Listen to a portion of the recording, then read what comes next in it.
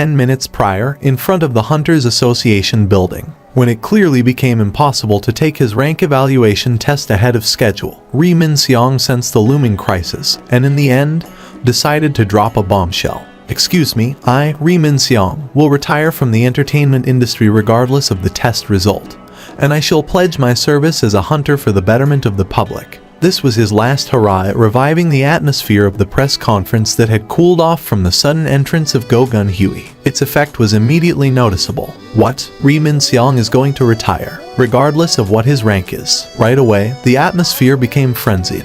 Countless cameras were now pointing at Ri Min-seong, and questions from excited reporters poured down on him non-stop. Mr. Ri Min-seong, please look this way. Are you telling us that you'll abandon the title of Asia's top movie star and choose the life of a low-ranked hunter if need be? Are you willing to give up on everything you built up as a successful actor? Yes, very good. Ri Min-seong was pleased as punch at all the attention being focused on him again. Even if the result is bad and I end up with a low rank, I wish to repay all the love everyone has shown me by fighting the monster threats. Of course, he was lying through his teeth. Just 2 years, he was thinking of helping out with the Reapers Guild's public image as its most famous rank, a hunter for only 2 years, while enjoying the sky-high annual pay package. This was the best method to silence those voices raising issues with him avoiding the draft with his father's help, as well as a few distracting noises rising up here and there recently, all in one fell swoop. Climbing down from the summit to protect the ordinary citizens while risking his own life. This was the greatest opportunity for him yet, to achieve that often talked about lifetime guarantee against criticism status. And, with the Master of Reapers Guild, Chairman Mt. Jayu, who shares my wish, I. And so, as the gathered reporters were listening to Ri Min-seong's future aspirations, let us in. A rank S has emerged, right? Aren't you supposed to announce this ahead of time? Just get out of the way, will you? Reporters violently pounced forward, but they couldn't overcome the wall created by the agents of the monitoring division, where every single member was a hunter. What the hell is this? Having been forgotten by everyone in an instant, Ri Min-seong and his flustered face ran over to his burly manager. A rank S. Ri Min-seong became completely dazed. A rank S showed up today, of all days. He wanted to receive the attention and adulations of the world by becoming a rank A hunter. But, to think that a rank S hunter would pop up out of nowhere and ruin everything. It was at that point that Ri Min-seong spotted a reporter still talking to someone on the phone while belatedly climbing up the steps. He was none other than the exact same reporter who sought out Ri Min-seong's opinion regarding tomorrow's headline earlier. Excuse me, Reporter M. Even though Ri Min-seong's voice sounded urgent, Reporter M simply walked past while responding in haste. Ah, Mr. Ri Min-seong. I'll get in touch a little bit later, okay? Excuse me, Reporter M. Wait. Ri Min-seong got to eavesdrop on the contents of the call as the Reporter M's back gradually distanced itself away from him. That's right, I'm telling you to go with the headline of Tears of Rank E, now Joys of Rank S for tomorrow. Ri Min-seong scanned his vicinity with energyless eyes. There was no one around him now. He fell down on his knees. What is this? While he remained on the ground muttering to himself in dejection, the front entrance to the association was abruptly pushed open wide, and South Korea's 10th rank S hunter revealed himself. Jin Woo's eyes opened up super wide. What the heck is this? The camera lenses captured in full Jin Woo standing in front of the entrance, and behind him, Baek Yun-ho with a rueful expression and Choi Jong-in and his bitter smile. It was now lunchtime. The hunters of the mining team had ended the morning's operation and were sitting around to enjoy their lunch. Huh? One of the hunters playing with his phone cried out in surprise and hurriedly raised his upper body up. Hey, isn't this Mr. Seong? Lee Seong-gu's ears perked up. Hey, it is him.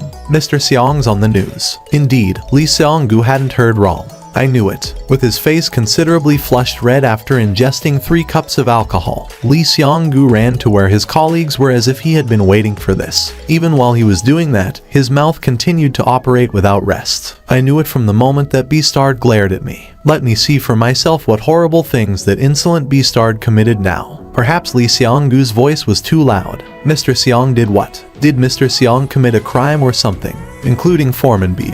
All of the mining team's hunters in the near vicinity gathered in one spot. Jin Woo's face filled up the palm-sized screen of the mobile phone, and just below that, large subtitles flashed by. Yuck. Having discovered Jin Woo, Lee Seong-gu's eyes began trembling.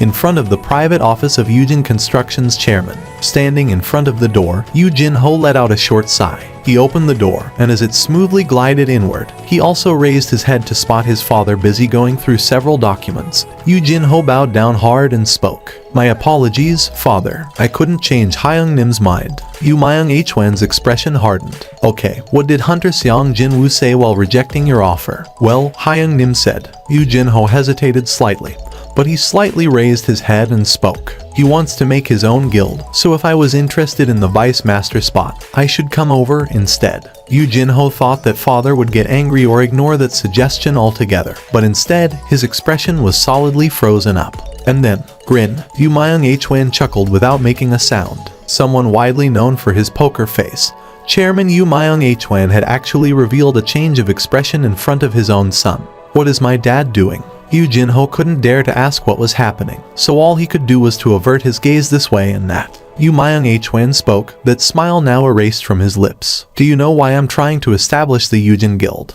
Isn't it because there's money to be made in the hunter business?" "No, it's not." Yu Myung Hwan's tone of voice was resolute, unwavering.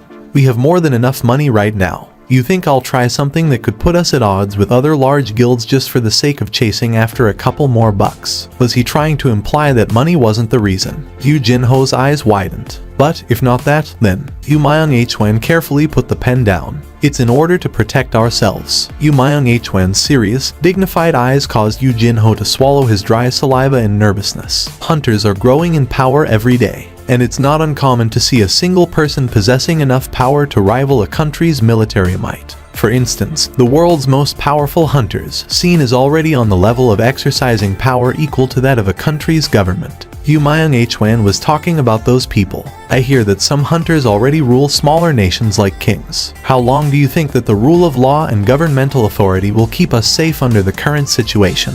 Yu Myung Hwan's explanation continued on. "I wish to establish a guild and gather trustworthy hunters to our side. Not because I needed more money or that I am searching for talented individuals, but it's all to find those hunters who we can trust as fellow human beings, as well as for us to rely on their strength." And then, a nearly imperceptible smile formed on Yu Myung Hwan's face again. "Looks like you already found someone like that, haven't you?" "Yes, father." "You pass." "What did he pass just now?" Yu Jinho belatedly raised his bowed head. "I shall entrust the Yujin Guild to you." "Pardon me." "Do your best to develop the Yujin Guild. Make those trustworthy and reliable hunters your people. In the future, they will no doubt become even more valuable assets than any form of wealth." Yu Myung Hwan spoke with abundant certainty in his voice, and, just as his certainty was great, so was Yu Jinho's delight. Would this be the first time since his birth that Yu Jinho was acknowledged by his father? "Thank you very much, father." With an ample smile blooming on his face, Yu Jinho bent his back forward 90 degrees. Yu Myung Hwan looked on at that sight with a content expression. Unfortunately, what Yu Jinho said next went completely against Yu Myung Hwan's expectations. "However, father, I don't think I can accept your offer." Yu Myung Hwan's brows quivered slightly. "What is your reason?" Yu Jinho raised his head at that prompt, and while still carrying a happy-looking face, he spoke without holding anything back. "I've decided to work for Hyung Nim's guild." Finding himself surrounded by a wall of reporters, Jin Woo became quite flustered. Why aren't these people taking pictures of Ri Min Seong like they were supposed to, instead of blocking my way? Wondering if Ri Min Seong was standing behind him, he took a quick glance, but he could only see Baek Yun Ho and Choi Jong in there. The ink on his rank S hunter license wasn't even dry yet, but the list of the highest ranking hunters in South Korea had been updated already. "Mr. Seong Jin Woo, are you really the ranky hunter once affiliated with the association? You are now a very rare reawakened. How are you feeling right now?" Reporters writhed and struggled desperately in order to capture a bit more of Jin Woo's face or his voice with their cameras. However, Jin Woo found their explosive attention towards him simply annoying. "I gotta get out of this place first." "Over here, Mr. Seong Jin Woo, please look over this way." "Mr. Seong Jin Woo, the whole country is watching, so how about a smile for the viewers?" While the camera lenses and mics were gradually inching closer, Jin Woo spent the next 2 seconds earnestly pondering whether he should summon shadow soldiers like Tank or Fangs or not. The first one to engage the young man in conversation was Baek Yun Ho. "Hunter Nim." Jin Woo looked behind him. "Yes. Are you feeling lost with all these reporters around? We can safely escort you back to your house, so how about going with us?" "I'll be alright." He then pulled the hood attached to his top and hid his face. I actually do have a place I need to stop by first. Excuse me. Jinwoo turned to face the reporters and then jumped up tens of meters in the air before landing on the other side of the crowd. That's why. Even before the flustered reporters could respond, Jinwoo blended into the crowd and disappeared from the view. Choi Jong-un was left speechless. Now that was a movement he couldn't even react to in time. Even though he was a rank S, it was quite obvious that the reporters, who were all regular people, wouldn't be able to follow that with their naked eyes. Choi Jong-un let out a wry chuckle. As soon as registering as a rank S, he's already playing the part of Superman. How was he supposed to be a mage type with that sort of physical ability? As a fellow mage type, it sure riled him up a bit. But, in that case, how would a rank S melee type hunter think of that? Just now, Choi Jong-un turned towards Baek Yun-ho in order to ask a question. But he flinched and reflexively took a step back. Chairman Baek, your eyes. He was so surprised that he even forgot to add the honorific title. And my apologies. Baek Yun-ho hurriedly covered his eyes with his hand and turned around. Just now, when Jinwoo gathered strength on his legs to prepare for that jump, he very briefly released his magic energy he'd been concealing until then. No matter how skillful a hunter was, it was nearly impossible to detect anything in such a short period of time. However, that incredible magic energy still caused Baek Yun-ho to instinctively activate one of his abilities, the Eyes of the Beast, and those eyes successfully detected Jinwoo's hidden power. He's strong. Baek Yun-ho already knew how strong the youth was. However, no, that's not important. Back when they had gotten into a bit of confrontation in front of the Red Gate, Baek Yun-ho also activated the Eyes of the Beast inadvertently. Jinwoo's strength was clearly imprinted in Baek Yun-ho's mind back then. Back then, the youth was very strong. Even if it was Baek Yun-ho himself, he would not have been able to win without sacrificing an arm. However, that was all. If he was willing to sacrifice that much, then he'd be able to win at any time. But now, what was the meaning of this difference in strength? He detected magic energy incomparably greater than before. That youth was so much stronger now. His reawakening process should have been over a long time ago. So, how could this be? In that instant, an implausible theory popped up in Baek Yun-ho's head. Could he be able to grow stronger? Possibly, not through reawakening process, but through growing stronger that he. Just as his thoughts arrived at this point. Excuse me, Chairman Baek. Are you alright? Your complexion is? Choi Jong-un worriedly asked him. Baek Yun-ho rubbed his face and shook his head hard. I was suddenly feeling a bit dizzy just now. I'm okay. Jinwoo soon arrived at the hunter auction. Even the best magic amplification artifact created with top materials by the world's greatest artifact maker pouring out his soul would not exceed 50% in effect. And then, gathering of the right materials itself would not be easy, not to mention that the manpower necessary and time required to make one should be ridiculous as well. One might consider himself lucky if he got to see one of those artifacts popping up in the market once every few years. The appraiser was actually a rank B mage type awakened, and thus he could immediately sense what kind of an item he was holding in his hand. Cold sweat broke out all over him. Oh my god. Goosebumps formed on his skin because of the sheer power emanating from this magic bead, and he hurriedly raised his head to find Jinwoo wordlessly staring back at him. This was his first time feeling like this. He lost count how many priceless artifacts he had handled over the years, but this was the first and the only time he felt the strong desire to beat up the person bringing this item for appraisal and steal it. Unfortunately, his opponent was a rank S. This? How can I even think about putting a price tag on this? His gaze shifted over to Jinwoo. Gulp. He swallowed down his dry saliva. Just where did this man acquire an artifact like this? This wasn't a problem the appraiser should worry about. He knew that, but still, he couldn't hold back and asked anyway. Where did you find this? There was no reason not to answer if they asked him. It wasn't as if he acquired this bead through less than honest means, and also, even if others know, none of them would be able to find another one for themselves anyway. Jinwoo's lips parted. 3 other people in the room held their breaths and focused on Jinwoo's answer, wondering just what might come out of his mouth.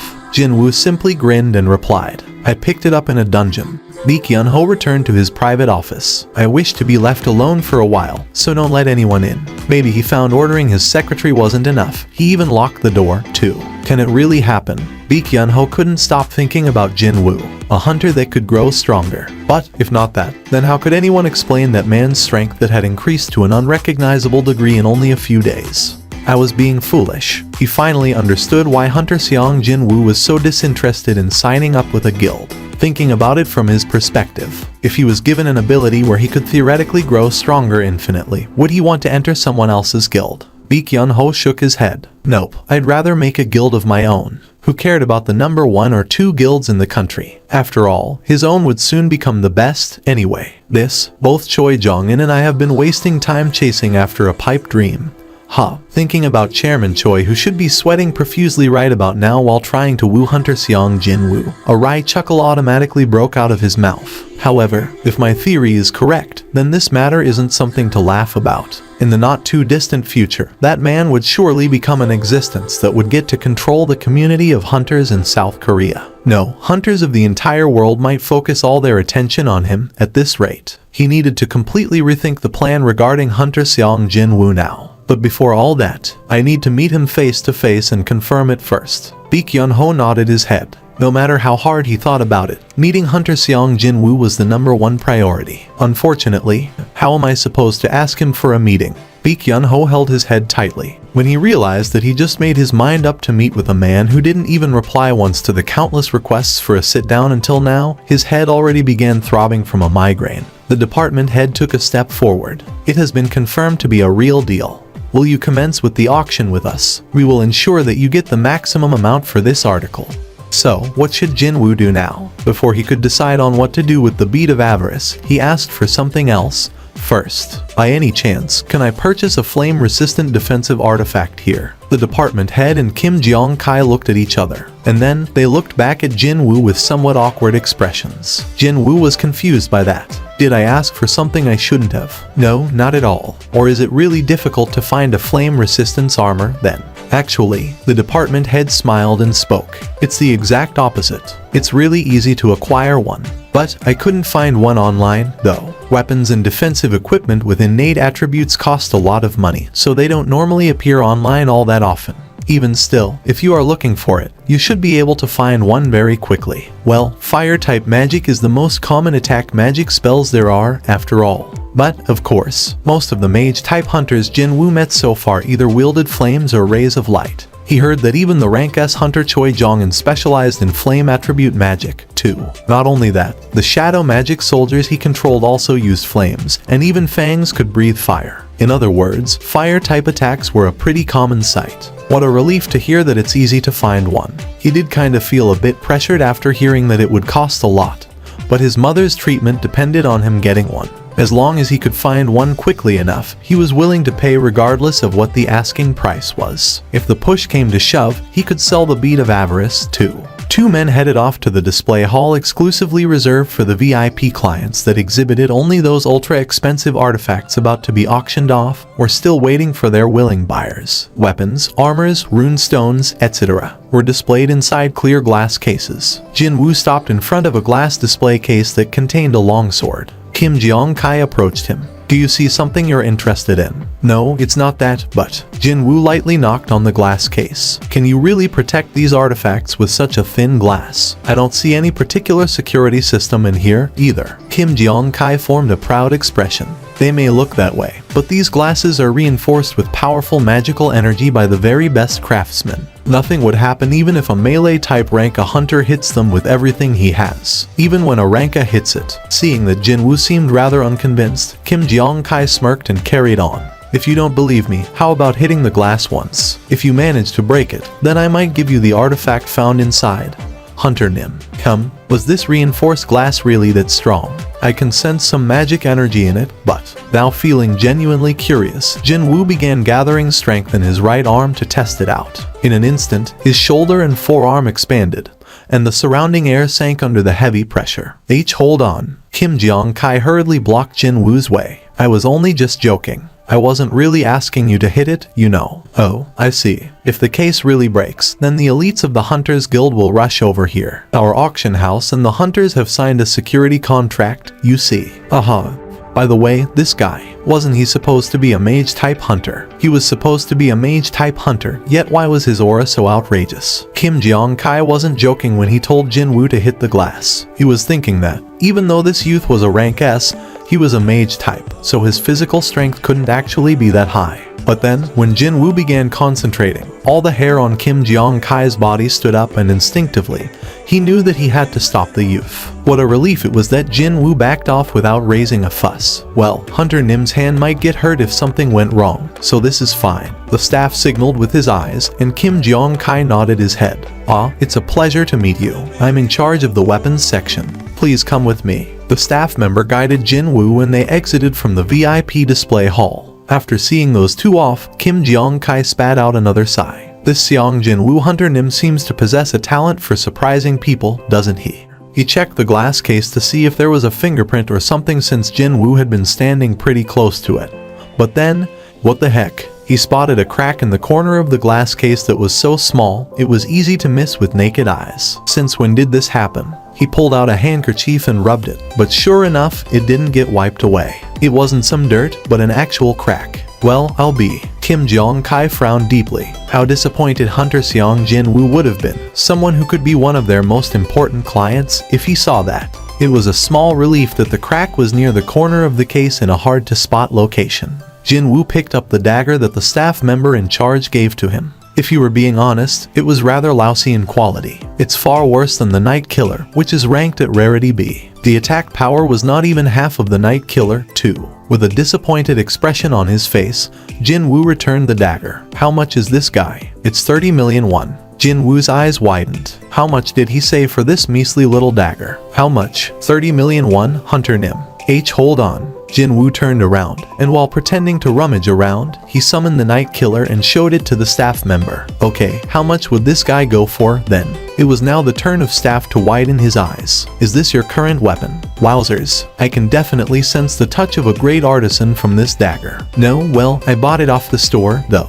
The staff member hesitated slightly, before raising his voice with a grin. It won't be accurate since I'm not a dedicated appraiser, but at the bare minimum, I think it should cost well over 100 million won. Jin Woo's expression hardened. But, I paid 3 million gold for it in the store. Or was it more like 2.8 million? Seeing Jin Woo's expression, the staff member embarrassedly scratched the back of his head. Was I wrong? Since I'm a specialist when it comes to weapons, I thought I could give it a shot, even though it's not really my place. No, it's nothing like that. Indeed, Jin Woo was simply shocked by the sky-high price tag, that was all. But, well, the first real weapon he held, Kim Song-sik's steel sword and its attack damage of 10, was supposedly over 3 million won in price, while Yu Jin-ho's equipment, which the kid didn't really get to use all that much, also commanded price tags of over 100 million each. So, he shouldn't have been surprised by the fact that items with high stats sold in the system's store could potentially fetch high asking price in real life, too. Wait a minute. Currently, he had so much gold stored in his inventory that it was practically bursting at the seams. However, if he could buy items from the store with that accumulated gold, and then sell them off at a really high price, Jin Woo's head spun pretty quickly then. Doesn't this mean I won't have to sell the bead of avarice? Just as his thoughts arrived at this point, or his emotions to blame, he thought he could hear the loud cheers of the magic soldiers hidden inside his shadow.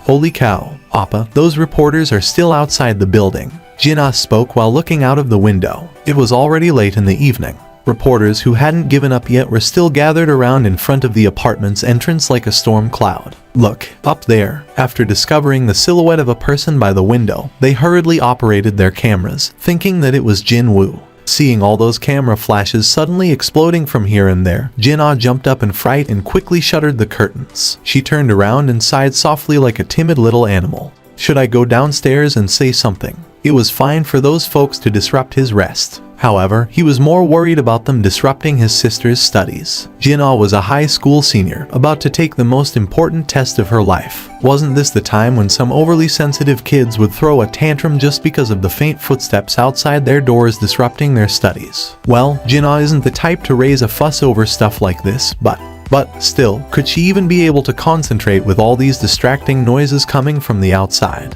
Just as Jin Woo was getting prepared to step forward. No, don't do it. Jin-ah quickly waved her hands about. Appa, you're already being slagged off in the internet, you know. So, can you imagine what they'll say if you chase away the reporters? Slagged off? Since when did I do something worthy of that treatment? As Jin Woo tilted his head this way and that, Jin-ah accessed one of the news articles online with her phone and pushed it forward. So, he took it from her. On the screen, he could see the photo of him standing in front of the association's entrance, relaxedly answering his phone while being surrounded by a sea of reporters. Maybe because a professional snapped that shot, Even a plain guy like him came out looking pretty good, so he was happy about that. However, when he took a look a bit lower down, his attitude sucks. He already doesn't care about the reporters. He's way too cool for himself. Countless comments with similar nature were posted below the article, and the highest upvoted comment was "Mom, I've become a rank S." Because the photo and the comment went so well along with each other, Jin-woo ended up breaking out in a grin.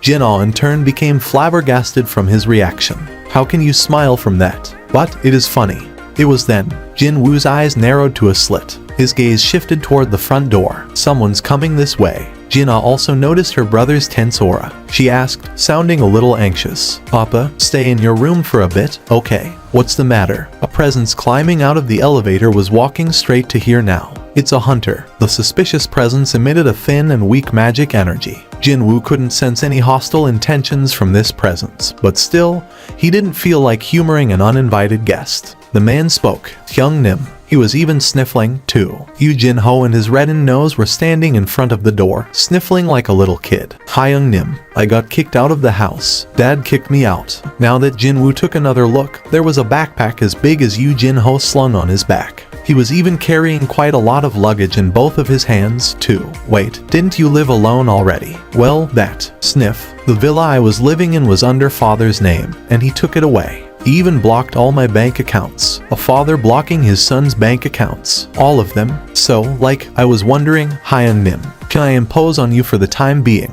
Clank. Jin-woo quietly closed the door, and even proceeded to lock it. Click. Worried Jin-ah had been observing the situation from her room, and once Jin-woo turned away from the door, she quickly jogged next to him and asked, "Appa, who is that? Do you know him?" Jin-woo shook his head. "Nope, never met him before." "You really don't know him? But why did he come to our place, then?" "Don't worry about it. I'm sure he got the wrong address." "Really? But it sure didn't look like that, though." As Jin-woo gently but firmly pushed his still suspicious little sister back into her room, Yoo Jin-ho's sorrowful voice continued to ring out behind him.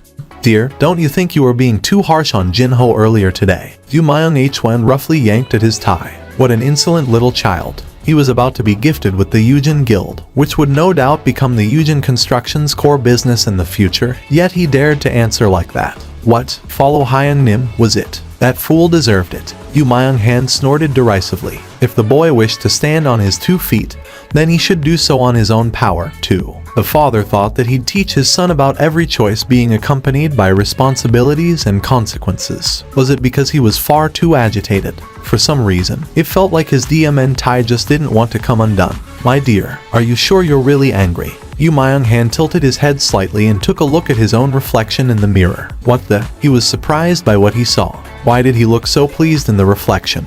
Even though his mouth was busy spewing out complaints only until a second ago. Yoo Myung-han stared at his wife's face. "But this is quite strange." "What is strange, dear? I can see 2 of your faces." "Pardon?" Just as the madam's eyes widened, Yoo Myung-han lost his balance and staggered unsteadily. "Dear." The frightened madam hurriedly tried to support Yoo Myung-han. The madam's eyes opened wider. "Why is there so much cold sweat?" Yoo Myung-han tried to keep his eyes wide open to forcefully beat back the sudden feeling of sleepiness, but in the end, lost his consciousness. "Can you hear me, Chairman?" Yoo Myung-han took a quick look around him, and immediately figured out where he was. "How long have I been here?" "You've been sleeping for the last 2 days. 2 days. The person most likely to be picked as the role model for hard working would be Yoo Myung-han.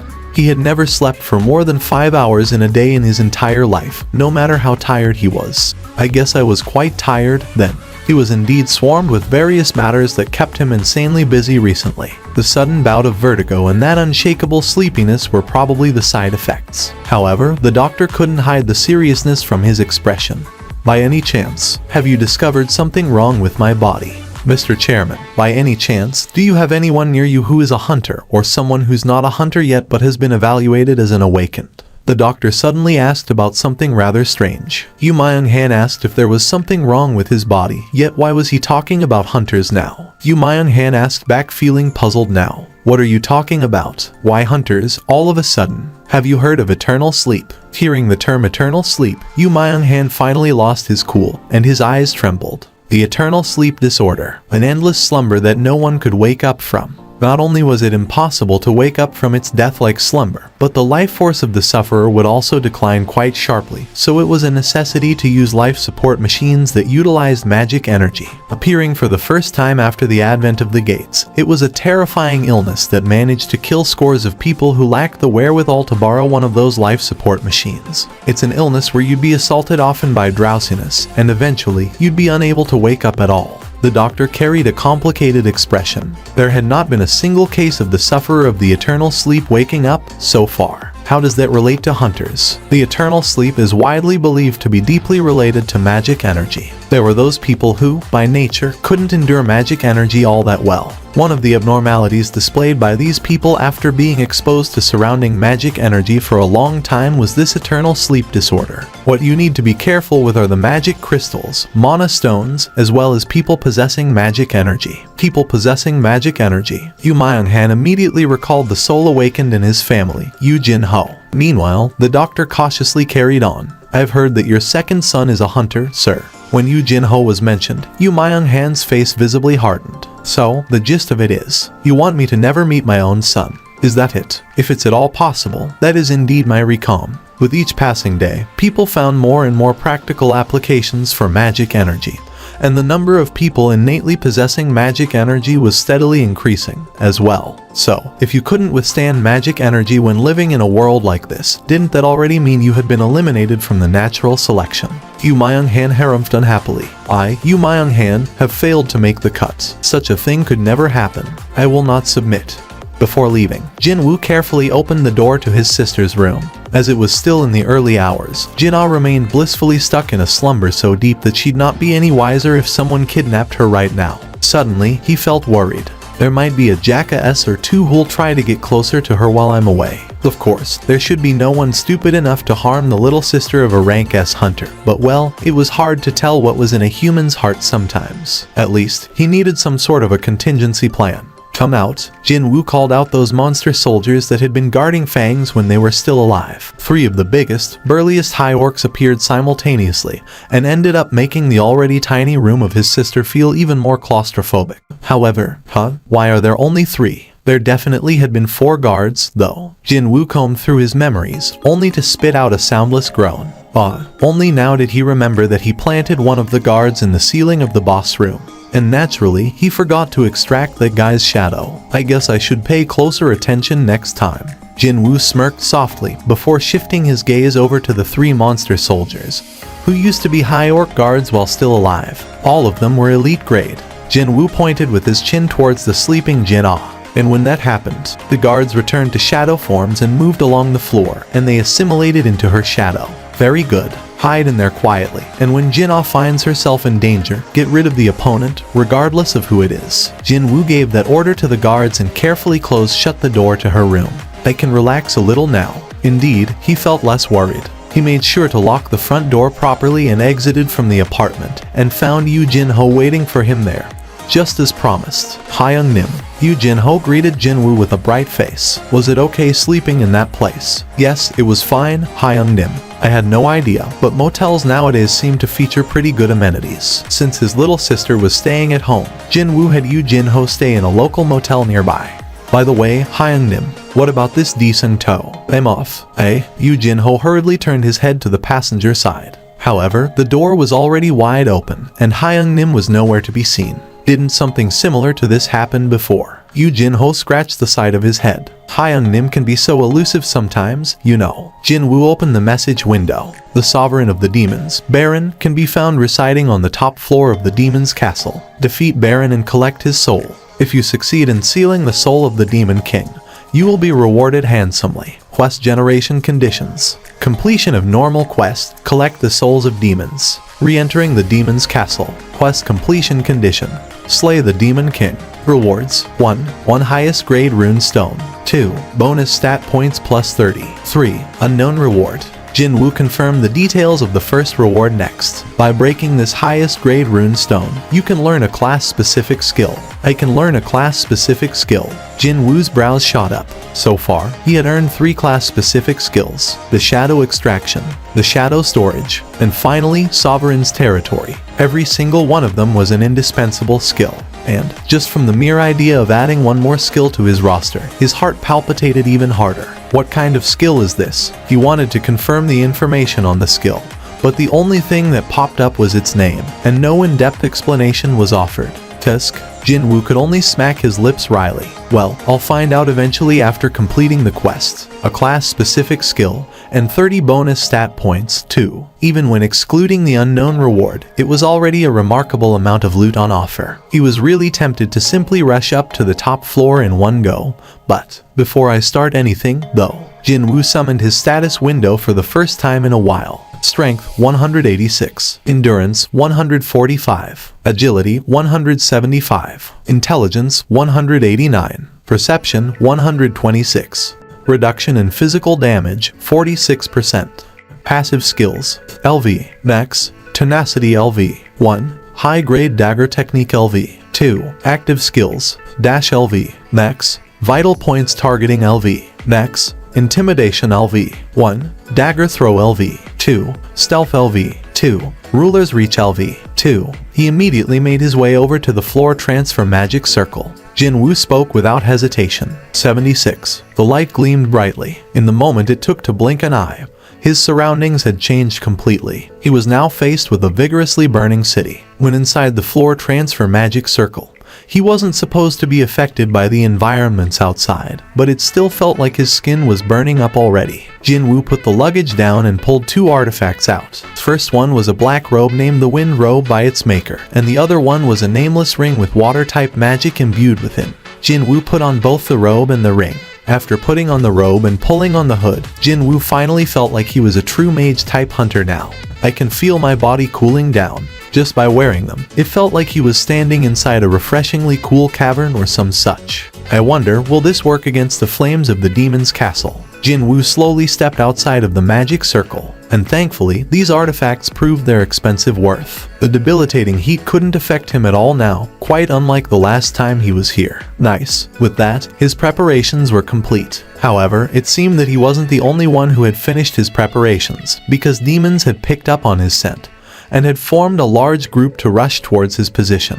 He took out the bead of avarice from his inventory and placed it on top of Fang's palm. You use this from now on. Even though Jinwoo was supposed to be a mage type as well, the amplification effect of the bead of avarice didn't work on him. But he thought it had proved to be quite helpful to a sorcerer like Fang's. Soon, demons rushed forward like a horde of insects in front of his nose. From somewhere high up above his head, a stupendously thick, frightening pillar of flames fell in a diagonal line and swept every single enemy away. What the FCK? The moment that scary pillar of flames swept by, everything had melted down, whether that be demons or the ground itself. Demons were incinerated in an instant, and familiar mechanical beeps rang one after the other in his ears. No way. Jinwoo tried to calm his trembling heart and took a look behind him, and he spotted Fang standing there, now twice the size of what his living counterpart grew to back in the dungeon, busy breathing out gray smoke from his mouth. Gulp. Jinwoo swallowed down dry saliva. Is this the true might of the bead of avarice? Since these monsters lived inside the demon's castle, they all must have had some amount of innate resistance towards flame-based attacks, but they were all burned away into oblivion. Just like that. Once he figured out what was going on, a chuckle broke out of his lips all by itself. Wait, maybe I'll get to clear this place a lot quicker than I thought. Jinwoo stared at the still burning remains of the demons as well as at the scorched black earth and screamed out in joy inwardly. Jinwoo divided his soldiers into 6 groups of 20, and then had them scatter around to hunt down monsters. He gave them 2 orders. 1. Kill every enemy you can find. 2. If the entry permit for the next floor is found, let me know straight away. It may not be possible to hold a conversation with his soldiers, but he could still communicate by using simple hand gestures. Since the soldiers couldn't pick up any loot, he had to go there personally if he were to acquire the entry permit. Sure, he'd have to give up on other loot beside the floor entry permit, but his current priority was to get to the top floor as soon as possible. Begin. With his command, all 6 groups went their separate ways, and, a short while later, experience points began raining down on him from literally everywhere. Looks like my shadows have begun hunting. Ha. Jinwoo watched his experience points climb up and formed a pleased expression. However, he soon discovered that something was off. The amount of experience points I get has decreased. Could it be that the further away they are from me, the less experience points I earn? Jinwoo quietly observed the experience points messages popping up non-stop for a while. The amount earned had definitely decreased, albeit by a small margin. Still, he didn't think the reduced experience points weren't much of a loss. Sure, I'm getting less experience points, but now that much more efficient hunting was taking place over a greater expanse of the hunting area, the overall rate of the experience points earned was actually a lot faster than before. Jinwoo smiled in satisfaction as he confirmed his level jumping up by 2. His plan was on the money. He got to climb up to the 80th floor much faster than anticipated. As soon as arriving there, he summoned his soldiers once more. 119 shadow soldiers were summoned simultaneously. The soldiers and their levels had all climbed up pretty nicely after going on their own groups to hunt monsters and earn a ton of experience points for themselves. Oh, since when did Tank gain over 10 levels? Jinwoo's eyes opened wider. Maybe it felt happy after his owner's interested gaze fell on it. Tank, who had reached level 28 only yesterday, stood on his hind legs and let out a roar of wuong.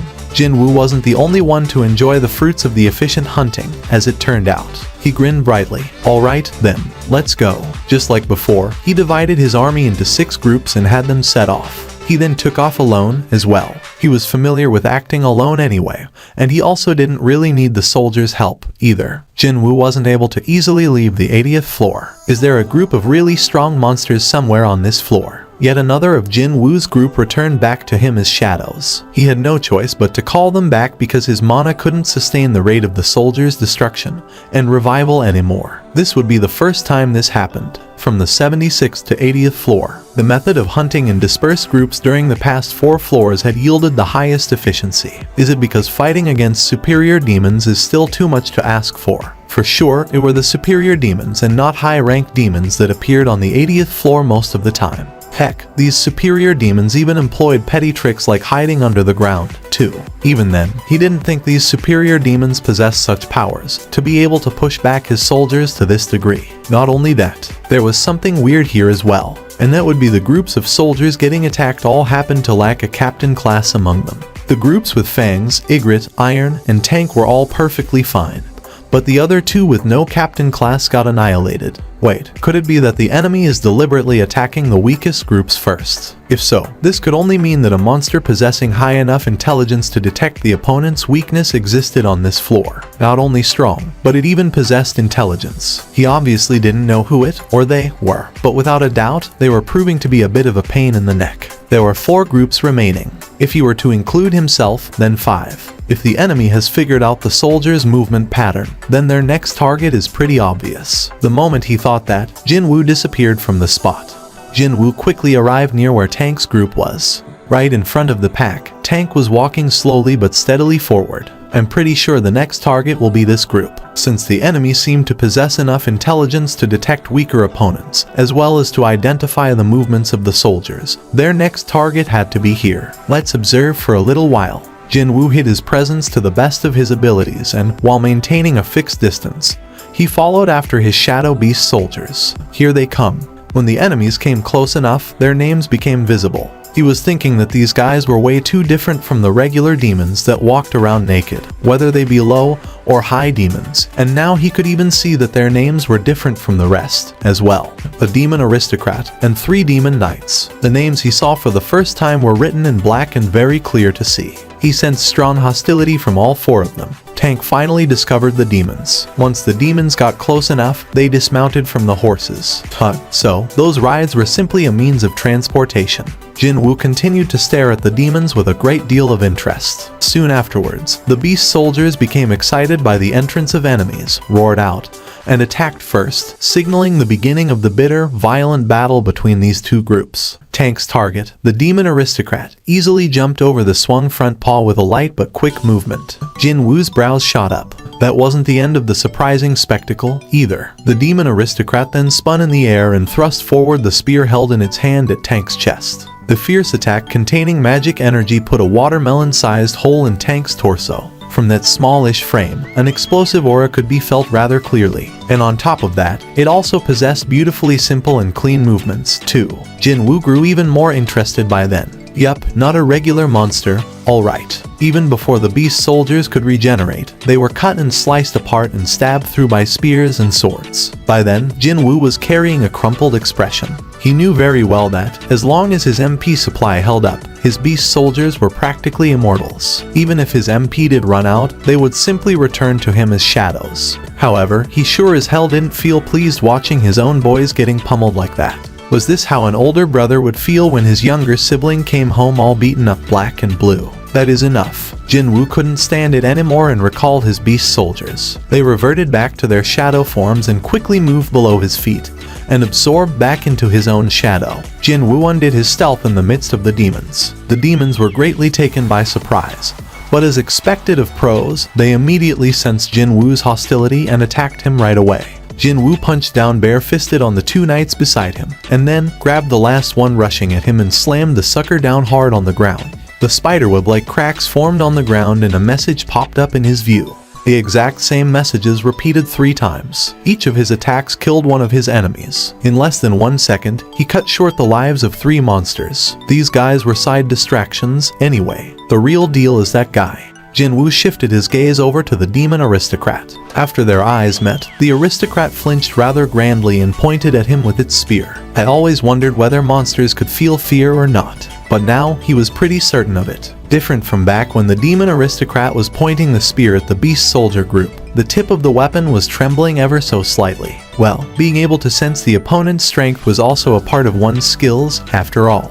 I ain't going to go easy on you because of that, though. Jinwoo dashed forward. At the same time, the demon aristocrat thrust the spear forward. Jinwoo evaded the attack by tilting his head out of the way. Surprisingly, though, the spear changed directions multiple times and continued to harass him slightly. First, it was his face, next, his neck, and right after that, his heart. As if this wasn't something learned overnight, the demon's movement was smooth like flowing water. However, the spear was constantly blocked by Jinwoo's weapon, Baruka's dagger, and when the final attack aiming for his heart was parried off, Baruka's dagger sliced the spear's shaft in 2.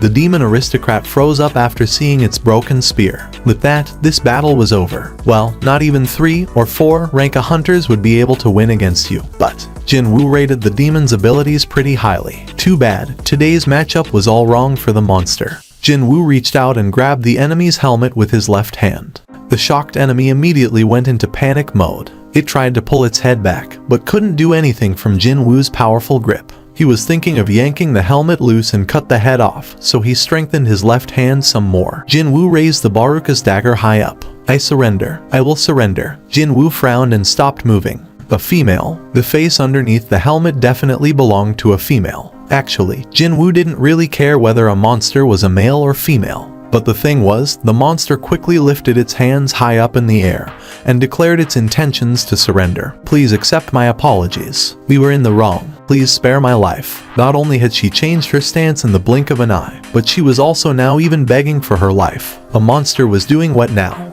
You attacked my soldiers, yet you want my forgiveness. We have committed a grave sin. However, as our clan is tasked with protecting this place, we couldn't simply let some basta. Yuck. I mean, we couldn't let any great beings go on a demon hunting spree without doing anything. I'd be eternally grateful if you forgive us. Oh well, from the demon's perspective, it was reasonable for them to think of this whole thing as a bit unfair. After all, it was he who just barged in here totally unannounced to hunt and massacre demons one-sidedly, right? So, Jinwoo changed his question slightly. Is it alright for you to beg for your life from someone who killed your own soldiers? The main role of the knights are to protect their lord. As long as I'm safe, they should be happy with the results. Jinwoo scratched his temple for a little. He was even more speechless now. I can't tell whether she's thick-skinned or just way too optimistic. The demon aristocrat slightly raised her head and tried to read Jinwoo's reactions. She couldn't help but feel that the situation was getting gradually worse for her. She kowtowed even harder than before and spoke in an urgent voice. If you spare my measly life, I shall give you anything you want. Jinwoo placed his hands on his waist. This demon aristocrat was a powerful monster. Yes, but what with her armament now stripped from her? Killing her was now easier than drinking cold soup for Jinwoo. So, what should I do with this one, then? There indeed was one such item. I want the entry permit. Excuse me. Swish. The demon aristocrat raised her head and stared at him with a surprised expression. Her face was shaped completely like a human's, excluding a pair of sharp incisors he saw when she opened her mouth just now. Of course. Jinwoo disinterestedly asked her, "Can you get it for me?" I shall give it to you. Give me what, exactly? The entry permit. You can give me the entry permit. Really? The demon aristocrat hurriedly nodded her head. It's in safekeeping by our clan. If you allow me to safely return, I shall hand over the permit. Demons were guarding the entry permit. Jinwoo slowly scratched his chin. For sure, it had been a long time since he arrived on the 80th floor. And not to forget, lots of demons were hunted down so far, too. Yet, there hadn't been a peep about the news of the entry permit. I thought the drop rate had worsened because I'm in the upper floors, or that a mid-boss was carrying it around. But now, if she was telling the truth about monsters hiding the permit, then, well, the current situation made a bit more sense. Seeing that Jinwoo was silently pondering his options, the demon aristocrat felt even more desperate than ever before and quickly added some more encouragement. I also know where you can locate the entry permits on the upper floors as well. If you guarantee my and my clan's safety, then I shall safely escort you to where they are. The light shining in Jinwoo's eyes changed a little bit. Now that offer was a bit more enticing. To Jinwoo's ears, who wanted to get to the top floor as soon as possible, her suggestion of guiding him to where each floor's entry permit sounded rather attractive. However, the question is, can I really trust her? He then looked straight into her eyes. Intimidation. A chill-inducing aura emanated from Jinwoo's eyes. The demon aristocrat was so terrified that her lips were trembling involuntarily. Can I trust you? I am not lying. He made a pledge to himself back when he received the power of the system. Give and take. Even if his opponent was a monster, his principles wouldn't change. If a monster kept her side of the bargain, so would he. Alright, Jinwoo withdrew the intimidation. You hand over the entry permit, and I'll quietly leave. It was a bit of a waste to give up on the potential experience points gained from this demon, as well as those monsters supposedly guarding the entry permit. But then again, he found it even more of a waste to spend time searching for the permit himself. He had been delayed for much longer than expected on this 80th floor already. Besides, if this female demon was thinking of tricking him, well, he wouldn't be too unhappy about that either. Because, if she did, then he'd get to go all out in the monster's main camp. Thank you very much. The complexion of the demon aristocrat brightened so much that he couldn't help but notice it. Was she just honest with her emotions, or was she just a simpleton? Jinwoo inwardly clicked his tongue, but still didn't forget to ask her something he was curious about for a while. Before all that, though, just what are you? I am Essel, the firstborn daughter of House Raideru, and my clan is... No, not that. Jinwoo cut Essel off. He didn't really care about the finer details of a monster family's history. What he wanted to know was the reason why monsters and instant dungeons existed. How should he go about asking this question, so he'd get himself a satisfying enough answer? No, he would still be okay if there was no concrete answer. He'd be happy enough to get a single clue, a lead of some kind. Hey, do you also hear a voice telling you to kill humans? Pardon me. Essel looked at him with a pair of confused eyes. Essel hesitated and pondered for a moment before opening her mouth. No, but we do hear a different voice all the time. Okay, what does it say? It tells us to protect the space we're residing in. Essel spoke cautiously while being extra mindful of Jinwoo's reactions. The purpose of the instant dungeon's monsters is different from monsters of the regular dungeons. The sole purpose of the monsters from the regular dungeons was to kill humans, while the monsters of the instant dungeons were to guard where they were. The nature of the two camps' aim was quite different from each other. Wait a minute. Now that he thought about it, wasn't Jinwoo a monster-like existence to these monsters of the instant dungeons? How long have you been hearing that voice? It's right after we opened our eyes in this place. After opening their eyes in this place, is it? Didn't that imply that she and others were living in another location before this? Whether that was a genuine or a fake memory, that's what was left imprinted in her brain. Jinwoo continued on with his questioning. Okay, then, where have you been before waking up in this place? We were in the demon world. We just woke up one day and found ourselves stuck here. And what were you doing back in the demon world before that? We were getting ready for war. War, you say? Yes. Did she recall the memories of back then? Essel's expression no longer had any traces of fear when she was begging for her life, now only filled with grave determination. We were in the situation of preparing for war against a horrifyingly powerful foe that necessitated every demon scattered around in the demon world to unite. And that's where Essel's words were cut off. No, accurately speaking, Essel was still talking. Her lips were clearly moving up and down even now. However, Jinwoo couldn't hear her voice at all. Instead, he was blessed with the monotone mechanical voice spat out by the system. Right until Essel's explanations came to an end, that exact same message played over and over again. Jinwoo's eyes gleamed suspiciously. Had you left it alone, I wouldn't have suspected anything.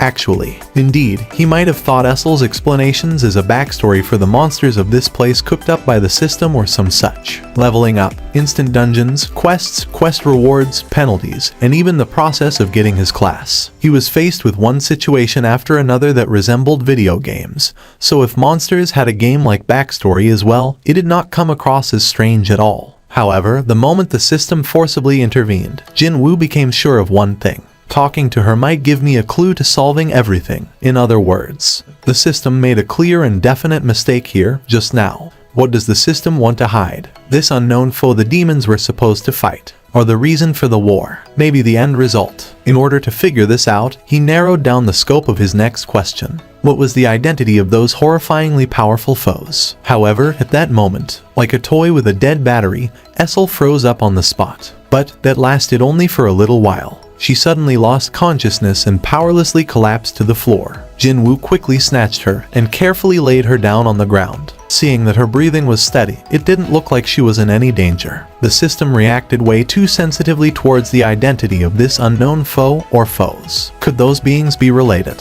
What if those beings possessed some kind of incredible transcendental powers, and for some reason, exerted their influence on Earth and more specifically, him?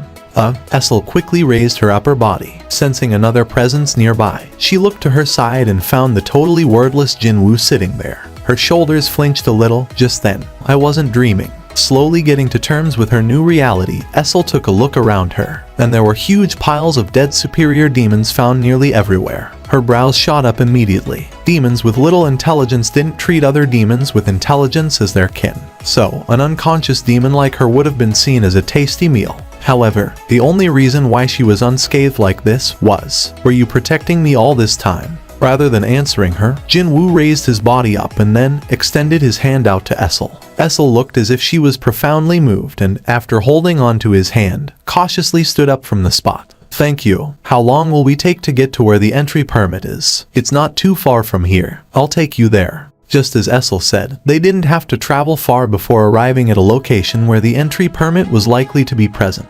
And it just so happened to be a large castle. A demon's castle inside the demon's castle, is it? The soldiers guarding the castle gates became tense instantly after seeing Jin-woo. "Lady Essel, we were waiting for your return.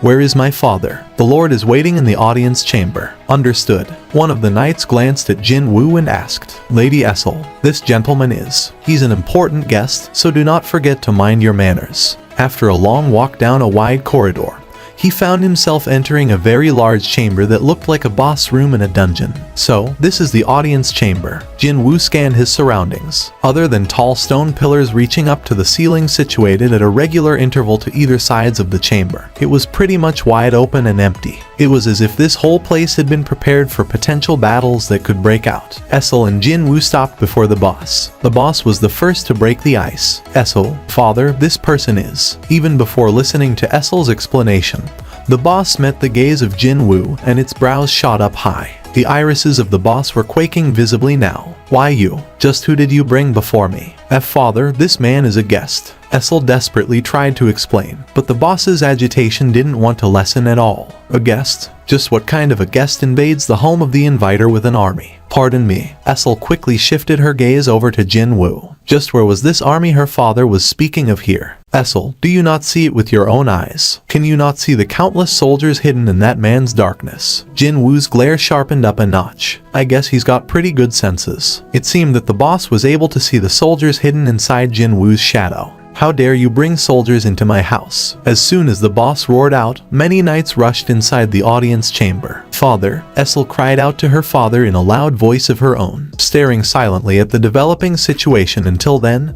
Jin-woo finally opened his mouth. "We made a promise." Failing to sense any form of tension whatsoever from Jin-woo, the boss's brows quivered greatly. "What kind of a promise did you make?" "The entry permit." Jin-woo took a step forward. "As long as you hand over the floor entry permit, I'll quietly leave this floor." The boss swallowed his saliva nervously. The man who hunted down demons at a frightening pace while climbing up the floors must be him. The boss recalled how despondent he felt when the news of the much-trusted Vulcan and Metis falling reached his ears. Even though the Raideru clan was nominally aristocrats, they were actually ranked 20th, the very last spot on the list of the demon's hierarchy, meaning they were the weakest among the aristocratic clans. If they were to face off against an enemy that took care of Vulcan and Metis quite easily, the boss knew that he'd have to sacrifice quite a lot of their own. However, such a terrifying enemy was saying that he'd leave on his own volition. Should I believe him? The boss asked, feeling not entirely convinced. Is that the only thing you want from us? As if he was waiting for that, Jinwoo spoke up.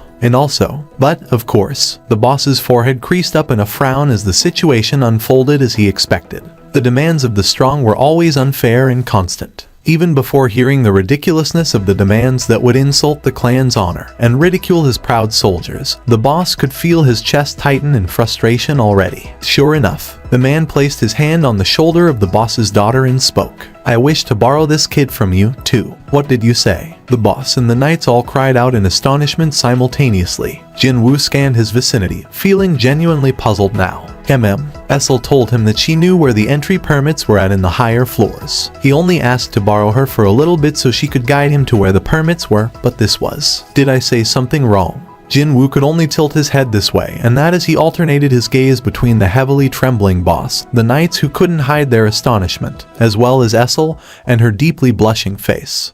The floor entry permit and a guide. The boss asked again with a nervous expression. Truly, is that all you want? If the boss could protect everyone simply by handing out that entry permit, then there was no reason not to. Also, since he'd be doing that in order to protect this land, he wasn't exactly going against that order from the unknown source, either. Jinwoo nodded his head. You will not bring harm upon my daughter. Suddenly, Jinwoo felt Essel's glance. A monster worrying about his daughter, is it? Jinwoo was inwardly surprised but didn't forget to nod his head regardless. The boss pondered for a short while, before a smile formed on his face. We'll do that, then. The moment he agreed to hand it over, the boss felt as if a persistently annoying aching tooth had finally come loose or some such. If the event of stopping the prophetized advent of calamity by handing over a scrap of paper didn't qualify as a matter to rejoice, then what else would? Confirming the contents of the scroll, a thick smile formed on Jinwoo's lips. Rarity. Type. A permit allowing you to enter the 81st floor of the demon's castle. Can only be used on the 80th floor's floor transfer magic circle. He was suspicious of whether he could get an item from monsters through nothing more than just dialogue.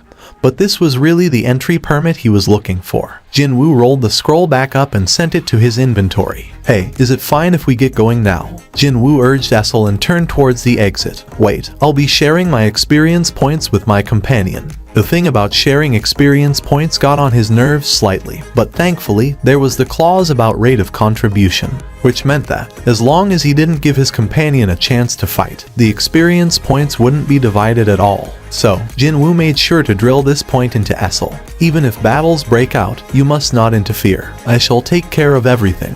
Understood. Why yes, Essel replied rather shyly. In any case, Jinwoo agreed to her accompanying him and hurried with his steps. A few steps behind him, Essel did her best to chase after Jinwoo while carrying luggage several times the size of her actual body. The luggage itself wasn't heavy, but keeping up with Jinwoo's walking speed was proving to be somewhat challenging to her. Jinwoo had no choice but to stop and wait now and then so she could catch up to him. We can see it now over there. After arriving on the 81st floor, Essel began checking out the map of this very floor, and then pointed at the faint outline of a castle far away from them. Jinwoo nodded his head, having already thought as much. Please wait. Essel put down the large luggage, and began rummaging through it. Soon, a ceramic liquor bottle rested in her hands. Jinwoo had to ask her about that. What are you planning to do with that now? This is a bottle of the finest liquor that the clan head of the Garroch clan enjoys. If we go and speak to him with it, the negotiation will be. Negotiation? By any chance, is your clan friendly with this Garroch or whatever clan? And no, not at all.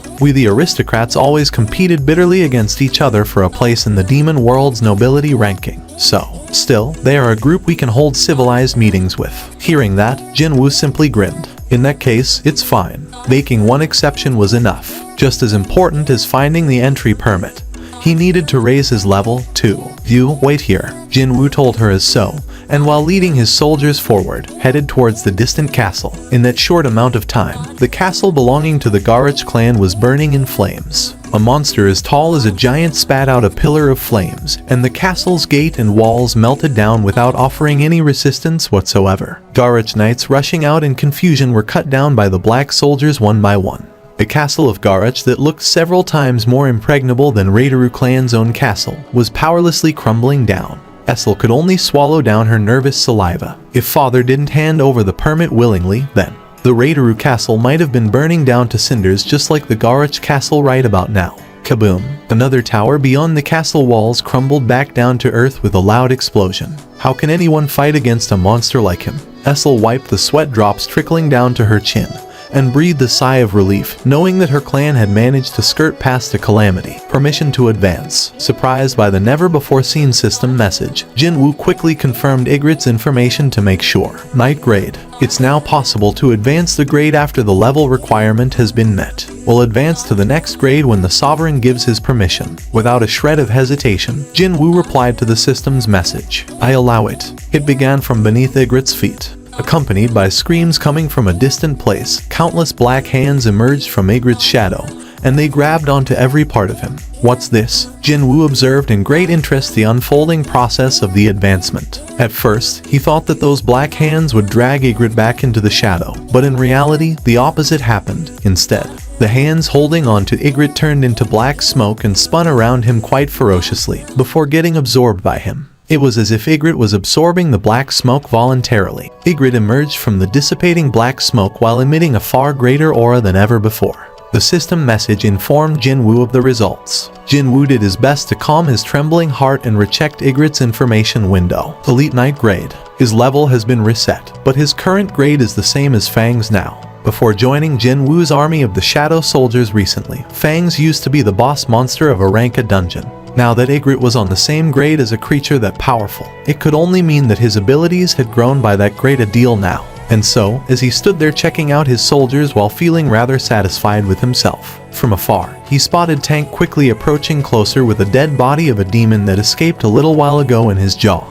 However, the light shining in Tank's eyes as he hurriedly ran closer also seemed rather suspicious, too. Those eyes, that aura. Jinwoo quietly stared, before asking aloud with a disbelieving expression on his face. Even you. Tank finally stopped right in front of Jinwoo's nose and quickly discarded the corpse he worked so hard to bring here. He then began prostrating as well, with his front legs gathered together before his head. As soon as his permission left his lips, the same type of process as Ygritte took place with Tank as well. Hands emerged from the shadow, changed to smoke, and got absorbed into Tank. And just like Ygritte, Tank also became a realm stronger than before. Tank was a temporary name Jinwoo came up with on a whim. Since a name couldn't be assigned unless a soldier was a knight grade, Tank's official moniker had been stuck as a Shadow Beast soldier. If it weren't for his twice as huge frame compared to other bears, there was no way to differentiate Tank from the others. But now, Jinwoo could freely assign a name now. A deep smile formed on his face. You finally have a name now, Tank. Feeling pleased, Tank raised its head up high and roared out loudly. You guys all did well. So, time to take a well-deserved break until the next floor. After his soldiers disappeared as shadows, Jinwoo left the castle.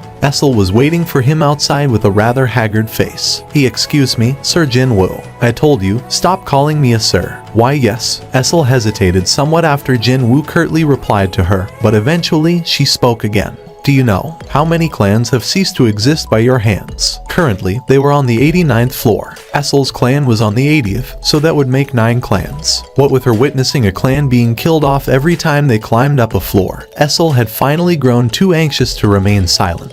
Clans of superior aristocrats are managing the floors 90 and above. They are on another level compared to the upper aristocrats you've encountered so far. Jinwoo didn't slow down his steps, but still asked her anyway. Okay, so what? How about resolving the matters with dialogue from now on? If you talk to them nicely, they might hand over the entry permit like my claw. Jinwoo cut her off there. If I was weaker than your clan, you think your people would have tried talking to me at all? Essel quickly shut her mouth up. A measly little human dared to show up uninvited to a castle full of demons, and not only that, proceeded to demand something from said castle, too. That human wouldn't have been able to return home alive. That's how it is. Jinwoo smirked deeply. Whether it was a monster from a regular dungeon, or a monster from instant dungeons, the relationship with humans would go only as far. The strong will devour the weak. Jinwoo agreed with that concept. Besides, he was urgently pressed for both the entry permits and the level ups, so he wasn't planning to give up on either of those.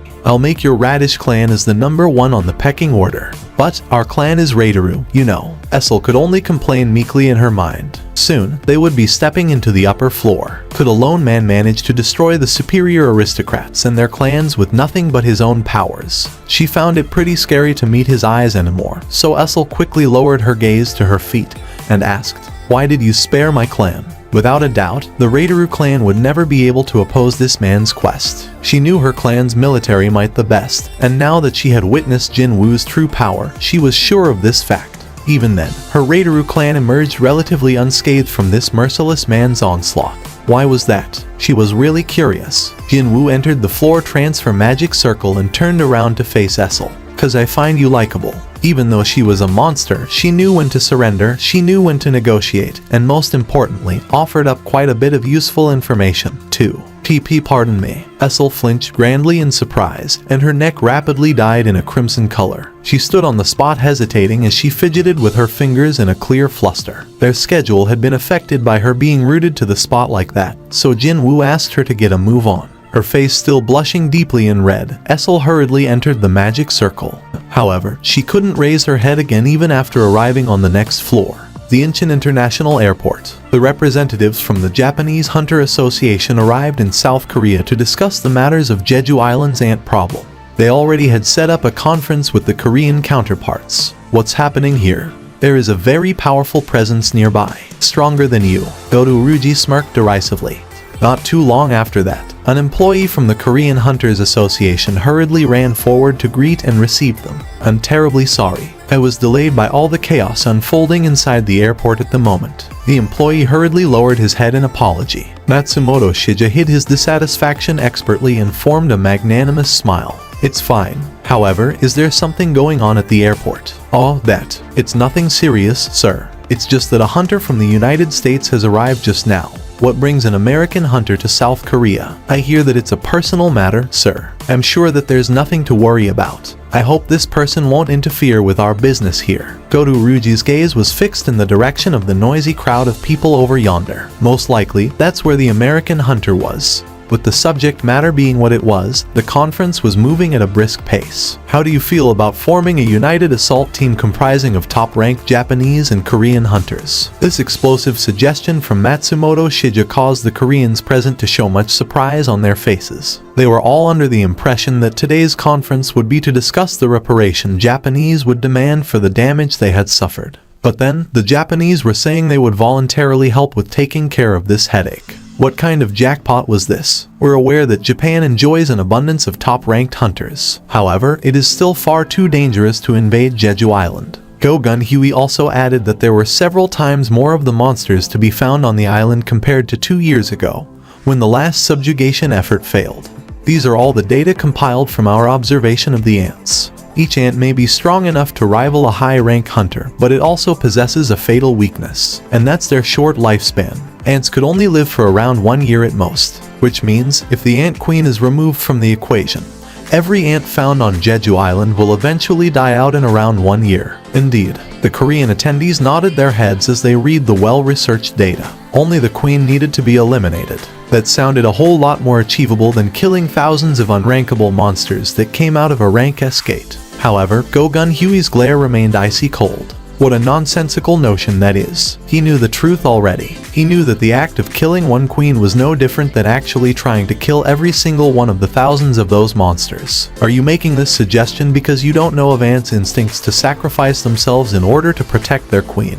If we were to kill the queen, we'd most likely have to break through the defensive wall of thousands of ants. However, what if all of the ants abandoned the ant tunnel for some reason? The ant queen lived in the deepest part of the ant tunnel. Why would the ants leave the ant tunnel unguarded when they were supposed to protect the queen as well as the eggs at all costs? There have been a total of 3 times. 3 times. There had been 3 times where such an event occurred. But, besides all that, how did Japan know so intimately about such things in the first place? The answer to this question arrived right away. The ants emptied out of their tunnel to fight. when the Korean hunters landed on Jeju Island for the subjugation operations 3 times in the past. Go Gun Huey tightly clenched his fists, resting on his knees. While the hunters of South Korea risked their lives and fought, the Japanese were covertly spying on them. No one here criticized Japan for not helping South Korea out back then. But regardless, how could they use the misfortune of the neighboring nation as their research material, and then proudly reveal the results to said neighbor like this? A rank S lost his life during the 3rd failed attempt, and besides him, countless others also died.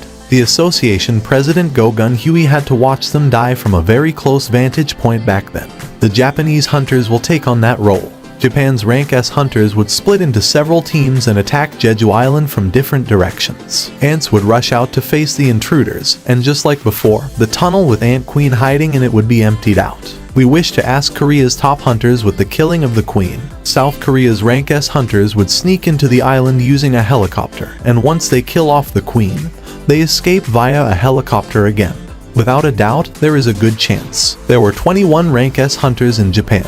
In comparison, there were only 8 in South Korea. But, by excluding himself who couldn't move due to health reasons, or the other hunter who had to retire early, then realistically speaking, there were only 6 that could participate. It'll be impossible to draw and scatter the attention of thousands of ants with that number. In order to do so, they needed Japan and her 20 or so top-ranked hunters. But the real problem was, would South Korea's top hunters actually be able to kill the boss of a rank S dungeon, the Ant Queen? Is it even possible? It was then, Go Gun Huey suddenly remembered the name of Seong Jin-woo. Seong Jin-woo was strong enough to solo kill the boss of a rank A dungeon, so what if he worked together with other rank S hunters? Go Gun Huey's heart began racing now. We can't delay this any longer. Currently, ant monsters were evolving at a rapid pace. No one could predict precisely when the entirety of the ant army would become flight capable. It could be 10 years, 5, or even right next year. Before something like that happened, the Koreans had to kill off the dastardly ants, and if they had to resort to borrowing another country's strength, then so be it. Just as Essel had alluded to earlier, the difficulty of the quest rose up steeply from the 90th floor upwards. The levels and the number of monsters guarding each floor's castle were so much incomparably higher compared to the lower floors. It got so tough that he no longer could enjoy the fruit of his current sky-high intelligence stat. His MP used to hover near the max almost all the time. But now, it fluctuated greatly every time there was a battle. That showed just how many of his shadow soldiers were destroyed and had to be revived over and over again.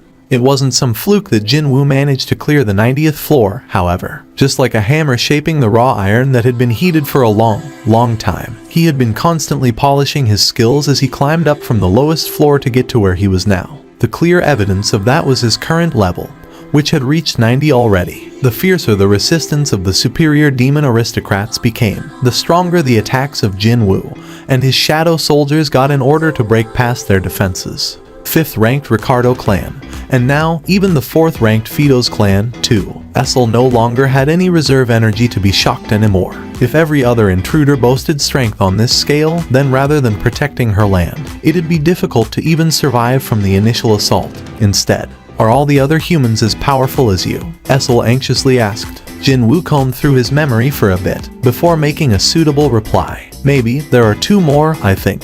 Go Gun Huey and Cha Hyun were those 2. Jin-woo had no doubt that they were much stronger than other rank S hunters he came in contact with so far. As for the rest, which were Baek Yun-ho, Choi Jong-in and Im Tae-jae, he didn't feel that they were that particularly strong. Especially for Choi Jong-in, he seemed to be highly rated by everyone. But to Jin-woo's eyes, that seemed to be the case solely due to him being in charge of South Korea's top-ranked guild, the Hunters, rather than because his own skills were impressive. If I were to judge from their auras alone, Cha Hyun is several times stronger than Choi Jong-in. Without a doubt, one could still find differences in power even among the ranks of S hunters. Though, maybe the differences found within this rank would be far greater than any other ranks precisely because those who couldn't be measured by regular means were all lumped in together here. Jin-woo formed a subtle smirk. How would I perceive others after I get out of here? Just like how the feelings he got from Baek Yun-ho differed from their first meeting to the second. Would there be a change in how he perceived the association president Go Gun Huey? Jin-woo's heart raced faster when he thought about checking out how much he had changed. But, before I can do that, he had to clear this demon's castle instant dungeon first. There were only 4 more floors remaining. He'd get to clear this dungeon soon enough. Jin-woo turned to speak to Essel. You should go back to your people now. She had been utterly dejected after hearing that there were 2 more people like Jinwoo out there. But then, she was jolted out of her morose state and raised her head. "Excuse me, I'll find my own paths on the floors above this one." Thanks to Essel guiding the way, he got to quickly locate the demon aristocrats and their castles. However, he no longer needed her help from now on. "Well, my perception stat has risen up pretty high, so that's one of the reasons, but also, the auras emanating from the superior aristocrats were so strong that he could easily locate them from afar now." She didn't do much besides showing him the way, so he didn't want to walk around with one more luggage anymore if he could help it. When he finished explaining himself like that, "Am I no longer useful to you?" Essel's complexion had paled completely. "She's a funny one until the end, huh?" Jinwoo suppressed his laughter as he saw Essel's reaction that always managed to exceed his expectations. "You really worked hard until now. Thank you." With that, it was done.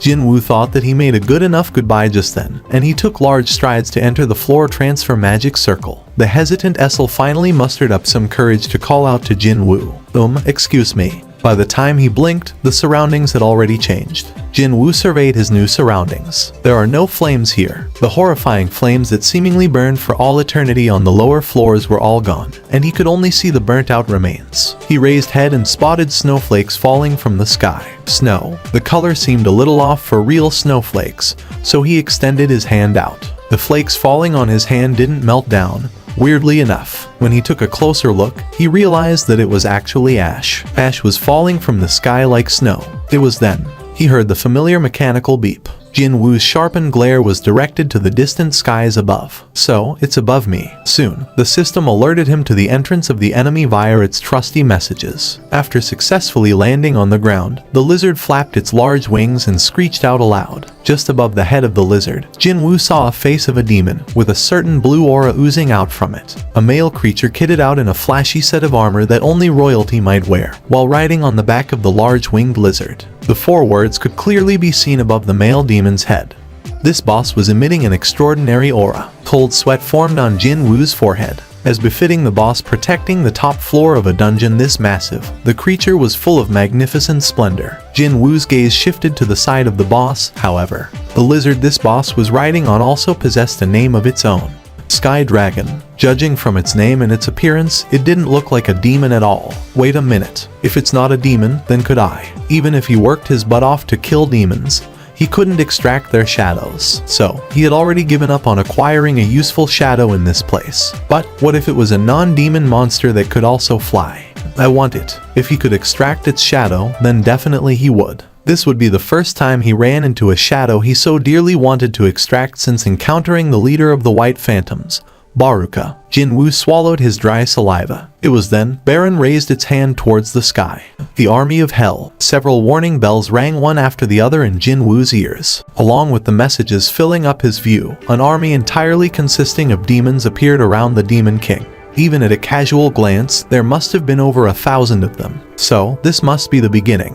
Jinwoo also released all of his hidden magic energy. When Baron arrogantly lowered the hand pointing at the sky in the direction of Jinwoo, the demonic army rushed at him like a black tide. Rumble. The ground vibrated from the forceful march of the demons. Jinwoo stared at the Demon King's army as the corner of his lips arched up.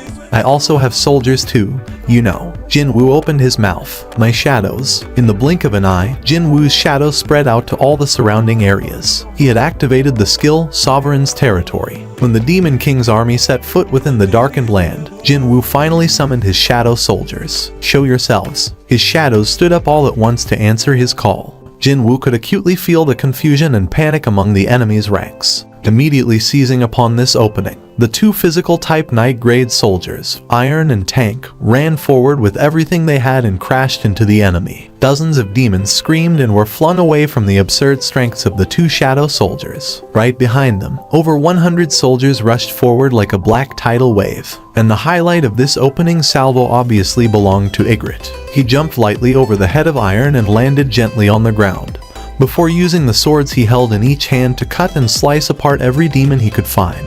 It was a performance befitting the grade of elite knight. By the way, Ygritte isn't the only elite knight in my army, you know. Fangs took a deep breath. His chest puffed up noticeably. Jinwoo quickly recalled all the shadow soldiers found in front of Fangs, so his giant soldier could attack without holding anything back. Massive, ferocious pillar of flames spewing out from Fang's mouth completely vaporized the demons on the ground. The flames didn't stop there, though. Fangs moved his head left to right and utterly incinerated all demons trapped with the arc of the attack. All those poor demons swallowed up by the flames couldn't even leak out a scream. 100 plus shadow soldiers were overwhelming the army over 10 times their numbers. The demonic soldiers and their ranks crumbled in no time at all. But it was then Baron stopped standing back passively and finally made his move. Countless arcs of blue sparks buzzed and crackled within the wide open mouth of the boss creature. Along with that hair-raising yell, a chill-inducing beam of blue light enveloped the shadow soldiers. Lightning. Jin Woo's eyes widened from sheer surprise. Soldiers getting swept up in the blue electrical storm disintegrated in an instant, while those that managed to avoid instant death stood still in their spots as if they were frozen solid.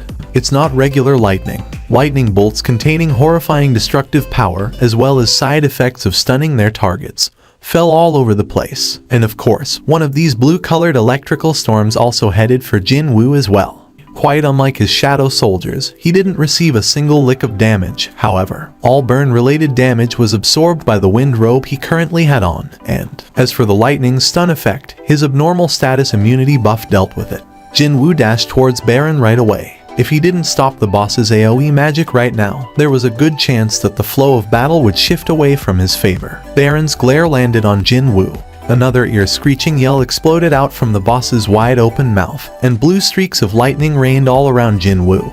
However, Baron flinched grandly upon realizing that the concentrated lightning attacks had no effect on Jin Woo. He sensed the boss's agitation quite clearly. Utilizing the skill dash that had reached the maximum achievable level, Jin Woo closed the distance in the blink of an eye and jumped up high in the air. Baron also unsheathed its sword. Jin Woo's reverse gripped Baruka's dagger and the Demon King's blade, infused with bluish flames, clashed face to face. Boom. A huge explosion of noise spread out. Baron was shoved off the Sky Dragon, while Jin Woo was flung away by the rebound as well. Jin Woo stopped rolling on the ground and got up at the same time as Baron. They glared at each other only for a brief moment. Both of them dashed towards each other with everything they had almost out of pure instinct. Baron spat out more blue sparks from his mouth, as if it had sensed that an opportunity had arrived. The intensity of the blue sparks crackling within Baron's mouth increased by a notch. Jin Woo heightened his senses as much as he could to get ready. I can do this. No, he simply had to do this. With time slowing down substantially in his perspective, Jin Woo calmly evaded each and every single one of the blue arcs of lightning flying right at him. As Baron's figure got closer and closer, Jin Woo began recalling his memories of the demon's castle one by one.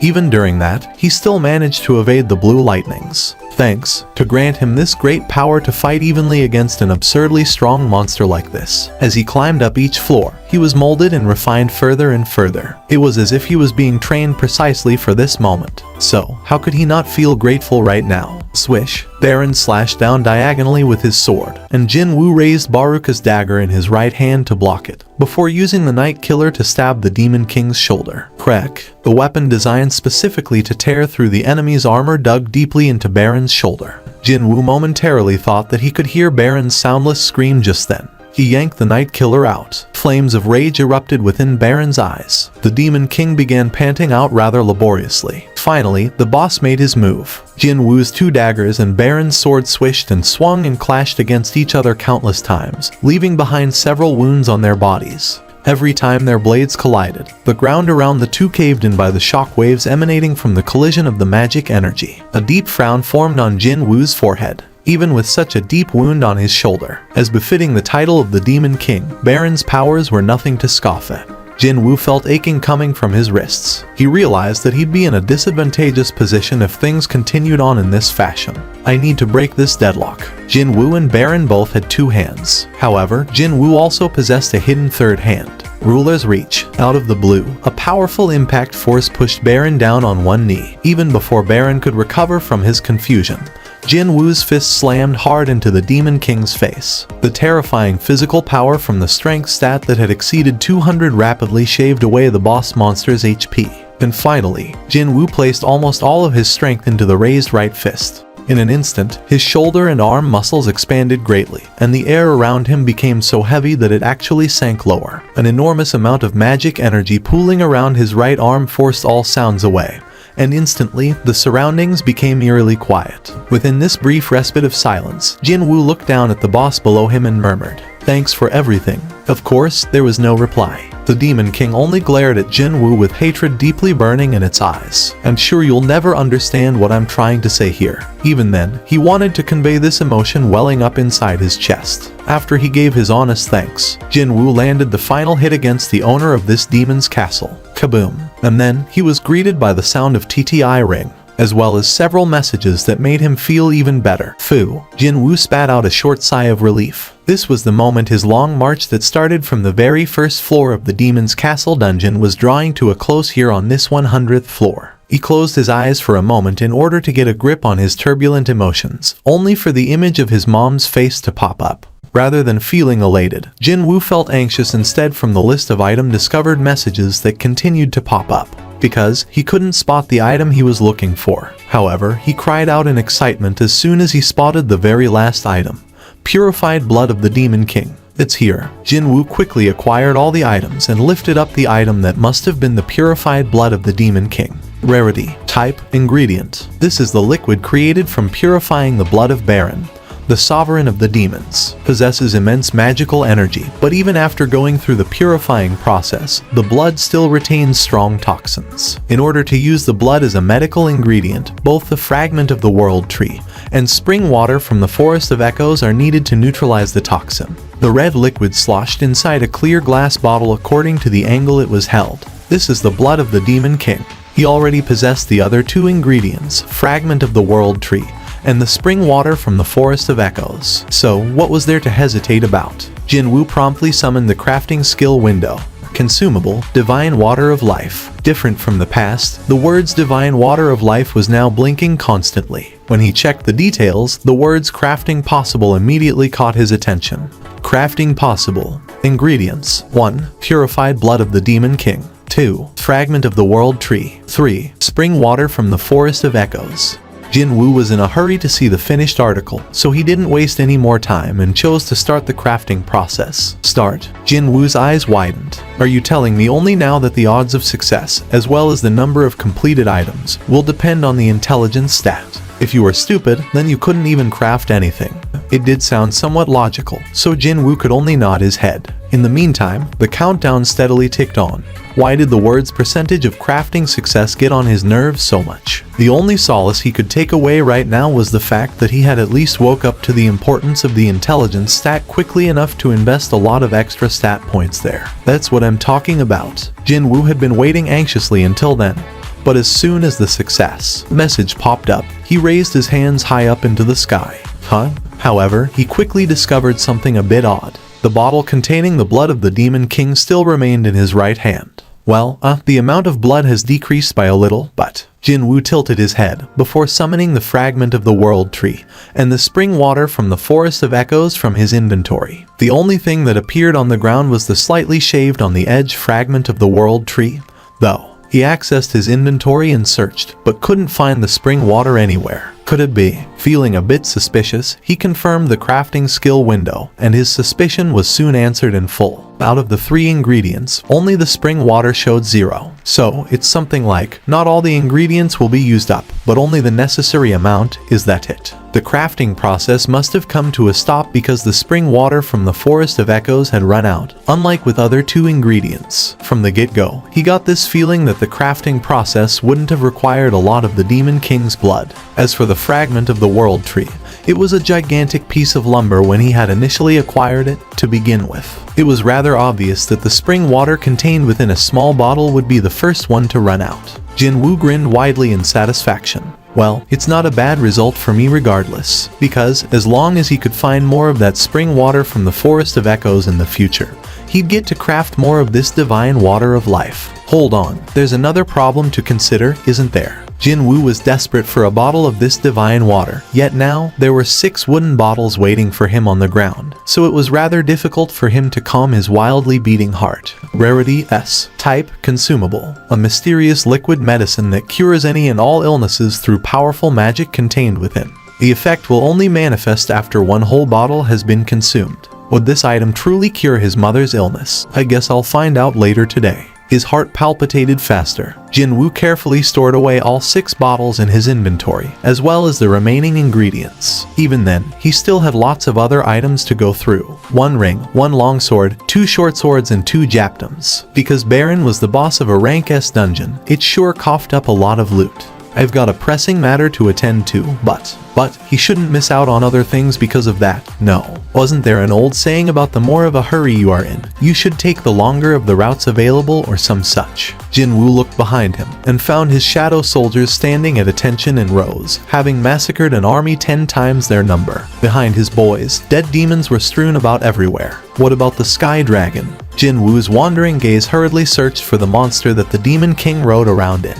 Worryingly enough, all he could spot were the corpses of demons piled up on high, with not a hint of the Sky Dragon anywhere. Wait, it couldn't have flown away during the fight, right? Thankfully though, his worries didn't last for long. Iron was dragging a limp corpse behind him. It was none other than the Sky Dragon, Kaizelin. Iron, nicely done. Maybe Iron felt embarrassed by Jinwoo's praise, which was a first in a while, because he began scratching the back of his head. Of course, it was still the back of his helmet, though. Jinwoo lightly patted the shoulder of Iron and stood before the Sky Dragon's body. Jinwoo extended his hand out. Rise up. The shadow extraction worked without any problems whatsoever, perhaps due to his much higher level. Accompanied by the death throes of a beast, a creature covered in some type of black gas crawled out of the Sky Dragon's shadow. The dead dragon's shadow immediately recognized his new owner and lowered his head in front of Jinwoo.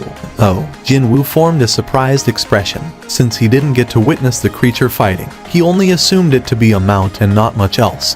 But it must have been pretty handy in battles, because the Sky Dragon's shadow started right away as a night grade. Kaizelin. No, wait. Inexplicably, he thought that name was a bit too long. Kaizel, the Sky Dragon, now bestowed with a brand new name, raised his head up high into the sky and spat out a lengthy roar. Everyone, you all worked hard. With those words, Jinwoo stored all of his shadow soldiers, including the new addition of Kaizel, back into his shadow. It was almost time to make his exit from the demon's castle. There was one more thing still remaining, however. Jinwoo opened the inbox, where the quest completion messages were still waiting for him. As soon as he answered, the list of rewards popped up in his view.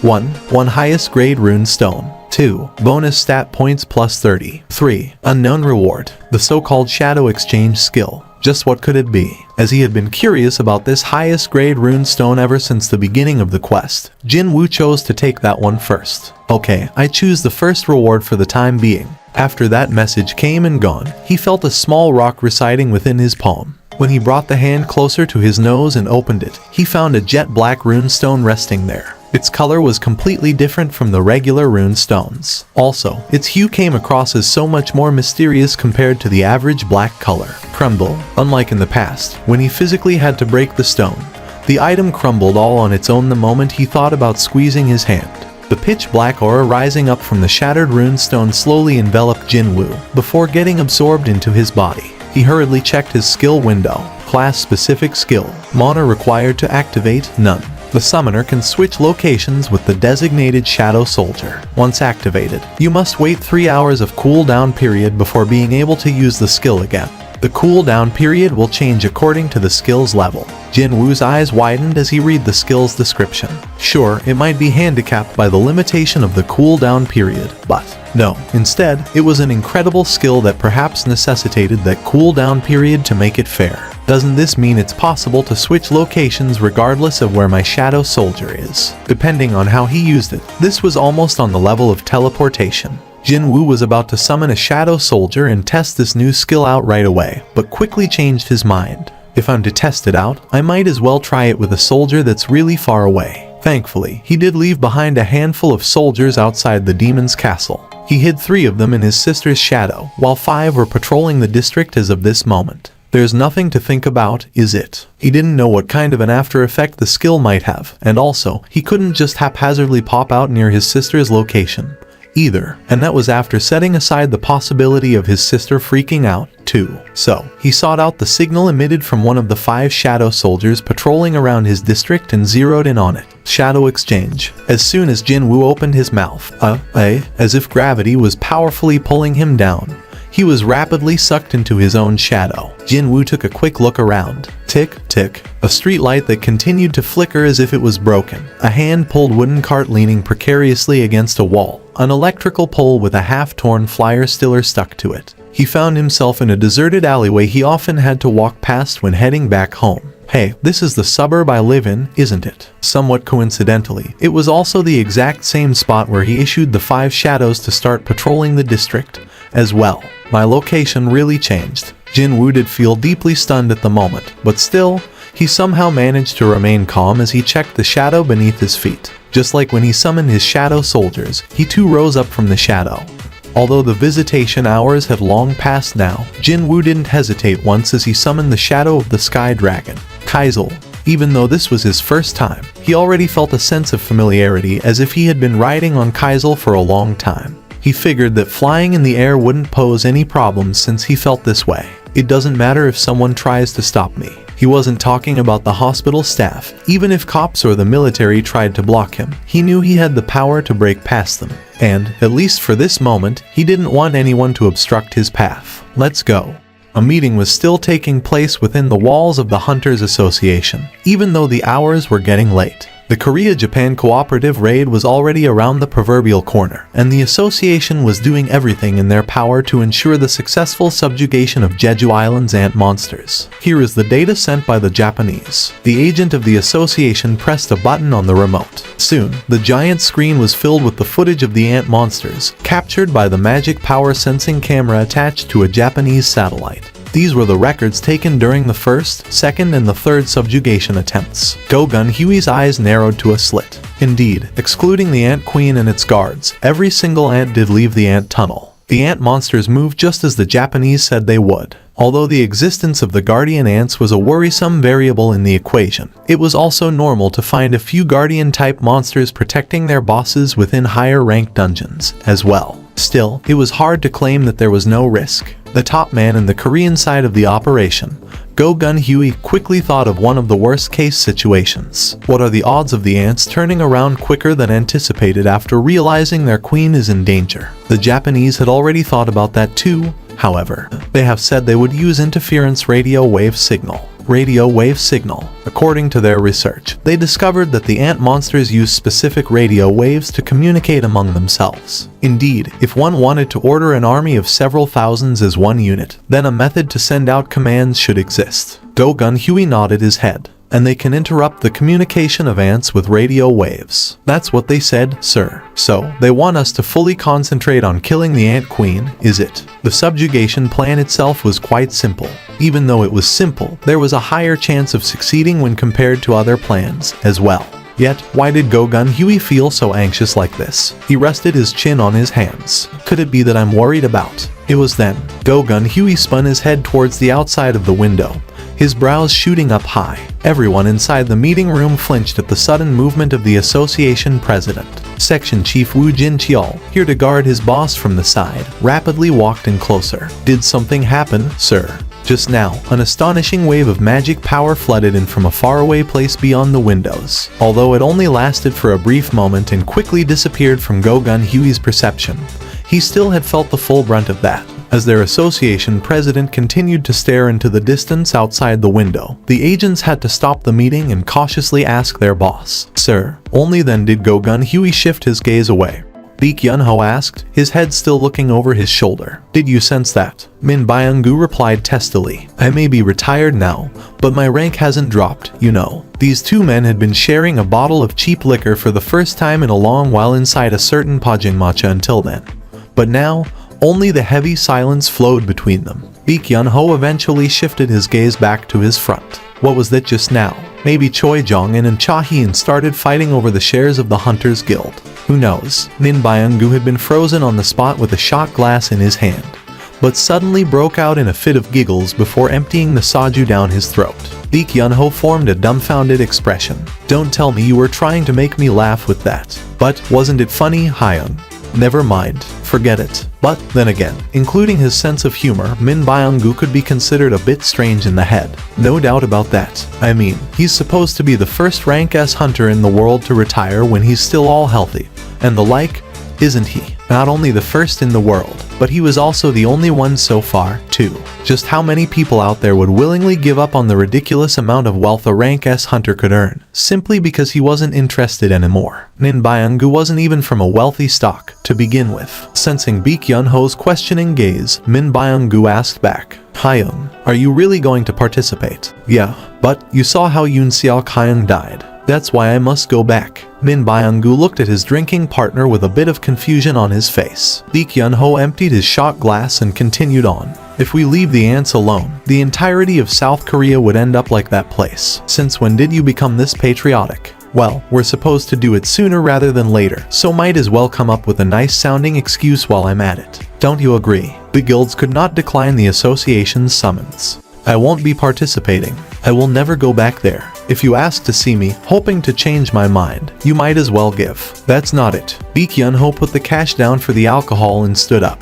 The bottle was empty by then. I came to say goodbye, just in case. I don't know if we'll get to sit down for a drink again, after all. Hyung. Min Byung-gu gave up on changing Baek Yun-ho's mind. Baek Yun-ho already knew full well the dangers of the subjugation plan.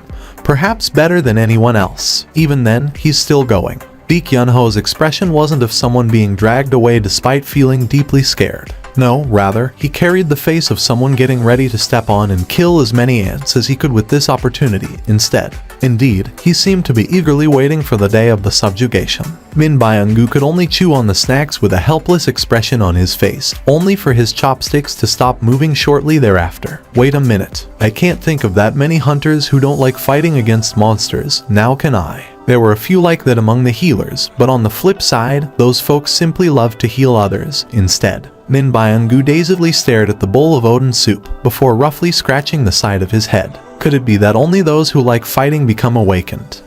There was no way that could be true. Jin-woo quickly arrived in the hospital. Let's see. It was room number 305, right. He wasn't planning to enter the hospital through the front door to begin with. While still riding on Kaisel, he searched for the windows of his mother's hospital room. Ruler's reach. The curtains covering the windows silently parted sideways. He saw the quietly sleeping sight of his mother on the bed. She looked exactly the same as the last time he came to visit. Jin-woo used Ruler's reach one more time to open the window and silently stepped into the hospital room. Kaisel had disappeared into his shadow by then. He soon stood by the side of the bed. His heart was pounding madly now that the time he had been waiting for so long was here. If something goes wrong, I won't be able to do anything. His mother had been unconscious for a very long time. There was a chance that she might not even be able to swallow the divine water of life, and even if she did, there was no guarantee that she'd be okay afterwards. However, Jin-woo got to witness plenty of miracles the system caused so far. If it happened to someone else, he'd never have believed a word of it. One didn't even have to look far for tangible evidence, either. Wasn't he the walking proof of those miracles? I was a rankie, yet now look at me standing here. All of his achievements, they were due to the system's powers. Pop, his hands that stayed steady during the life or death battle against the Demon King were trembling greatly now. Jin-woo took a deep breath to calm his mind. If I make a mistake here, my mother will bear the cost. Instead, the moment he told himself there could not be any mistake whatsoever, he was able to regain the usual calmness right away. Even his hands stopped shaking. Soon, the divine water of life slowly trickled into her slightly parted lips. Jin-woo didn't rush it and made sure to let only a tiny strand enter her mouth. This wound. He then noticed the burn marks on the side of his mom's neck. The burns continued down the back of her neck, too. Although he couldn't see it from this angle, Jin-woo knew only too well that the burn mark extended from the entirety of the back of her neck and her shoulders to some part of her head. She got that because of me, after all. Back then, he only wanted to wash his mother's hair inside the public bathhouse. He wanted to emulate what his mother did when she washed the hair of very young Jin-ah. However, the young Jin-woo, who never had much of an opportunity to visit public bathhouses before, lacked the ability to tell apart the temperature of the water. Mom flinched a little, but didn't move from the spot even when her flesh was visibly cooked red. All because she feared that the hot water might end up on Jin-ah's face. She simply held her daughter tight in her embrace. She didn't make any noise. The belated screams came from not his mother, but from the mouths of the aunties nearby. Oh my god. Someone help. Jin-woo, are you okay? Are you hurt anywhere? The young Jin-woo thought that he'd be scolded for sure. He could never forget the events of that day and those words his mother said to him. Not even now. And here I am, thinking that I don't owe anyone anything. after their father went missing. It was Mom alone who raised the siblings Jinwoo and Jin-ah. He hated owing someone, or someone owing him, so he made sure that such a thing never happened, but still, he owed his mother a debt that he could never possibly repay. Jinwoo's eyes widened. A little bit of color was returning to Mom's once slightly pale face. Like color spreading on the black and white TV screen, a healthy complexion was spreading over his mother's skin. Every passing second felt like an hour to him. How much time did pass like that? Jinwoo's mother slowly opened her eyes. Her gaze wandered around for a moment or two, before stopping at Jinwoo. Who? No, wait, could you be? Jinwoo. Jinwoo's heart nearly fell just then, but he managed to nod his head a little. It was obvious that she didn't recognize him right away. 4 years had passed by already, and he had grown by a lot since then, too. Jinwoo didn't rush things and quietly waited, like water slowly filling up an empty bowl. Blurry memories of the past filled up the empty hole of the last 4 years in Jinwoo's mother, Park Jae-hai's mind bit by bit. How long have I been lying here, son? It's been 4 years, Mom. He could have also added that it was 4 years and a few days, but he didn't. His mother currently needed as much calmness, a sense of stability, so he did his best to sound and look normal. But Mom was still taken back by the revelation of 4 years, and she hurriedly asked him, "What about Jin-ah? Is your sister all right?" It was then Jinwoo felt something powerful welling up from deep within his heart. She had been teetering on the edge of life and death for the last 4 years, yet the first thing she asked after waking up was the well-being of her daughter. If he hadn't bitten down on his lower lip, he might have broken down right there and then. It's no time to worry about that girl, you know. He wanted to say that out loud, but he suppressed his emotions and formed a thin smile instead. "Yes, Mom, she's doing okay." His mother sighed, her expression one of genuine relief. Mom was holding his left hand even before he had noticed it. "Mom, thank you, son. You kept your promise." "Promise? Well, I forgot." Then again, he had always thought it was the most obvious thing in the world, so it was possible that he didn't consciously see it as a promise. The so-called eternal sleep disorder, where you'd fall deeper and deeper into slumber until you'd never wake up again. It became harder for Mom to carry on with her daily life as drowsiness frequently assaulted her without warning with every passing day. Out of the blue, though, she asked Jinwoo for a favor. "If Mom can't wake up one day, will you promise me to take good care of your little sister?" She carried a smile of a mother asking her child for a simple errand back then. That was why he had been enduring until now. He didn't resent her at all, because all he did was to take over the burden his mother had been carrying until then. However, Mom tightly squeezed his hand as if she knew everything. "My son, it must have been hard for you." Jinwoo tried to smile like he had done before to assuage his mother's worries, as if nothing of note had happened until then. Unfortunately, he couldn't do that. All the tears he held back until then traveled down his face, and his lips parted all on their own. "Yeah? What was that?" The director of Seoul Ilsan Hospital, Dr. Lee Seong-chul, got to hear a rather stunning piece of news. A patient suffering from eternal sleep disorder had woken up from the terminal stage of the illness. "Are you telling me the truth?" "Yes, director. I've confirmed it personally." As a doctor, his ears would perk up greatly if such an event occurred in someone else's hospital. Yet the patient in question was actually in his own. Who knew such a jackpot would come knocking at my door? The exceptional brain of director Lee Seong-chul began punching some numbers in his mental calculator. "Isn't this an unprecedented event in the whole world?" "You're correct, director." "Nicely done, Dr. Choi. I beg your pardon. It doesn't matter how it happened. We can always cook something up later. But it's only right and proper that the doctor in charge is praised for the work well done when a patient gets better. Am I wrong?" The patient's legal guardian requested for immediate discharge. "What was that?" "No, that definitely could not be allowed. Reporters would only come to the hospital if the patient was still here." "No, never mind the reporters. He needed to keep the patient here in order to figure out how the disorder had been cured, to begin with." "Have you heard about Mr. Seong Jinwoo?" Seong Jinwoo. Was he a powerful politician? He's the hunter who was evaluated as a rank S recently. A rank S. Here was the reason why Dr. Choi was being so cautious. Who would have guessed that the patient's guardian happened to be a rank S hunter? Begin the discharge procedure right away. Indeed, we should do that. Yes, we must. A smile of a good-natured person remained on Lee Seong-chul's lips. They should definitely release the patient now. As soon as she got the call, Jin-ah dropped everything and rushed to the hospital. Jinwoo had been sitting on a chair next to Mom's bed, and when he sensed his fast-approaching sister, quickly stood up. Right then, the door to his mom's hospital room was flung open. Mom, she hadn't even crossed the doorway yet, but Jin-ah's face was already a messy mixture of streaming tears and snot falling from her nose. Oh my gosh, my little girl, you've grown up so much. The last time their mom, Park Jae-hai, saw her daughter was when she was still in middle school. She gazed at her grown-up daughter with a surprised expression, but shortly afterwards, opened her arms wide to welcome Jin-ah with a warm smile on her face. When that happened, Jin-ah tightly embraced her mother. As he looked on at his sister in his mom's embrace, as well as his mom's gentle and warm expression, a satisfied smile automatically formed on his lips. My effort wasn't in vain.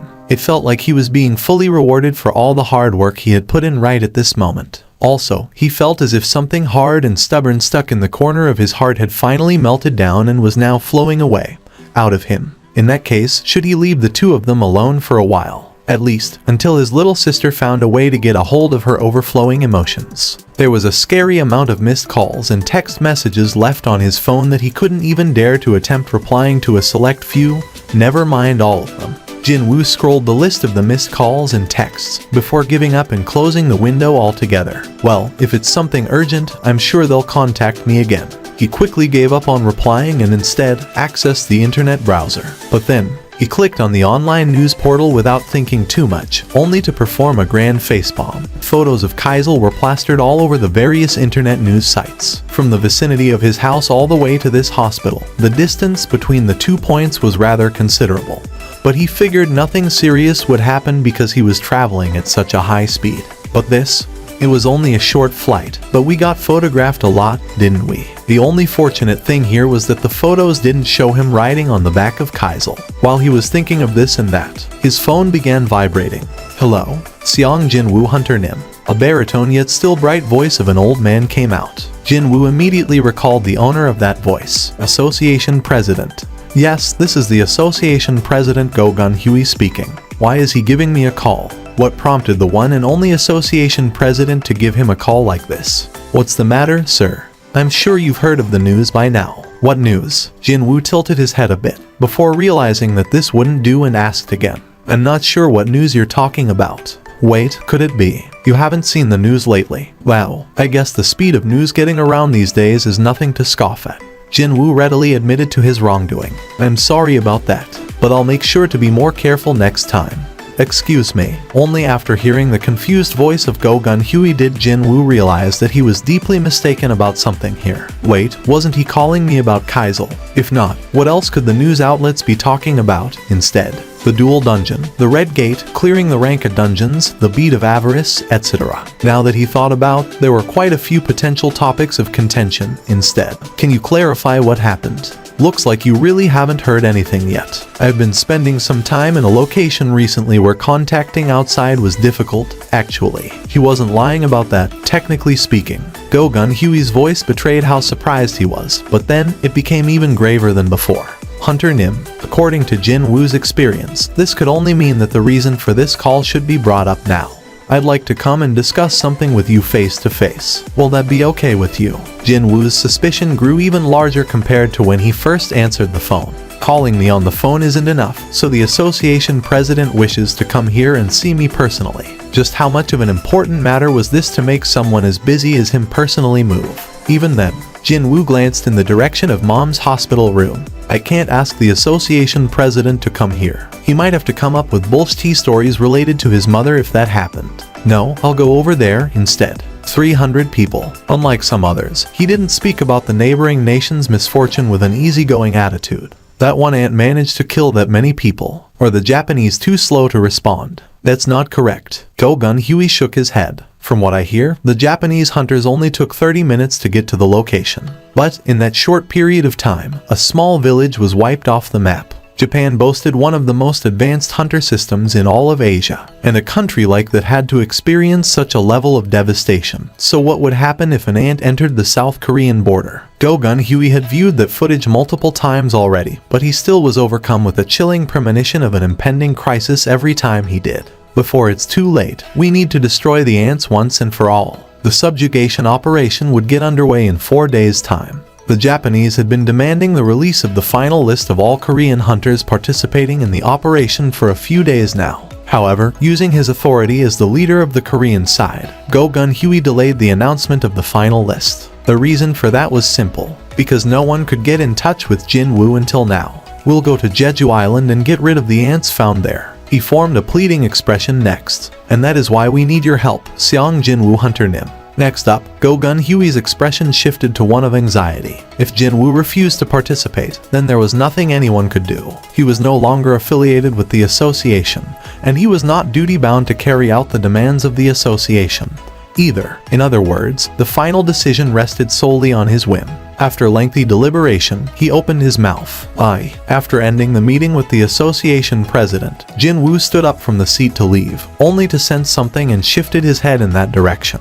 What was that just now? In a place not too far from here, he sensed clashes of magical energy. Could it be a dungeon break? Did something happen? Go Gun-Hui had stood up from his seat first and walked over to the doorway to bid Jin-Woo goodbye, only to turn around and question him when the youth failed to move from the spot. "Well, I don't think it's anything serious, but it seems that hunters are fighting each other nearby." "But that can't be." Go Gun-Hui chuckled loudly. Which foolhardy hunters would dare to fight each other near the association's HQ? There was no way such a thing would happen. No, wait. The direction of Seong Jin-Woo Hunter Nim is looking at. A possibility formed in Go Gun-Hui's mind. "I believe that rank S hunters are doing some light exercises in the gymnasium."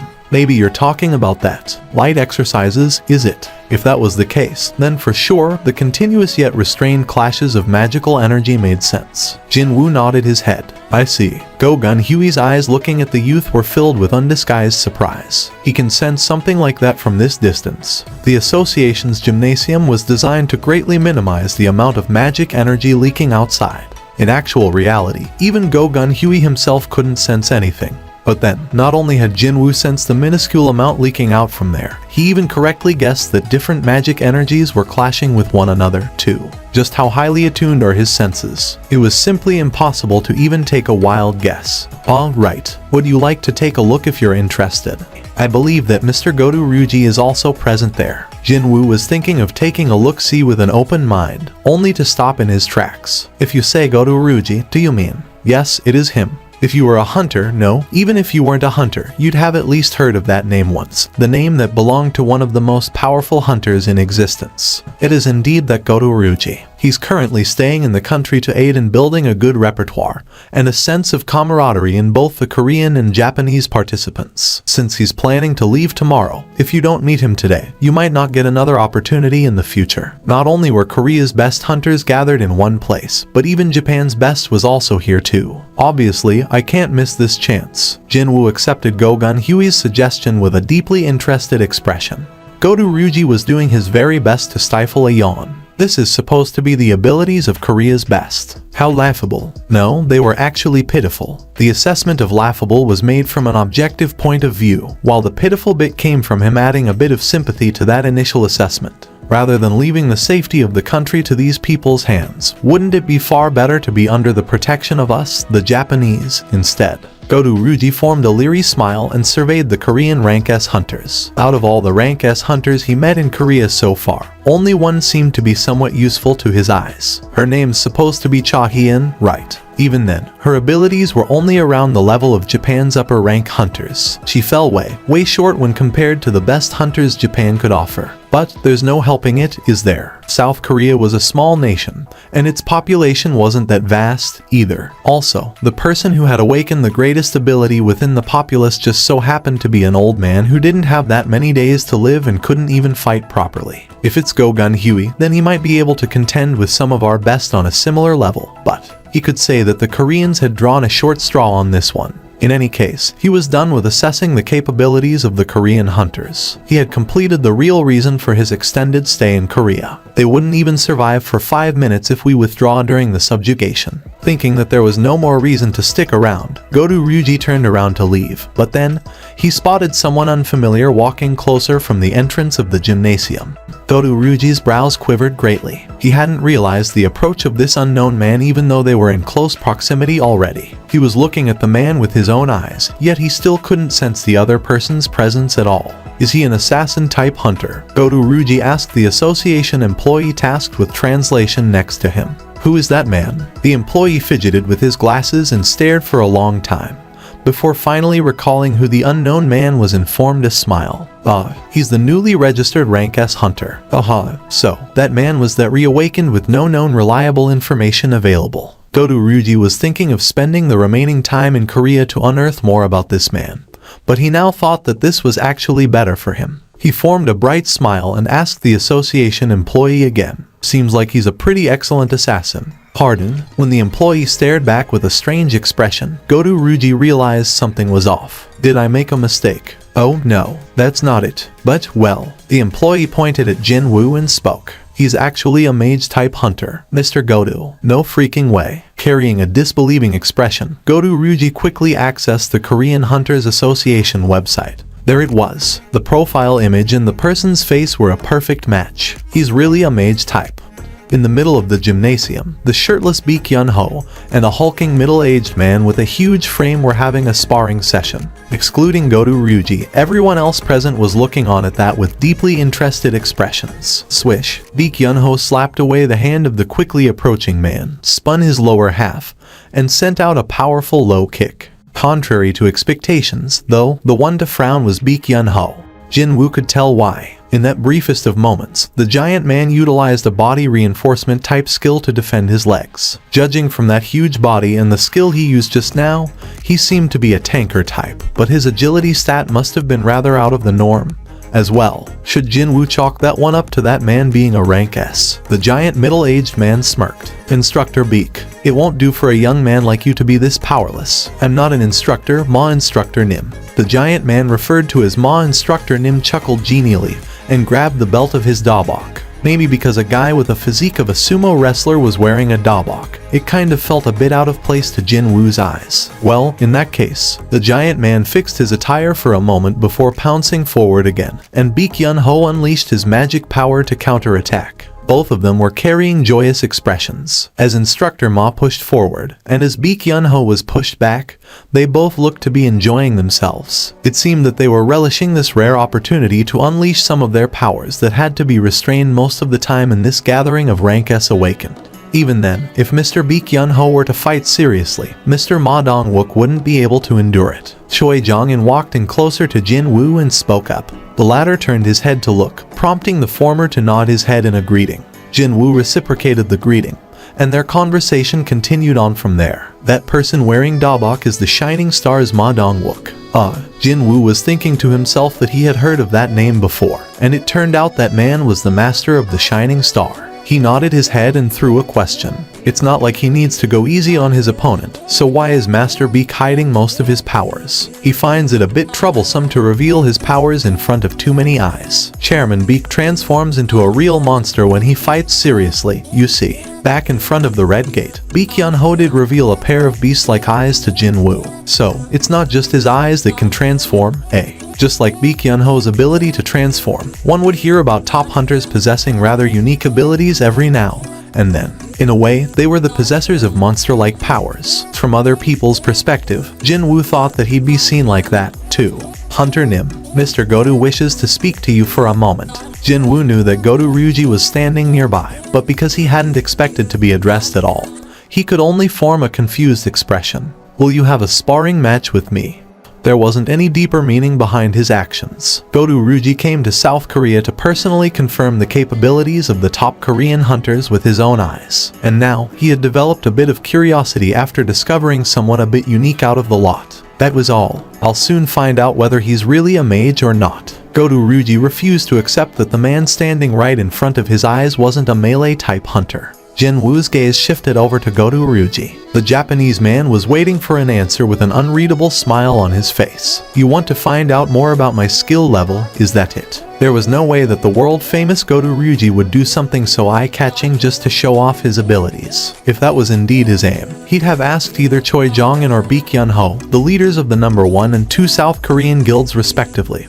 Instead, I don't know what you're planning here, but, judging from the undisguised stare from earlier on, it was more than likely that Goto-ryuji's interest was on Jin-woo. Even then, he didn't feel displeased by the Japanese hunter's abrupt suggestion. No, rather than that, he was genuinely intrigued by the prospect of the fight itself. Goto-ryuji stopped smiling as a thin frown formed on his forehead. He's smiling, He expected Jin-woo to become flustered and then eventually try to back out, but then, the Korean hunter simply displayed a certain relaxed vibe. Instead, Jin-woo told something to the interpreter, and the latter jumped up pretty high in shock right away.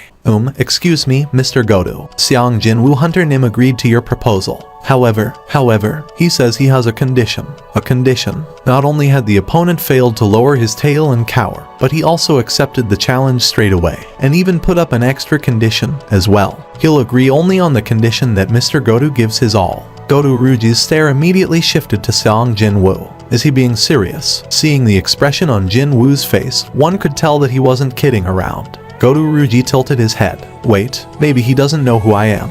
But that couldn't be. With a rank S healer nearby, there shouldn't be any big accidents either. Alright, I accept. Who's that guy next to the Japanese hunter? Isn't he? Hunter Seong Jin-woo. What's this? Are they going to spar or something? Soon, the rank S hunters and association employees within the gymnasium all gathered around the two men glaring at each other, as everyone was immersed in the developing situation. Half of them looking on with worry while the other half in anticipation. Cha Hee-in also stood next to the hunters and looked on at the duo. Will he be fine? The look Jin-woo gave her, telling her not to interfere even when he was facing off against over 100 high orcs and a boss of a rank A dungeon. When recalling that powerful, determined stare, she felt her chest palpitate, and unexplainable anticipation bubbled up in her heart. Are you feeling okay today with other hunters around you? Before she had time to notice it, Baek Yun-ho was already next to her to ask that question. They had gone on several raids together, so he knew very well of her strange physical condition. Well, it's not like I'll be able to continue blocking my nose in Jeju Island, so. Hearing her answer, Baek Yun-ho nodded his head. It was her turn to ask next. You said before that you're an acquaintance with Hunter Seong Jin-woo. In that case, shouldn't you try to stop Mr. Seong Jin-woo? I guess that's the normal way of thinking. After all, the opponent today was none other than Godo Ryuji. Cha Hee-in tilted her head. If so, then why? Baek Yun-ho shifted his gaze and met her eyes before replying to her. It's the same reason as yours, Cha Hunter Nim. Flinch, Cha Hee-in felt as if her inner secrets had been exposed by Baek Yun-ho just now. Her always taciturn expression displayed just a hint of change. Don't you feel this strange anticipation in the air? She couldn't deny that. Even now, her heart was racing with a singular thought of if it's Hunter Seong Jin-woo, then he might. Filling up her head. It's the same story for me. Baek Yun-ho replied with a grin and looked back in Jin-woo and Godo Ryuji's direction. If Hunter Seong is really an awakened who can grow stronger as per my expectation, then this could be the chance to confirm that theory. Godo Ryuji raised his fist first. The interpreter standing nearby hurriedly left their side.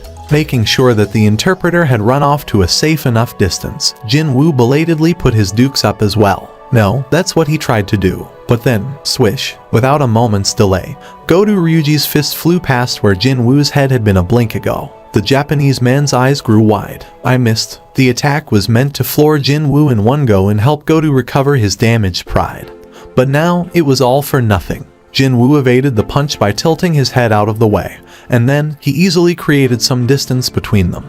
And you still claim to be a mage after that? What a bloody laughable notion that was. Indeed, Godo Ryuji's eyes weren't mistaken. He didn't know the reason for the Korean association hiding that man's true abilities, but without a doubt, Seong Jin-woo was a melee-type hunter. Not only that, definitely an assassin, too. The corner of Godo Ryuji's lips arched up. Allow me to peel off another layer of yours. Right until everything you possess is brought up to the surface. For the first time in a long while, Godo Ryuji was feeling genuinely pumped up. After taking some distance away from the aggressive Japanese hunter, Jin-woo stood still and listened to his heartbeat. Thump, thump, thump. Indeed, his heart was beating faster. He could sense power on another level compared to other hunters from Godo Ryuji. However, the emotion filling up Jin-woo's heart whenever Godo Ryuji's unbelievable aura touched his skin was this strong sense of belief in himself. So, that guy is the best in Japan. Only now could he truly recognize how much he had changed while raising his level to 97. His strong confidence was clearly visible on his face now. On the other hand, Godo Ryuji's expression was hardening. He's smiling again. How dare he, in front of me? Godo Ryuji spat out a heavy breath. The scarcely believable amount of magical energy he emitted began to heavily press down the surrounding air. Hunters watching on were jolted by a nasty surprise. Shouldn't we stop them before something happens here? Godo Ryuji, maybe he's thinking of really going for it now. However, there was a thin smile on Jinwoo's face. This was what he wanted, anyways. Godu Ryuji saw that Jinwoo showed no signs of cowering even after he had unleashed his fearsome level of magic power, and felt something welling up from deep within.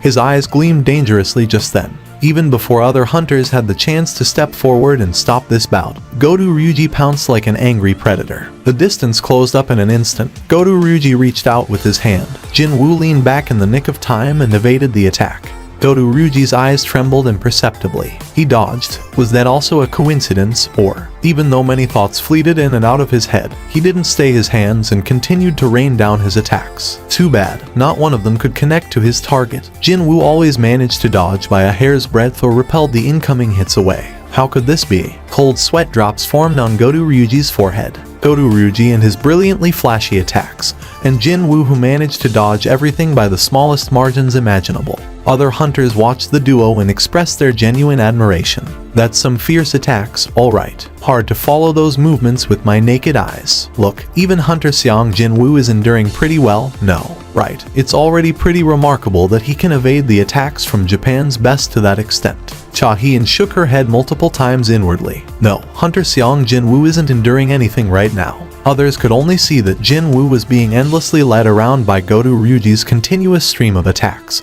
But in reality, it was completely the opposite. Cha Hien swallowed her saliva, feeling rather astonished at the moment. He's actually leading Godu in such a way that Godu has no choice but to keep attacking. If she was not wrong about this, then Hunter Seong Jinwoo had matched his own pace to the opponent's, so he could figure out more about who he was facing here. Such a thing was only possible if his own level of abilities was several times greater than that of his opponent's. How can that even make any sense? But that nonsensical event was actually unfolding right before her eyes. If someone formed a murderous intent towards him, the system would float up a message and issue an emergency quest right afterwards. What if he got a quest telling him to kill Godu Ryuji here? Godu Ryuji's outstretched hand, aimed at Jinwoo's eye, narrowly missed and ended up slicing his cheek just a little. If his reflexes that had reached the absolute limit didn't react in time and tilt his head out of the way, he might have really lost his eye just now. It was an attack that clearly carried the intent to kill, and it was clearly aimed at a vital spot of the human anatomy. Such a thing would never be accepted during a training match like this. In the blink of an eye, the atmosphere changed. Baek Yun-ho unconsciously spat out a frightened gasp. The first person to sense the abrupt shift in the atmosphere was actually Godu Ryuji, however. Unfortunately for him, although his body understood the change, his head could not. The chilly air roused sleeping goosebumps to break out all over his body, and all the hair on the back of his neck stood up. He had never, ever felt like this before. Jinwoo's arm was cocked back by a lot. A tightly clenched fist at the end of that arm was taking an aim at Godu Ryuji's unguarded face. The air sinking lower all around Godu Ryuji pressed down on his shoulders. He suddenly couldn't breathe anymore. Why did he inexplicably think of the word death right at this moment? But then, stop. Baek Yun-ho and Cha Hien jumped into the fray purely out of instinct and grabbed hold onto Jinwoo's right arm. The former was tightly hugging Jinwoo's shoulder as if he was trying to pull it down, while the latter was grabbing onto his wrist with everything she had. When Jinwoo looked back, Baek Yun-ho hurriedly shook his head. Even Cha Hien was looking at him with anxious eyes, fear clearly visible on her face. The desperate dissuasion of these two that didn't even care about their own safety helped Jinwoo to cool his agitation down somehow. Baek Yun-ho quickly spoke to him. Let's stop the sparring session here, since the mood seems to have turned for the worse. Please tell the Japanese for us. The interpreter nodded his head. Forgive us for butting in. That man is supposed to lead the Japanese team in the operation a few days from now. I couldn't just stand by and watch, even though there was a chance that something might go horribly wrong for us. Baek Yun-ho cautiously studied Jinwoo's expression and asked, Did I do something unnecessary? No, not at all. Jinwoo readily admitted to it. Baek Yun-ho was right. If something happened to Godu Ryuji and that led to an unnecessary snag in the operation, then both countries might end up suffering severe consequences afterwards. So, he never thought of assigning any blame on Baek Yun-ho or Cha Hien after they interfered in the timely fashion. Ma Dong-wook laughed genially. To be able to walk away with only a small scratch on your cheek after having a bout with the one and only Godu, you're truly something else, young man. Regretfully, no one else seemed to have figured out what happened here besides Cha Hien and Baek Yun-ho. Ooh, you have really firm muscles. What an outstanding physique. Ma Dong-wook touched Jinwoo's shoulders and arms while expressing his genuine admiration. My guild is full of mage-type hunters, so we're severely lacking in melee types at the moment. Instructor Xiang, if you haven't thought of a guild to join, how about joining mine? Excuse me, Ma Instructor Nim. Having been quietly observing the situation from behind until then, Choi Jong-in stepped forward and raised his voice. Yes, when Ma Dong-wook turned his head, Choi Jong-in spoke up as if he was waiting for this moment. Hunter Xiang Jin-woo is actually a mage-type hunter. A massive earthquake erupted within Ma Dong-wook's eyes. What was that? On the other hand, Godu Ruji escaped from the confines of the gymnasium and, after quickly distancing himself from the interpreter, he checked his wrist. His wrist was bruised black and blue all over. Even though the weather wasn't all that hot, there were cold sweat drops visible on his forehead. He pulled out his phone and dialed a familiar number. After a couple of rings, he could hear the sound of the phone's receiver being picked up. Click. Is it you, Godu? What's the matter with your voice? Godu Ruji did his best to calm his trembling voice. In South Korea, there's an incredible hunter in South Korea. More than you. More than likely, the name of that hunter is, it's Xiang Jin-woo. He's a reawakened, evaluated as a rank S recently. This is strange. Such a name doesn't exist. I beg your pardon. Such a name didn't exist. Did that mean the hunter Godu Ryuji met just now was a phantom, an illusion? Well, he did kind of feel that he had been bewitched just now, though. However, didn't he also personally enter the Korean Association's website to confirm that that man was supposed to be a mage? What do you mean, sir? How can Xiang Jin-woo not exist? Actually, we have received the final list of the Korean hunters participating in the operation not too long ago. Are you saying Xiang Jin-woo isn't on the list? But how could that be? Unless Go-gun Huey had gone truly senile, there was just no way that he'd form a raiding party without the strongest member available. Choi Jong-in, Ma Dong-wook, Baek Hyun-ho, Cha Hee-in, Im Tae-jae, and Min Byung-gu. These 6 are the members of the Korean team that will leave for the raid in 4 days' time. Was such a thing even possible? Having witnessed something that he'd been hypothesizing in his head for real, Baek Hyun-ho had difficulty trying to hide his astonishment. An awakened that can really grow stronger. Just what would be that man's true value? He couldn't even dare to imagine it. All the attempts to scout Hunter Xiang Jin-woo were a waste of time. However, there were all sorts of ways to form a good relationship with a brilliant hunter that didn't involve scouting him. Time to activate the plan B, then. It was then.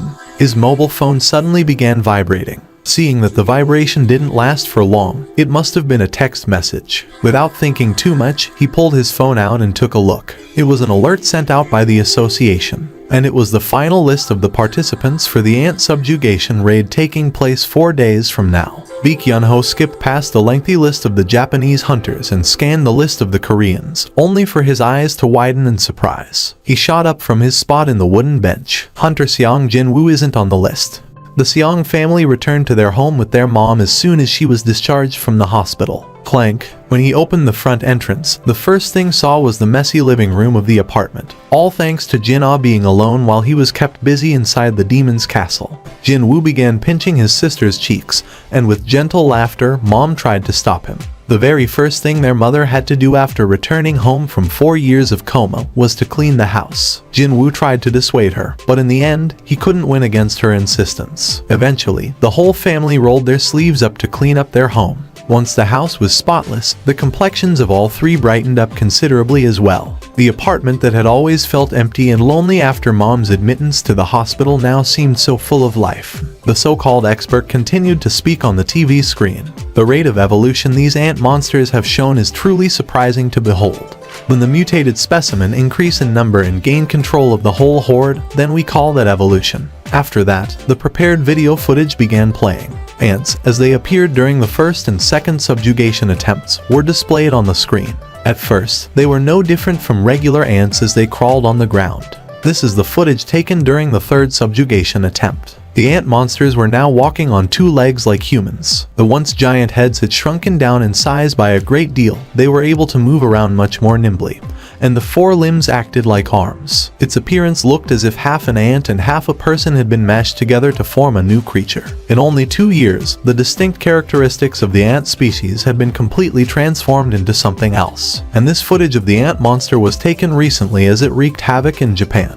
That thing can now fly. That's correct. And that would be the decisive factor in the formation of the Korea-Japan United Raid Team. The Korea-Japan United Raid Team.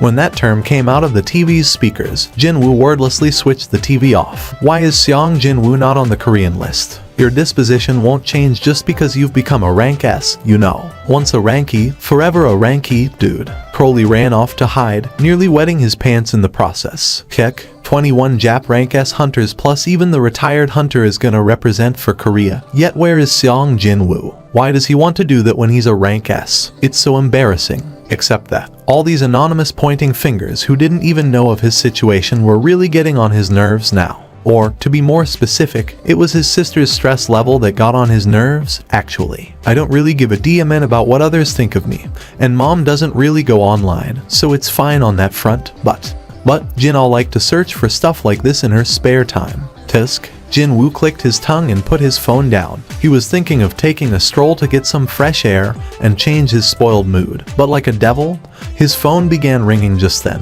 Jinwoo checked the caller ID and a grin formed on his face. Hi Nim. It's me, Yu Jin-ho. Hey, Jin-ho. Now that Jinwoo thought about it, was this kid still staying in that local motel even now? Where are you staying now? Is it the same motel? Oh no, Nim. I started renting a room not too long ago. Thankfully, my mom came to my rescue. Hearing his giggling voice, Jinwoo felt happy inwardly as well. Yu Jin-ho briefly updated Jinwoo regarding the status of his life, before hurriedly continuing on after remembering the reason for the call in the first place. Ah, right. Hi Nim, I found some office space for us, so would you like to come over and take a look? What do you think, Nim? Now that he was here, Jinwoo could understand why Yu Jin-ho sounded so confident on the phone. He scanned the empty office space and nodded his head. Its location was pretty good. I specifically chose a place not too far from your place, Nim. It was also tidy too. By the way, Nim, who do you have in mind for the remaining spot? The remaining spot? Did he make a promise to open up a spot for someone? Since Jinwoo wasn't the type to forget his promises, he could only look at Yu Jin-ho with a confused expression, prompting the latter to excitedly explain the situation. You need at least 3 people when creating a guild, Nim. The master, the vice master, and an employee. Indeed, that was the minimum required composition of a guild's founding members. Several familiar faces fleeted in and out of Jinwoo's head as he considered who could fill up the remaining vacant spot. I almost forgot. Yu Jin-ho abruptly opened his mouth. Jinwoo quickly asked him, did you suddenly remember someone suitable for the spot, then? No, it's not that, Nim. Actually, there was someone looking for you. Me? Yes, Nim. Jinwoo couldn't help but get curious. Seeing that this unknown person had indirectly contacted him through Yu Jin-ho, he or she must have done their thorough research. Yu Jin-ho and I aren't known as associates publicly. After all, that person was definitely an English-speaking foreigner. Hold on. Yu Jin-ho rummaged through his pockets, pulled out his wallet and extracted a piece of a memo from there. This person said that he'd be staying in Korea until the 17th, so he'd very much appreciate it if you give him a call. Nim. However, quite suddenly, looks like I'll have to go home first. Jinwoo's expression hardened. Pardon, you're going home already, Nim. Yu Jin-ho had been thinking of treating his Nim to a delicious meal since it had been a long time they ate together. But now, he looked like a person who had lost his country. When he raised his head, Jinwoo was already long gone. It was now that time in the day when the inky black darkness dwelt on the hidden alleyways. A female college student named Yoon Jae-min was on her way back home. Her heart was pounding like crazy at the moment, however.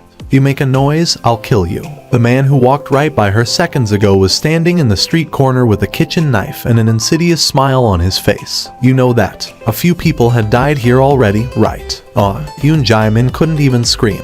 With a pale complexion, she stood there completely frozen. Follow me. There was no one around them. Only the broken street light flickered listlessly. The man scanned his surroundings. Since the girl didn't look like she'd be able to move, he was thinking of offing her here, right now. How fortunate that there was nobody around. Also, there wouldn't be a CCTV camera of the Big Brother installed in a secluded alleyway like this one, as well. That's why I love this neighborhood, you know. I'm curious about something. The voice naturally belonged to Jinwoo. Why are you doing this? What's the matter? You wish to reform me or something? Nope. Just curious if you have a reason or not. That's all, the serial killer snorted derisively. Well, if I were to really think of one, because it's fun. Fun, for some reason. Whenever I see someone weaker than me, I just want to torment that person. The serial killer didn't get to finish what he wanted to say. Instead, he fell to the ground clutching his left ankle where his tendon had been sliced apart. When he raised his head, he realized that Jinwoo was holding the kitchen knife even before he had the time to notice it.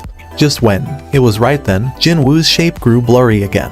This time, it was his right ankle. The serial killer rolled around the ground in pain. Jinwoo ignored the venom-spewing serial killer and calmly dialed 119 to call for an ambulance. He then pulled out the ID card from the wallet to take a look. Next, he placed the phone and the wallet back in the hands of the shivering serial killer and murmured quietly, "Hand yourself over to the police before midnight tomorrow." What?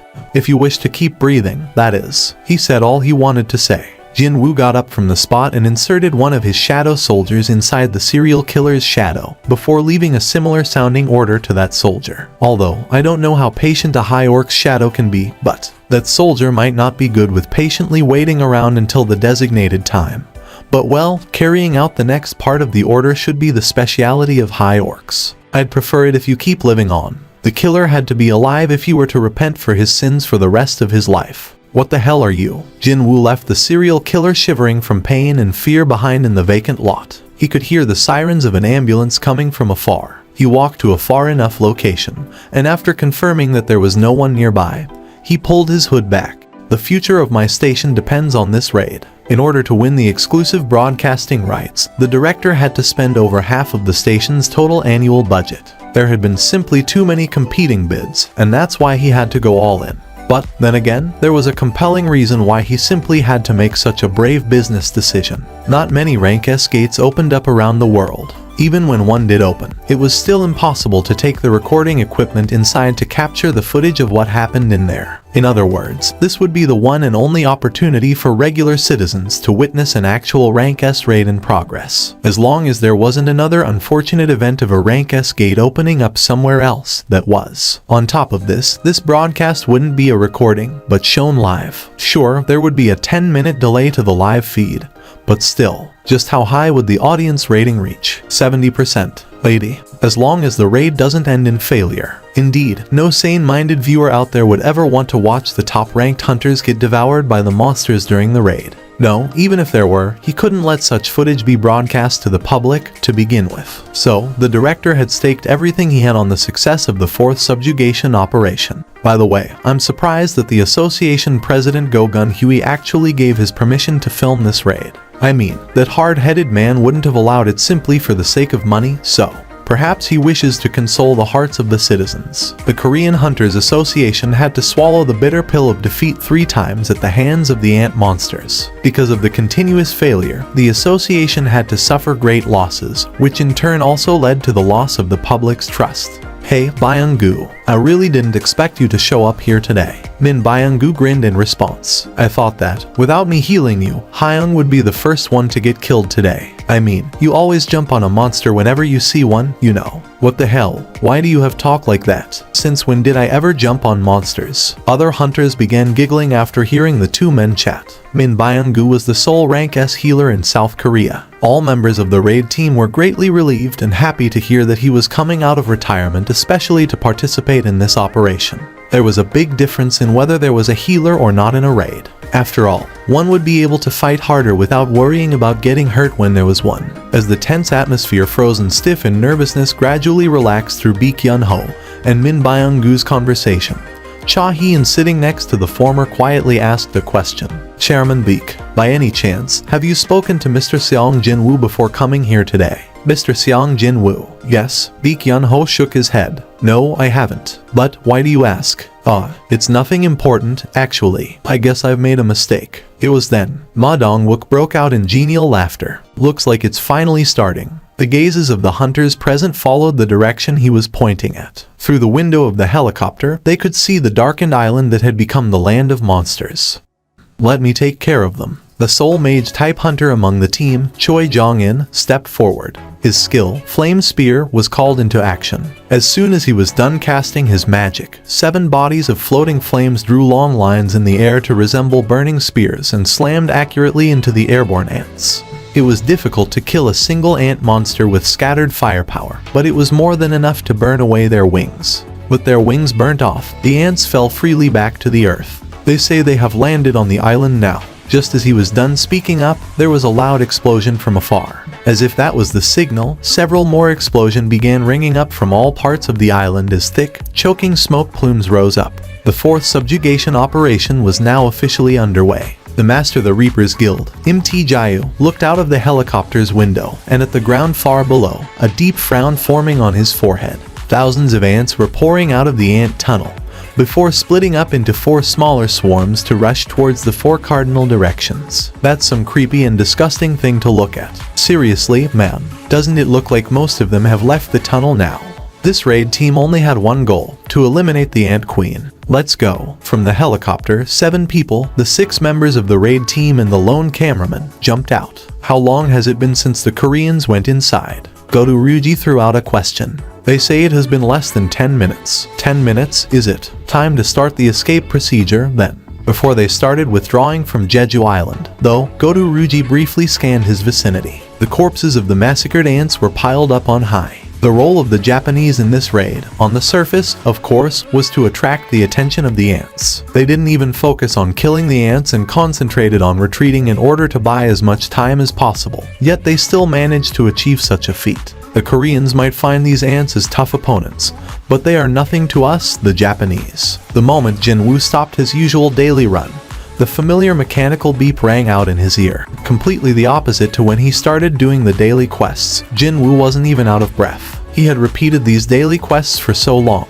it simply felt like the part of his daily routine now. Soon, along with the completion message, his rewards figuratively landed on his lap. Stats. Out of the 3 stat bonus points he gained as a reward, Jinwoo spent 2 on his agility, while the remaining point was spent on his strength. Jinwoo dismissed the stat window with a satisfied grin still etched on his face. He then took a look around him. His neighborhood had always been on the quieter side, but today, he failed to spot a single soul so far. He could easily guess the reason why, though. Jinwoo pulled his phone out and confirmed the current time. I knew it. The Korea-Japan United Team's raid would be in full swing by now, and pretty much every single citizen should be glued to their TV screens, too. Jinwoo turned around. His daily quest was already over, but the steps leading him back home were far more urgent than usual. The operation was unfolding smoothly so far. Just as the Japanese had predicted, Ma Dong-wook's team didn't encounter any obstructions as they entered the deeper parts of the ant tunnel. The inside of the tunnel resembled the cave-type dungeons in its layout. However, if there was one clear difference to note, then that would be the lack of illuminating stones. The hunters had to provide light themselves to see where they were going.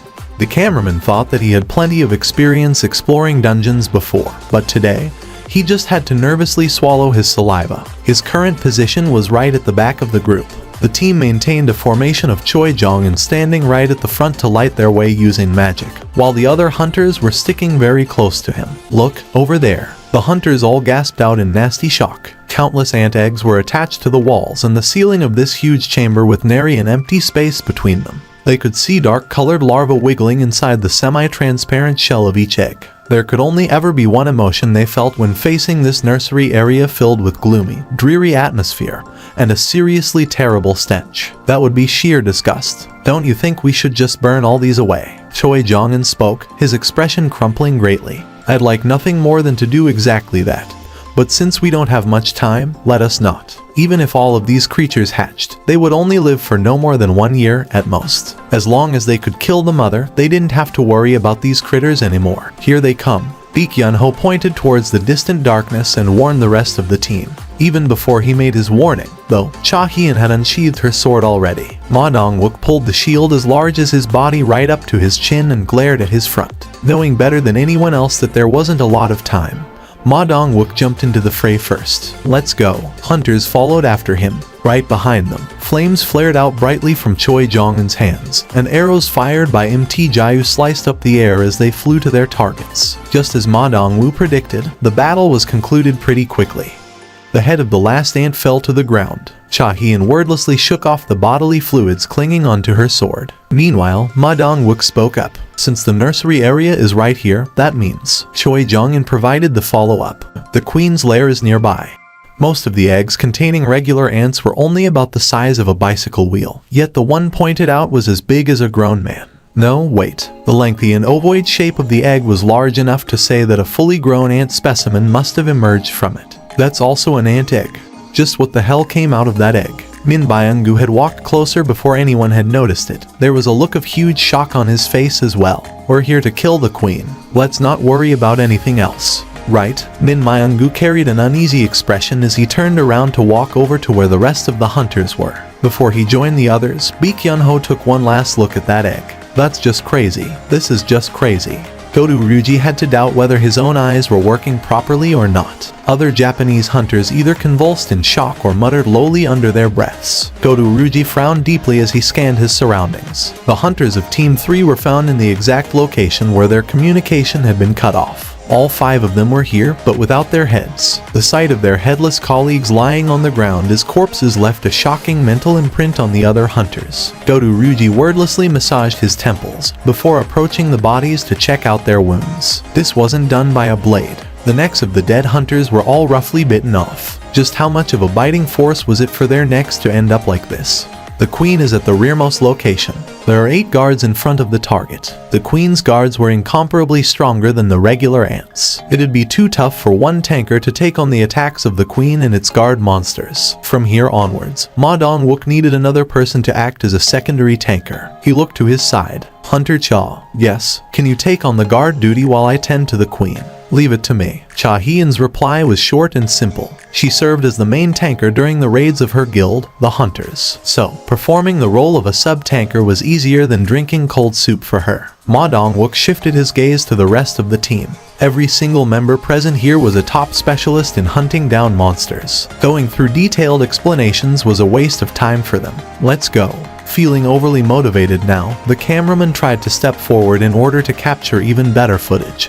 But then, Min Byung-gu standing next to him at the back of the group hurriedly yanked him back by his shoulder. At this absolute strength, the cameraman couldn't offer any resistance and spun around to face Min Byung-gu. His shoulder hurt so much that his mouth bobbed up and down all by itself. How can a healer be this strong? There was no time to get shocked, though. The cameraman was now facing Min Byung-gu, who carried a completely different expression to when he was busy cracking jokes during the ride in the helicopter. This here is a boss room of a rank S dungeon. No one here is responsible for your life, except yourself. If you understand, then stay at the back. The real thing is about to get started. The overflowing energy of a rank S hunter, even a healer, who was supposed to be the physically weakest out of all the hunter types, still could display an aura that easily overwhelmed a rank A hunter. That was the difference between a rank S and a rank A. Such monstrous beings were uniting together to start an intense battle. So what could a measly little rank A cameraman even achieve here? Grandpa, aren't you going to watch? Hunters are supposed to show up on screen today. Grandma, I don't care. Don't be like that now. The folks in TV said just now that they can really smash apart those ants today this time. So let's watch together. They all say the exact same thing all the bloody time. I told you, I don't care. An old grandpa turned away on his chair and concentrated on the newspaper instead.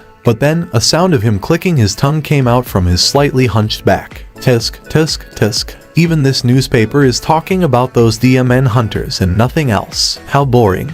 The old grandma cautiously closed shut the door to their bedroom as the grouchy voice of her husband continued to enter her ears. Only until 2 years ago, her husband used to hold so much interest towards all the news related to Jeju Island. He was also a big supporter of hunters, too. Their one and only child was taken from them by the ants of Jeju Island, after all. The despair that felt like their world was collapsing on them soon became deep hatred towards the ant monsters. Her husband donated a sizable amount of money to the Hunters Association whenever there was a subjugation operation taking place to cheer on the participating hunters. He failed to fall asleep because of nervousness on the nights leading up to the operation dates, too.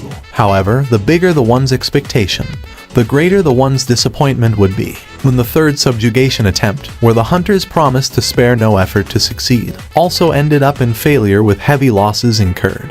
Her husband couldn't regain his wits for several days, looking all dazed and the like. After that, her husband stopped talking about hunters altogether. He stopped expecting and stopped hoping for a miracle from them. The terrifying-looking ant monsters began falling one by one from the fierce attacks of the hunters. And whenever that happened, the roars and cheers of people shook and reverberated throughout the apartment building the grandma lived in. Only 4. There are only 4 more left. They have managed to defeat half of their numbers. Hearing that announcement, tears suddenly formed in the grandma's eyes. First of all, she was thankful towards these hunters who were risking their lives to protect other people. Secondly, she recalled the face of her son as the boy celebrated him getting hired by a large corporation located in Jeju Island. Only 2 more guards remain. As long as they can defeat these 2, they can start concentrating on the Ant Queen. It's not too long now from the successful completion of this raid. It was then, slam, the bedroom's door flew open and the grandpa hurriedly ran out, his face burning with emotions. Dear, even though grandma called out to him, grandpa didn't say anything.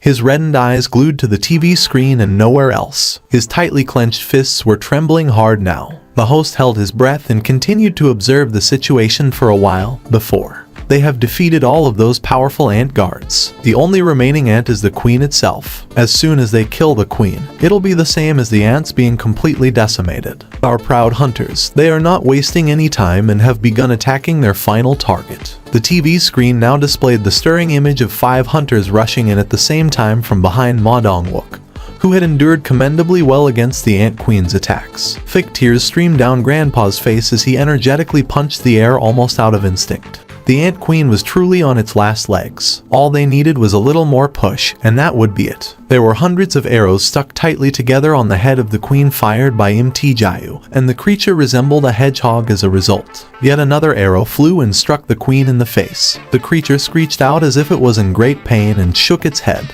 The queen quickly recovered its bearings and began spewing out poisonous acidic liquid throughout the boss room. Splash! It was such a wide-scale attack that several hunters failed to escape in time. Their skins began burning up into black charcoal, but their wounds were restored in full by Min Byung-gu's healing magic.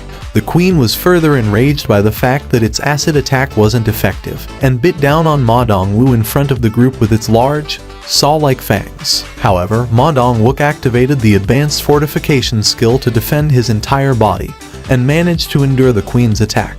Baek Yun-ho in his beast-type monster form, meanwhile, seized upon this chance and jumped up very quickly to rip out the queen's left fang with his bare hand, deftly landing back on the ground. Baek Yun-ho breathed heavily as certainty grew larger in his heart. The queen's finished. His extensive hunting experience told him so. But then, the queen suddenly raised its head high up in the air, and a screech that was so loud that it almost ruptured the hunter's eardrums reverberated throughout the entire ant tunnel. Baek Yun-ho's eyes shook hard. What was that? A roar of anger. Its death throes. No, it felt different from those. That screech sounded like a pleading call towards someone, something, which was still far away. It's calling for something. When his thought process reached there, he felt an unexplainable chill run down his spine. We need to stop that thing.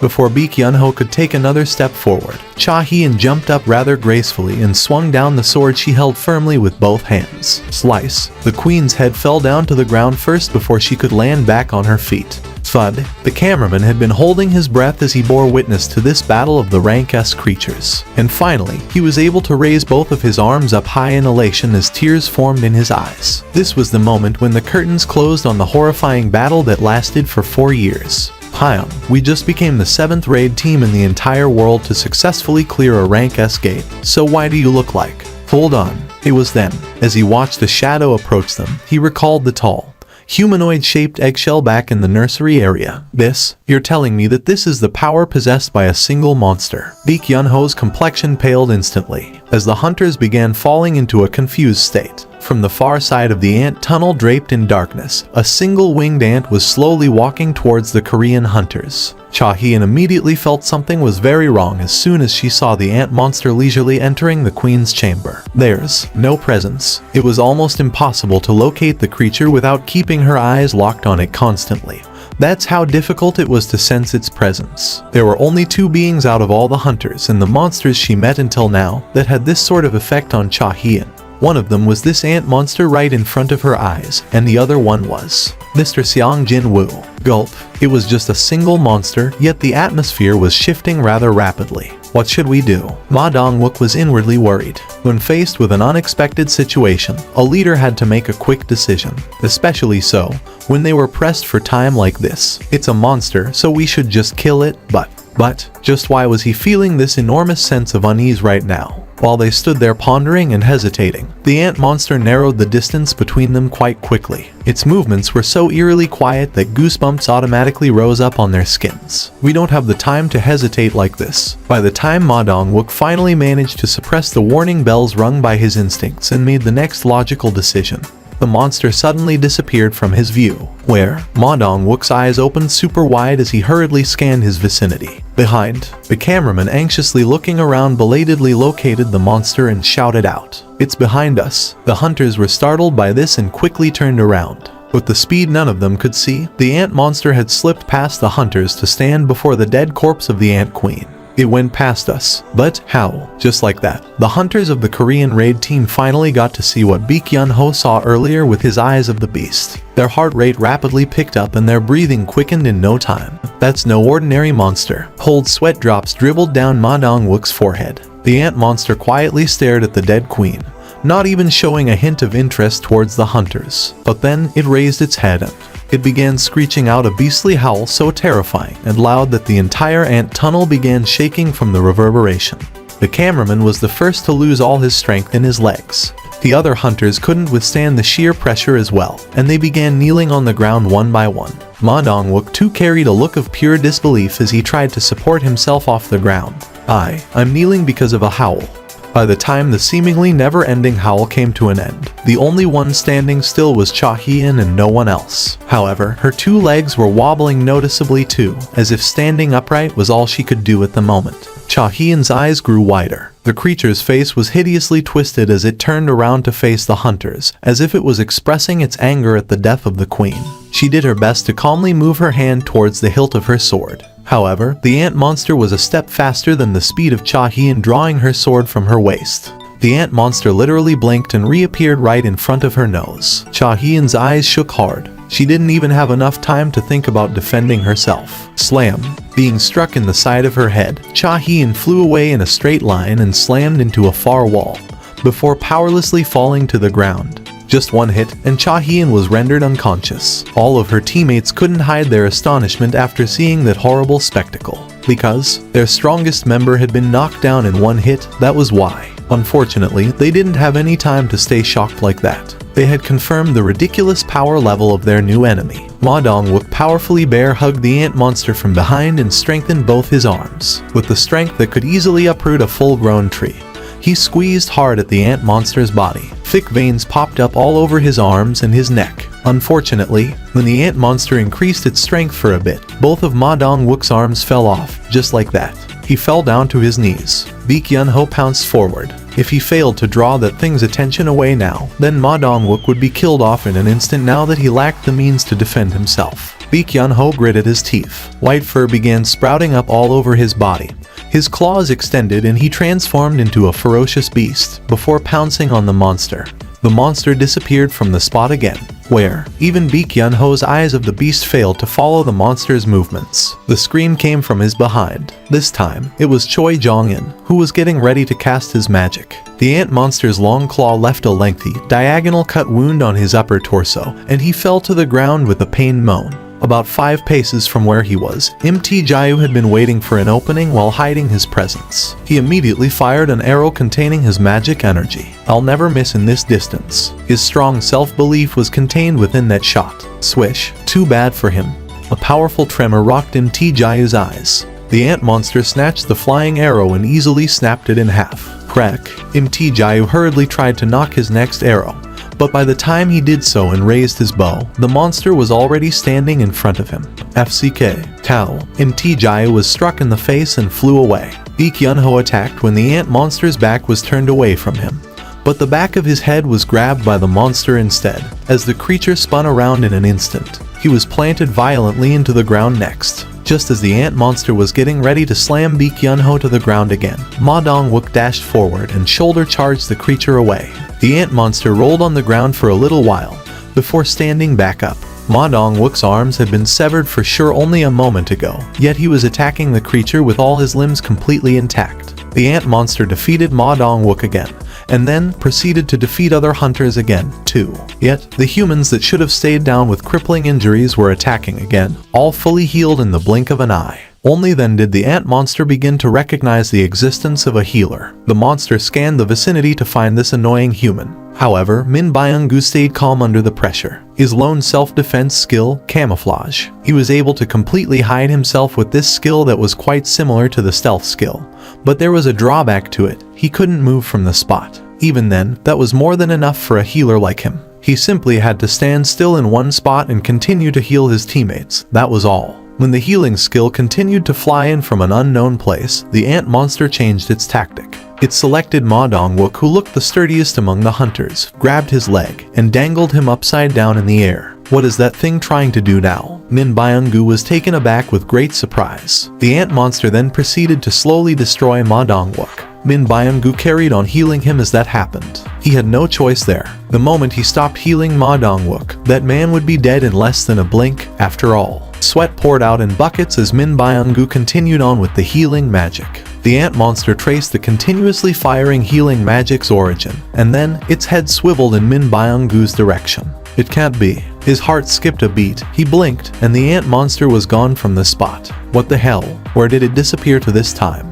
Byung-gu, Baek Yunho loudly yelled out. It happened, then. Stab. Blood sprayed out of Min Byung-gu. The pain of being burnt alive came from below, and he took a look down to see a huge hole in his stomach, and the ant monster's black arm emerging out of that hole. He raised his head in disbelief and met Baek Yunho's gaze. Min Byung-gu spoke in a faltering voice. Hyun, run, D Byung-gu. Baek Yunho tried to get up, but he couldn't put any strength to his wounded leg. The ant monster tore into Min Byung-gu's head. Baek Yunho staggered unsteadily and ran forward. The ant monster discarded the now headless body of Min Byung-gu and grabbed Baek Yunho by his neck. He struggled with all his might, but it was still insufficient to escape from the creature's incredible grip. Suddenly, the ant monster opened its mouth. Hyun, run, Hyun, run. Baek Yunho was freaked out of his skull, his brows shooting up real high in shock and terror. The ant monster was perfectly mimicking the speech pattern of Min Byung-gu. If one subtracted the off-putting crack in its voice, one might even mistake it as Min Byung-gu's. Even. Run, Hyun. The ant monster repeated the same words for a long time,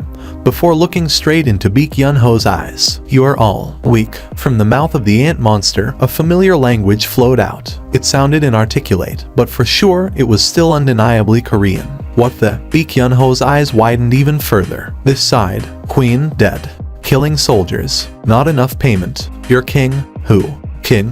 The ant monster strengthened its grip on Baek Yunho's neck. Your king? Where? Baek Yunho's brain kicked into gear. With the strongest person in the Korean team, Cha Hyun, still unconscious, he needed to find someone who could buy him and the rest of the group a little bit of time. And he immediately thought of the Japanese team that had abandoned the Koreans. More specifically, the strongest among the Japanese, Goto Ryuji. Outside. The ant monster raised its head up. It seemed to be searching for something, before speaking again in a satisfied tone of voice. There, a strong one. And then, it discarded Baek Yunho as if he was not even worth wasting time on, and disappeared from his sight in a scarcely believable speed. Baek Yunho lay on the ground and panted out heavily. He quickly took a look around him. This wasn't the time for this. Before the thing comes back, they needed to get out of here. However, while they were engaged in the battle against that ridiculously overpowered monster, the swarm of ants had returned to the ant tunnel, and were slowly encroaching upon the queen's chamber now. Sir, I've been told that we'll be the last to withdraw. The hunter receiving the transmission from the operations center relayed the message. Goto Ryuji nodded his head and turned in the direction of the coast. This way. Goto Ryuji didn't get to finish his sentence. Swish, because an ant monster suddenly appeared out of nowhere and was now standing before his group.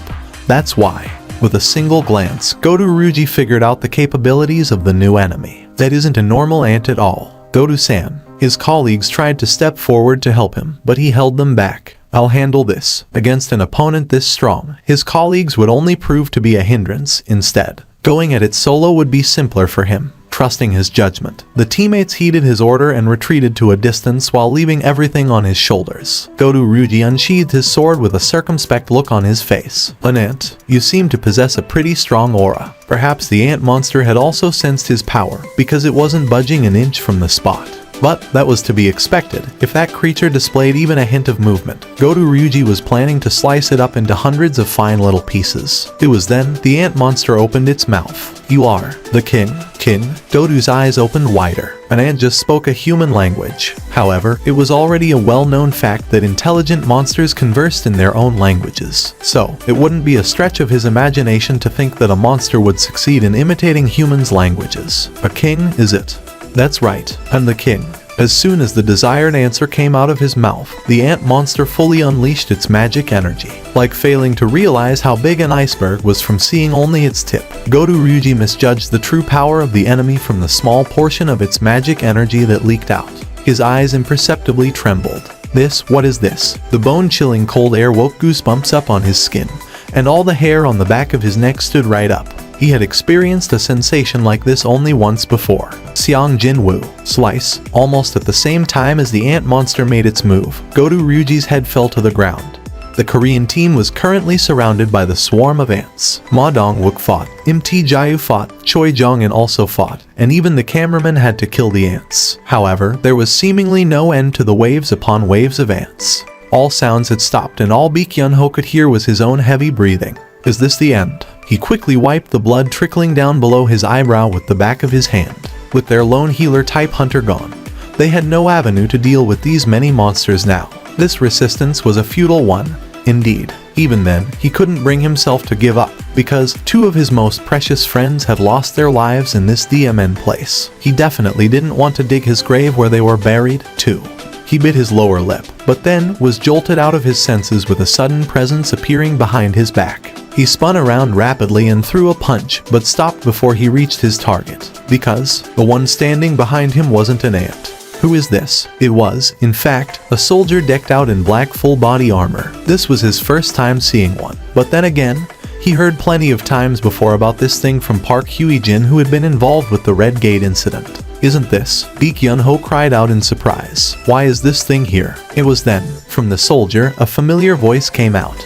Exchange. Just what kind of a calamity was this? The TV station's situation room used to be enveloped in the celebratory mood, but now, everything felt somber and dreary like a funeral. The live broadcast showing up on the viewers' TVs suddenly got cut off with the entrance of a strange, winged ant monster. Understandably, they began flooding the station with phone calls of angry complaints and urgent inquiries. One of the employees walked over to the station's director and cautiously made his report. "Sir, our communication network is about to collapse from all the calls made by the irate viewers." The station's director raised his head. "So what? Are you suggesting that we should broadcast live the scenes of our hunters getting ripped to shreds by a single ant monster?" The broadcast got cut off just as the hunters were getting one-sidedly beaten up by that mysterious ant monster. It was understandable that the curiosity of the viewers would skyrocket. However, that didn't mean they could broadcast the scenes of Hunter Ma Dong-wook getting tortured, nor the moment that Hunter Min Byung-gu got devoured. The director buried his face in his hands and let out a helpless moan.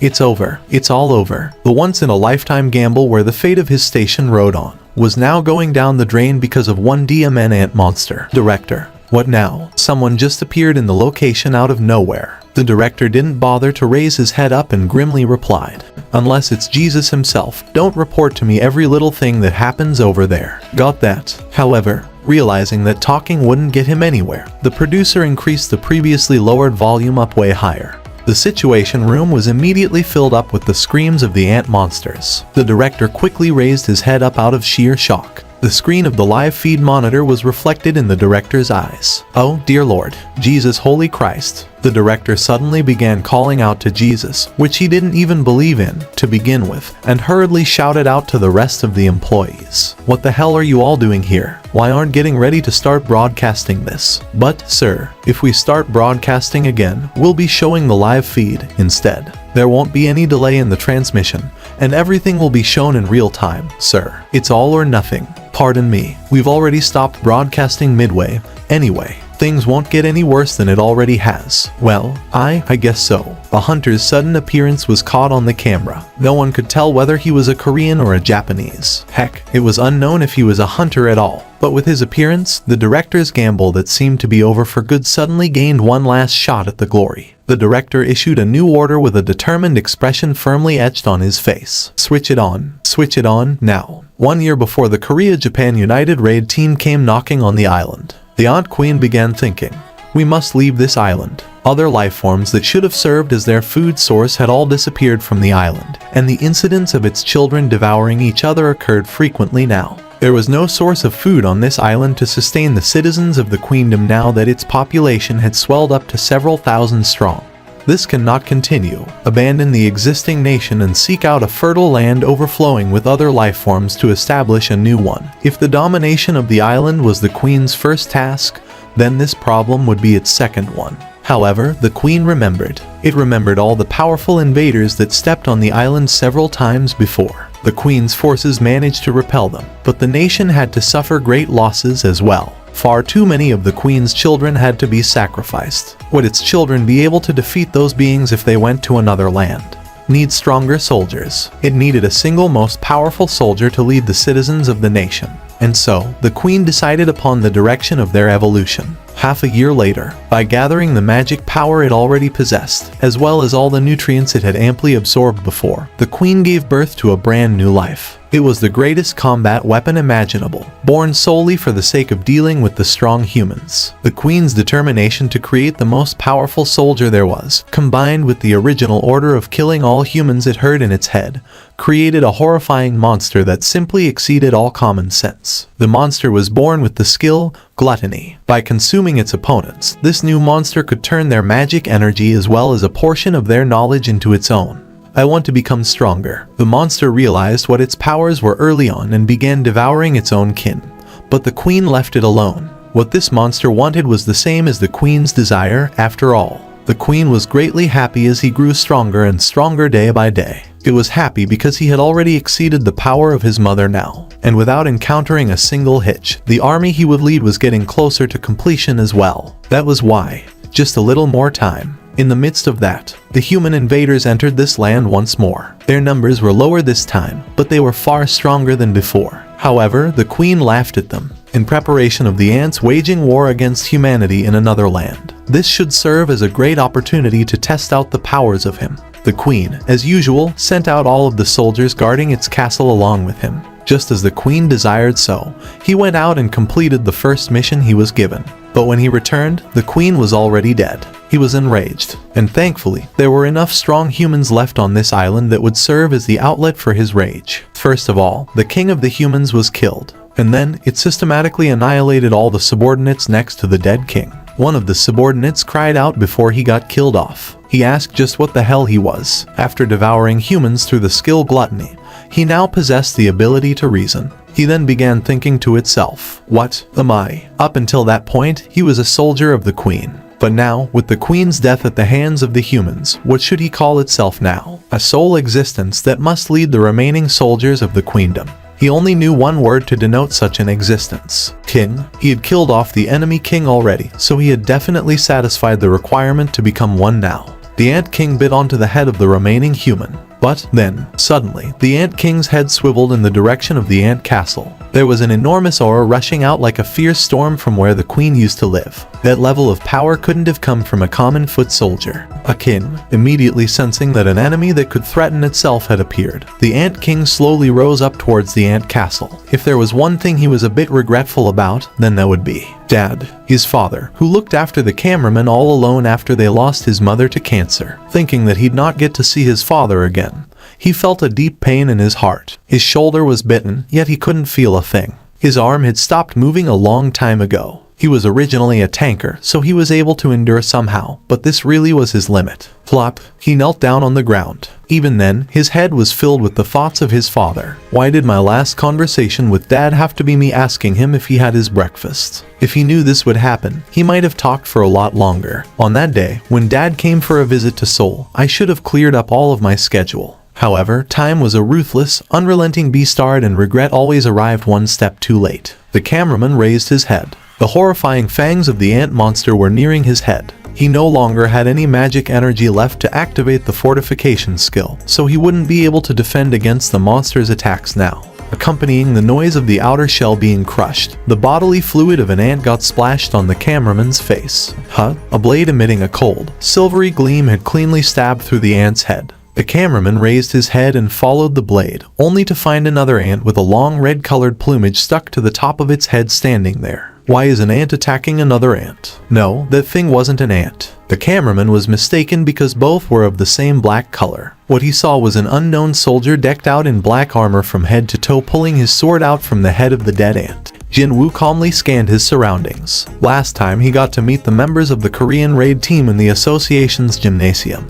He had inserted one of the shadow soldiers in Baek Yun-ho's shadow, just in case. What a relief it was that he did that. It seemed that what he'd been watching wasn't a live broadcast, as the situation here was far worse than the stuff shown on the TV screen before it got cut off. He managed to save the weakest of the lot, the cameraman, first, but the other rank S hunters were still surrounded by countless ant monsters. What should I do now? The quickest way to deal with this situation would be to summon fangs out and sweep these pesky ants away in one go with his trademark pillar of flames. But if Jin-woo did that, he couldn't guarantee the safety of the rank S hunters, so he needed another solution here. Jin-woo quickly made his decision and turned his head towards Iron. Iron tapped his chest in a manly manner as if to say, "Leave it to me." He then strode forward, his large frame shaking to and fro, before opening his shoulders wide to roar out at the top of his lungs. The effect of that was rather amazing. The ants attacking the hunters all snapped their heads towards Iron's direction simultaneously, and soon they all rushed over. Nice work. Jin-woo lightly tapped Iron on his back and summoned the 2 short swords he got as rewards after killing the Demon King. The Demon King's short sword. The pair of short swords with a blue tinge to their blades gleamed threateningly under the light magic's glare. When hundreds of ant monsters screeched out and pounced at the same time, his entire view was dyed jet black in an instant. Jin-woo began gripping the hilts of the short swords even harder, and then he vanished from view. Soon, ants collided with the soldiers in a bloody battle to the finish. In the meantime, Baek Yun-ho, whose status was still better than everyone else, managed to move the injured hunters to a safe corner. Thankfully, they were all still alive. The cameraman joined soon afterwards and helped Baek Yun-ho out. Because Jin-woo, or more specifically, Jin-woo's summoned creature, attracted the aggro of all the ants present here, he was able to safely finish this task. Ma Dong-wook was leaning against the wall, his breathing rough and irregular. He then grabbed the arm of Baek Yun-ho, who brought him here, and asked, "What's going on? Who's fighting?" Ma Dong-wook's eyes were unfocused. His eyes were injured and he couldn't see properly. Baek Yun-ho placed his hand on Ma Dong-wook's hand. "Instructor Ma, it's fine now. Everything will be fine." He then shifted his gaze over to Jin-woo. Other people may not have known it yet, but Baek Yun-ho had a rough idea already on how powerful Seong Jin-woo was in reality. Baek Yun-ho might have been greatly flustered when the black soldier suddenly vanished, only to be replaced by the youth.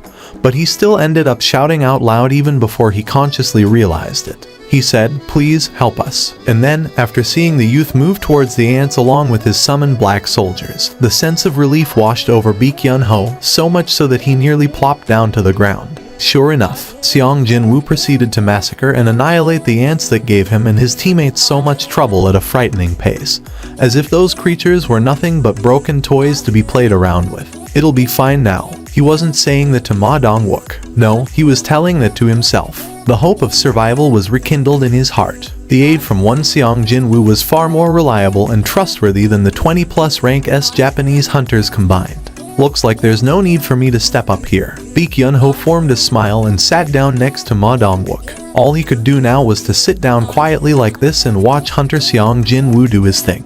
Should I increase my speed a bit more? Glance. Jin-woo sneaked a glance at the floor, and he immediately issued an order to the puffs of black smoke rising up from the corpses of the countless ants. "Rise up." The cameraman felt a creeping chill crawl all over his skin. Wow, what's the meaning of this? What was about to happen here? He was deep inside a cave where breezes shouldn't exist, yet this eerily chilly air inexplicably brushed past his back.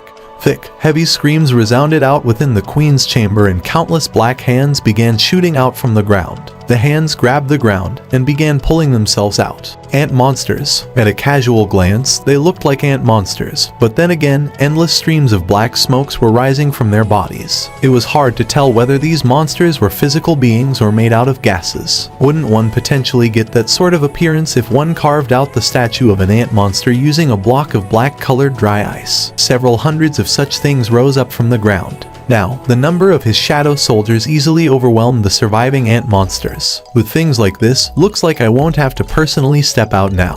Jinwoo stored the Demon King's short swords back to his inventory, and then issued the very first order to his new soldiers. Don't leave any one of them alive. Inside the office of the Hunter Association's president, Go-Gun Huey hurriedly lifted his hand off the crushed armrest. His private doctor sitting next to him turned to look at him. Association President. It seems that I got overexcited just now. He unconsciously gripped too tight, and this happened. However, how could he not get excited by the scenes he was seeing right now? Indeed, watching Jinwoo's performance playing out on the giant screen made his emotions well up without him even realizing it. If only his body permitted it, he'd have gone there to fight alongside, too. Getting overexcited is not good for your body, sir. Go-Gun Huey nodded his head. There was only one reason why he, as the association president, wasn't present in the Mission Control Center. Didn't matter whether this subjugation operation ended as a success or a failure. There was a potential risk that he'd strain his heart simply by being there.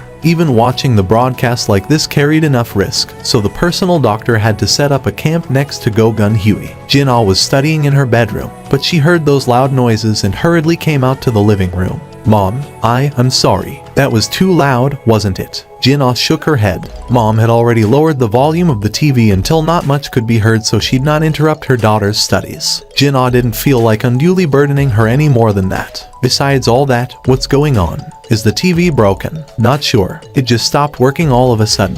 Where's Appa? He's right, H. Mom turned around to look, only to gasp out in surprise. Oh my, where did he go? But he was here only about a second ago. Jin-Ah tilted her head and opened Jinwoo's bedroom door. Appa, it wasn't even in the bathroom, either. Jin-Ah proceeded to scour the entirety of the apartment before turning around towards her mom. What were you watching together just now? The Jeju Island raid.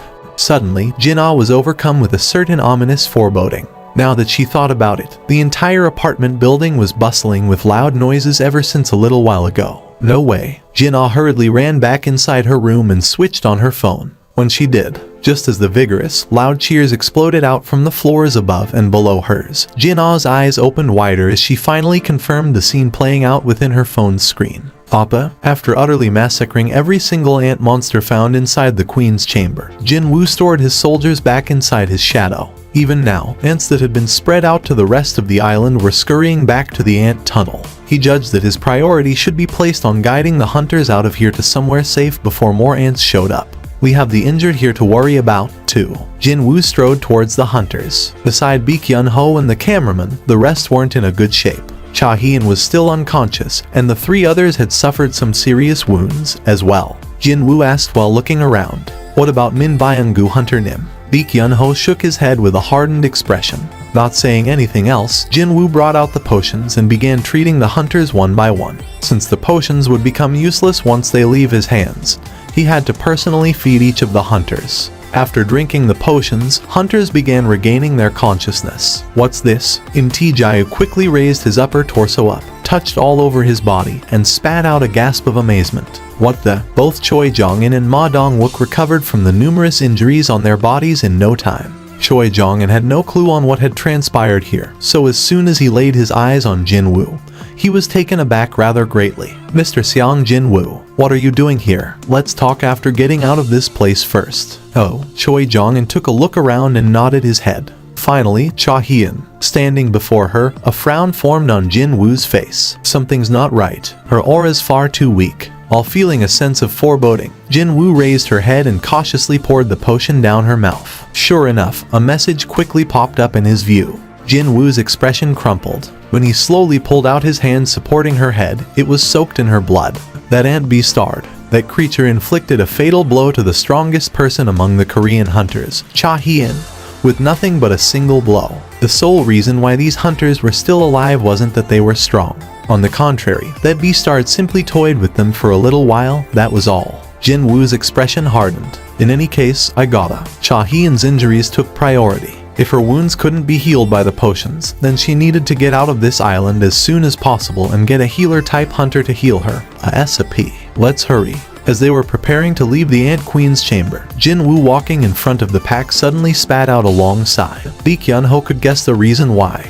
So that's the one. Jin-Woo instantly recognized the Ant King. And likewise, the Ant King recognized Jin-Woo as well. Taking its time, the Ant King slowly walked over to him. A human, you seem to possess a pretty strong aura. It even imitated Goto Ryuji's speech pattern.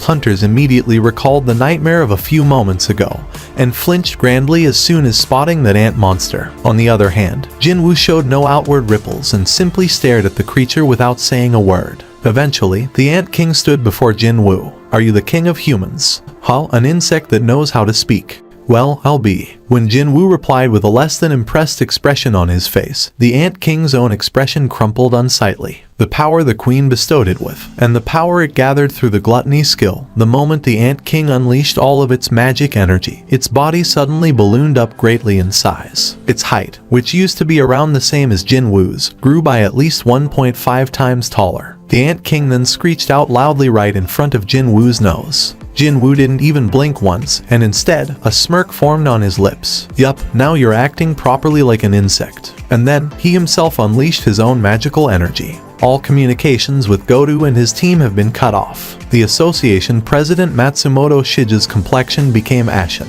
Would you like to hear the last communication, sir? An ant. You seem to possess a pretty strong aura. You are the king. That's right, I'm the king. Goto-san. Beep, that's where the communication ends, sir. An ant monster using a human language, and Goto Ryuji was killed by that thing. Such an eventuality was not within his calculations. He and his compatriots had definitely planned everything out, and made preparations for every eventuality, so why? Where is the monster that? No, where is the talking monster right now? He couldn't bring himself to say the words the monster that killed Goto Ryuji. It's disappeared, sir. What do you mean, disappeared? It was a creature capable of killing Goto Ryuji. So, how could the satellite equipped with the magic energy detection camera keeping a close eye on Jeju Island not pick up on such a powerful monster? The employee seemed to have figured out what his boss was about to say, and he pointed at the monitor once more. We found it. The beast art has reappeared again. Matsumoto Shige's eyes shot open wider. Where is the creature? It's inside the Ant Queen's chamber, sir.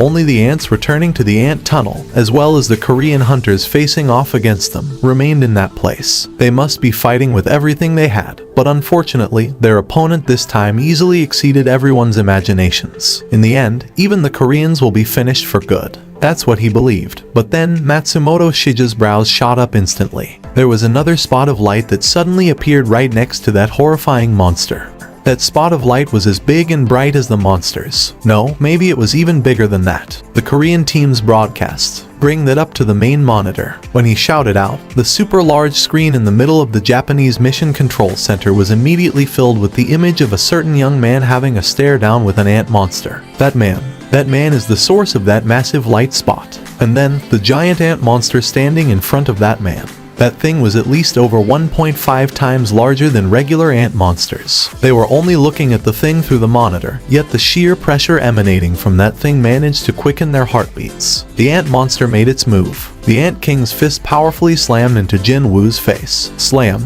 Jin-Woo's back nearly bent backwards, but he stomped down and withstood the hit.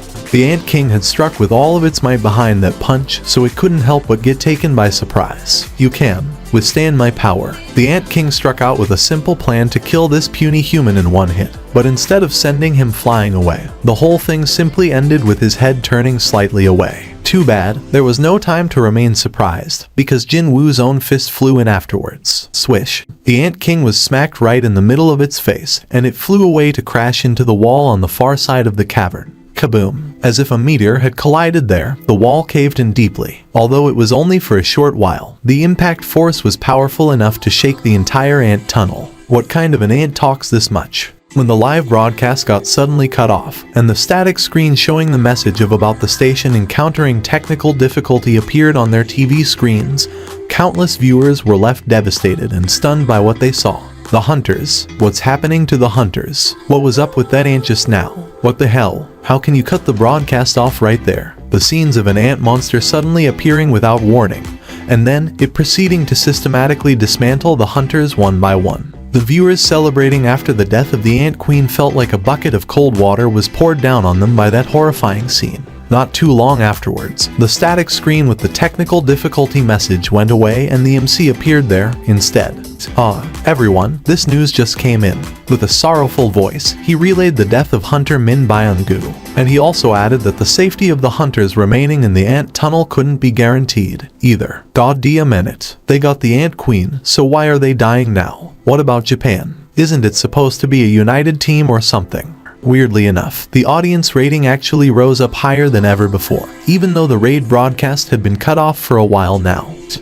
The MC's expression brightened considerably after receiving an urgent message. I just heard the news that an unknown hunter has appeared on the scene right at this moment. We will immediately recommence with the broadcast right away. Those words were more than enough to inject much-needed vitality into the fatigued eyes of the viewers staying put in front of their TV screens. Soon, the live feed was restored, and, what the heck, the viewers were greeted by the black soldiers filling up their TV screens, and they all shot up from their seats. They then saw those black soldiers fighting tooth and nail against the waves upon waves of ants flooding into the Ant Queen's chamber. The camera moved around to take in the unfolding events, before locking onto a single young man. He was too far away and it was hard to see what he looked like. The armored soldiers are apparently the creatures summoned by that hunter on your screen. Also, I just heard that most of the hunters are alive and safe as well. The viewers watching on with nervous tension all cried out in elation from that news. Gulp. The cameraman suppressed his agitation and swallowed his dry saliva. The reactions of other hunters weren't all that different either. While everyone was staring at Jinwoo with excited eyes, only Choi Jong-un began looking around in his vicinity, and he could see mountains of ant corpses. He initially thought that those were the result of the hunters working together while he was out cold. But now, having witnessed Jinwoo's power, his thoughts had changed. Could it be? Mr. Xiang Jinwoo alone was responsible for. After taking a rough count of the dead ants, Choi Jong-un's eyes began trembling non-stop. A beastly screech exploding out without warning caused his head to snap back. The Ant King extricated itself out of the wall and displayed its rage. The air within the Ant Queen's chamber was quivering noticeably. Jinwoo stared at the Ant King with a genuine surprise. The damage he dealt was far less than he thought. Is it because of the exoskeleton? The black, tough shell covering the entirety of that beastard, whatever that thing was, it had already exceeded being a normal organic matter. In that case, he'd use brute force to shatter that shell. The thing that could break one's armor wasn't a sword or a spear. No, it was a hammer. Jinwoo's shoulder and arm muscles expanded, thick veins bulging visibly on his skin. The air grew thicker and heavier as it descended all around him. Slam. The hunters watching from the sideline were all stupefied into silence. The shockwave from the collision of magic energy whenever Jinwoo and the Ant King exchanged blows rocked the ant tunnel itself. It was so severe that these top-ranked hunters, renowned for their mastery over wielding their magic energy, felt their innards tumble. Are you alright? I'm fine. The cameraman was only a rank A, but he still tried his best to suppress the contents of his stomach from rising up. He was even experiencing vertigo, too. Even then, even as his complexion paled greatly, he could still maintain his smile, all because slam, slam, slam. How can a lone hunter do that against such a monster? Because he saw a ray of hope. Hunter Xiang Jinwoo might be getting wounded from that exchange, but the outer shell of the Ant King was definitely being broken as well. The Ant King quickly sensed the changes taking place on the body that it felt so proud of. Its outer skin, most likely tougher and hardier than any known metal on this planet, began developing cracks all over the place. On the other hand, the enemy was easily withstanding the Ant King's attacks. It can't be. An impossible hypothesis quickly entered the Ant King's head.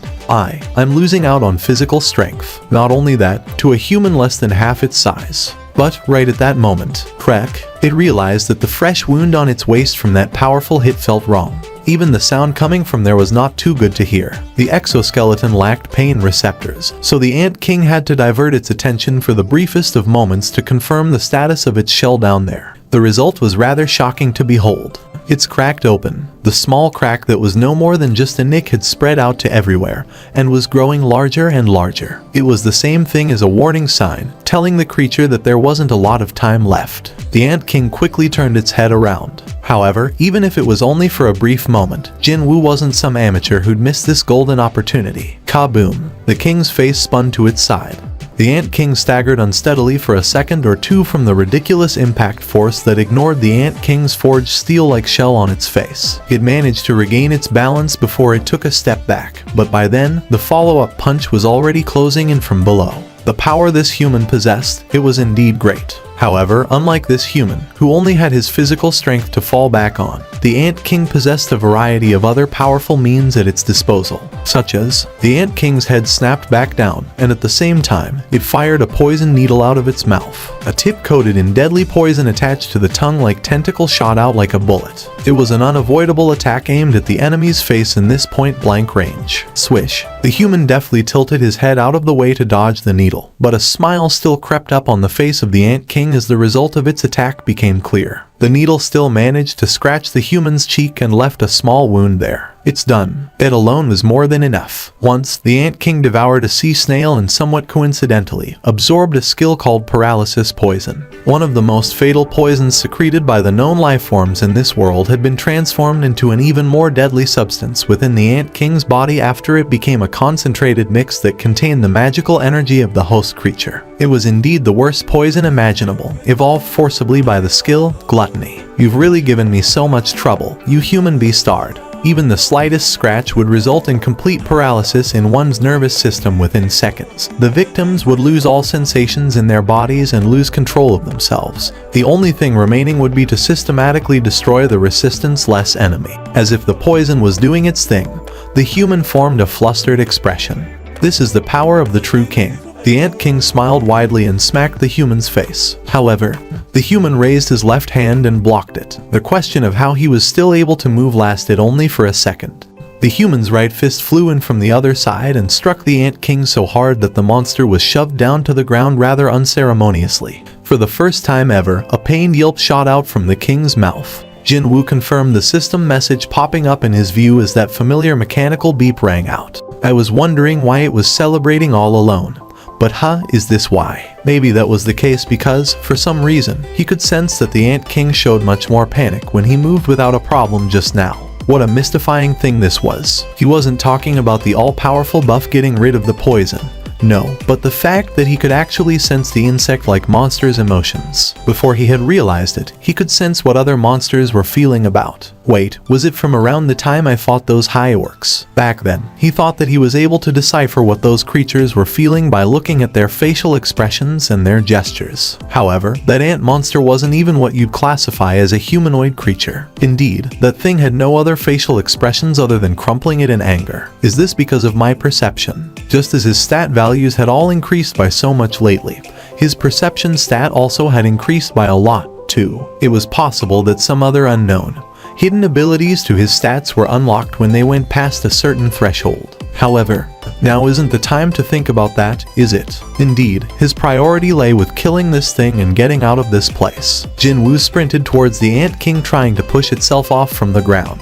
Just a little bit more now, he thought like so and closed the distance in the blink of an eye, before jumping up slightly in the air. And then, he kicked down. Qua boom. However, the Ant King had already vanished from the spot. Only the poor ground caved in from the impact. Where did it go? It disappeared. While the other hunters hurriedly searched for the Ant King, Jinwoo calmly looked above him. The monster was flying in the air using its wings. Well, I guess this is convenient. Jinwoo smirked to himself. What with him being able to sense the monster's fluctuating emotions, searching for its presence had become a step easier now. The emotion of confusion felt had changed to fear, before it changed once more to happiness. The Ant King had changed its strategy now. If that human's speciality is his strength, then there's no need to face him head on. The Ant King's true weapon was its speed. Even that foolish human who lied and said he was the king of humans couldn't even react to the Ant King's movements and lost his neck. From the onset, the reason why the creature wanted to use physical strength to suppress the human was a type of desire to show off its kingly powers. But, right now, the Ant King had decided to throw away that selfish reasoning and focus all of its being in this battle from now on. The enlarged body reverted back to its original size, while the claws in its hands grew even longer and sharper, like well-honed blades. Its claws. Jinwoo studied the changes taking place in the Ant King and realized that the creature would change how it attacked from here onwards. 2 short swords he summoned from the inventory landed in Jinwoo's hands. The airborne Ant King shot down towards Jinwoo. Its speed was incomparable to only a minute ago. Jinwoo focused his senses. Time slowed down, and every single movement the monster made entered his vision. In all honesty, Jinwoo felt most confident when it came down to the contest of speed. He easily deflected the Ant King's claw slashing down from above with his short sword. The follow-up attacks from the Ant King landing on the ground, as well as from Jinwoo spinning around, clashed violently. As they exchanged defense and defense countless times, the Ant King was now completely beset with unbridled shock. How can this be? The enemy was actually matching its speed. No, it wasn't only that. As the seconds ticked by, his movement speed was actually picking up as if his muscles had finally loosened up sufficiently enough. How can such a? The Ant King had been pushed back during the contest of raw strength, and now it was also being gradually pushed back in the contest of speed, too. Compared to the Demon King Baron, this monster's strength, speed, and abilities fell some ways behind. No, maybe it was on the same level as the dead Demon King, or even exceeded it in some regards. Unfortunately, the current Jinwoo wasn't the same as the Jinwoo of back then. Indeed, he had stepped up into a far higher realm with the rewards he had received after completing the Demon's Castle dungeon. Here's the fruit of all my labors. Jinwoo got to fully experience just how much his stats had grown through this particular opponent, along with the satisfaction derived from knowing that his stats had been greatly enhanced now. Even more stirring emotions welled up from deep inside his chest. When the Ant King took another step back, Jinwoo took 2 steps forward. And then, vital spot targeting. Jinwoo's skill stabbed straight into the Ant King's torso. The vital points targeting was a skill that inflicted additional damage if he had managed to stab the enemy's weak spots. With the monster's exoskeleton broken in several places, it was not an exaggeration to say that the creature's entire body was now the so-called weak spot. Violent Slash. Having unlocked a new skill, Jinwoo promptly used it. It was then, his short swords immediately sought out all of the Ant King's openings and, literally in the blink of an eye, slashed out dozens of times. The Ant King screamed out. As the creature writhed around in pain, Jinwoo swung his short sword once more and sliced off its arm. The monster's long, black-colored arm fell to the ground with a dull thud. By now, the Ant King lost all semblance of pride or desire for revenge, and hurriedly fled to the air. Its instinctive desire to survive overruled everything. Unfortunately for it, Jinwoo didn't allow for one moment of respite. I need to come up with something to overwhelm the enemy. Physical strength, speed, and even its hidden trump card, poison, all failed to work. It couldn't come up with anything. Did it not possess anything that was better than what that human possessed? Just before the despair set in, the Ant King finally arrived at the right answer. It recalled the one thing that it held an advantage in over the enemy, and that would be the head count. There was only one enemy, but the Ant King possessed thousands of soldiers. Indeed, didn't it have brave warriors waiting for its orders by the entrance of the chamber right this moment? The Ant King staggered back to its feet before pointing at Jinwoo with its one remaining arm. As if they were waiting for that rage-filled screech, the waves upon waves of ants began flooding into the chamber. Take this, human. The king continued to screech out. It was to restore its crushed pride, and also to rouse the fighting spirit of its countless soldiers, as well. And so, as it confidently glared at the impudent human, from that side, a black wave was rushing out now. Go. Jinwoo issued an order to his shadow soldiers. The sovereign's territory he had activated prior to the battle was still active. The shadow soldiers, enhanced a step further by this skill, marched towards the ants at a frightening speed. The loud footsteps reverberated throughout the ant tunnel. And then, you come out, too. Finally, Jinwoo summoned Fangs out, as well. As if it was feeling sheepish for being summoned all alone, Fangs looked around himself and scratched the back of his head. Jinwoo handed over the bead of avarice and warned him in no uncertain terms. Aim only at the ants, only at them. If even a single lick of flames land on the humans sitting over there, I will never summon you out ever again. Fangs enthusiastically nodded his head as if he was confident of doing exactly that. Soon, Fangs grew super large with the song of the giant and spewed out that enormous pillar of flames. Although he had seen that plenty enough times by now, Jinwoo couldn't help but feel impressed by the sight regardless. It's kinda like his flame pillar is getting bigger every day, isn't it? Was it because his level was also rising up? Only Jinwoo could come up with such a reaction since he had seen this spectacle before. But well, Other people were thinking of entirely different things. The hunters hiding in the far corner holding their breaths while witnessing the battle between Jinwoo and the Ant King could only gasp out in pure astonishment at the emergence of this new monster. A rather severe reaction also came out from their midst, too. T, that is his summon creature. What? That's a summon. Mt Jiu pointed at Fangs and raised his voice. As for the other hunters, no one could respond to him as their jaws were still resting on the ground at that moment. However, everyone was thinking of roughly the same thing. How could that thing be classified as a mere summon? From the way it looked, or the powers it possessed, that thing no longer looked like a simple summon creature, but a demon king that had descended to this earth. Whatever the case may have been, that totally nonsensical pillar of flames roasted the swarm of ants like there was no tomorrow. The Ant King began shuddering once more. These are that human soldiers. Less than 1 minute later, hundreds of the Ant King's soldiers were evaporated into ash and dust. It wasn't some metaphor, either. The ant monsters coming into contact with that strange pillar of flames really did evaporate where they stood. For the first time ever, the Ant King felt true terror towards another being for the first time in its life. It also sensed an unscalable wall. The Ant King finally learned that there was an enemy that couldn't be overcome, regardless of what power it tried to use. This was a complete defeat in every sense of the word. But how could such a thing be? It was born to fight against the strong humans, so why? That was its sole calling. It hurried with its growth for that purpose. It even absorbed humans' powers in order to facilitate that goal. But to think, it still couldn't win against this one human. The Ant King began shivering and turned around to run. It just had to run away far, far away from this human. At least in this very moment, the thoughts of its glorious kingdom and its soldiers had completely disappeared from the Ant King's head. Using the healing skill taken from one of the dead humans, the Ant King quickly regenerated its lost wing and took to the air again, even if it's only a little bit further away. But it happened then. Out of the blue, a powerful force pushed it down and planted the Ant King flat on the ground. It spat out a mouthful of bodily fluid. Having utilized the skill ruler's reach like a fly swatter, Jinwoo quickly walked over to where the downed Ant King was. I can't let this guy escape, obviously. It was a strong monster. He wanted to turn it into his shadow soldier no matter what. But in order to do that, killing it comes first. After discovering Jinwoo approaching it, the look of sheer terror filled up on the face of the Ant King, so much so that the creature looked almost pitiful to the onlookers. In the end, the Ant King began crawling on the ground to get away from him. That arrogant, dignified appearance it displayed back when it proceeded to toy around with the Korean hunters. It was now long gone. Now you look like a proper insect. Jinwoo closed in quickly, took aim at the back of the Ant King, and activated his skill, Vital Points Targeting, No Violent Slash. That brought up the message window. Jinwoo clenched his fist, but his celebrations lasted only for a short while. Seong Jinwoo Hunter Nim.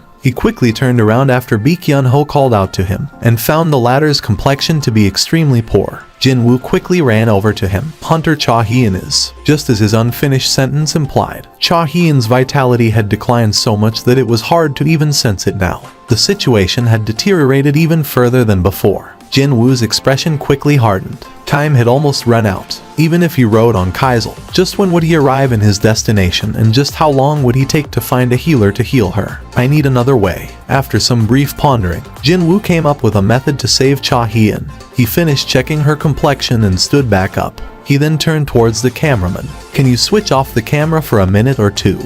The cameraman couldn't come to a decision here. Hunter Seong Jinwoo was indeed his savior. He'd gladly heed that man's request, especially when he was also saving the lives of others here, too. However, to ask me to switch the camera off, it wouldn't be an exaggeration to say that every South Korean citizen must be watching this broadcast right now. If you don't, I'll just break it. Hearing Jinwoo's icy tone of voice, the cameraman flinched grandly. If Hunter Seong Jinwoo decided to break the camera, then would the combined efforts of the hunters present here even be enough to stop him? The why no longer mattered as he was left with no choice in the matter anymore. I understand. Hold on. The cameraman removed the head-mounted camera and switched the device off. After confirming the power light of the camera was gone, Jinwoo took Cha Hyun back from Baekhyun-ho. I didn't want to scare the cameraman, but it couldn't be helped if he wanted to save Cha Hyun. Discovering something rather unexpected, the cameraman was the first one to gasp out in surprise. Other hunters also let a stunned gasp to leak out from their mouths, because the cold, headless body of Min Byung-gu was there. It was a gruesome sight to behold, where there was literally nothing above his neck area. The black smokes were rising up from the corpse, meaning it was possible to perform the shadow extraction on it. And, sure enough, the familiar mechanical beep and the system's message informed him in such a friendly way that what he wanted to do was, well, doable.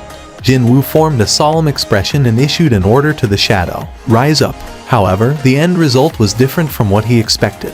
Confusion and anxiety began entering Jinwoo's expression. Was this because the skill level was too low compared to the target stat values? Or was it because he wasn't really feeling it with this particular shadow extraction? Jinwoo quickly shook off all distracting thoughts, and then spoke up once more, his voice now containing his will. Rise up. The desirable changes took place then. A low, heavy sound that could be described as either a victorious roar or a scream resounded out from the distance somewhere, and an eerie wind suddenly swept past everyone. The eyes of the hunters were shot open in shock as the creeping chill crawled down their spines. Oh my god, that isn't that. From Min Byung-gu's shadow, a black hand rose up. As if it didn't want to go back inside the shadow again, the black hand powerfully grabbed the ground. And then, it began pulling itself out from the darkness. How can this be? Baek Yunho felt as if his heart would explode from what he was seeing right now. Other people might not see it, but his eyes clearly captured everything. The moment a shadow was transformed into one of his soldiers, it would immediately form a mental link with Jinwoo. They would know what their sovereign wanted from them. Without needing any further orders, Min Byung-gu's shadow knelt down and began casting healing magic on Cha Hien. As soon as the warm rays of light escaped from the shadow soldier's hands, Cha Hien's pale complexion began recovering gradually. He can summon creatures using the powers of the deceased. Wouldn't he become stronger and stronger as the battle becomes fiercer? What a scary ability this is. I don't even know what to say anymore. To these hunters, having bore witness to Jinwoo's ability today, this revelation left different types of impressions. It was around then that Min Byung-gu's shadow stood back up. The treatment process must have been finished, because there was a hint of crimson color gently glowing on Hunter Cha Hien's face. Jinwoo guessed what kind of person Min Byung-gu must have been when he was still alive, from the gentle eyes of the shadow soldier looking back at him. Jinwoo slowly took his hand away from the shoulder, and then, extraction cancellation. With a slight smile on his lips, he let the shadow return to the abyss. No matter what, he didn't possess the right to lord over this man as one of his soldiers, when Min Byung-gu even sacrificed his life to fight against the monster threats. Indeed, he thought that such an act was not fitting for a fallen hero. After they safely got out from the ant tunnel, they found a helicopter hovering in the air, having arrived in their location just now with an exquisite sense of timing. There they are. Hunters are coming out. Yes, well done. The helicopter carefully descended and landed on the ground after its occupants discovered the exact location of the hunters. The tired hunters entered the vehicle one by one until only 2 people remained. They were Jinwoo and Baek Yunho. What are you doing? Seong Jinwoo Hunter Nim. I still have some unfinished business to take care of on this island. Hearing that, Baek Yunho could only smirk softly. There were still plenty of ant monsters that had escaped death roaming around on the Jeju island. If some other people said that they wanted to remain here, then Baek Yunho would have questioned their sanity. But the man in front of his eyes was definitely not included in that group. To fight monsters, you needed a monster. Baek Yunho thought that he wouldn't get surprised anymore regardless of what Jinwoo was planning to do on this island. And so, the 6 warriors and 1 cameraman who had bravely fought on finally left the island of Jeju. Their fight was over. However, it was merely another beginning for Jinwoo. Jinwoo formed a deep smile and summoned Kaisel out, the eastern United States. The video clip finally finished playing on the phone. The footage of a raid taking place in a small nation to the far east left a pretty hefty mental shock to David Brennan, the director of America's Hunter Bureau. What do you think? The deputy director cautiously asked his boss, and the director was quick with his reply. Never mind what I think. Aren't you here in these early hours because you already know what I'm about to say? Am I right? That was indeed true. It was already an uncommon occurrence for the director of the mighty Hunter Bureau and his deputy to have a meeting at 4 in the morning. But then, their meeting place also happened to be the kitchen of the director's private residence, as well. Exactly 3 cigarettes later, the director quietly opened his mouth. What a waste of talent to be confined in a small country like South Korea. I agree. What do we know about him? The deputy director readily brought out a file containing all the pertinent information related to Seong Jinwoo. The director scanned the files and formed a satisfied smile. Very good. It had been less than an hour since the raid came to an end on the island of Jeju in the country far, far east. Yet the related data was already in his hands. Not only that, the file contained everything from that hunter's type as well as his close associates and relatives, too. Now, this was the power of the United States, the hunter superpower in the world, the Seong Il-Hwan incident. An existence that could either be a human or a monster in disguise exited from a dungeon and claimed that he was a Korean hunter. The data compiled back then still remained in the database of the Hunter Bureau. In the current situation where no other nation even knew what his name was, with the exception of South Korea, of course, the Americans were able to get 2 steps ahead of everyone else. God bless America. Indeed, if this wasn't the heavens helping them out, then what was? Taking away 2 rank S hunters from a single country. That'd be akin to declaring that we are turning our backs on that particular nation. South Korea and America had been allied nations for a very long time. What the director was implying here was that the impact of this matter would mushroom into something rather substantial in the near future. However, the deputy replied with a confident tone of voice. Even still, don't you think he's a talent worth all that trouble?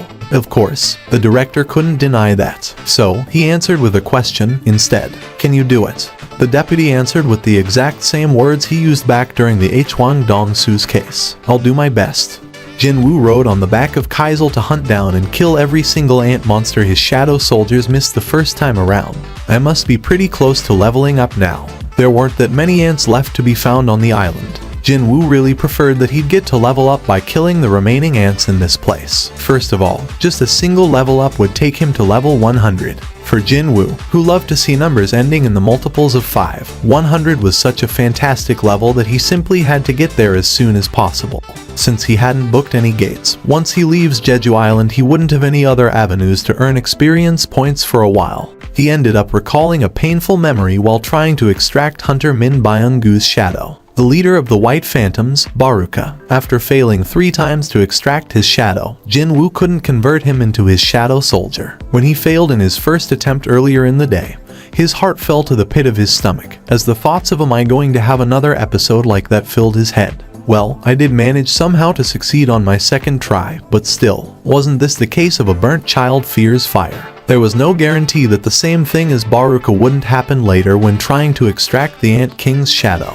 That guy's stat values were so high that comparing Hunter Min Byung-gu to that monster was a time-wasting gesture. Even if it was by a small margin, Jin-woo wanted to increase his odds of successfully extracting that guy's shadow by raising his level. He was sure that, although there was only 1 level difference, it would definitely help out his cause. Jin-woo's expression brightened greatly as soon as he stepped inside the nursery area. There were countless eggs lining up the floor, pillars, and even the ceiling. Seeing that there were wiggling movements from underneath the semi-transparent shells, these things were definitely monsters, too. Not sure how much experience points I will get here, but then again, with this many monsters here, he was sure of making up for the lacking amount of experience points. Boom. Jin-woo noticed that his boys were breaking out in buckets of sweat, and summoned the Demon King's longsword out from the inventory. Should I have a go with this one? Every time he moved this cool-looking blue-colored longsword, arcs of electricity crackled up from the blade itself. He had stored it inside the inventory after defeating the Demon King Baron back in the Demon's Castle.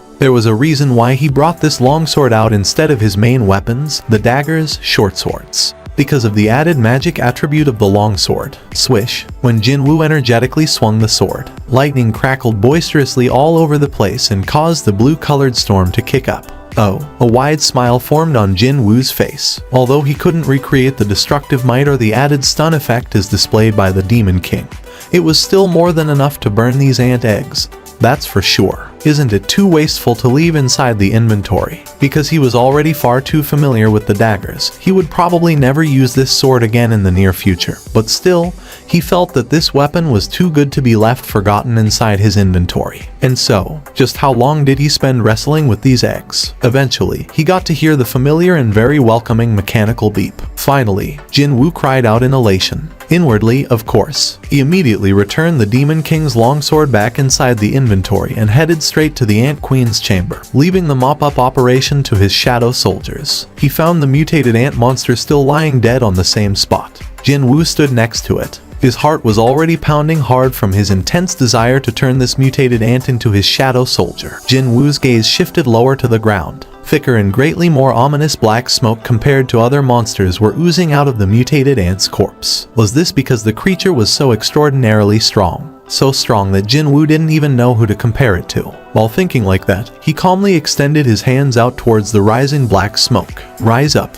The surroundings became completely dark. He'd still be able to see around him thanks to his perception stat if there had been a sliver, a trace of light coming in from somewhere. But this all-encompassing darkness didn't even permit that. It must have been a second or two later. The darkness lingered on only for a briefest of brief moments before receding away, to reveal the mutated ant standing right in front of his eyes. Jinwoo flinched grandly and took a step back. If it weren't for the system message saying shadow extraction was a success appearing almost at the same time, he might have lashed out while thinking that the ant had come back to life or some such. Phew, that surprised me. Jinwoo spat out a sigh of relief. Now that he calmly took another look at the creature from a step away, it sure did look a bit different from when it was still alive. From its body, streams of black smoke were continuously rising up. So, this is that ant monster's shadow. He couldn't tell just how much of its original stats had changed, but at least, the ominous aura it gave off seemed to have gone up a few levels. Jinwoo stood before the ant's shadow. He could clearly feel its enormous magic energy reserve. The mutated ant becoming his soldier finally felt real to him now that he could stand right before the creature and sense its magical energy like this. He wanted to remain calm, but the corners of his lips continued to curl upwards. His heart was pounding away madly like a child who got his hands on a toy he so badly wished to own. Soon, the shadow's information popped up in his view. Commander grade. Jinwoo began clenching his fists tightly after confirming its grade. A new one just made its appearance, which could only mean this guy possessed the kind of power that was on another realm compared to his other soldiers. Well, that's obvious when considering its original abilities while it was still alive. Just the name of the new grade alone implied that this soldier was not your average, common soldier. This was the fruit of his labor for having worked so hard to own this shadow. It was then. The shadow knelt down after meeting his gaze with Jinwoo's. Without a doubt, the absolute loyalty that affected all the other shadow soldiers also applied to this guy as well. Nice. Next stop, the Ant Queen. Jinwoo formed a satisfied smile and turned around. But then, oh my king. Jinwoo's steps came to an abrupt halt after he heard that voice coming from behind him. He never thought that he'd got scared that easily, but at least in this moment, he did feel like his heart had taken a nasty tumble down to the pit of his stomach. Please grant me a name. Although it sounded a little inarticulate, the ant's shadow was definitely speaking back to him. The helicopter containing the hunters headed straight back to the city of Seoul. The association president Go Gun-Hui had been anxiously waiting for their arrival, so when the helicopter landed on the landing pad located on the Hunters Association, he quickly went over personally and opened the vehicle's door. How is Cha-hee and Hunter Nim's condition? The gazes of the hunters all shifted towards where Cha-hee was. She still hadn't recovered her consciousness yet, and was lying on top of a blanket laid out on the helicopter's floor. Two Ranka healers, waiting just outside the landing pad, hurriedly sprinted forward as soon as Go Gun-Hui issued his order. But when they began checking out her condition, they exchanged puzzled glances with each other. What's going on? When Go Gun-Hui asked them, they answered almost at the same time. She's not injured anywhere. She's perfectly normal.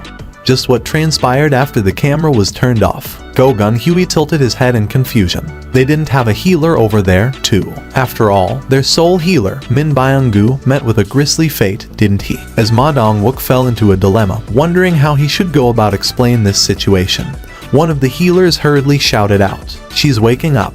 Everyone's attention was focused on her in an instant. Go Gun-Hui carefully sat down near her head and asked her, "Cha Hunter Nim, can you hear me?" Cha-heen slowly opened her eyes. "Where?" "You're inside the helicopter. Currently, it's landed on the Hunters Association, and we are planning to escort you to the hospital very soon." A hospital? Cha-heen briefly looked around her before taking a deep breath. The scent of Hunter Seong Jinwoo had permeated throughout her body. She stared at Go Gun-Hui with unfocused eyes. Did Seong Jinwoo Hunter Nim show up there? She was supposed to be unconscious all this time, so when she mentioned Seong Jinwoo's name, other hunters were all inwardly taken by surprise. Instead of a verbal answer, Go Gun-Hui slowly nodded his head. A thin smile formed on Cha-heen's face. "I knew it. It wasn't a dream." Cha-heen had briefly woken up, but she fell back into a deep slumber again.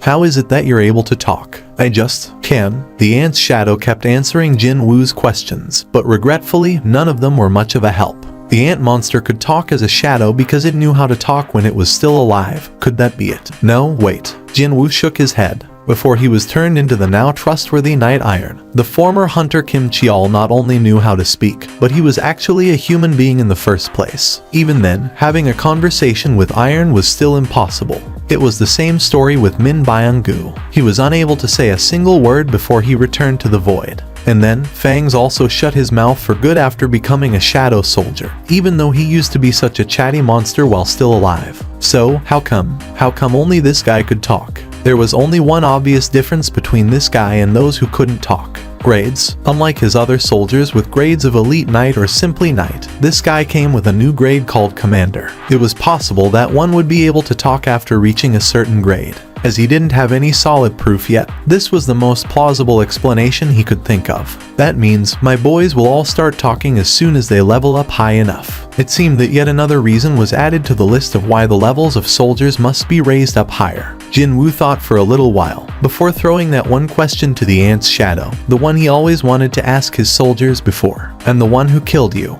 Yet, you still wish to serve me. A completely unexpected reply came from the ant's shadow. I didn't die, but, through the power of my liege, I am reborn. The shadow then raised his head, and while meeting Jin-woo's gaze, it continued on. Within me, elation overflows. I shall follow my liege for eternity. Bah dump. Why did it happen? Was it because he felt the shadow's true feelings? Jin-woo's heart pounded powerfully right at that moment when the ant's shadow swore his eternal loyalty. He placed his hand on his chest to somehow calm his wildly beating heart. It quickly regained its usual calmness. It was then the ant's shadow lowered his head again and pleaded with Jin-woo once more. Oh, my king, please grant me a name. The talk had reverted back to the beginning. This sure came across as a rather different experience to Jin-woo now that he was hearing the plea of the subject directly from itself, rather than from some prompts of the system. A name.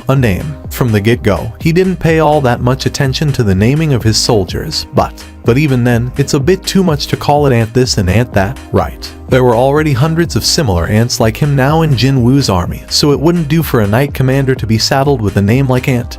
Now would it? That was why. Jin-woo pondered for a little while, before a smirk formed on his face. Baru. He recalled the name of an author who became famous through the novel called Ants. He readily made up his mind after only thinking about it for a very short time. Your name will now be Baru. After Jin-woo granted him the new name, Baru lowered his already lowered head even further to the ground as if he was truly moved by the gesture. I am grateful, my liege. The information floating above Baru's head had already been amended by then. Commander grade. It's done. Feeling genuinely pleased with his choice of the name, Jin-woo turned towards the queen's corpse. Now, it really was the turn of the queen to get her shadow extracted.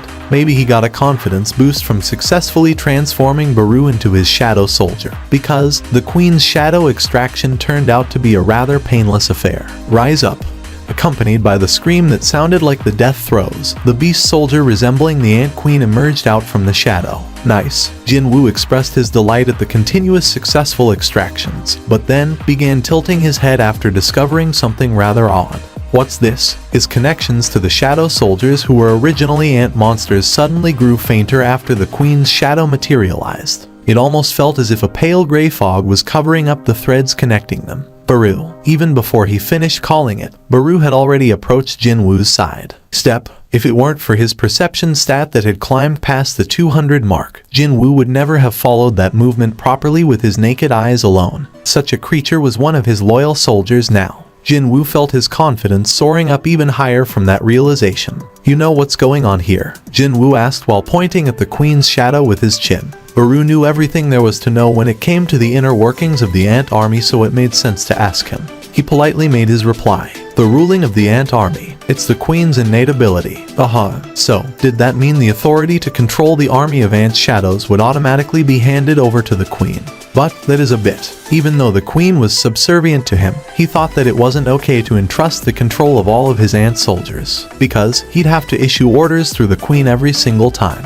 Jin-woo scratched his chin for a bit, before asking Baru again. Okay, what about the reason for the decrease in the queen's magic energy? Most of the queen's magic energy is for propagation. Propagation is impossible without a body, that is why. Jin-woo cut him off there. That's why it only has half of its original magic power. That is correct, my liege. By piecing together what Baru had said, the queen didn't seem to have much of a use for Jin-woo. After a short deliberation later, he decided to cancel the summoning altogether. He didn't have any reason whatsoever to keep around a subordinate who had no use but only continued to drain his limited resources. Now did he? The queen's shadow instantly became smoke and scattered in the air. His shadow was now packed to the brim with soldiers, so the only things remaining here are the magic crystals. Jin-woo took a look around him. Top-grade magic crystals only seen within rank S gates were rolling on the floor like common pebbles. Since there was no one watching here, and he was the one who killed the majority of them, he could have swept them all up if he wanted to do so. However, Jin-woo gave up on that idea.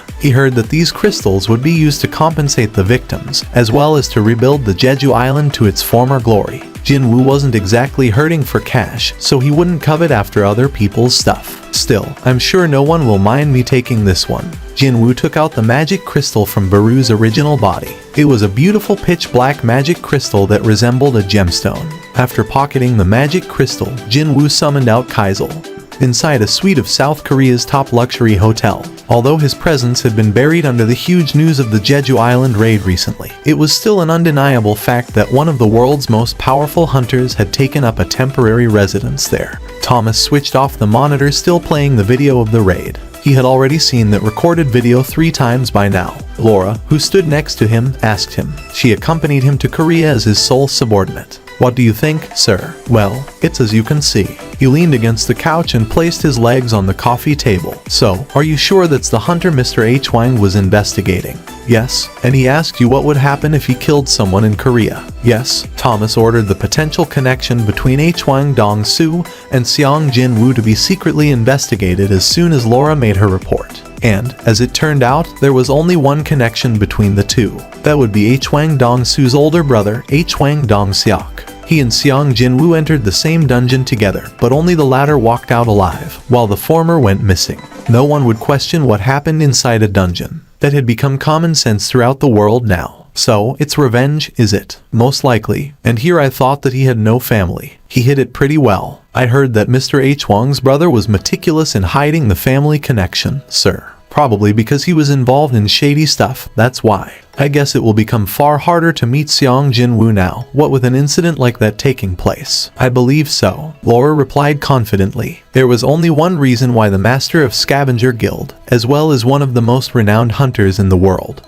Thomas, gave himself some time off and came to this small nation, and that was to meet Seong Jin-woo. More specifically, he wanted to find out what might happen if Mr. H. Wang did get to have a go with Seong Jin-woo for real. What if, even after we did all this, the two of them end up fighting? What will you do then, sir? Laura, don't you know me? Thomas grinned deeply. Mr. H. Wang is Scavenger Guild's asset, and Scavenger is my property. I will never forgive anyone who dares to touch my property, even if that's the American government itself. One person's power equaled that of an entire country. His name was Thomas Andre, one of only 5 in the entire world. This was the confidence that only a special authority rank hunter, an international powerhouse, could possess. Military personnel and hunters landed on Jeju Island to recover the remains of Hunter Min Byung-gu. They were from the Yeongnam District's guild, the Night Order. The master of the Night Order Guild, Park Jong-soo, had to doubt his own eyes, because there was a good-looking foreign man leisurely strolling out of the ant tunnel's entrance at that very moment. But that was just impossible. The ants being completely wiped out should still be a top secret, so how could this be? I ask you who you are. Why are you coming out from there? It was unknown whether the foreigner didn't understand a single word coming out of his mouth or wasn't planning to answer in the first place. No, that man just stood there, smiling brightly. Jeong Yun-ti always had been the act first, talk later type of a guy. But even he had to take a step back and cautiously observe his surroundings after sensing the ominous aura. Unfortunately, soldiers didn't possess the hunter-like sensory perception. They belatedly discovered the foreigner's presence and hurriedly raised their firearms. Park Jong-soo quickly dissuaded them, fearing that they might end up inadvertently killing someone. He couldn't understand the language being spoken here. It wasn't that he had never heard of it, but more like it didn't even originate from Earth, to begin with, judging from the way that man sounded and how he enunciated the words. What is he saying? One could sometimes meet intelligent monsters in higher ranked dungeons. What that man said sounded almost like the language spoken by those creatures. Which means, is that, snap, Like puppets with their strings cut, the soldiers and hunters all collapsed to the ground along with the sound of a crisp finger snap. That mysterious man wasn't responsible for this event. He looked behind him and testily spoke up. "What do you think you're doing?" There was a short-statured middle-aged man standing behind him now. "There's no need to make a commotion here. I just put them all to sleep." The middle-aged man also wasn't speaking in the language of humans. "Did you confirm it?" The mysterious man nodded his head. "It's definitely his power." "How strange." The middle-aged man's gaze now shifted over to the collapsed hunters. "Why is he helping out these humans? Who knows what he is thinking?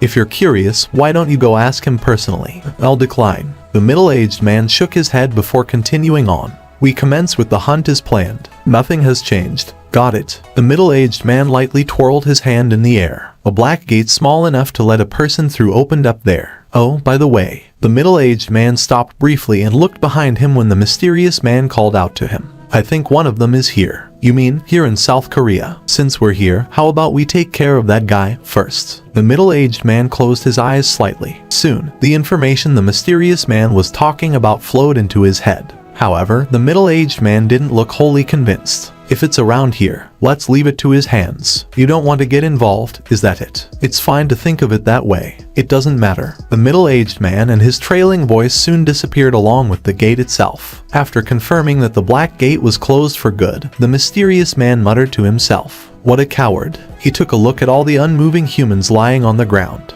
They were only knocked out for a little while and should regain their consciousness soon enough. The man snorted derisively and extended his hand towards the humans. However, he quietly withdrew his hand. "Well, there's no need to raise a commotion." He also entered a small gate and disappeared from the spot as well. The key he found inside the cursed random box was shining brightly as if to remind him of where it had been hiding all along. Rarity. Type, key. You have met the required condition. A key allowing you entry into the Karutenen temple. It can be used at the designated gate. The location of the designated gate will be revealed after the predetermined time has been reached. Remaining time, 417,652. The item information he couldn't see before was now filling up his view. Karutenen Temple. Jin Woo began tilting his head in confusion. What was going on here? He was pretty certain that he had never heard of that name before. So how come it sounded so familiar to him? No, hold on. I have heard of it before. He carefully combed through the maze of his memories until he finally recalled what he was searching for,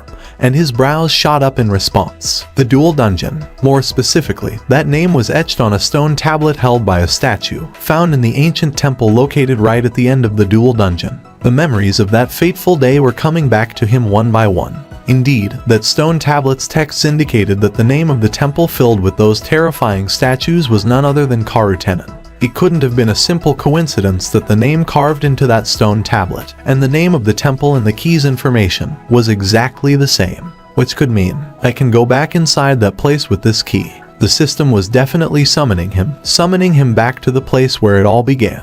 The key that emitted the bright light all on its own, perhaps fearing the distinct possibility of him never bothering to read its information. And then, there was the name of the location where this key was supposed to be used, written so clearly that he'd never miss it. I still have over 2 weeks left. The system hadn't lied to him once until now. So, the gate in question would definitely open up in the location as noted in the item's information. Was I really planning to walk in there again? Ha ha ha. A wry chuckle leaked out of his mouth without him realizing it. He used to break out in an uncontrollable shiver just from recalling the emptiness below his knee he saw back then. But now, fighting spirit began burning powerfully in his eyes, instead. I'm different now. He felt utterly confident of his chances now. Heck, he even felt a certain expectation bubbling up inside him, wondering if he'd be able to turn those stone statues, or even the god statue itself, into his shadow soldiers. There was also something else to consider.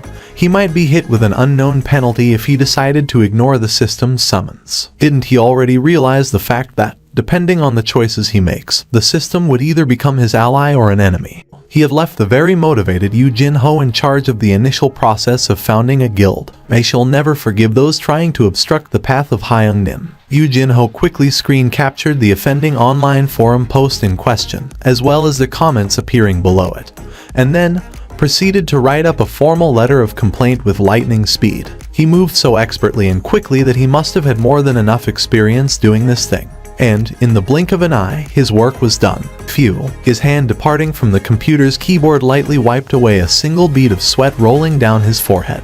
He he had done it again. Today, he was indeed successful in rooting out an insidious group trying to slander his Hyungnim. So, it was you. Jin-woo heard that there was someone out there that pounced on any negative comments or false articles about him online like a wild beast and, while relying on the threat of legal action, demanded them to be taken down immediately. But to think that person was someone so close by. Yoo Jin-ho's complexion reddened from embarrassment now that his secret activity had been inadvertently exposed to the open. Hyungnim, it's only been a day since we started advertising on the online job marketplace, but we've been swarmed by the applicants wanting to become our fellow founding members, so I went ahead and compiled a list for you to take a look. Oh, that. Let's talk about it after I come back. He was running short on time. To begin with, Hyungnim, have you decided on the name of the guild? Indeed, this was the most pressing issue of them all, because you'd need a name of the guild if you wanted to place job postings on the bulletin boards, or even when conducting other official businesses, now wouldn't it?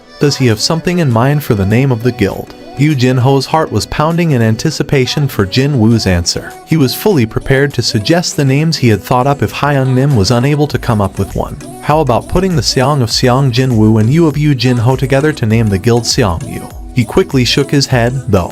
It's got a nice meaning, but it sounds a bit. If you were to consider how it sounded, then it was indeed better to flip the two words around to make Yu Seong. But then again, he'd never be able to accept the fact that his own surname would come before his Hyungnim's. Hang on a minute, what if I just take the last part of our names and name the guild Woo-ho? Jin-woo pondered for a bit while Yoo Jin-ho continued to gaze at him with eyes glinting with the light of expectation. A smirk found its way to Jin-woo's lips and he finally made his reply. How about Solo Play Guild?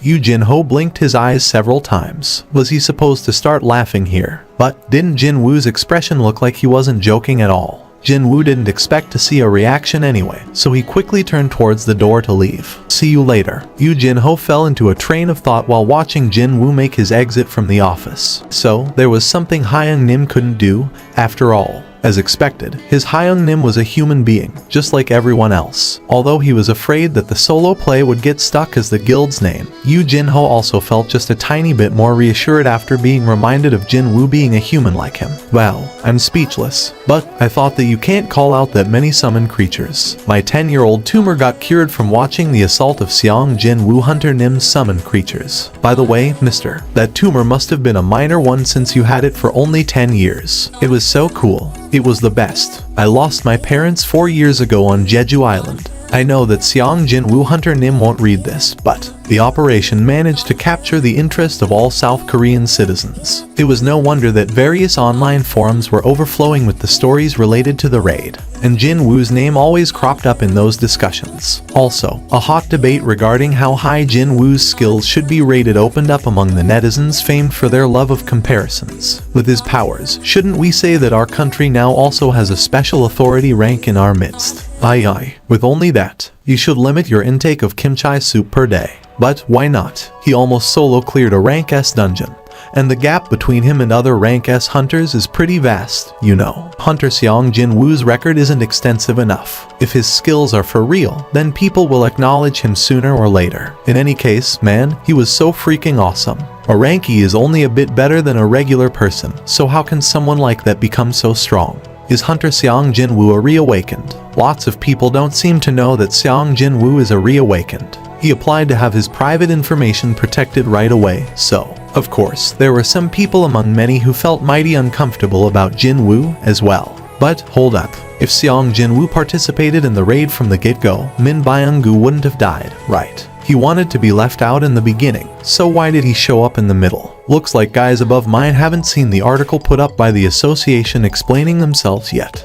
What article? Links please. The contents of the article went like this. Even though he was ranked S, Jin-woo lacked experience in entering high-ranked dungeons. Therefore, the association chose to keep him in reserve nearby in case of an emergency, instead of making him join the raid team from the beginning. Once the situation became dire, they decided to insert him right away. It was a hastily cooked up story, but it proved to be enough to convince the masses. Just like how his father sacrificed his life to save a countless number of his colleagues, Hunter Min Byung-gu's sacrifice wasn't in vain. Without his dedicated effort to heal his comrades, it'd have been really difficult for the Korean hunters to walk out of the ant tunnel alive. Not only that, he used his powers to save the life of one more hunter even in death. Min Byung-gu's shadow actually felt relieved after it confirmed the color of life gradually seep back into Hunter Cha Hyun's complexion. From that alone, Jin Woo could sense how much the healer cared for his comrades. Coincidentally, Jin Woo spotted Cha Hyun in the distance as he quietly approached the black and white portrait of the deceased to lay down the flowers. But when their gazes met, she suddenly flinched and fell into a panicked state. Did they come together? The members of the Korean team around her sent him a silent greeting with a slight nod of their heads. But Cha Hyun looked as if she had no clue which expression she was supposed to make right now. Huh, so that woman can make a face like that, too. He couldn't recall any other times when she didn't carry that expressionless face of hers. Indeed, one should get to know somebody for a longer time before passing judgment, that's for sure. Jin Woo shifted his gaze away and stood before the portrait. Hunter Min Byung-gu within the black photo frame was smiling brightly without a care in the world. Jin Woo placed the flower in front of the portrait and closed his eyes for a brief moment. I hope you find yourself in a better place. Finishing up with the prayer for the departed, he turned around to see a familiar figure approach him from the distance. Seong Jin Woo Hunter Nim. The low, bassy voice naturally belonged to the association president, Go Gun Huey. You have business in the association. May I inquire what that is? Oh, actually, I need a guild master license, you see. Pardon? A question mark floated up above Go Gun Huey's head. Why do you need the guild master license when you already possess a rank S license? Wait, does that mean a rank S can establish a guild without a license? Of course. Go Gun Huey formed a good-natured smile and continued on. If you wish to form your own guild, all you have to do is to give the association a call. We'll take care of the rest. The rank S was a realm he never expected to step into half a year ago, so it wasn't surprising to see Jin Woo greatly underestimate all the cool benefits this rank came with. He was inwardly flustered after learning of something he didn't know until now. But this is actually for the better, isn't it? By any chance, have you cast some kind of a barrier spell over Jeju Island? What do you mean? Where was this barrier magic thingy coming from, all of a sudden? Did something happen in Jeju Island after he killed every ant there and left for home? Go Gun Huey calmly explained what had happened. During the operation to retrieve Hunter Min Byung-gu's remains, there was an incident of the military personnel, and the accompanying hunters losing their consciousness in the same location. Rather than losing consciousness, it'd be more appropriate to say that they had all fallen asleep instead. I thought the elite members of the Night Order were asked to go to Jeju Island. Jin Woo's question elicited a nod from Go Gun Huey. They were either hunters in the top of the rank A pile, or rank BS who are very close to rank A in terms of their abilities. To be able to put not just one, but several dozens of such people to sleep all at once, a regular rank S mage wouldn't even dare to try performing a spell of that magnitude. That's why I had to ask you about it, just in case. I was hoping that maybe you cast a barrier there but forgot to tell us about it. Here was the solid proof that both Hunters Association and its boss, Go Gun Huey, rated Jin Woo's abilities incredibly high. Unfortunately for them, Jin Woo's speciality didn't lay in casting debuff or abnormal status magic. I'm sorry, I haven't done that. I see, I guess so. Traces of worry slowly entered Go Gun Huey's expression. The most optimistic explanation he could think of turned out to be wide off the mark in the end. What did the hunters say, sir? That is, Go Gun Huey formed a troubled face of a man finding it hard to explain something, before continuing on his explanations with some difficulty. Not only the soldiers, but even the hunters can't remember anything that happened before they lost their consciousness. His voice sounded even more dispirited next. Actually, we can't even figure out whether they were victims of a magic spell or not in the first place. If it were just the soldiers, who were simply regular people, it'd be possible to knock them out with something like the sleeping gas. But even the rank A hunters and their exceptional physical abilities fell victim as well. So, it couldn't have been a conventional weapon of some kind. Could it have been a trap left behind by the ants? Jin Woo was really tempted to summon out Baru right now and ask him about it, but if he did that, this funeral venue might morph into a blood-splattered battlefield in no time at all. It was then, the young man who must have been an association employee approached them in hurried steps and whispered something to Go Gun Huey's ear. The association president formed a rueful expression as he spoke to Jin Woo. A guest has arrived sooner than expected, and unfortunately, I must be on my way now. Thank you for your time. You too, sir. After sharing brief goodbyes, Go-Gun Huey hurriedly left the venue and disappeared from the view along with that unnamed employee. Now that he no longer had any reason to go to the association, Jin-Woo figured that he might as well go home. Instead, he too left the venue and began walking towards the location of the parked van. But then, what's this? He seemed to have picked up a somewhat puzzling tale since from a short while ago. Jin-Woo tilted his head in confusion. Aren't you supposed to do your best not to get discovered when tailing someone? Not only that, any all-regular folks wouldn't even dare to dream about tailing a rank S hunter, too. Huh? Well, I'll be. Jin-Woo was getting more and more dumbfounded here. He even realized for the first time that he didn't want to deal seriously with someone who was this unprofessional at what he was supposed to do. However, just as Jin-Woo was about to grab the door handle of his van, he heard a voice calling out to him from behind. Are you Mr. Seong Jin-Woo? Jin-Woo smirked slightly and turned around while thinking to himself, well, you finally revealed your true colors, haven't you? Yes, I am. But then, Jin-Woo was momentarily taken aback after confirming the face of his opponent. He's a foreigner. That man's Korean was so perfect that Jin-Woo didn't expect him to be a Westerner at all. Meanwhile, the young Westerner, sporting a business suit so slick that it bordered on being a fashion statement, formed a smile as bright as his golden hair color. This is who I am. The man pulled out a business card and presented it to Jin-Woo. His name, the organization he worked for, as well as his contact numbers, were all printed in large, legible letters on the card. Hunter Bureau. What did an elite agent from the most powerful organization in the US want from him now? No, there's only one reason why the Hunter Bureau would want to speak to a hunter. Jin-Woo tore his eyes away from the card and looked straight at the agent, prompting the American to introduce himself with a sunny smile. It's a pleasure to make your acquaintance, Seong Jin-Woo Hunter Nim. Please call me Adam from now on.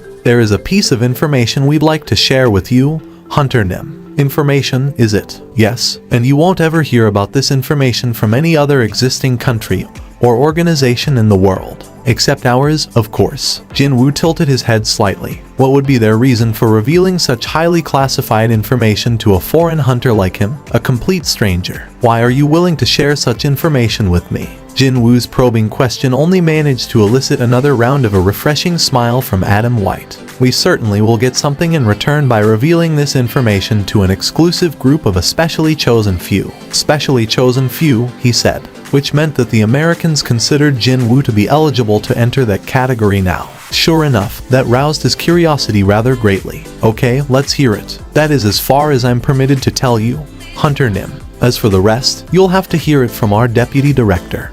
We have a car ready nearby. How about accompanying me to meet up with the deputy director? Unfortunately for him, though, it was Jin-Woo who had the final say in the matter. Information, is it? It could only be one of two things. Either it was info that would benefit him in some way after learning of it, or a tip of someone coming after his life. Funnily enough, he didn't feel all that compelled to get to the bottom of this matter at the moment. I'll sleep on it and give you a call later. Adam felt like someone had just punched him in the back of his head as this unexpected turn of the conversation left him reeling in shock. What? The deputy director of the Hunter Bureau came all this way to share information, yet he's ignoring that and wants to go on his way. Jin-Woo didn't look like he was bluffing here, because he was already opening the driver's door of the van. Cold perspiration immediately coated Adam White's forehead. If Hunter Seong Jin-Woo was allowed to slip through his fingers now, then who knew when he'd get another chance like this? No, there was even a distinct possibility that this could be the very last time. It was unknown whether the Korean intended for this reaction or not.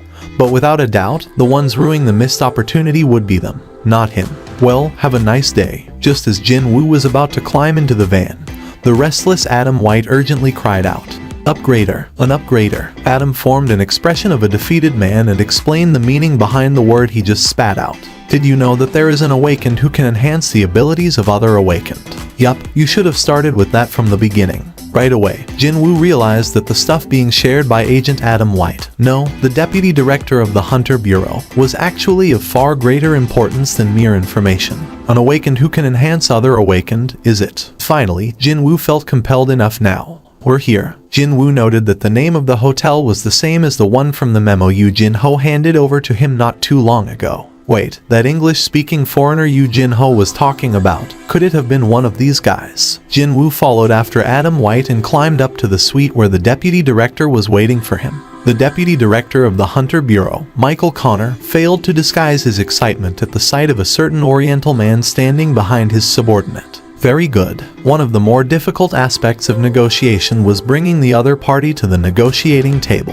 One could even declare that half the battle was won already by doing so.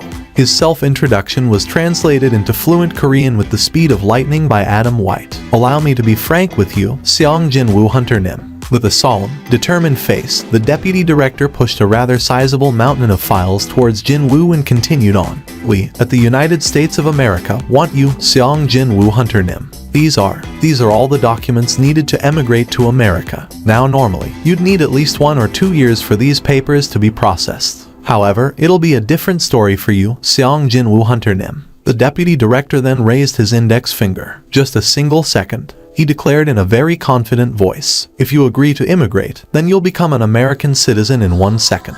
And not as a simple, regular citizen. Either, no, you become eligible to receive the equal treatment as the nation's existing top-ranked hunters. Jin-woo looked back at the deputy director. But, I only came here because Adam said something about some information. The deputy director let out a burst of genial laughter when he heard that. That isn't entirely unrelated to what I was talking about. I don't understand. Hunter Nim. If you give us your word that you'll become the next American hunter, then we will definitely enhance your abilities to an even higher realm. The so-called upgrader. It seemed that this awakened could really do what that moniker implied. Still, Jin-woo was not entirely convinced, even if the deputy director said roughly the same thing as Agent Adam White. Could there really be an awakened possessing such a power? That's why he decided to make DMN sure. To enhance one's abilities, can such a thing be for real? Jin-woo's apparent interest caused the deputy director to become even more excited. Actually, she's here with us right now. Jin-woo already knew that there was someone else within the hotel's suite. From a while ago, he had picked up on the minute amount of magic power leaking out from the gap of the closed door just over there. Because the magic energy emitted didn't seem all that powerful, he was inwardly thinking that person was too weak to be a bodyguard of someone as important as the Hunter Bureau's deputy director. And now, his suspicion proved to be correct. The deputy director quickly issued an order. Please bring Madame Selner here. Click. Almost immediately, the door was opened and 2 agents escorted a middle-aged African-American woman out from the room beyond. Jin-woo's eyes narrowed slightly after picking up on a strange vibe coming off of her. Somehow, she gave off a different aura from other, regular awakened. This is Madame Norma Selner. She is the lone awakened, the only one of her type in the entire world, who can enhance the abilities of other awakened to even greater heights. At the end of the introduction, Madame Selner did a simple nod of her head as a greeting to Jin-woo. He reciprocated the greeting with the nod, as well. Madame Selner, please, if you will, briefly explain what you can do to Seong Jin-woo Hunter Nim.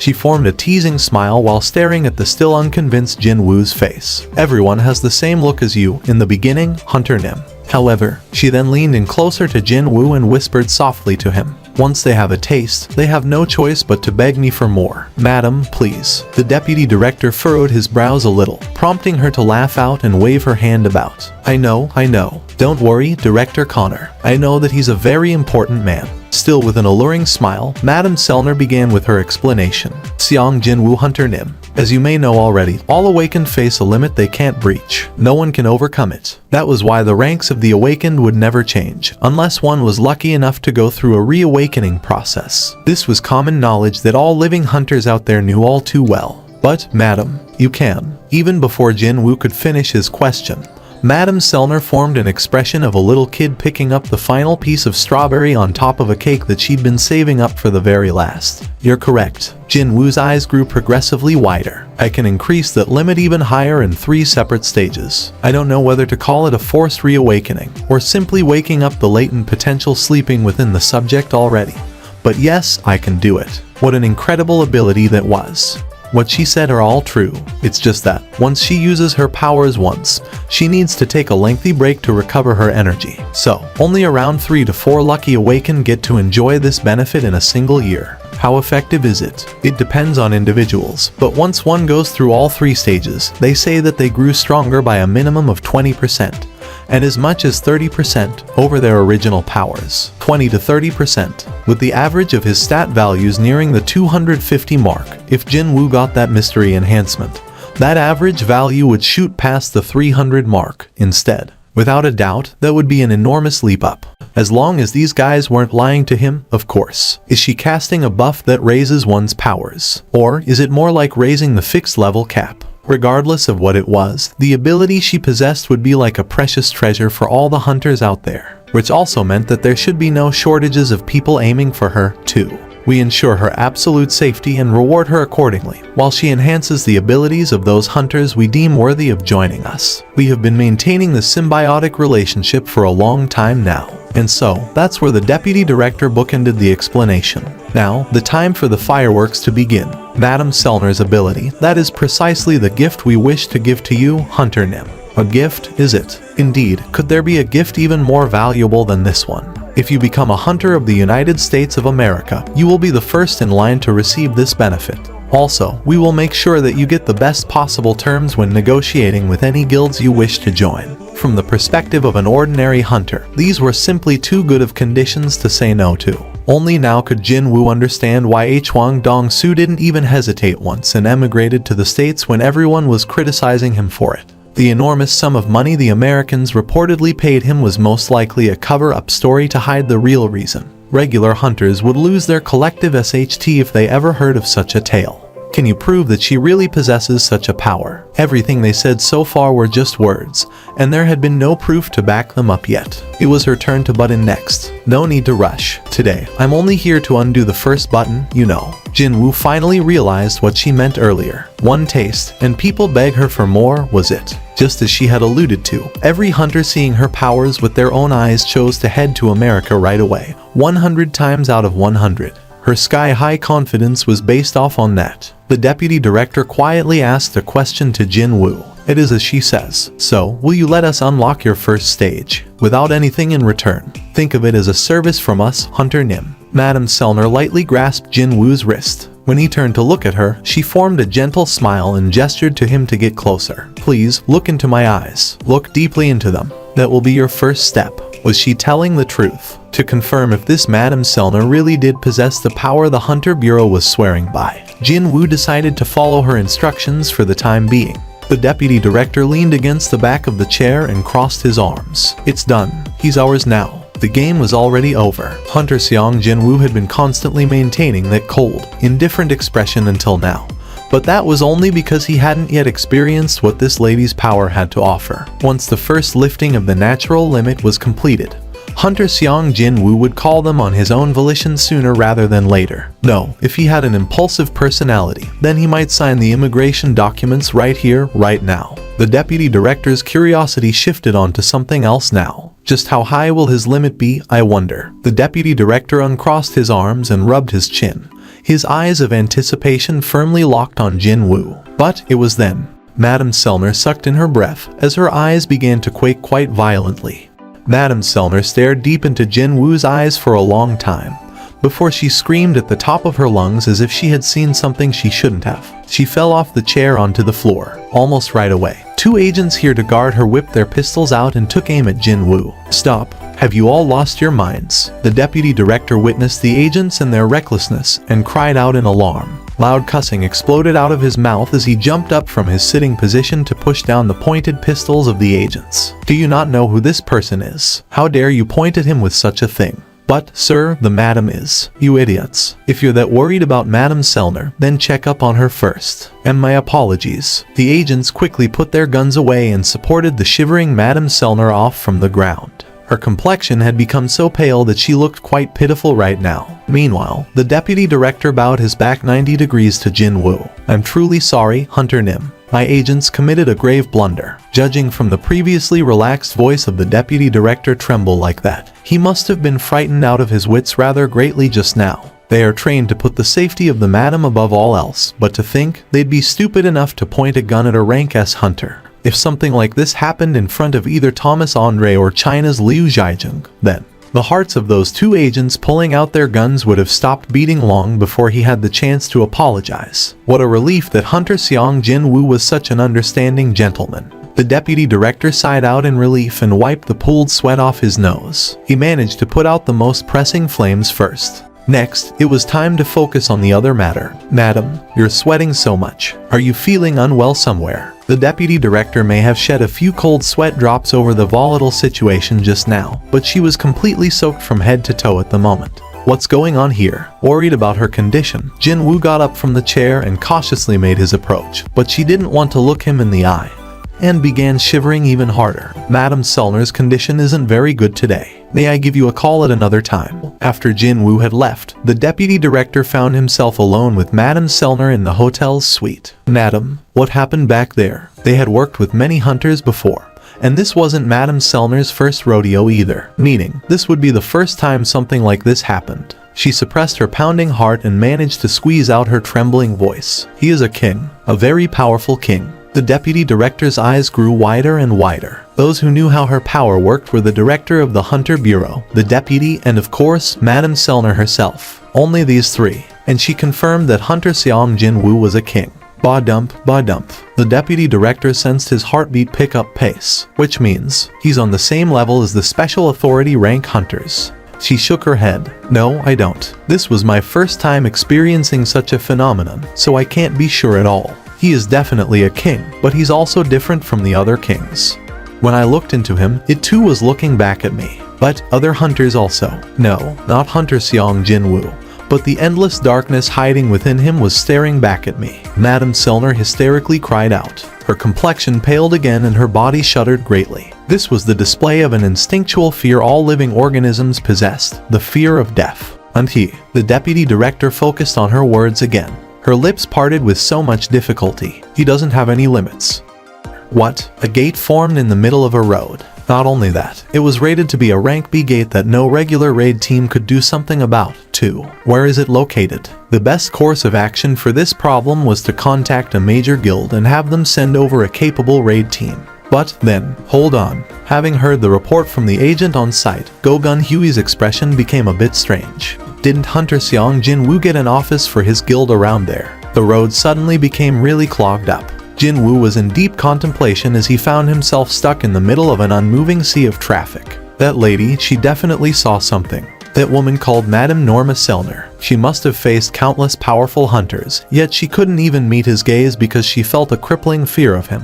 Just what did she see in him? Was it the traces of his system? The system would make a few ridiculous demands from him every now and then, sure, but it was certainly not a scary existence. Instead of being scary, that thing's my greatest ally. However, how would it look like in other people's views? Besides all that, what is up with this traffic, man? Jinwoo furrowed his brows at the road ahead, utterly mired in congestion as far as his eyes could see. This is why taking the subway is so much more convenient. Just as he began wondering if there was an accident up ahead or something, his phone stuck in the car charger vibrated rather noisily. Jinwoo checked the ID of the caller. It's the association president. They saw each other in the funeral venue only a few hours ago, so what business did he have in calling him so soon? Jinwoo tapped the answer icon. Hunter Nim, it's Go Gun Huey speaking. The association president explained the situation taking place in the middle of Seoul in a calm voice. Excuse me. A gate opened up in the middle of the road. He was beginning to think that this traffic jam was far too heavy to be normal, but there was a good reason behind it, as it turned out. Our agents have evaluated it as a rank B gate. Would you like to take care of it for us, Hunter Nim? Jinwoo struggled to suppress the giggles of joy this truly excellent news managed to awaken. I don't have the raid permit, so can I just enter like that, sir? Hunter Nim, who issues the raid permits? It's issued by the association.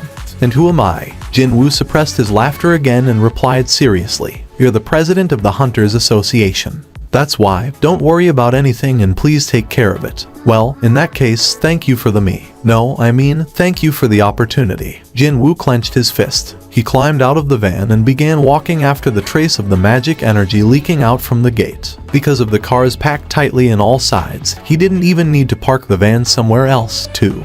Reporters had already formed a cordon around the gate by the time he got there, and the association employees, as well as the members of the local police force, were restricting the access. Jinwoo brushed past the wall of the reporters and approached the gate.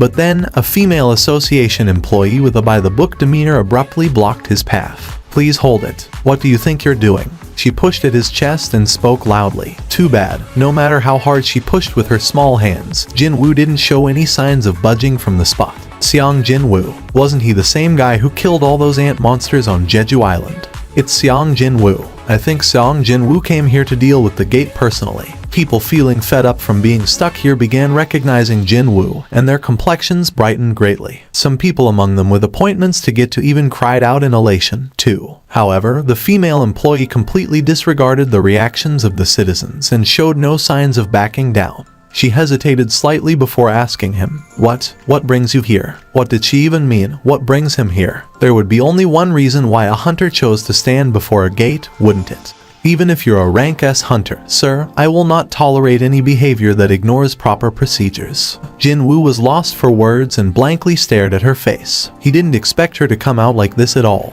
She thought that she had succeeded in persuading a rank S hunter and continued on with her next question. Did you obtain the raid permit? No, wait. Even if you did obtain the permit, since you haven't met the minimum required number of team members, you can't be allowed in.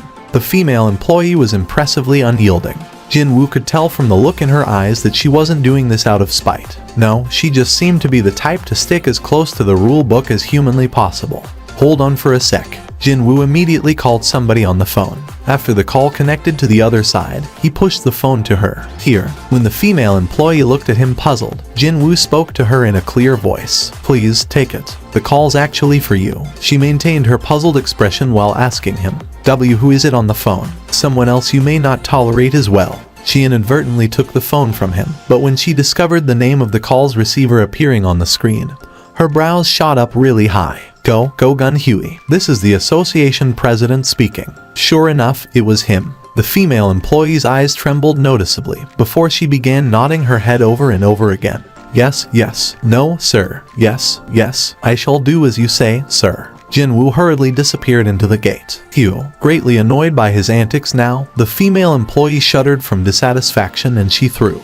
not a curse, but more like an unhappy grumble at his departing back. Father in heaven, sprain that guy's ankle or something inside the dungeon, please. However, Hunter Seong Jin Woo was a man who walked away safely from the Jeju Island that was completely overrun with rank S monsters. Such a guy won't have much trouble inside a rank B dungeon, probably. But then, it happened at that moment. Screams were rising up from here and there. Ew, what's going on here? Why is it changing to red color? Right after Jin Woo stepped past the gate, the eerie color of blood slowly spread over its black surface. It was a red gate. A terrifying event was unfolding right now. The female employee felt utterly devastated after seeing the red gate appear. Was it because I prayed for him to get that sprained ankle? Of course, that wasn't it. However, she couldn't get rid of the voices in her head telling her that it was her fault. She was taught that the Red Gate, a portal to another world, was one of the most dangerous places there was. She also heard that even the high-ranked hunters weren't guaranteed to get out of there alive. It can't be. Suddenly, her head was filled with the images of the worst-case scenario, and her complexion paled instantly. The vice master of the tentatively named Solo Play Guild, as well as its chief recruitment officer, its sole lawyer, and even its accountant, Yu Jin-ho smiled brightly as he saw Jin Woo entering the office. What's this? Jin Woo was nonchalant in his reply. There was an open gate on the way to the office, so I made a pit stop. He went out only a couple of hours ago, yet during such a short period of time, he found a high-ranking dungeon, cleared it completely, and brought out all the magic crystals found within. As expected of you, you're amazing, Hyung Nim.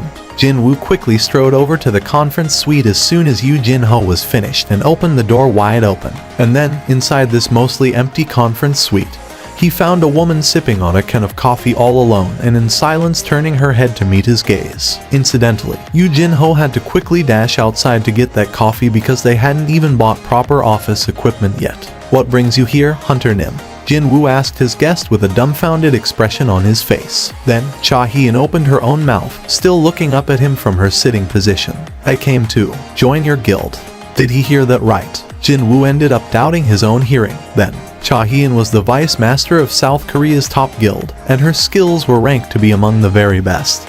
But she willingly walked into a guild that hadn't even taken its first baby step yet. Unless she was being threatened into coming here, how could this situation make any sense? But then again, just who'd be brave enough to threaten her? Jin Woo decided to bring up the one person with enough clout to potentially threaten her in South Korea. Did the association president order you to do this? Cha Hien formed a confused expression, evidently not understanding why Go-gun Huey was being brought up in this discussion. Why would he? It was Jin Woo who couldn't understand what was going on here, so why was she making that face even though she was the reason for all this confusion?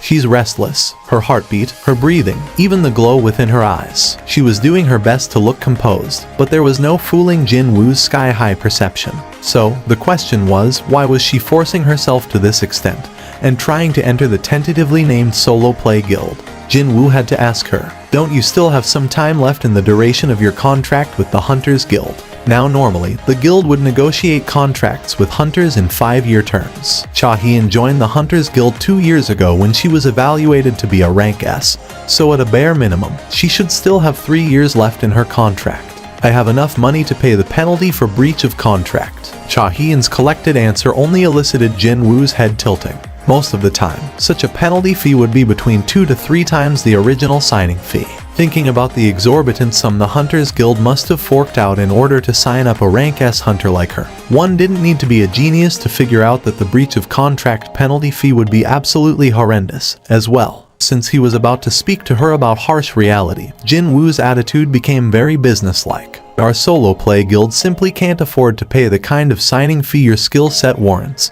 Cha Hunter Nim. The name of your guild is Solo Play. You have a problem with the name that the Vice Master and myself came up with." "No, not really." Cha Hien let a soft sigh escape from her and continued on. "It doesn't matter. It's fine if you don't pay me the contract signing fee." She didn't mind signing a contract without any payment, even though she'd have to pay an enormous breach of contract fee to the Hunters Guild. What is she scheming here? At this point, he simply had to ask her or he'd die of curiosity. "Why are you willing to go through such a ringer just to join our guild?" As expected, Cha Hien couldn't easily answer him and kept her mouth resolutely shut. "But how can I even explain myself to him? That I sensed your presence next to me even after I lost my consciousness from the attack of that mutated ant monster. That I felt safe and warm after picking up on your scent as I sank deeper into an empty and endless dark void." There was no word in this world adequate enough to describe what she felt back then. Even if I explain it, he'd only say that I've gone mad. Her heart began beating faster after she learned of Hunter Seong Jin Woo really being there. She felt so relieved, knowing that she wasn't imagining things. And also, what if she discovered that she wanted Jin Woo to be by her side in the worst case scenario of her being unable to escape from the cold blade of death? To think, it'd be like, "Please be right by my side until my final moments." How could she even attempt saying that, when just thinking about it made her blush uncontrollably? That was an impossible task for Cha Hien, who didn't know anything about a normal girl's sensibilities. That was why she finally spoke up an answer she cooked up before coming here. To be more comfortable, she raised her head to meet Jin Woo's gaze and continue on with the rest. "I wish to be live more comfortably." Although it wasn't exactly what she tried to say, it wasn't a complete lie either. She couldn't even lift her head properly from all the horrendous stink when high-ranked hunters were standing next to her. But, in contrast, she felt her mind getting peaceful in the presence of Jin Woo. The meaning of Cha Hien's comfortable was precisely that. Jin Woo didn't interpret the meaning that way, but still, he could understand where she was coming from.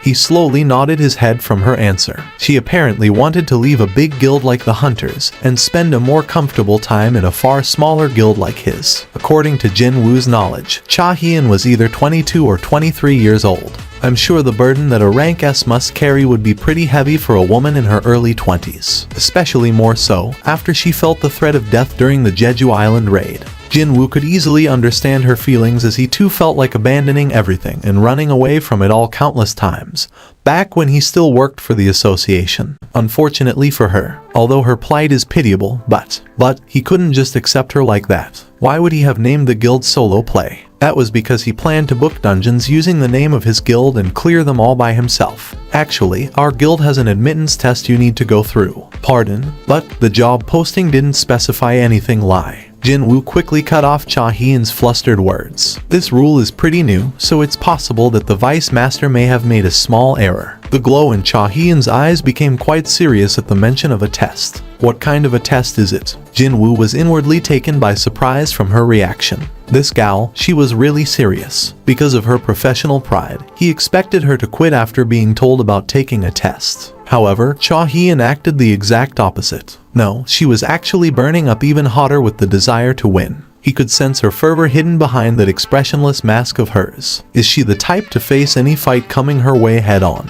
Or was this the case of misplaced pride? Whatever the case may have been, Jin Woo couldn't back off now while saying it was all a misunderstanding. It's to win against the summoned creature I pick. He swore that he heard the physical sound of a crack forming on her ego. Seong Jinwoo Hunter Nim, is that how low your assessment of me is? What a mysterious thing this was. He only looked into her eyes briefly, yet it felt like her voice could be heard so clearly inside his head. However, Cha Hee-in didn't display any of her thoughts and asked in her usual collected manner, "Which summon will you pick? For you, Cha Hunter Nim, I'll especially have to pick the strongest one." Alright, she wasn't backing down here. Most likely, she wouldn't have dreamed it in her wildest imaginations regarding who became the latest addition to Jinwoo's summoned creatures. No, his Shadow Army collection. Jinwoo thought that, since her will to win was so strong, she'd give up on her own after tasting defeat. He immediately agreed to the bout. Okay, let's do it. When will the test be? Right now. Jinwoo wanted to establish his guild as soon as possible, so he didn't want to waste any more time on Cha Hee-in. Since he came up with this idea, might as well do it now. The location would be the gymnasium of the Hunters Association. A rank S hunter could rent out the gymnasium whenever he felt like it. It was one of the many special privileges afforded to rank S hunters. Got it. Cha Hee-in nodded her head. She too wanted to move things along as quickly as possible. They both stood up at the same time as if they made a promise to do that. Hold on. It was then, a certain thought flashed past his brain. He quickly called out to Cha Hee-in as she was about to turn the door handle. Cha Hunter Nim, please wait. Pardon, there's no need to go that way. Cha Hee-in formed a confused expression. There was only one door in the conference suite. He obviously wasn't suggesting that they should jump out of the window, so Jinwoo quickly walked over to her unmoving frame. I have a quicker way of getting there, actually. Excuse me, but I must be touching you if I'm to use this method, so will it be alright with you? Oh, Cha Hee-in recalled what Baek Yun-ho told her about the situation back then. He said that, as all the members of the Korean assault team found themselves in a life or death situation, Hunter Seong Jinwoo suddenly popped up behind him. Is he trying to show me that skill? She quickly swallowed her dry saliva and looked up at Jinwoo's face that was now much closer than her initial expectations. Sorry about this. Jinwoo lightly embraced her. He thought that such a light hug wouldn't mean anything to her since he had carried her unconscious frame around inside the ant tunnel. But Cha Hee-in's face was rapidly dying in a beet red color. However, she didn't struggle or try to get out of his embrace. His nice scent. While her face was getting progressively redder and redder, Jinwoo cautiously held her to make sure they wouldn't get separated and finish getting ready. Shadow exchange. Two of them soundlessly got sucked into the shadow beneath their feet. It was right at that moment Yoo Jin-ho opened the door and entered the conference suite. He ran out to the local convenience store to buy some refreshments after thinking that the talk might go on for a bit. Please, drink these while you 2ch. A high orc shadow soldier met Yoo Jin-ho's gaze, and as if he was feeling a bit sheepish over something, scratched the back of his head. The tray in Yoo Jin-ho's hand crashed to the floor, and cups of liquid refreshment shattered from the impact. What the hell? The moment the ground disappeared and they got sucked into the shadow, Jinwoo looked at Cha Hee-in falling together at the same time. As I thought, his expectation was on the money. He wondered if the skill Shadow Exchange worked in this manner while using it a few times in the past.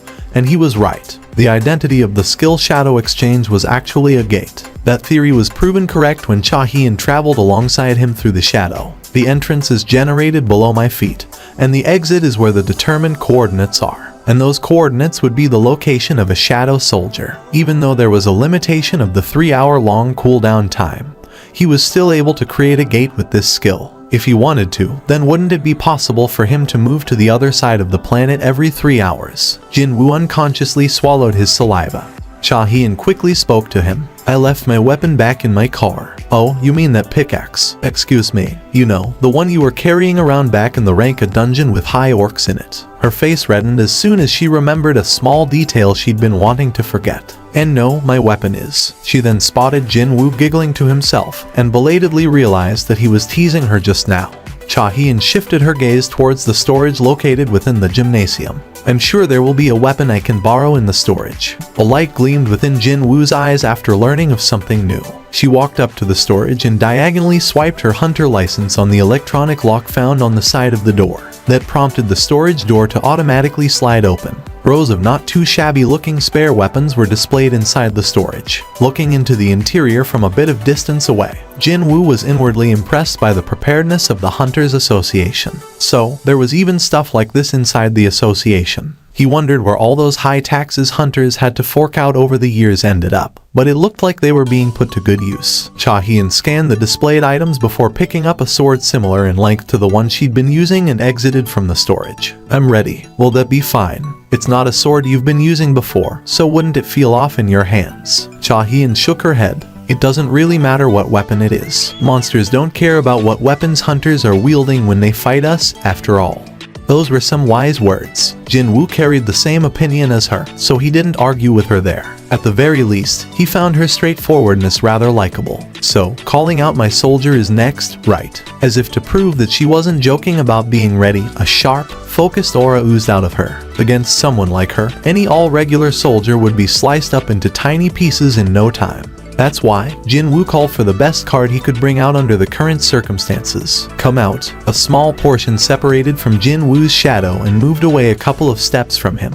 Then a black knight rose up from the unmoving shadow. The jet black armor in the helm, the red plumage attached to the helm, extending all the way down to his waist. The best sword-wielding shadow soldier in his army. I told her that I'd be summoning the most powerful guy out, but he thought that calling out Baru was a bit too much. Before he was turned into a shadow soldier, Baru was the terrifying creature that nearly drowned the entirety of Korean team members in the pit of pure terror. Hell, even Cha Hien herself almost died from his attack, too. Jin Woo couldn't bring Baru out when considering the potential mental shock she could suffer after seeing him again. As for Fangs, he might end up destroying the gymnasium, so he was excluded. Mr. Xiang Jin Woo. Jin Woo shifted his gaze over to Cha Hien.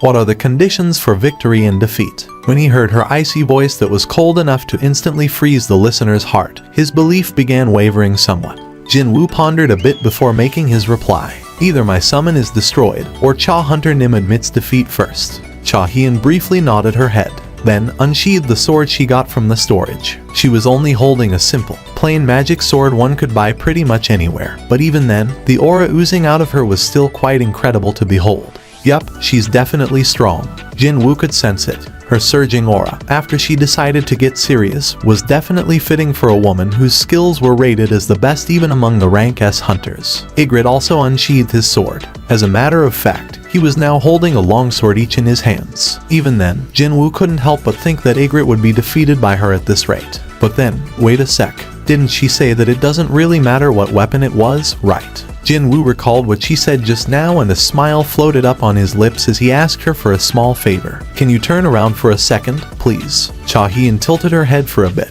but didn't complain and turned around as he asked. Using that gap, Jin Woo summoned the Demon King's longsword out of his inventory and handed it over to Ygritte. Use this. By saying that she didn't mind what weapon she used, it could also be interpreted as she didn't mind what weapon her opponent was using. Having been bestowed a sword straight from his sovereign, Ygritte tried to kneel down to express his profound gratitude, but Jin Woo quickly stopped him. I'm telling you, you don't have to stand on ceremony all the time, you know. If only Iron could learn half of Ygritte's attitude. In any case, the preparation was done, so Jin Woo called out to Cha Hien again. It's fine now. She turned around and spotted Ygritte now holding a brand new sword that crackled with blue arcs of electricity, which he clearly wasn't holding a minute ago. Soon after Jin Woo signaled the beginning, Ygritte swung the Demon King's longsword to activate its passive ability as his opening attack. A strand of lightning flew in a straight line at Cha Hien. She flinched for the briefest of brief moments, but then, like an agile cat, she bent her upper body back and evaded the lightning. Without saying anything, Cha Hien gripped the sword tighter in her hands. It was right then. Ygritte rushed towards her at a frightening pace from her front to heed his sovereign's order to bring her down. However, she didn't even blink once and also flung herself forward towards her opponent. The association president was in the middle of going through a report, but then, his gaze abruptly shifted over to the window. There should have been no one inside the gymnasium, but the lights there came on just now. Go-Gun Huey tilted his head slightly, before picking up his phone to speak to his pa. Yes, sir. Did someone book out the gymnasium today? Sir, I confirmed and no one has booked it today. Is that so? Go-Gun Huey covered the phone's receiver and organized his thoughts for a bit, before speaking to his subordinate again. Can you send the CCTV feed from the gymnasium into my office? Yes, sir. Please hold on. Shortly thereafter, the live feed was displayed on the giant TV occupying the entire wall of his office. And that's when he got to see Xiang Jin Woo and Cha Hien hugging each other inside the gymnasium. Stunned by what he saw, Go-Gun Huey hurriedly coughed to clear his throat. He looked over and over again, but it was definitely those two. He then tilted his head again. Did those two people have such a relationship? But then again, the very first person Hunter Cha Hien searched for when she regained consciousness briefly inside the helicopter was none other than Hunter Xiang Jin Woo. It seems that I was very slow on the uptake. A content smile spread on Go-Gun Huey's face as he gazed at the two young people on the TV screen. Both of them requested for their private information to be protected as soon as they got their Rank S licenses. Even then, there was not one person in this country who didn't know Cha Hien, or for that matter, Seong Jin-woo. So, if two such people wished to spend some quiet time together, there would be no better place than the association's gymnasium after the closing time. I'm sorry about this, but I want you to switch off all the CCTV feed coming from the gymnasium. Sir, but just say that today was the maintenance day in the records. I understand, sir. The giant TV screen in the president's office showing the CCTV feed switched off as soon as he ended the call. Go-Gun Huey took one last look at the gymnasium and returned to perusing the report, a grin still etched on his lips. But it was then. The surface of the water in his cup vibrated softly as he sensed a minute tremor coming from the gymnasium's direction. Go-Gun Huey didn't bother to look at the gymnasium and simply carried on smiling. Indeed, being young is the best. This is. Jin-woo massaged his aching forehead. It seemed that he had been greatly underestimating Cha Hien's actual skills up until now. Ygritte's strength had been boosted overall by the Demon King's longsword. But in the end, he couldn't win against her skills. Right after Ygritte's left arm flew away from being cut, Jin-woo ended this match. Even though they would regenerate back to full, he still couldn't stand the sight of his soldiers getting destroyed. This one doesn't count. Didn't you say that you'd bring out the most powerful summon? Cha Hien walked closer and only stopped when she was one step away from Jin-woo. Was that Black Knight really your strongest summon? She wasn't asking him here. No, it sounded as if she was just trying to confirm what she knew already. Please call out your strongest summon. We agreed to do from that get-go, didn't we? But you may get injured. It's fine. I wanted to fight it at least one more time. Anyway. Jin-woo's eyes widened from her declaration. Wait, you knew. I saw the video footage. Cha Hien had watched the raid video starring Jin-woo several times by now. The giant monster that made its appearance during the clip, she definitely remembered seeing that monster shooting out the pillar of flames from somewhere. That summoned creature, that was the High Orc Shaman, the boss of that ranked dungeon. Am I correct? If that was the case, then the mutated ant monster he hunted down this time would also have become his summoned creature as well. From the word go, she chose to go through the test while thinking of fighting that mutated ant. There is no meaning in a victory like this. She wanted to defeat the summoned creature that used the powers of the mutated ant monster, and thereby get Jin-woo to acknowledge her true value. He pondered for a little bit, before nodding his head. Baru. Right away, a shadow soldier enshrouded in jet black smoke rose up behind Jin-woo. Cha Hien instinctively jumped back and created some distance as soon as she saw Baru's entrance. Back then or now, that guy carried a truly horrendous aura. Jin-woo got genuinely worried when all color drained out of her face and quickly asked her, will this really be fine? Even if Baru had gotten weaker compared to when he was alive, this guy was originally a killing weapon born solely for the purpose of eliminating hunters. Cha Hien's lips were squeezed shut in a straight line, as she weightily nodded her head. Baru had been staring at her quietly for a while, before lowering his head to whisper a question to Jin-woo. Oh my king, how should I deal with this female? Cha Hien must have been unable to hear what Baru was saying, because she showed no particular reaction at all. Defeat her without injuring her. It shall be done. The former king of the ants and the current shadow soldier turned towards the deeply tense female warrior. Cha Hien swallowed her dry saliva. She felt goosebumps break out on her skin from the enormous amount of magic energy emitted by her opponent. Mr. Seong Jin-woo fought against a creature like this and won. Her eyes that showed no signs of hesitation while fighting against Ygritte were now trembling greatly. Baru was done with the necessary preparation to follow his sovereign's order, and suddenly spat out a mighty screech. Blade-like claws began extending out from the ends of Baru's fingers, so Jin-woo standing behind him sent over an unhappy glare. Retract the claws. The high-spirited Baru immediately retracted his claws. Jin-woo drilled one more instruction into his soldier's head. If you injure that woman, it won't be nice for you either. Got that? I shall follow your will. Only after hearing that definite answer from Baru did Jin-woo declare the start of the second bout. Begin. Baru was the first to make his move. His sovereign had given him only one order: defeat the enemy without harming her. Baru once stood at the peak of his species, and he knew what the best method to perfectly fulfill that order was. And that would be this: make the opponent lose her will to fight by imprinting the clear gap in power between them in her mind. Baru disappeared from Cha Hien's view the moment he moved, before reappearing right in front of her nose even before she had the chance to realize it. Cha Hyun's animal-like instinct kicked in even as the astonishment at Baru's speed nearly overwhelmed her, and she swung her sword at her opponent. She followed that up with dozens more. However, Baru stood in the spot and evaded all of her attacks without taking a single step. It was a precise movement that eliminated all necessary motion. He was so bloody quick that afterimages were left behind in his wake. This was the display of an unbridgeable gap in their power levels. This is impossible. Cha Hyun's eyes shook hard every time she missed. It can dodge all my attacks at such a close distance without moving its legs once. Just one more time. She took aim at the neck of her opponent and took a swing, but the creature lightly evaded it by leaning back slightly. No matter where she attacked from or how she changed her attacks, her opponent easily dodged them all. How can this be? This thing wasn't even alive anymore. This thing was a summon borrowing the powers of the dead monster, so how could it still be this strong? And also, Mr. Xiang Jinwu, who can freely control such a summon, just what? Cha Hyun's movements became a tad dull from the vague fear invading her, and Baru seized upon this opportunity to smack her incoming sword away with the back of his hand, and then pressed his face closer to hers. Cha Hyun froze up on the spot as the stench of death blew right into her face. This is the end. She inadvertently gasped out the moment those huge mandibles filled up her view. However, the creature didn't crush her head by snapping shut its maws but instead chose to screech out loudly right in front of her face. She was knocked away ungainly from the screech containing his magical energy. Jinwu grimaced while watching that. Indeed, there was no way he'd start enjoying the sight of someone else getting knocked around one-sidedly like this. However, she stood back up again and fixed the grip on the sword as if to show that she wasn't giving up at all. Jinwu tilted his head. What is she trying to do? The Cha Hyun he knew wasn't a low-class hunter who didn't want to accept the difference between her and her opponent even after confirming the truth with her own eyes. And she's definitely not reckless enough to keep attacking when she knows of the gap, too. In that case, could she still be in possession of one more card up her sleeve? Whatever it is, I hope she's not making an incorrect call. Jinwu was mentally linked with Baru, so he could feel how much his soldier was suppressing its killing intent at the moment. On the other hand, Cha Hyun's will remained unyielding, even though she found herself in an absolutely disadvantageous position.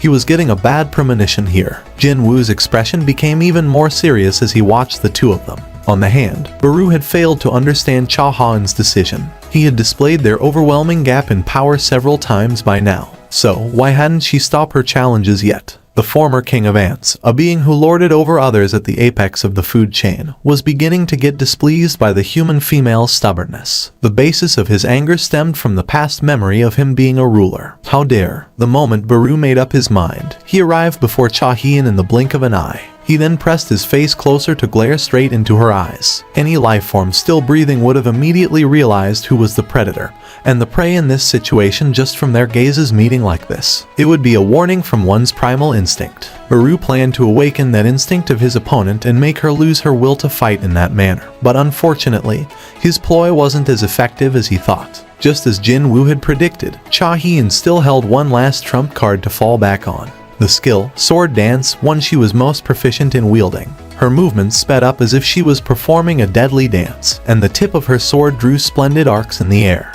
Too bad. Baru used his claws to easily defend against all those smoothly flowing attacks that had no interruptions in between. At the end of the barrage, his expression crumpled unsightly. No more playing around. Baru snatched the sword flying at him with his bare hand and crushed it. She only had half a sword left, but rather than falling into despair, her glare became icy cold. Instead, I have only one last chance. Every single drop of magic energy in her was poured into the broken sword to activate her skill, Blade of Light. The magic energy expenditure for this skill was far too great, and she could only use it as the final hurrah. And for the first time during this fight, she revealed it in its full glory. The Blade of Light shone brilliantly. Baru had lowered his guard for a moment after breaking her sword, and she used that opening to jump into his front and stab the Blade of Light forward. Jinwu's eyes widened. Of course, he wasn't worried about Baru. Utterly disregarding his worries, the blade glowing in golden light pierced deeply into Baru's tummy. In that brief moment, Baru's mind spun quickly. This woman is an enemy. It'd not be a problem for him to die. However, if he fell here, then this woman's sword would point towards his sovereign next. It was then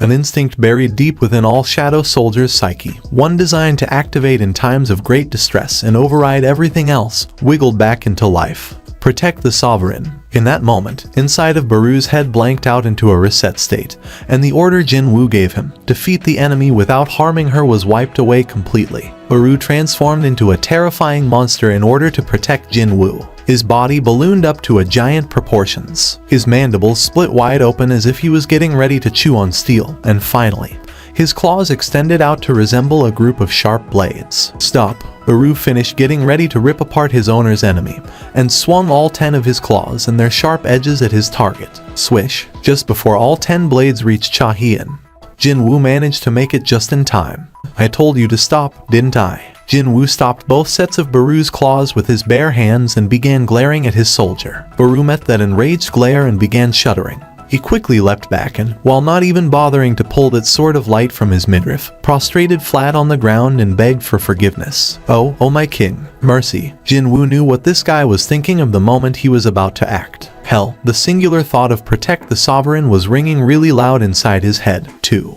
Jin Woo glared at Baru for a little while, before shifting his gaze away. Cha-hien was completely spent and, unable to stand any longer, plopped down to the ground. She knew that she just came face to face with death again during that brief moment. Are you alright? Jin Woo walked closer. Why were you pushing yourself that hard? I mean, you shouldn't have any reasons to enter my guild while putting yourself through a ringer like this, right? Indeed, this was supposed to be a simple test. More than that, this was a test he cooked up to reject her tactfully. But, to think, she'd be this obsessed about winning, even to the extent of using such a dangerous skill, too. This couldn't be chalked up to her desire to win at all costs. That was why. Could it be? Jin Woo cautiously asked her, so as to not damage her ego. Are you perhaps interested in me? Excuse me. Cha-hien got flustered and formed a dazed expression of someone getting hit in the back of her head. Jin Woo tilted his head. That wasn't it, either. But then, Cha-hien carefully reorganized her thoughts and corrected her answer. Yes, I think so.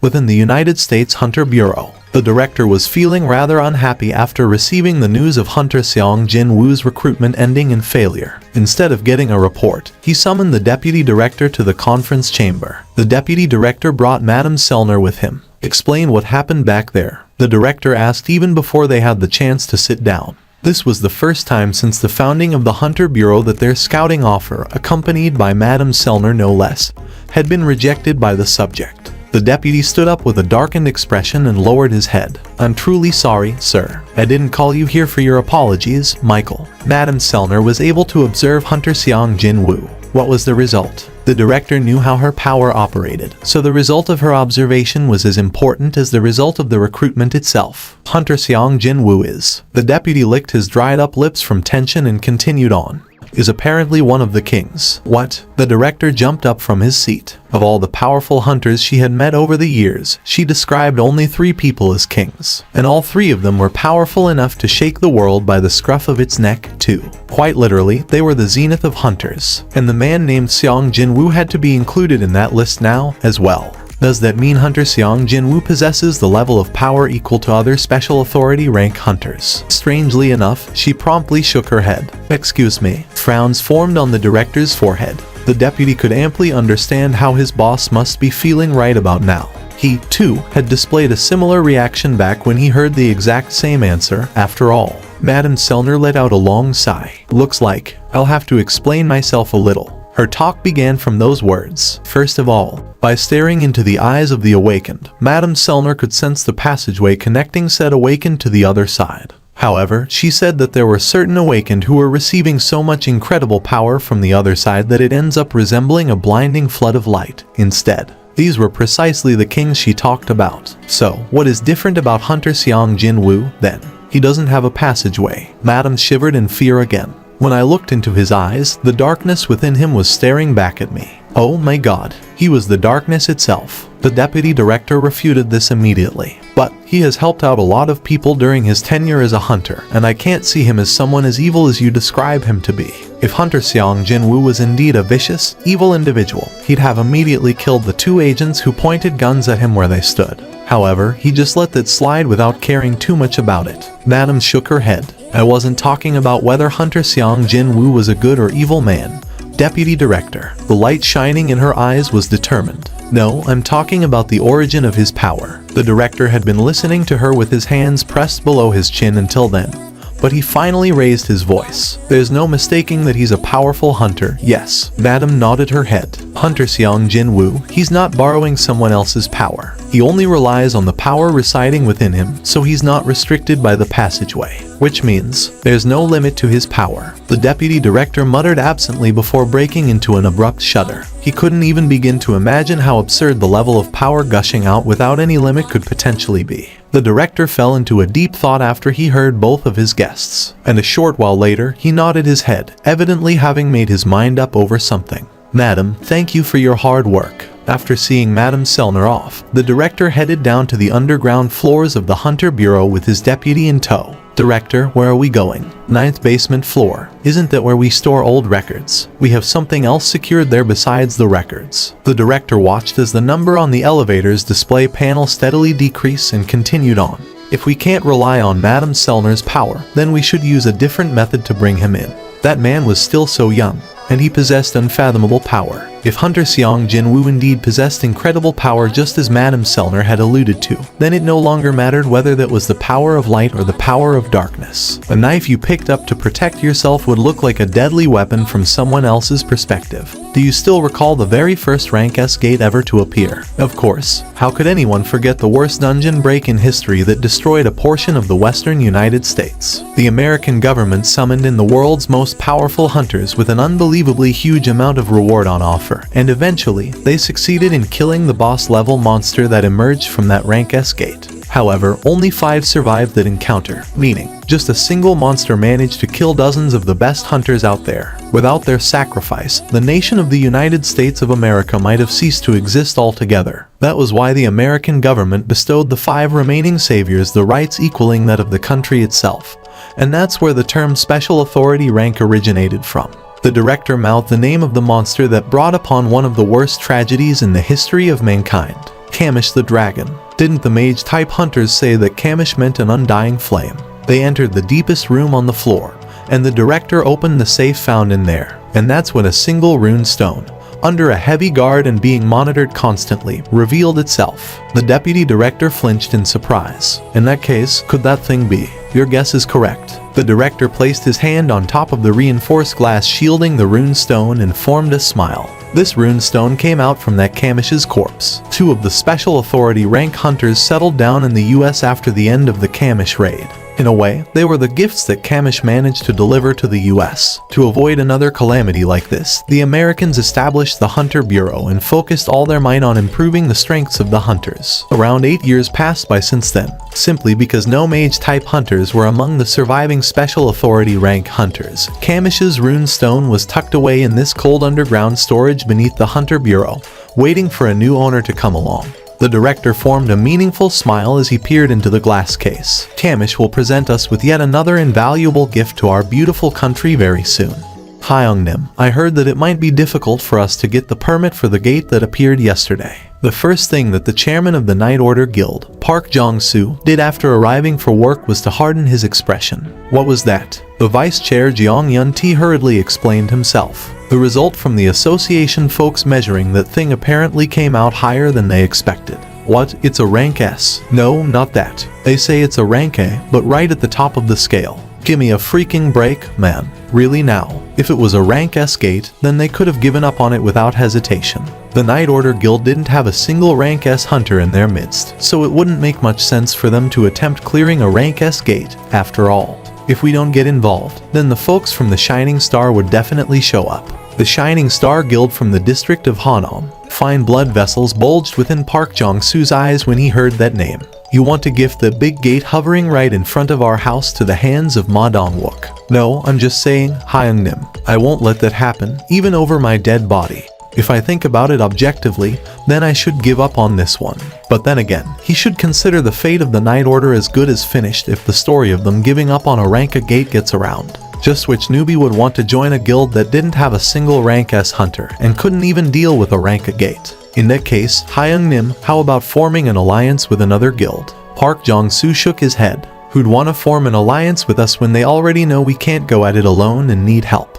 If allying with another guild is a problem, then how about working with a freelancer? The 2 men's heads snapped in unison towards the direction of the woman's voice coming from their side. It was from the rank a healer charged with mending the elite raid team, Jiang Yirim. A healer was given a lot of say in the matters of a raid, and if that healer just so happened to be a rank possessing various skills, then there was no need to even mention that. However, as the fate of the Night Order Guild was hanging in the balance here, Park Jong-soo couldn't easily hide his troubled expression. We want to go inside the hardest rank a gate, so how could a single freelancer help? But then, Park Jong-soo stopped his words right there. Because he just remembered a certain someone in the middle of his own speech. A man capable of sweeping away rank S monsters all alone, never mind rank S. Unable to suppress his excitement anymore, Park Jong-soo shot up from his seat. If Mr. Seong Jin-woo joins us, then that man easily brushed off a monster that the combined might of the Korean rank S hunters couldn't do anything about. If he chose to participate, then the safety of the raid team members was as good as 100% guaranteed. What is Seong Jin-woo Hunter Nim doing right now? Both Jeong Yi-rim, who originally came up with the idea, and Jeong Yun-ti quietly listening from the side, shook their heads. Since he cleared the gate appearing in the middle of the road not too long ago, he's gone pretty quiet nowadays. Jeong Yun-ti recalled seeing Seong Jin-woo on one of the TV news broadcasts recently, and pulled his phone out. Should I find out the contact number for Seong Jin-woo Hunter Nim, Hyung Nim? No, don't bother. Put your phone down. Hey, do you think you should try to solve something this important over a phone call? No, we gotta meet up with him and discuss it face to face. Let's go up north. That evening, Cha-hyun was lying on her bed with sheets pulled right up over her head, but she was writhing around in great distress at the moment. Why did I go and say, I think so? Just why? Wasn't that the exact same thing as confessing? She wildly kicked the sheets away, and finally stopped moving only after a thought popped up into her head out of the blue. Then, how was she to decipher Mr. Seong Jin-woo's reply? Then, she wanted to quickly escape from that situation and told him that she'd think about it before leaving in a hurry. But simply from recalling that moment caused such distress that her thought process ground to a complete halt almost immediately.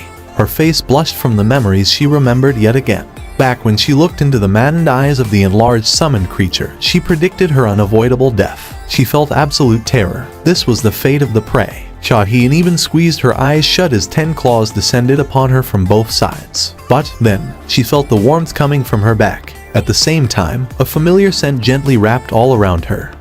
Cha-hyun cautiously opened her eyes and looked behind her, and she found Jin-woo standing there, busy glaring with angry eyes at the summoned creature while stopping the claws with his bare hands. It was true that her heart skipped a beat in that moment. But then, wasn't it patently unfair to ask a question like that in that sort of a situation? No, wait. Cha-hyun shook her head hard as if to shake off all the distracting thoughts. Even if he asked her like that, she shouldn't have answered him truthfully. He might start seeing me as a strange person.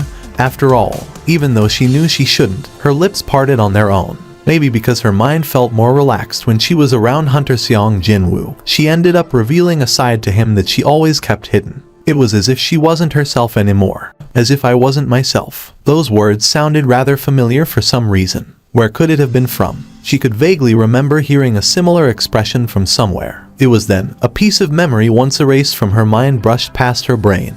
Please, pass it on. Cha-hyun quickly bolted upright. She finally recalled that voice, a voice that seemed to slowly fade away to the other side, just like a waking dream, even though it couldn't have been that long ago. Please, pass this message on. Cha-hyun did her very best to remember the contents of the voice as well as the owner of it. The full scope of the memory, blurry and indistinct as if a thick veil of fog was covering it, slowly regained its former glory.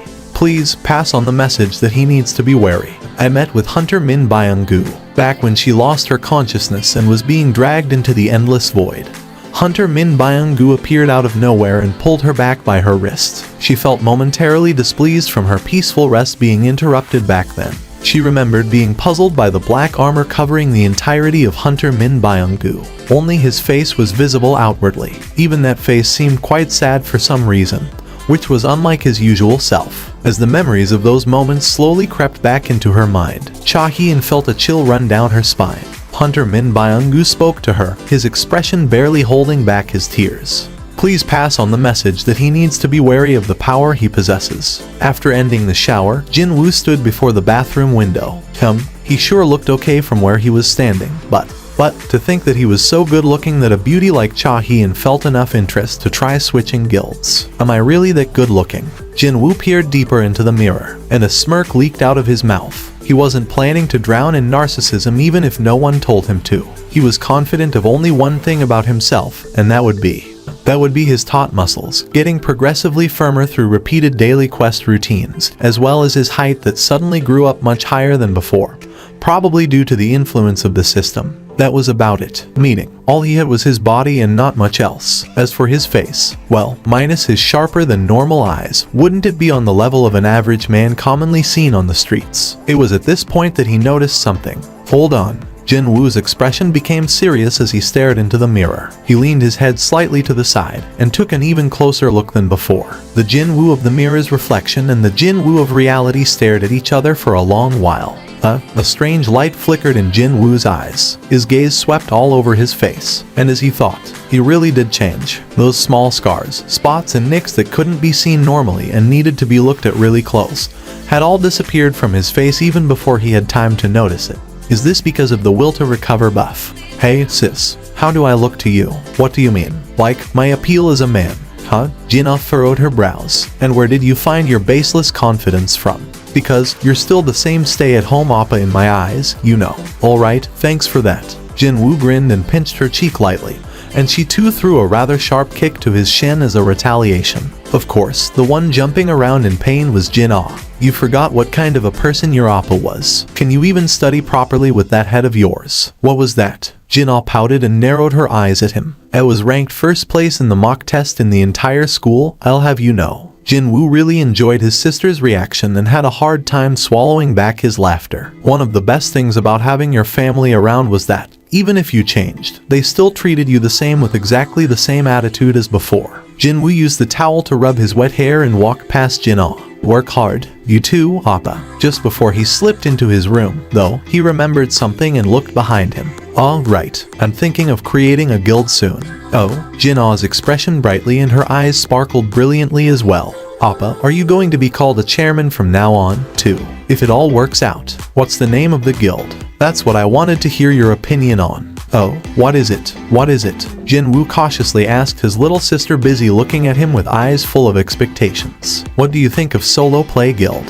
Huh? The answer sounded the same, but its nuance was rather a lot different than the one that came before. If she was kidding around just now, then she was dead serious this time. What's wrong? You think it's weird? Appa, why are you naming your guild like that? Because I like moving around solo. It does sound like you, but still, isn't it a bit strange to name your guild like that? Why? Isn't your ability summoning out those black armored soldiers? Yeah, so, if you get technical about it, you aren't fighting alone, right? Now that he heard her opinion, that made some sense. Jin Woo nodded his head.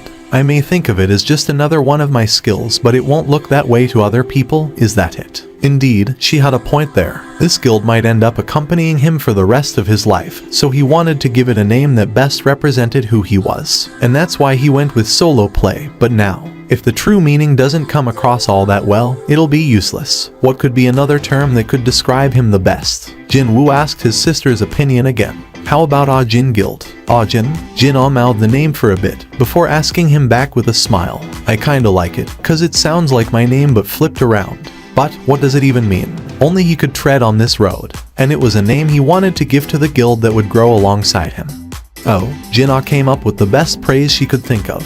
You know, that doesn't sound bad at all. Next day, Jin Woo went to the office armed with the new guild name. Hey, it's about the guild's name. Yu Jinho had been in the office since early morning, working. When he heard the new name from Jin Woo, a brilliant smile formed on his face. That is an excellent name, Hyung Nim. Didn't they say that a swan floating elegantly on water was kicking furiously under the surface? Yu Jinho had been feeling as desperate as that old saying. Whatever it is, everything will be fine as long as it's not solo play. He imagined it so many times already. And that would be him introducing himself as hello, I'm Yu Jinho, vice chairman of the Solo Play Guild. That seriously tormented him. He couldn't be sure of why, but a corner of his heart ached every time he imagined himself saying those words. However, how could he dare to rebel against a name that Hyung Nim had worked so hard to come up with? He resigned himself to that fate, but then, a heaven-sent opportunity came knocking in his way. Hyung Nim, let's go with that as our guild's name. Jin Woo made his decision after receiving his partner's genuine consent this time. Okay, so we decided on the guild's name, finally. Yu Jinho began crying out in elation inwardly after hearing Jin Woo make that declaration. Meanwhile, the latter rubbed his chin and muttered out, "The remaining issue is the last founding member slot, isn't it? Oh, that. Hyung Nim. Yeah, what happened to Cha Hee and Hunter Nim yesterday? I don't think it'll work out with Hunter Cha. She's not exactly who I've been looking for." Hyuk. Yu Jin-ho hastily swallowed a shocked gasp. He expected his Hyung Nim to hold a high standard, but to think that he'd not be satisfied with a hunter on Cha Hee-in's level. Hunter Cha Hee-in was a rank S, she was still very young. Her records were excellent, and to top them all off, she was beautiful as well. No matter from which angle, she was pretty much perfect. At least, from the perspective of an average Joe, that was. However, would the word average even apply to his Hyung Nim? But I don't think anyone will be better than Hunter Cha Hee-in among the rest of the applicants, though. Excuse me, Hyung Nim. What kind of a person are you looking for, anyway? Someone with a hunter license who doesn't care much about the guild's activity but we can still place our trust in.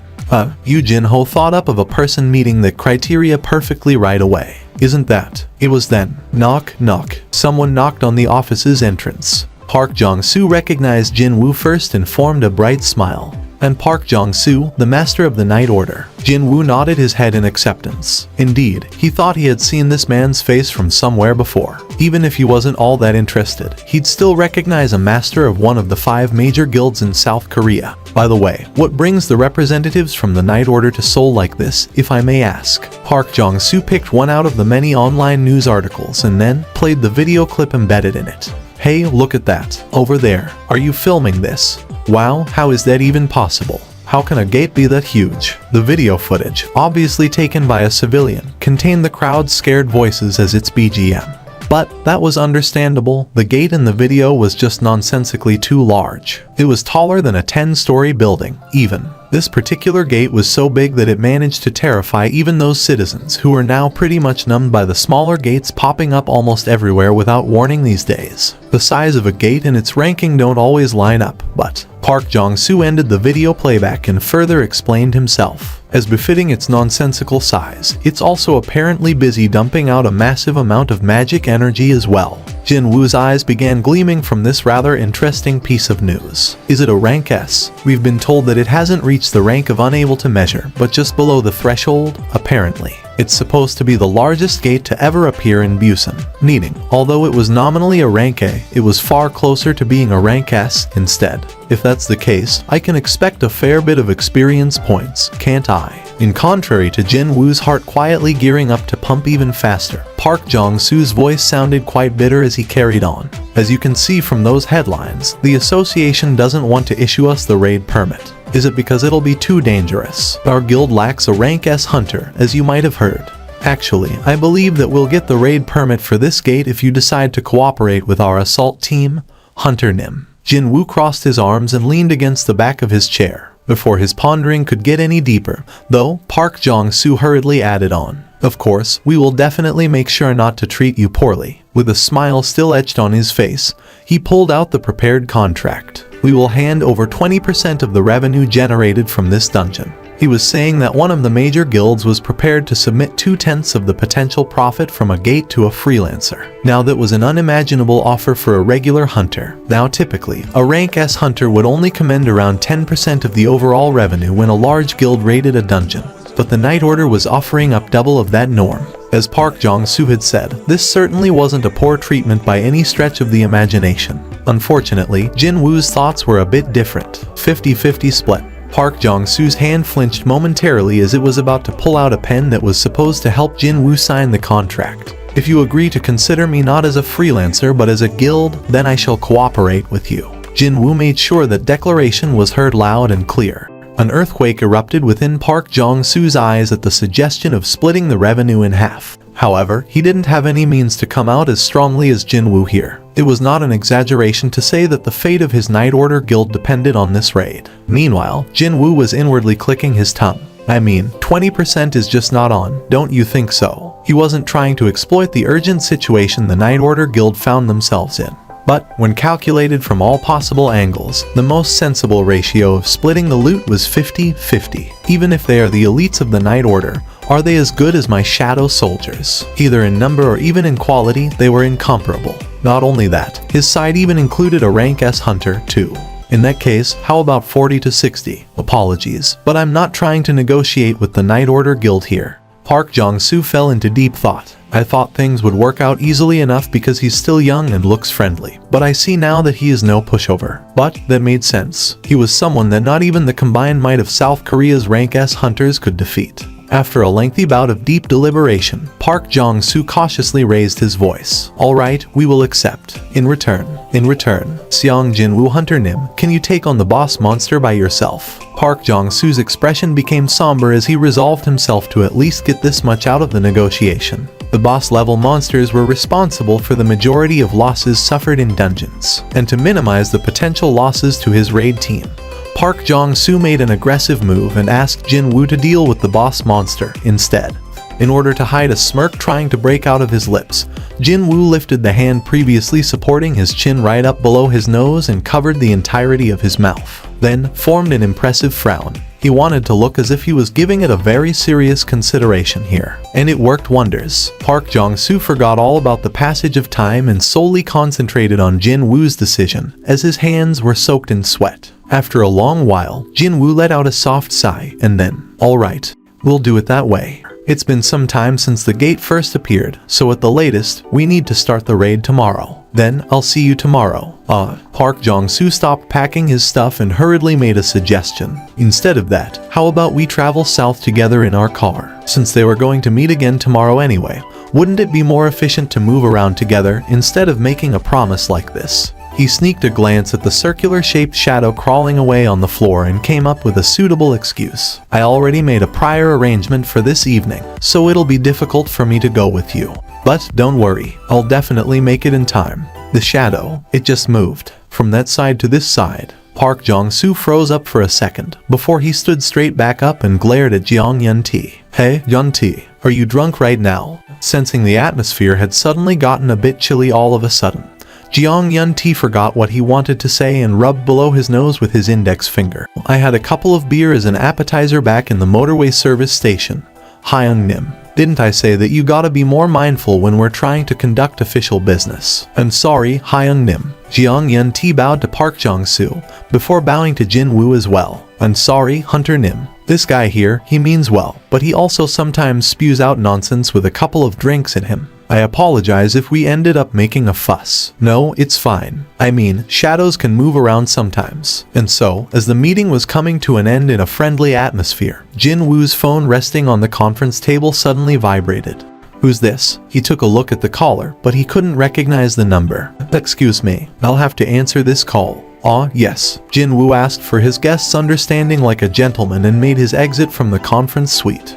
After making his way out of the conference suite, Jinwoo tapped on the answer icon. Then, a familiar voice came out of the phone's speaker. Son. After confirming who it was, Jinwoo felt rather relieved but at the same time, felt a bit rueful as well. Mom, did you buy a new phone? NG, I wanted to hear your voice as soon as I got it, so I called you abruptly like this. I hope that I didn't interrupt you while you were doing something important. Jinwoo glanced at the conference suite with two people from the Night Order Guild still inside and smirked slightly. Nah, it's fine, Mom. That's a relief. By the way, I don't know if I bought the right phone. I'm just not used to this sort of things. Did you go to the store alone? Why didn't you take Jinna along with you? She's busy with her studies, so I shouldn't disturb her. It'd been nice if Mom thought of herself instead of her children every once in a while. Jinwoo ended the call with his mom and sighed softly under his breath. However, why did he feel a bit disappointed when he found out that the call was from his mom? What was I waiting for? Jinwoo smirked to himself and pocketed the phone, before raising his head up. Renewed vigor was gleaming brightly in his eyes. He was about to breathe in the dungeon air again tomorrow, all thanks to the nice guys of the Night Order coming to visit him like this. A rank A gate that's close to being a rank S, is it? It felt as if he hadn't cut loose and went all out in a long while now.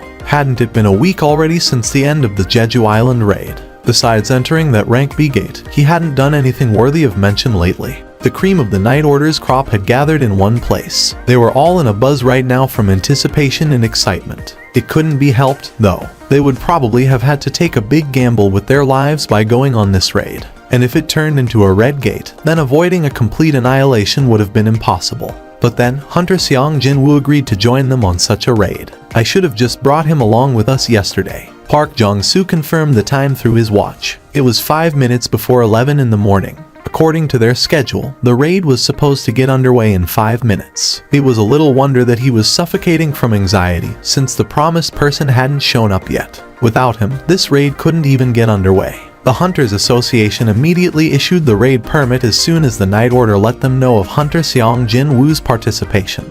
There are 3 minutes remaining. Park Jong-soo pulled his phone out of sheer anxiousness, but he pocketed it again after mustering up a superhuman level of patience. It'd be a bit rude to call someone who said he'd be here shortly about 10 minutes ago, now wouldn't it? However, he couldn't sense anyone possessing great aura approaching this location.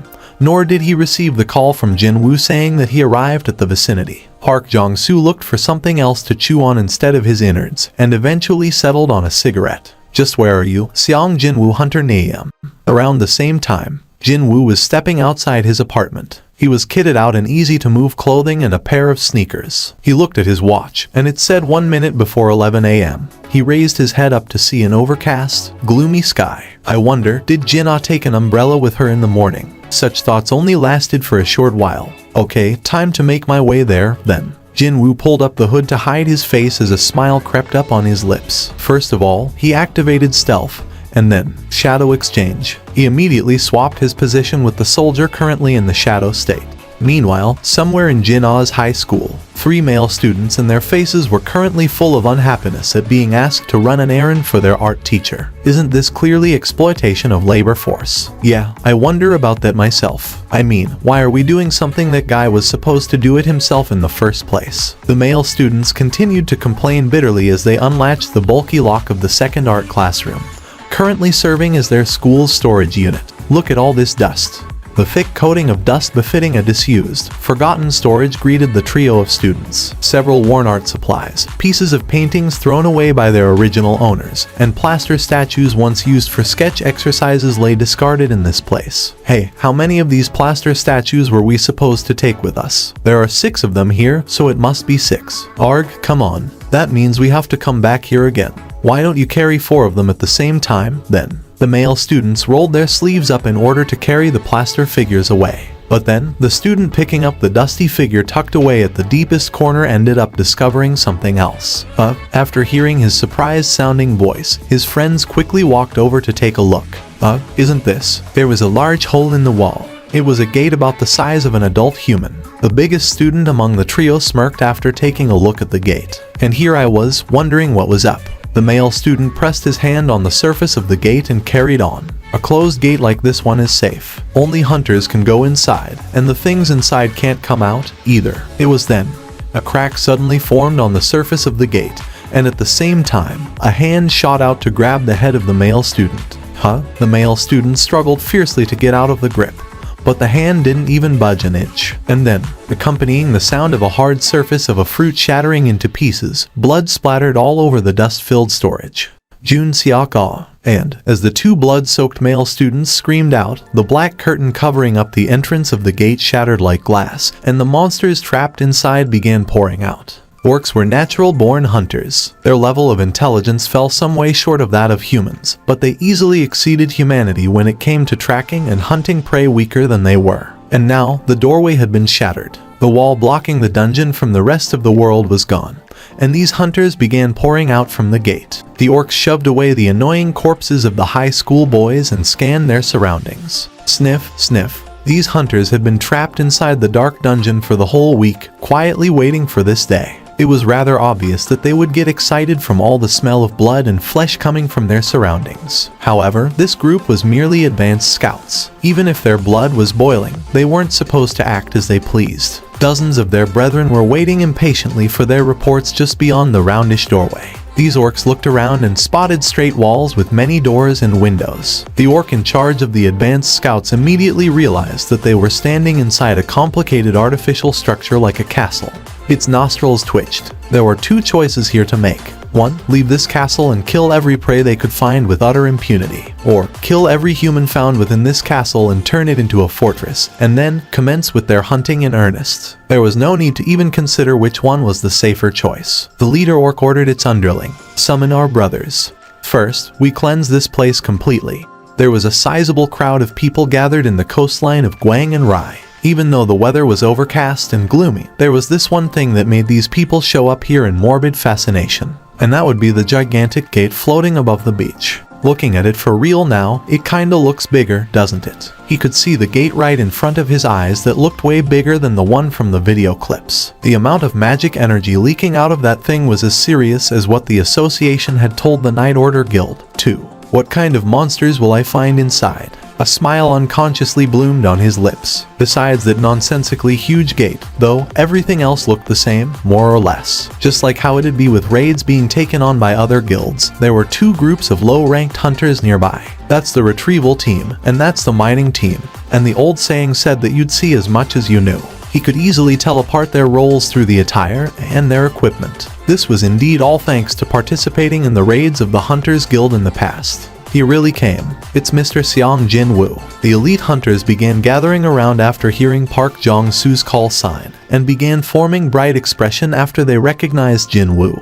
Hunter Nim. The Jeju Island raid was really amazing. How do you summon those black soldiers? Wait a sec, are they even summons? Will you be taking the lead in today's raid, Mr. Seong Jin-woo? Just as Jin-woo was feeling progressively lost from the outpouring of all these questions. Stop. Will you just stop? Healer Jeong Hee-rim, responsible for coming up with the idea of bringing Jin-woo in the first place, pushed aside other hunters and stepped up to the front. Why are you trying to trouble Seong Hunter Nim to this degree? You aren't some country bumpkins either, so why? Her eyes glaring at her wayward colleagues were as sharp as a pair of blades. A high-ranked healer was comparable to one's own mother in a way, because she was responsible for the raid team's overall well-being.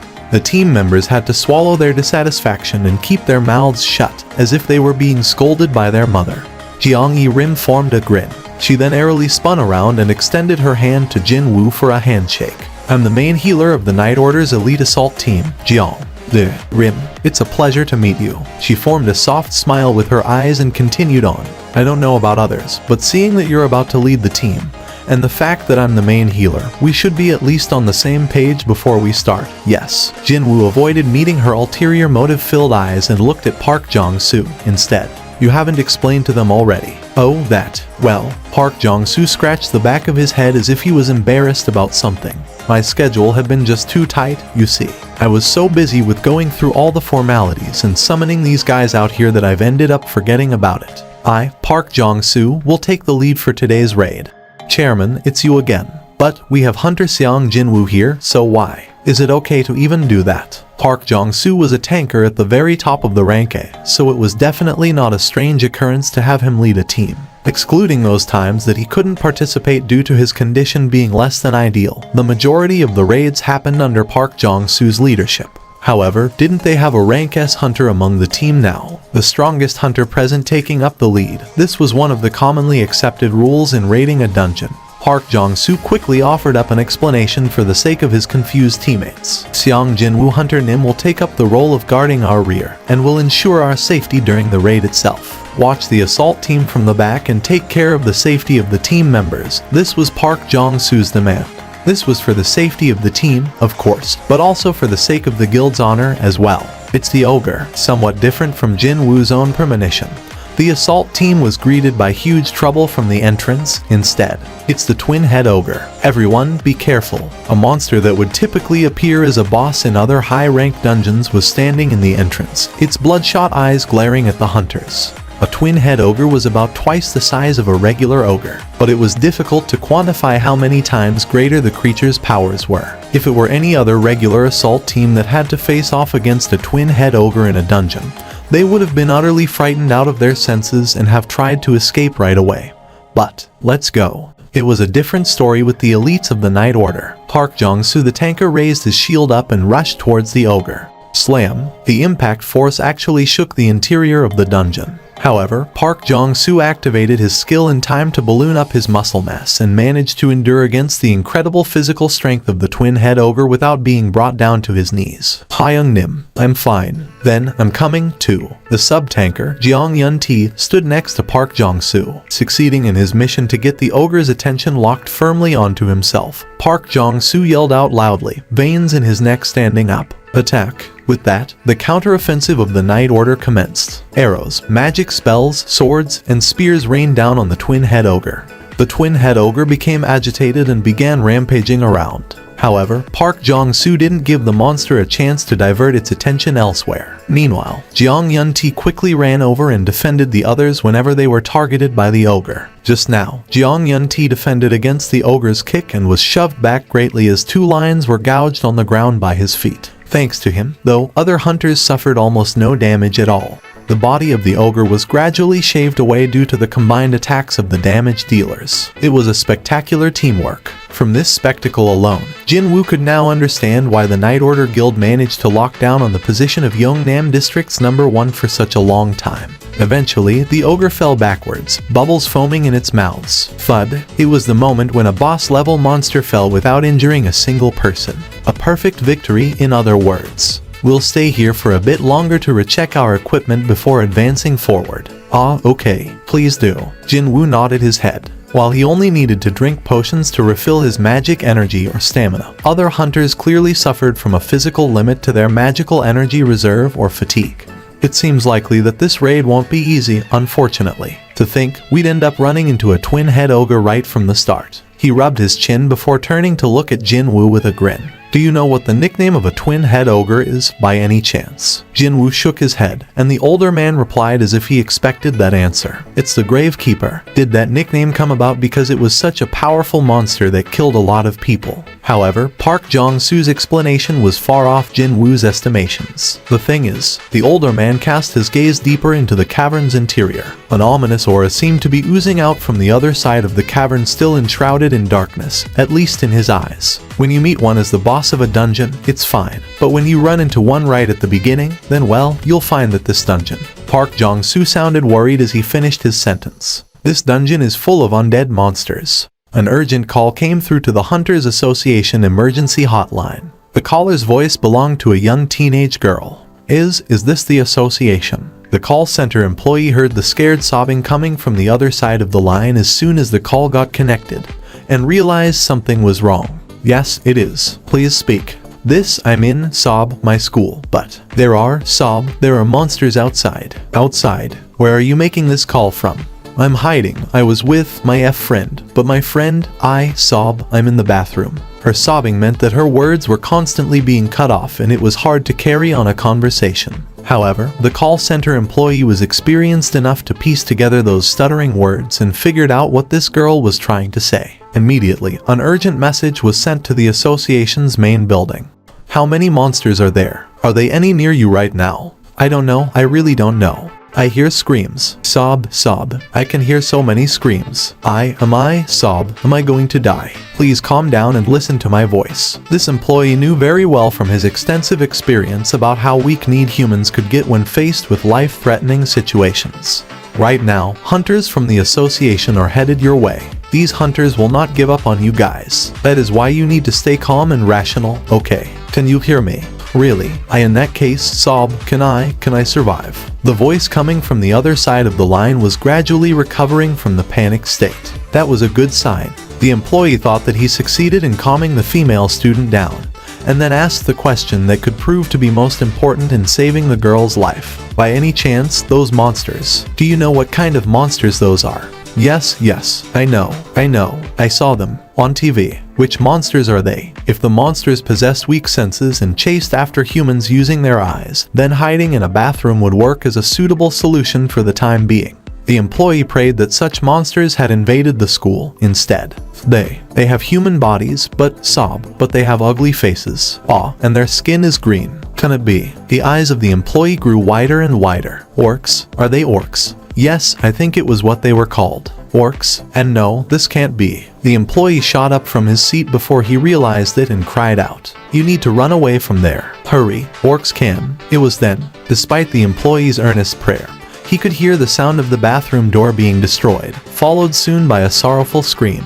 The Night Order's raid was trucking along quite smoothly. As a matter of fact, things were working out so well that the hunters felt the whole thing was strangely too easy. For instance, they encountered yet another monster, but a rotting creature the size of a house tried to escape from the assault team, only to get ensnared by the restriction magic spell cast by the mage-type hunter, and soon, it too met with a grisly end. And when the exact same thing repeated itself over and over again, the hunters were getting progressively more puzzled. Isn't this weird? Why are these monsters running away when they see us? Isn't it like they were being chased away? What's the matter, Seong Hunter Nim? Is something following us? Jin-woo didn't answer her. As a matter of fact, his heart was beating so madly that he didn't even have any leeway to answer her questions. Could it be? Jin-woo's eyes, as they stared towards the outside of this dungeon, began quaking violently. Only then did Jeong Yi-rim also realize that something was wrong as well. Heartbreaking screams rose up from all corners of the school. Less than half of the students managed to escape from the school alive. As for the rest, either they had all ended up as corpses, or were busy running around inside the school's premise trying to evade the orcs. Unfortunately, their futile resistance could only buy them a brief respite. The hunts of the orcs that started from the lowest floor continued on to higher floors and drove all victims caught in their wake to gruesome deaths. The students who couldn't run away in time and remained trapped in their classrooms could only cover their ears as more screams rose up from the lower floors. The classrooms for the third-year students were located on the top floor of the school building. Jin-ah was also among those third-year students who couldn't run away in time. The doorway shoddily blocked up with junk was the only thing that could defend them against the marauding orc horde. FCKME. The male students grabbed onto chairs and mops or whatever that could serve as weapons with their trembling hands. But none of them helped to instill a sense of confidence in the scared students. No, all they could do was to wait and pray fervently for the hunters to show up before those orcs stepped foot inside their classroom. The bent classroom door was flung away. As the screams of the frightened students resounded out, 2 orcs covered in the blood of the countless number of people they had murdered stepped into the classroom. A male student holding a mop near the door threw away his makeshift weapon and ran to the back entrance, before yanking it open. However, another orc was lying in wait there, and it slammed an axe down on the forehead of this fleeing male student. The male student fell powerlessly, the light of life leaving his eyes. Both entrances of the classroom were now blocked off by the orcs. The remaining students screamed out loudly and crowded against the windows, but they all knew that the results would largely end up the same regardless of whether they chose to jump out from a 6-story window or get caught by the orcs. Appa, finding herself stuck in the middle of the students fleeing towards the corners of the classroom as they tried to get away from the orcs, Jin-ah squeezed her eyes shut and called out to Jin-woo, her Appa, the rank S hunter. If she called out to him, it felt as if he'd show up here right away. Boss, there is a human with magic energy coming off. Kill that one first. Unlike regular humans, those that knew how to wield magic energy were dangerous opponents. Therefore, these orcs had to deal with a threat like that first. The orc, having received the boss's order, began scanning the students before eventually locking onto Jin-ah's location. The orc grabbed her wrist and dragged her out to the middle of the classroom. Is this female the one? It is, boss. The underling was right. Although faint, they could sense magic energy coming from somewhere on this girl. Whether that came from this female's abilities or some sort of a weapon she possessed, it didn't change the fact that she had to be eliminated first before everyone else. The boss raised its axe up. Jin-ah saw the axe rising up high above her head and eventually squeezed her eyes shut. The boss twitched its nose and swung the axe down with a disinterested face. But then this happened. A veil of black smoke suddenly exploded out from Jin-ah's shadow and took on a solid shape. Grab. The brows of the advanced scout's boss shot up high in surprise, because it just realized that a high orc wearing black armor suddenly appeared out of nowhere to grab onto its wrist. That was why. Before the puzzled orc could say something, the high orc threw a simple punch and shattered the head of the monster like an exploding watermelon. The jaws of the students watching this sight fell to the floor. They were about to avert their gazes before the scene of their classmate getting murdered played out. Yet these soldiers decked out in black armor suddenly appeared without a single warning. Soldiers? No, hold on. Was it even okay to call those things soldiers? But these monsters looked more orcish than orcs themselves, and were at least double the size of an orc and featured red skin. Really, when standing before the black armored orc, that scary looking orc now resembled a boy about to enter his teenage years instead. But that was to be expected. The shadow soldiers Jin-woo had left behind in Jin-ah's shadow were the high orcs serving as the guards of the boss monster Fangs from the high-ranking dungeon. Not only that, these guys were the cream of the warrior crop found there. Regular orcs dared to have a go against high orc warriors. What a funny notion that was. The students were freaking out properly now. Yuck. The terrifying monsters threatening their lives up until only a few seconds ago were getting massacred by even more monsterish monsters now. Their current level of shock and fear had gone far past what they could tolerate, and caused the inside of these students' heads to completely blank out, except for one person that was. Only Jinna knew the significance of those black armors and began crying softly. Appa, did Appa. Jinna could sense her Appa's trace from these 3 high orcs surrounding her like a trio of bodyguards. Did those monsters save us? Are we being protected? At the bare minimum, they felt sure of these black armored orcs weren't going to harm them. Where is Appa? Is he here? Jinna tearfully asked for Jinwoo, but the high orc soldiers didn't reply back to her. Appa, instead, they lightly stopped her when she tried to go somewhere else. When Jinna cautiously looked up at the high orc, the creature silently shook its head. The top priority for these high orcs was to secure Jinna's safety. They couldn't let her roam around the building when it was packed full of enemies right now. And, sure enough, footsteps climbing up the stairs could be heard coming from outside the classroom. The attitude of Hunter Seong Jinwoo, who was practically a paragon of relaxation up until a few seconds ago, suddenly did a complete 180. Something urgent came up and I must leave now. Park Jong-soo's complexion darkened. Without your presence, Seong Hunter Nim, we could find ourselves in great danger. You know this too, don't you? Park Jong-soo did his best to dissuade Jinwoo in the most roundabout way he could think of. He was acutely aware that agitating Jinwoo was far more dangerous than attempting to clear this dungeon without the young rank S hunter's help. That was how badly contorted Jinwoo's current expression was. Let me call on a friend that you can place your trust in as much as you'd trust me. From here on, that friend will take care of everything.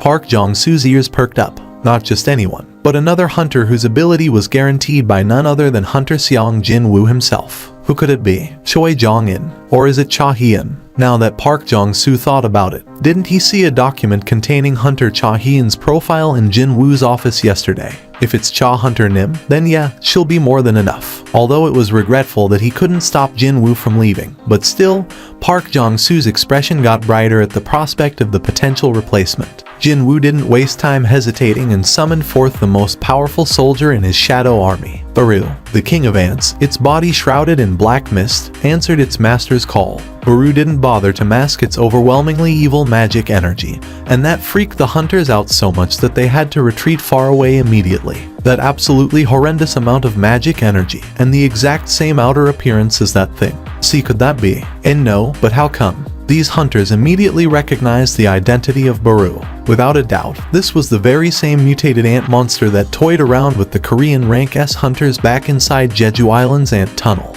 With these high-ranked hunters recognizing Baru, it became more convenient for him now since he didn't need to explain himself any further. The whole of the country witnessed Baru's power, after all. From here onwards, this guy will sub for me. He ignored the panicking Park Young-soo and gave a new order to Baru. Protect these humans. I shall follow. Baru made a short reply and raised its head. In that case, oh my king, what should I do about the existences besides these humans? Jinwoo shifted his gaze over to the deepest part of the dungeon for a second or two, before issuing one more order to Baru. Do whatever you wish. It was right then. Baru's repressed desire to kill morphed into an unbridled joy and spread all over its body. Baru stood back up and screeched out loudly, the entire cavern reverberating from that horrifying sound. Hunters began trembling from that screech, even though it wasn't even directed at them. Wait. We need to finish the raid with that thing. Cold perspiration trickled down Park Jong-soo's back. Jinwoo didn't even pay any mind to the reactions of the hunters and simply summoned 20 more ant shadow beast soldiers to aid Baru's cause.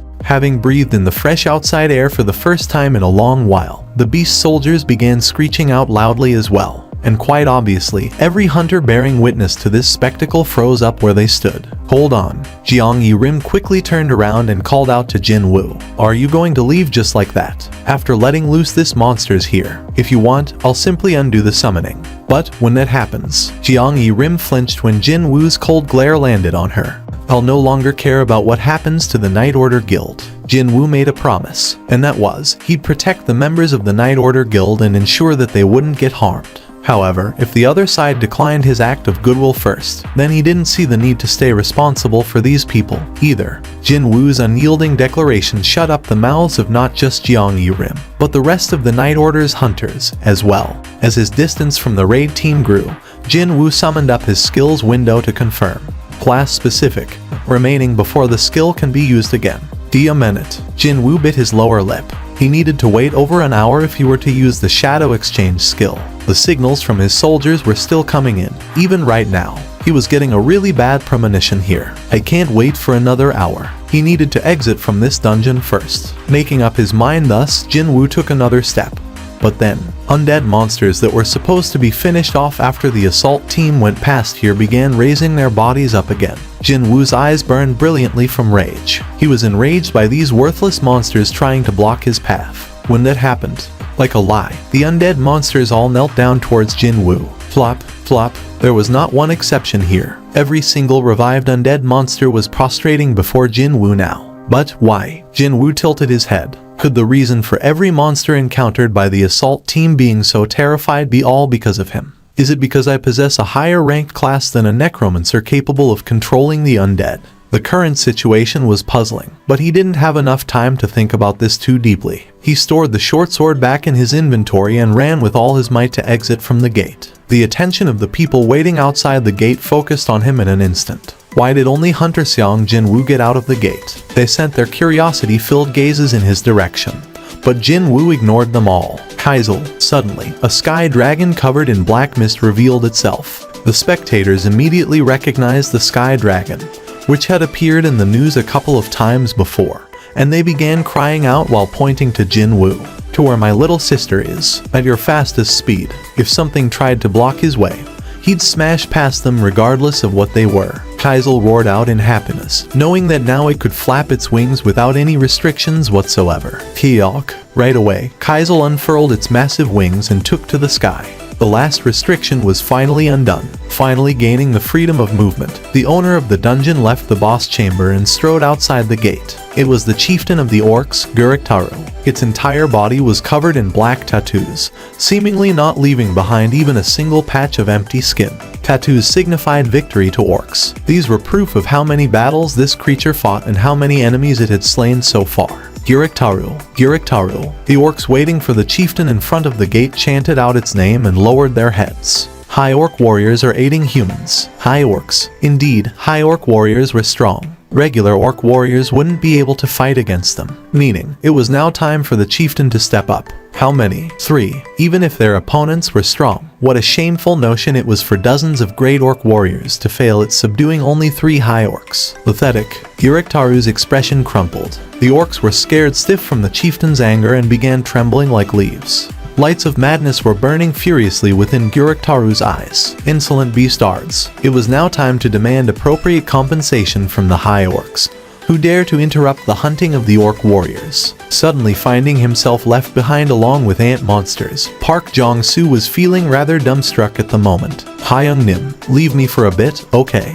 I need time to think. Being surrounded by over 20 of these monsters, no summons, Park Jong-soo was getting this close to abandoning this raid altogether. Okay, so, let's say that we give up on this raid. If so, then how should he explain the result of this raid to the reporters waiting outside? Could he say, Hunter Seong Jinwoo had to suddenly leave the assault team and therefore they couldn't afford to advance forward anymore? Or, they had to give up on the raid because they got too scared of the new friends Hunter Seong Jinwoo summoned here for them? What kind of an embarrassment would that be? Didn't matter which excuse was used, it had become a source of ridicule for them.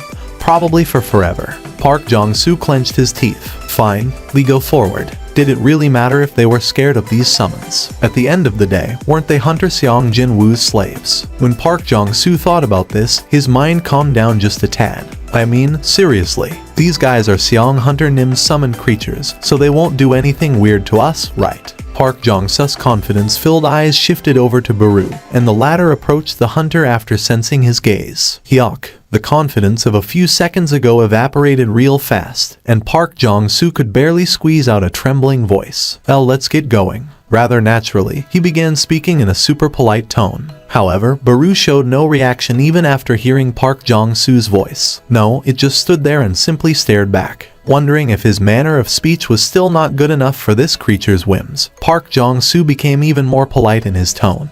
Should we get going now? Even then, Baru showed no sign of budging from the spot. Park Jong-soo's consciousness was gradually getting fainter as he had to stare longer and longer into the powerful glare of the creature in front of him. Could it be that this guy can't understand what I'm saying here, and that's why it's not moving? When Park Jong-soo's thoughts reached this point, he forced his facial muscle to contort into an ungainly smile, and then he pointed towards the interior of the dungeon. In front, forward, in that moment, the mutated ant monster disappeared instantly, along with the sound of a bullet leaving the silenced gun. Where did it go? Even before Park Jong-soo could scan his vicinity with puzzled eyes, Baru returned to his original position. Baru then pushed forward something held in his hand towards Park Jong-soo's face. What the heck? When the flustered hunter took a closer look, he realized that the mystery object was actually the head of a monster. Not only that, it was the helmet of one of the most powerful undead monsters, Death Knight, with a rotting head still trapped inside. Park Jong-soo freaked out and plopped down his butt real hard. The other members of the assault team also were jolted into stunned silence and hurriedly gathered around Park Jong-soo. Baru disinterestedly scanned the hunters now grouped together in one spot. He loudly screeched out to the rest of the ant monsters. With that, the ant army began to march forward in perfect order. Baru looked down at Park Jong-soo still on the ground for a little while, before he slowly turned around and followed after the marching ants. The hunters hurriedly checked out Park Jong-soo's current condition. Hyung-nim, Chairman, are you alright? Are you okay? Park Jong-soo replied to them with a stupefied face. I'm okay. His body was fine, but for some reason, his heart ached instead. It felt as if he got ridiculed by a summoned creature. There's no way that's true, surely not. Indeed, a summoned creature couldn't have possessed such a level of intelligence. Whatever the case may be, though, he couldn't give up on this raid now that he even got humiliated somewhat like this. Park Jong-soo dusted off his butt and got back up. Let's go, as well. The expressions of the hunters stiffened up. Hey, you want to follow after those things? How can we go on a raid with monsters? The high orc warriors were indeed strong. Unfortunately, they were still no match for the orc chieftain, Guruktaru. The orc's leader left behind its guards in the corridor and stepped forward to fight all by itself. And then, while easily evading the attacks of the high orcs, pulled out a scimitar sheathed on its back. Is this all you have? The interior of the classroom was filled with the corpses of the orcs. Even at a casual count, there were 50 of them here. Make me enjoy this more, warriors of the high orc race. The chieftain's rage was transferred directly into merciless swings of its curved blade. Guruktaru's scimitar drew elaborate arcs in the air, and began shaving away the high orcs, their armors and all. The screams didn't come from the high orcs, naturally, but from the mouths of the humans hiding behind them. Guruktaru's forehead creased up in displeasure. Annoyingly noisy. After taking care of these high orcs, those bugs would be next. Guruktaru sliced off an arm of a high orc and chopped it up in fine pieces until it got eventually bored of doing that, and spun on its heels to cut off the opponent's neck clean off. When that happened, other orcs who had retreated outside the classroom because of the high orcs all began raising loud cheers. Guruktaru, Guruktaru. It was then Guruktaru's brows quivered. The headless high orc morphed to black smoke before reverting back to how it was originally, right in front of its eyes. Is this shamanism? Even after the orc chieftain cut and sliced its enemies several more times, the story remained the same.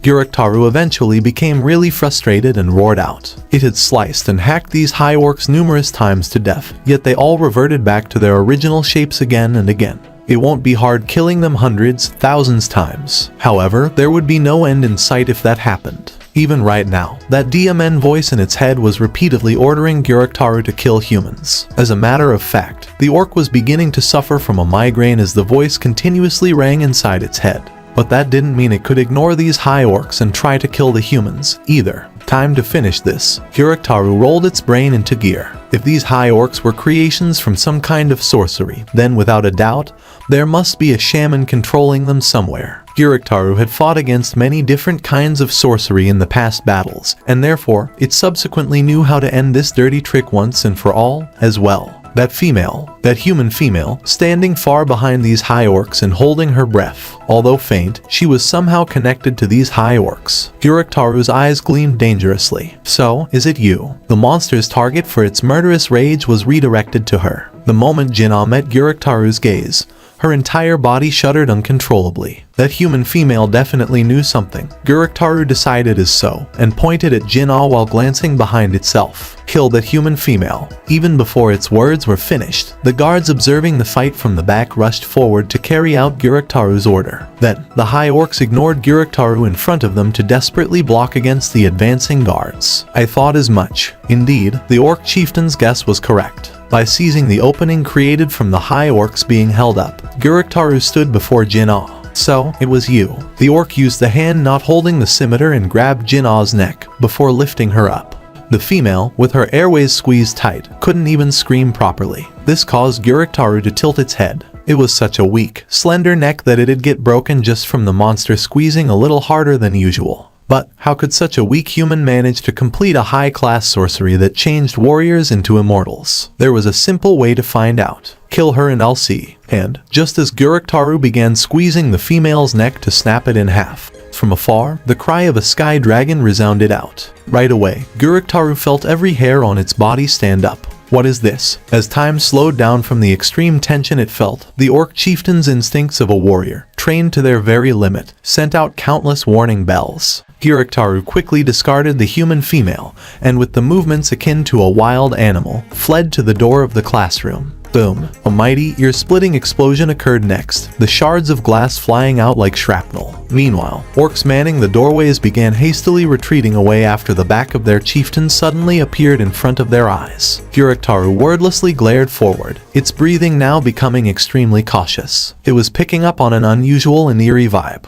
It could see a human male it hadn't seen before standing on the spot where the human female was just now. Gyuriktaru shifted its gaze ever so slightly to the side. Its opposite corner was where the windows were. Nothing remained of the entirety of that wall as if it had been struck by a powerful siege weapon. Even with its excellent dynamic visual acuity, the orc chieftain still failed to follow that man's movements. Gyuriktaru could only swallow its saliva at the sudden entrance of a powerful opponent. The new enemy completely ignored the presence of the orc chieftain and its underlings, and simply proceeded to confirm the human female's condition. Gyuriktaru spoke to its enemy. I am Gyuriktaru, from the proud tribe of Red Blade. That was the warrior's introduction only granted to an opponent capable of reaping away the orc's life. Having completed its introduction, Gyuriktaru asked the human male, "And who are you?" Jinwoo raised his head and quietly spoke. "Shut your mouth and quietly wait for your turn over there." A human just used the language of the orcs. The orcs' surprise lasted only for a moment. Perhaps it was because of the power carried in that man's voice. None of the orcs, which included Gyuriktaru itself, could even dare to budge an inch from the spot.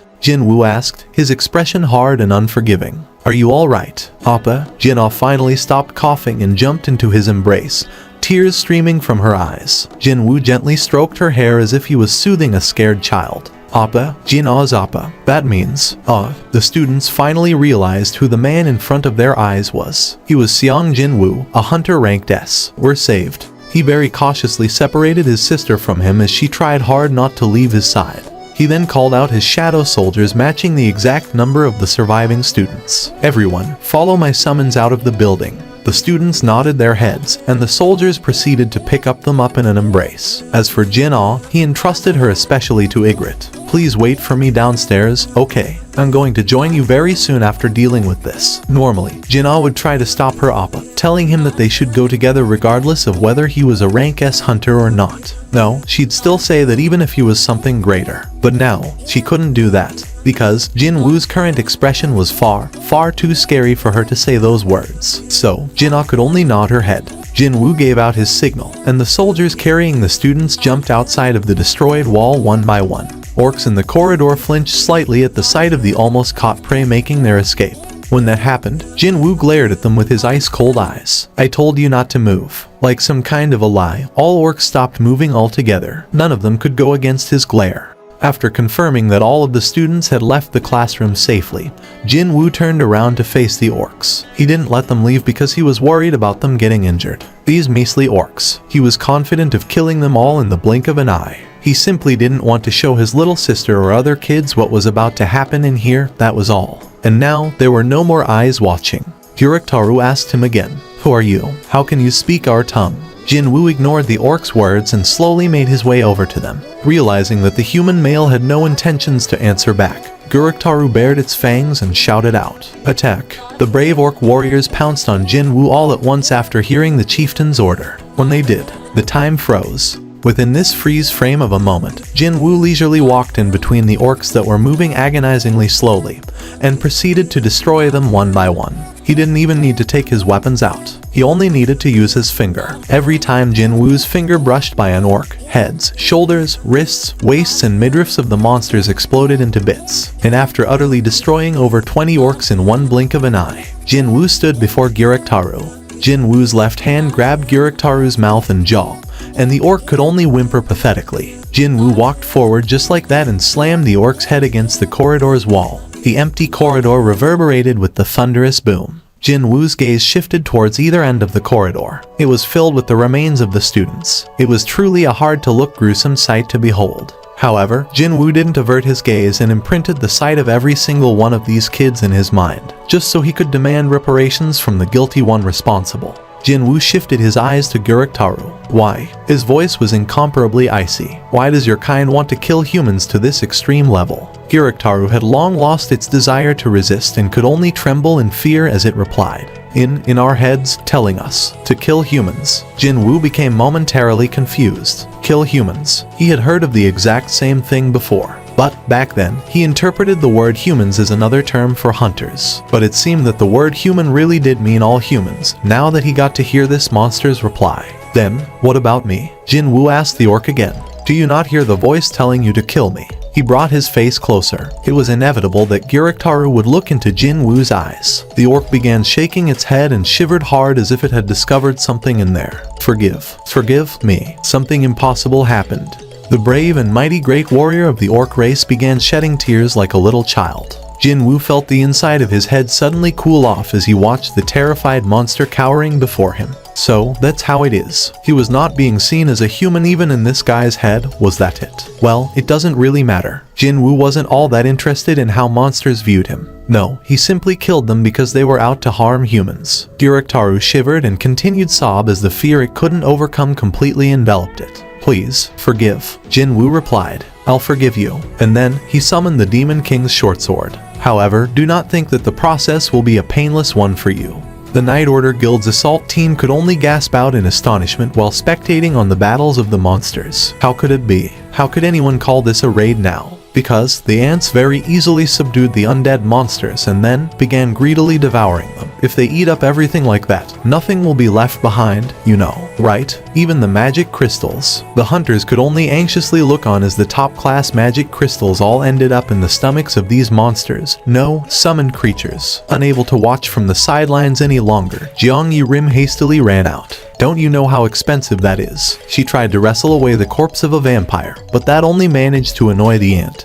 and the creature swung its arm at her direction. She cried out and tumbled backwards after the ant's claw cut into her forearm, just as she tried to get up while rubbing her butt. By the time she regained her wits, the ant monster that swung its arm was standing before her. The creature had its gigantic maw and its horrifying mandibles wide open as if to swallow her head whole.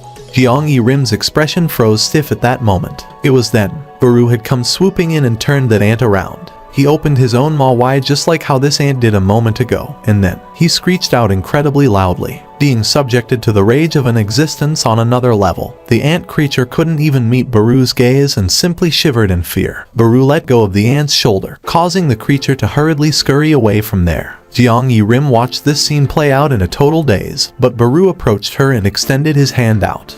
Still stupefied over everything, she grabbed the offered hand and was able to finally stand back up. She was about to say something, only for her lips to stop, because she saw the gentle blue light circulating around Baru's fingertips. That was why. Healing magic. Jiang Yirim's brows shot up real high in surprise. The wound in her arm healed up immediately the moment that blue light touched her. After confirming that her wound was completely cured, Baru turned towards the ants and shouted out. That caused the ants to end their mealtime and began moving deeper into the dungeon's interior. Jiang Yirim watched the back of Baru and murmured to herself, how can a summon cast better healing magic than me? Because of the nature of the incident itself, a massive crowd of people had rushed towards the school's perimeters. My son goes to this school. Get out of the way. I need to confirm what happened with my own eyes. If it weren't for the desperate crowd control efforts by the police and the association's employees, the scene of the incident would have descended into pure pandemonium from the maddened crowd. The reporters had also rushed here as soon as word got out and were now busy snapping away with their cameras. In a way, you could say that today's tragedy has been foretold in advance. His expression was hard.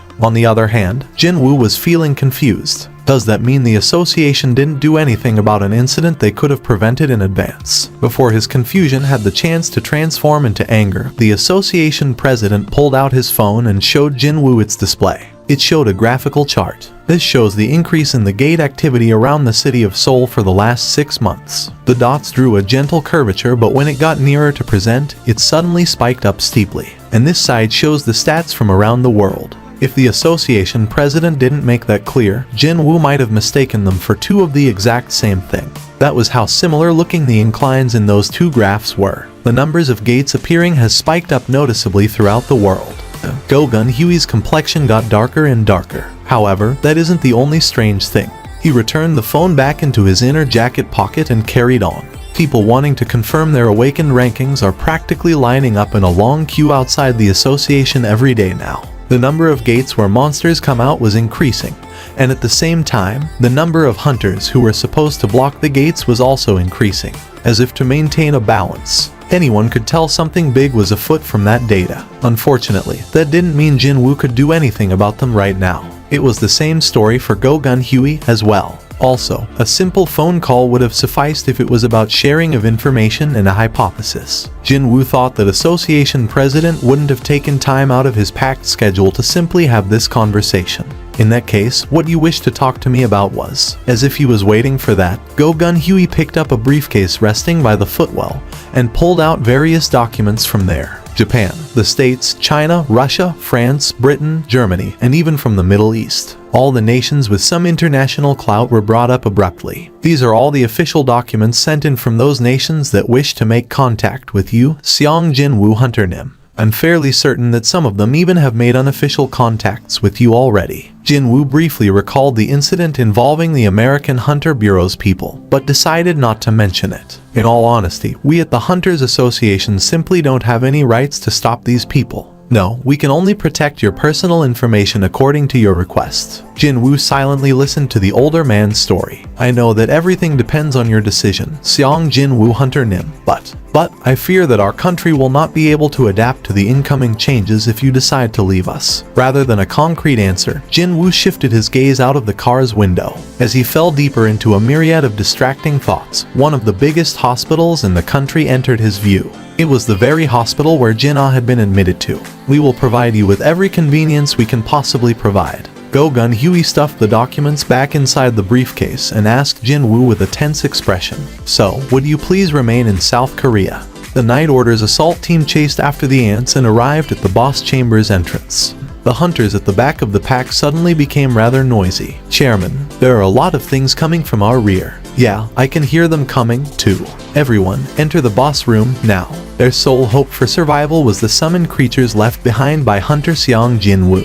After confirming that every last hunter had entered, Park Jong-soo shouted out, veins popping up in his throat, "Block the exit." Jeong Yi-rim activated her skill, Holy Wall, and blocked up the entryway connecting the boss room and the passageway before it. The Death Knight standing in front of the rushing horde noisily pounded on the invisible barrier. Her forehead soaked in cold sweat now, Jeong Yi-rim turned her head towards Park Jong-soo. "Chairman, I won't be able to hold this for more than 5 minutes, tops." I know, not only Park Jong-soo, but the rest of the assault team members had finished preparing for a battle in case the wall was breached. "Oh, my dear lord." His eyes opened even wider than before. The boss monster currently standing in a face-off against the ants was something even Park Jong-soo knew of, after hearing about it many times in the past. A pale-faced mage wearing a tattered robe, the Archlick. It was the strongest undead-type monster, thought to be the creature at the top of the undead food chain. Why did it have to be a DMN Archlick? Park Jong-soo's complexion darkened considerably. He prayed for the summoned creatures to quickly kill the boss and help them out, but then, the opponent turned out to be a DMN Archlick. It'd be more realistic for the hunters to get rid of the scores of undead first and help the summoned creatures out next. It was then, Baru took a step forward towards the Archlick. The Archlick then immediately summoned over a dozen Death Knights around the ants and surrounded them. Baru bared his fangs and extended its claws out. The Archlick recognized the black smoke continuously rising up from Baru's entire body. It was almost as if the completely empty eye sockets had widened for a second there. The Shadow Army. The language of the monsters came out from the Archlick's mouth. Baru retracted his claws after hearing the boss's words. The Archlick swept its gaze around the ants behind Baru and asked in a puzzled voice, "Why is the king's personal army attacking us?" "Kekek." Baru leaked out a sound that sounded like a cackle of ridicule, before pointing to himself. "We have been chosen by the king. And then he pointed at the archlick. And you weren't. The archlick couldn't believe it, its voice now containing a trace of anger. That can't be. I shall personally report to the king and... Unfortunately, even before the archlick could finish its sentence, Baru appeared right before its stunned eyes. The shoulders of the archlick quivered momentarily. Baru was a high-class monster that the owner of a rank S dungeon sacrificed its own life force to create. Even if its overall stats had fallen a little ever since becoming a shadow soldier, there was just no way that an owner of a measly rank A dungeon, an archlick, could fight against Baru. The former Ant King simply thrust its hand into the shocked boss's chest without hesitation. The hand pierced through the chest, along with the pendant hanging on the archlick's neck. Baru's hand exiting from the back of the archlick was grasping the pendant now. That piece of jewelry was basically the heart of the archlick. It wasn't all that difficult for Baru, once a top monster himself, to detect what was supplying the life force to his enemy. The archlick desperately shook its head. No, this can't be. However, Baru didn't pay any attention to the pleading of his enemy, and simply crushed the pendant in his hand. Freck, you talk too much for someone about to die. Along with Baru's words, the body of the archlick crumbled to dust. Park Jong-soo's jaw dropped to the floor. He was so shocked that he needed some time to process the event his own two eyes had witnessed just now. How could it kill the archlick in one hit? There was an event that catapulted the archlick as a pretty infamous creature among the boss-level monsters, and that would be the incident of the Gold Dragon Guild's annihilation. An entire guild was completely destroyed by a single archlick. Not just any guild either, but one that was supposed to be quite powerful even within China, no less. But then again, that might have been an obvious result. The archlick could continuously summon out Death Knights anytime it wanted to. And one Death Knight was a very powerful undead-type monster that required the bitter struggle of multiple rank A hunters to defeat. If you underestimated the boss monster simply because it didn't have any guards around it initially, then you'd not be able to escape the fate of total destruction. In the end, a dungeon break occurred from the gate the Gold Dragon Guild failed to close. China's own special authority rank hunter Liu Zhaijing arrived in the nick of time so the incident didn't turn into a catastrophe.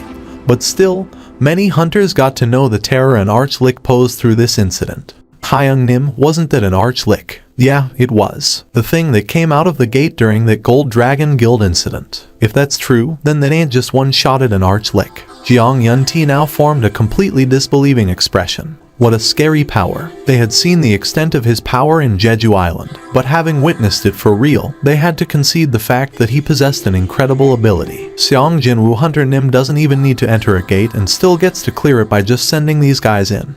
No. Jiang Yunti spoke without thinking too much about what he was saying. However, Park Jong-soo felt goosebumps break out all over his skin after he thought about what his deputy just mentioned in passing. The number of summons Hunter Seong brought out back in Jeju Island was at least over 200. That was only from those that got caught on camera. So, it was difficult to even estimate how many more he could actually summon out at once. What if he didn't even need to make a single move, but simply send out his summons to clear out dungeons? Hyung Nim, let's not waste more time and push ahead with merging our guild with Seong Hunter Nim's guild. You really want to try your luck with that, Hyung Nim? Think about it. Combine Seong Hunter Nim's abilities with our guild's know-how. Even the likes of the Hunters Guild should be terrified by our potential, man. Would Vice Chairwoman Cha Hyun leave the Hunters Guild and join hands with Hunter Seong for no reason? Of course not. You honestly believe that Seong Hunter Nim needs us? Park Jong-soo tutted and explained in detail. Do you really think that Seong Jinwoo Hunter Nim will be able to disregard the law if he wants to work? Excuse me, even if it's possible for his summons to clear dungeons, he still needs to fill up the minimum headcount for the raid team. No. Oh, hearing that plausible explanation, Jiang Yunti's expression brightened up once more. You're right, Hyung Nim. As the two men stared at each other with happy smiles on their faces, the ground beneath their feet trembled ever so softly. With the death of the boss-level monster, the gate was starting to close up. Well, let's carry on our discussion after we get out of here first. Yes, Hyung Nim. Will you let me enter high-ranking gates all by myself in the future? Pardon me. When he was faced with a completely unexpected demand, Go-Gun Huey's eyes opened up wide. Are you asking me to exclude you from the minimum headcount rule? Jinwoo nodded his head.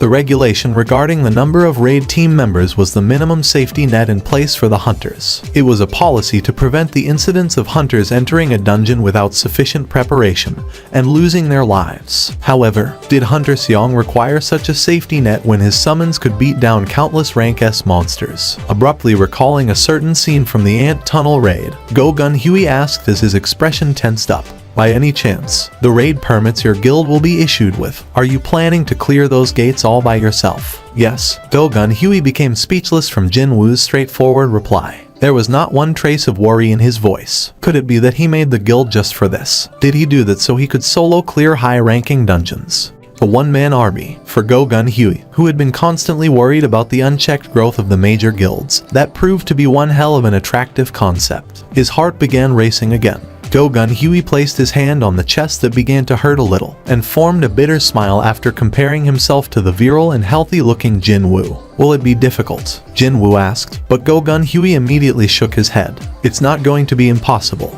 Leave it to me. Jin Woo grinned brightly after hearing Go Gun Huey's confident reply. Nice. One of the things that could have proved to be a source of headache got resolved just now. Thank you. Jin Woo smiled and expressed his gratitude, and Go Gun Huey replied with a smile of his own. Camera flashes went off every few seconds as a slim woman with natural black hair assumed several different poses. Good, that's good. A wide grin didn't want to leave the face of the photographer as he snapped away with his camera. Thank you for your hard work. You too, Miss Soo Hyun. Hello, Nuna. It was from Yu Jin Ho, regrettably. Yu Soo Hyun was well aware of the fact that this kid would only call her Nuna if he wanted something from her. Nuna, don't you want to join our guild? What on earth was he on about, out of the blue? A thin frown formed for a second there on Yu Soo Hyun's fine, smooth forehead. Your guild. She was so dumbfounded that she simply had to ask again. Instead of getting dragged to my father's guild and acting like its public relations mouthpiece, don't you think it'll be a lot better for you to leave your name on our guild's employee list and do whatever you want? And this was the rather remarkable reply she got in return. Yu Soo Hyun's voice became quite low as she got more and more suspicious. And why do you need my name in the first place? We're still short of one last guild founding member, you see. Wait, are you telling me to join a guild that's not even a real thing yet? Yeah, Yu Jin Ho answered back oh so innocently. Yu Soo Hyun felt her head slowly develop a pulsing migraine simply from wondering just what this kid believed in to become such an optimistic human being. No, besides all that, just who could be the other person, then? Rather than the idiot asking her to put her name down as one of the guild's founding members, she was getting a lot more suspicious of the other person's reasoning for wanting to make a guild with this idiot. Instead, you aren't acting like this cause some shady character sweet-talked you into it, right? Who'd want to create a guild with a rank D hunter possessing a negligible amount of hunting experience other than swindlers? However, Yu Jin Ho's response was rather different from her expectations. From the other side of the phone line, the sound of a chuckle formed when the corner of one's lips arched up came out, followed soon after by a relaxed voice. You'll be shocked if you find out who that shady character is, you know. Okay, who is it? I'm hanging up.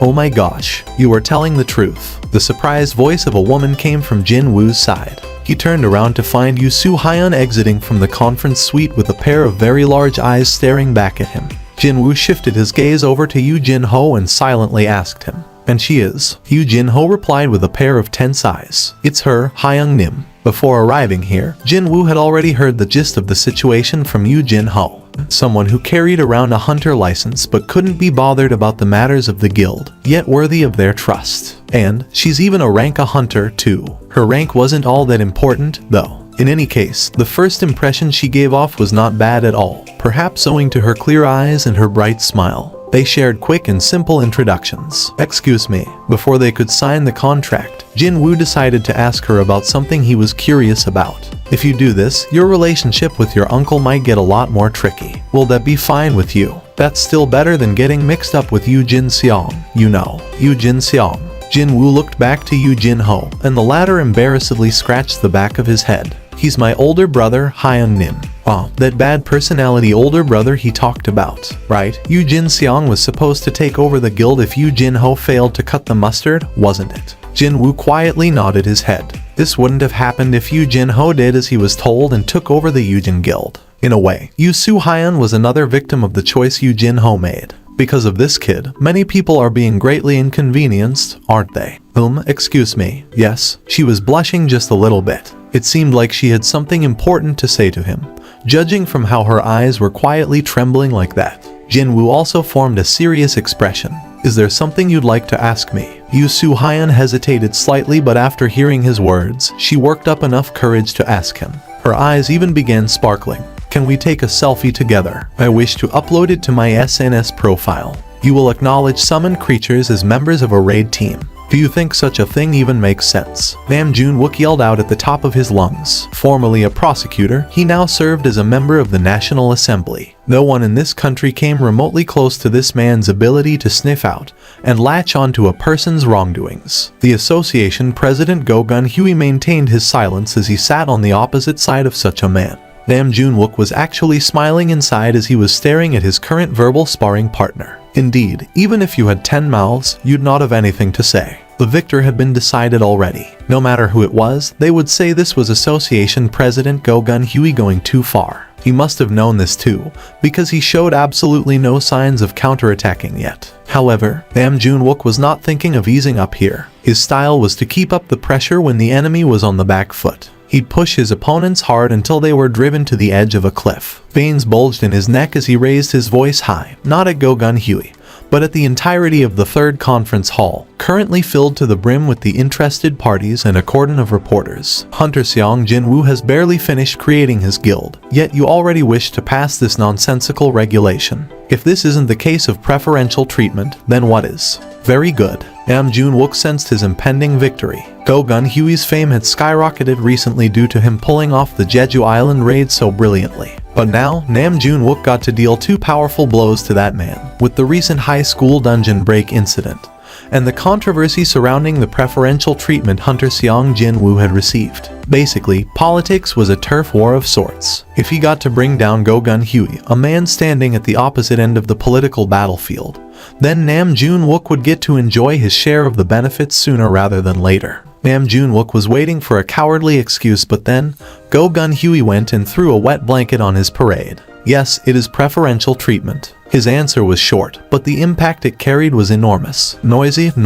Not just the spectators in the gallery, but also the reporters and politicians were busy exchanging knowing or shocked glances with people sitting next to them, which only served to further add fuel to the chaos. Of course, the one most surprised among them was Nam Jun-wook. Did this geezer finally go senile? There is one thing I'd like to ask everyone that has gathered here today.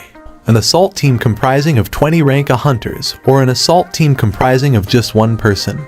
Hunter Seong Jinwoo. Go Gun-hui slowly stood up and swept his gaze over the faces of every attendee present as he continued on with his speech. If you were to accompany either one of those teams during a dungeon break, which one will you choose? No one could offer up an answer, because it was pretty much the same thing as the answer already being set in stone. There was no reason to answer back at all.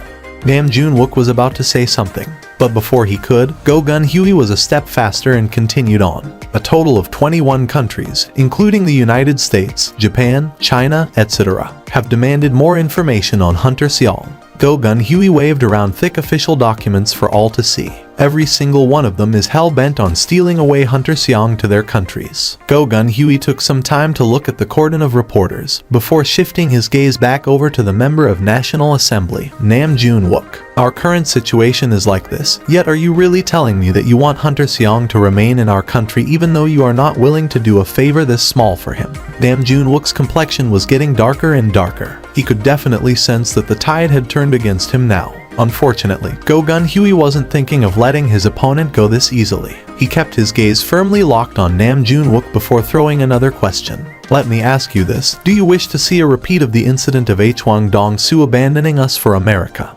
Nam Jun-wook bit his lower lip. As Go Gun-hui put the documents down, he was now overflowing with a certain relaxed air, something he had kept hidden until then. Nam Jun-wook knew what that look signified. That was the look of the victor he used to make often, just as he was closing in on yet another political victory for himself in situations similar to this one. Honorable member Nam Jun-wook, didn't you move house recently to a brand new apartment building located near the Hunters Guild? Nam Jun-wook's face reddened so much that even a casual glance could detect the change. What was your reason for changing your residence to a location where the cost of the real estate is several times more expensive than the surrounding area? If only his opponent wasn't a rank S hunter, Nam Jun-wook's would have run over there and punched the old man in the face. His own face was now in the alternating shades of red and blue as seconds ticked on.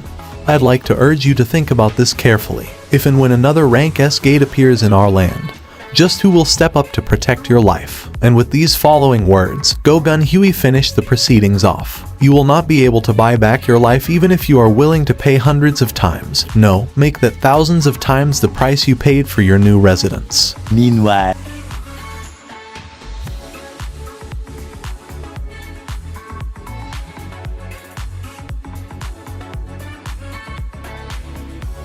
Before a rank gate for the first time ever in his life, Yu Jinho's bulging eyes were trying to look up at the top of this enormously tall gate. He needed to look really high up just to barely spot it. Seeing how Yu Jinho couldn't close his mouth for the last 20 minutes or so, Jin Woo began thinking that his own reaction of seeing the rank gate back then was perhaps too reserved for a first-timer. Hey, Jinho, your jaw will come loose if you keep doing that. Sorry.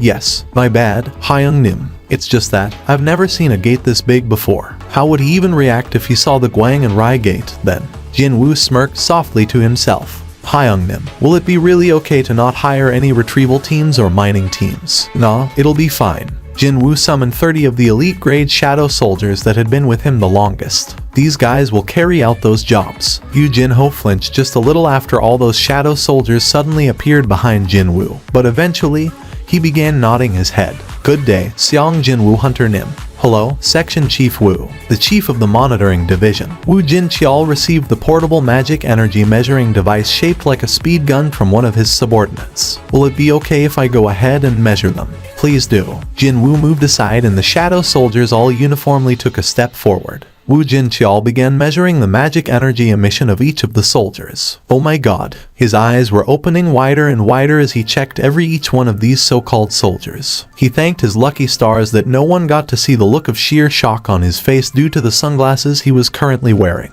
All of his summons are either rank S or rank BS. Indeed, Jin Woo had easily exceeded the criteria for earning the raid permit for a rank gate such as this one. Seong Jin Woo Hunter Nim. Please look this way. Please tell us how you feel regarding the very first raid of your guild, Jin. Was there a special reason for naming your guild as Jin? What is your relationship with the fellow founding member, Miss Yu Soo Hyun? From just beyond the police line, the proverbial torrent of questions from countless reporters were barreling down on Jin Woo. This was the first raid Jin Woo's guild was about to embark on. So, countless reporters camped out here since early morning to capture this historic moment with their cameras, and inevitably, there was no more space to even stand around near the gate's vicinity. Jin Woo pointed to the reporters with his chin. I thought you were protecting my information. Yes, we are indeed protecting your private information, but regretfully, there's not much we can do about the locations of gates. Seong Hunter Nim. Okay, so, shall we get going, then? Yes, Hyung Nim. Indeed, let's get going. The heads of Jin Woo and Yu Jinho simultaneously swiveled back after hearing that voice coming from behind them. And that's where they spotted Woo Jin Cheol, his usual black business suit now replaced by various armors covering from head to toe. I thought you already left, Jin Woo asked, puzzled. The association president ordered me to find out if it is really safe during Seong Hunter Nim's raid. Will it be a problem for me to accompany you? Well, the guy was just doing his job, so was there reason not to let him tag along? It'll be fine as long as you don't try to hunt monsters. My department isn't called the monitoring division for nothing. Hunter Nim, please come in. Go-Gun Huey's eyes nearly popped out of their sockets after he saw Woo Jin Cheol's face as the latter cautiously entered the office. What's this? He expected there to be no problems, yet Woo Jin Cheol looked as if he got dragged through a ringer instead. It's not just anybody but Hunter Seong Jin Woo we are talking about here, so how come Chief Woo looks like that? His confusion only lasted for a short while, though. Woo Jin Cheol powerlessly sunk deep into the couch. He rubbed his face with his hands, showing how tired he was. Just what happened inside the dungeon. That, sir, that wasn't a raid. It was. It was. Woo Jin Cheol raised his head, shock and fear still writ large in his trembling eyes. Sir, it was the scene of a massacre. The charismatic leader of the monitoring division, Woo Jin Cheol, often thought to be possessing an inborn heart of steel, was speaking with a voice that trembled ever so softly. A massacre, is it? Go-Gun Huey swallowed his saliva. Woo Jin Cheol replied without hesitation. evidently not even thinking of changing or denying his description. Yes, sir. Was there any other description that fit what happened in there? It was, as the word suggested, a total massacre. Wu Jinqiao didn't hold back on anything and confessed to everything he saw at the behest of the association president. The dungeon was a nest of nagas, sir. Go-Gun Huey narrowed his eyes as he combed through his knowledge of various monsters. If it's a naga, creatures that resembled a hybrid of a human and a sea snake, preferred to live in damp areas, and experts of both melee and magic attacks, capable of giving many experienced hunters a hard time. Those points were the nagas in a nutshell. They were also known as really tough opponents to contend with as they moved around in large groups, even though they were high-ranked monsters. However, someone of Hunter Xiong Jinwu's level shouldn't be having a hard time against a handful of nagas going around in groups. As if he had read Go-Gun Huey's inner thoughts, Wu Jinqiao clarified himself. I even felt sorry for the nagas at some point, sir. Hunter Xiong Jinwu's summoned creatures pounced forward and proceeded to mercilessly rip the nagas apart into many bloody pieces. At least, those summons wearing black armors, like the humanoid types and the high orcs types, were a bit more humane. But then, the summons resembling bears and ants were far too feral even for his tolerance level. Some of the ants even began eating the corpse of the monsters. Hunter Xiong Jinwu became so incensed that he even physically kicked them. Wu Jinqiao began shuddering after remembering this one ant that tried to sneak a dead naga's head into its mouth, only to get discovered by irate Hunter Xiong. It got splendidly buried deep into a wall from a powerful kick. Although, he still couldn't tell whether he was shuddering from the horrifying summons, or from Jinwu who could unhesitatingly kick a summon like that into a wall.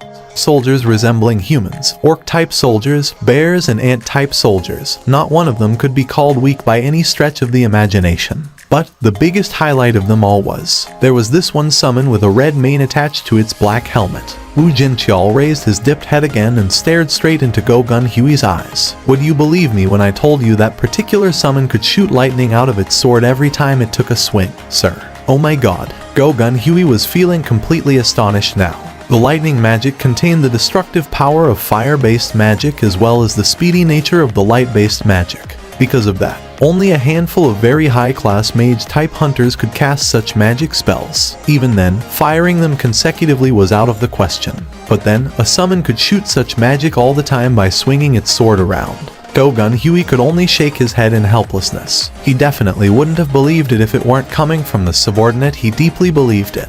But then, the unbelievable story continued on even further. In my opinion, that particular summon should be above rank in terms of power, sir. Are you serious? Go-Gun Huey's voice rose up higher. How could a single summon possess powers almost at the level of a rank S? Unfortunately, Wu Jinqiao guaranteed it. And he was right at the peak of rank A hunters too, ability-wise, so he knew what he was talking about. If I were to fight that summon one-on-one, honestly, I'm not confident of winning, sir. Indeed, if such an evaluation came out from Wu Jinqiao's mouth, someone with strong self-confidence, then it would be no problem to evaluate that summon as a rank S. The ants, they began working, sir. Wu Jinqiao's eyes trembled again as he recalled those scenes. Ants received pickaxes from the bag carried by Jin Guild's vice master, and then they proceeded to mine out the mana stones from the dungeon walls. Ants were also in charge of carrying away the mined mana stones as well as the remains of the dead monsters. Wu Jinqiao simply couldn't tear his eyes away from the perfectly organized ants and their unbelievably fast working speed.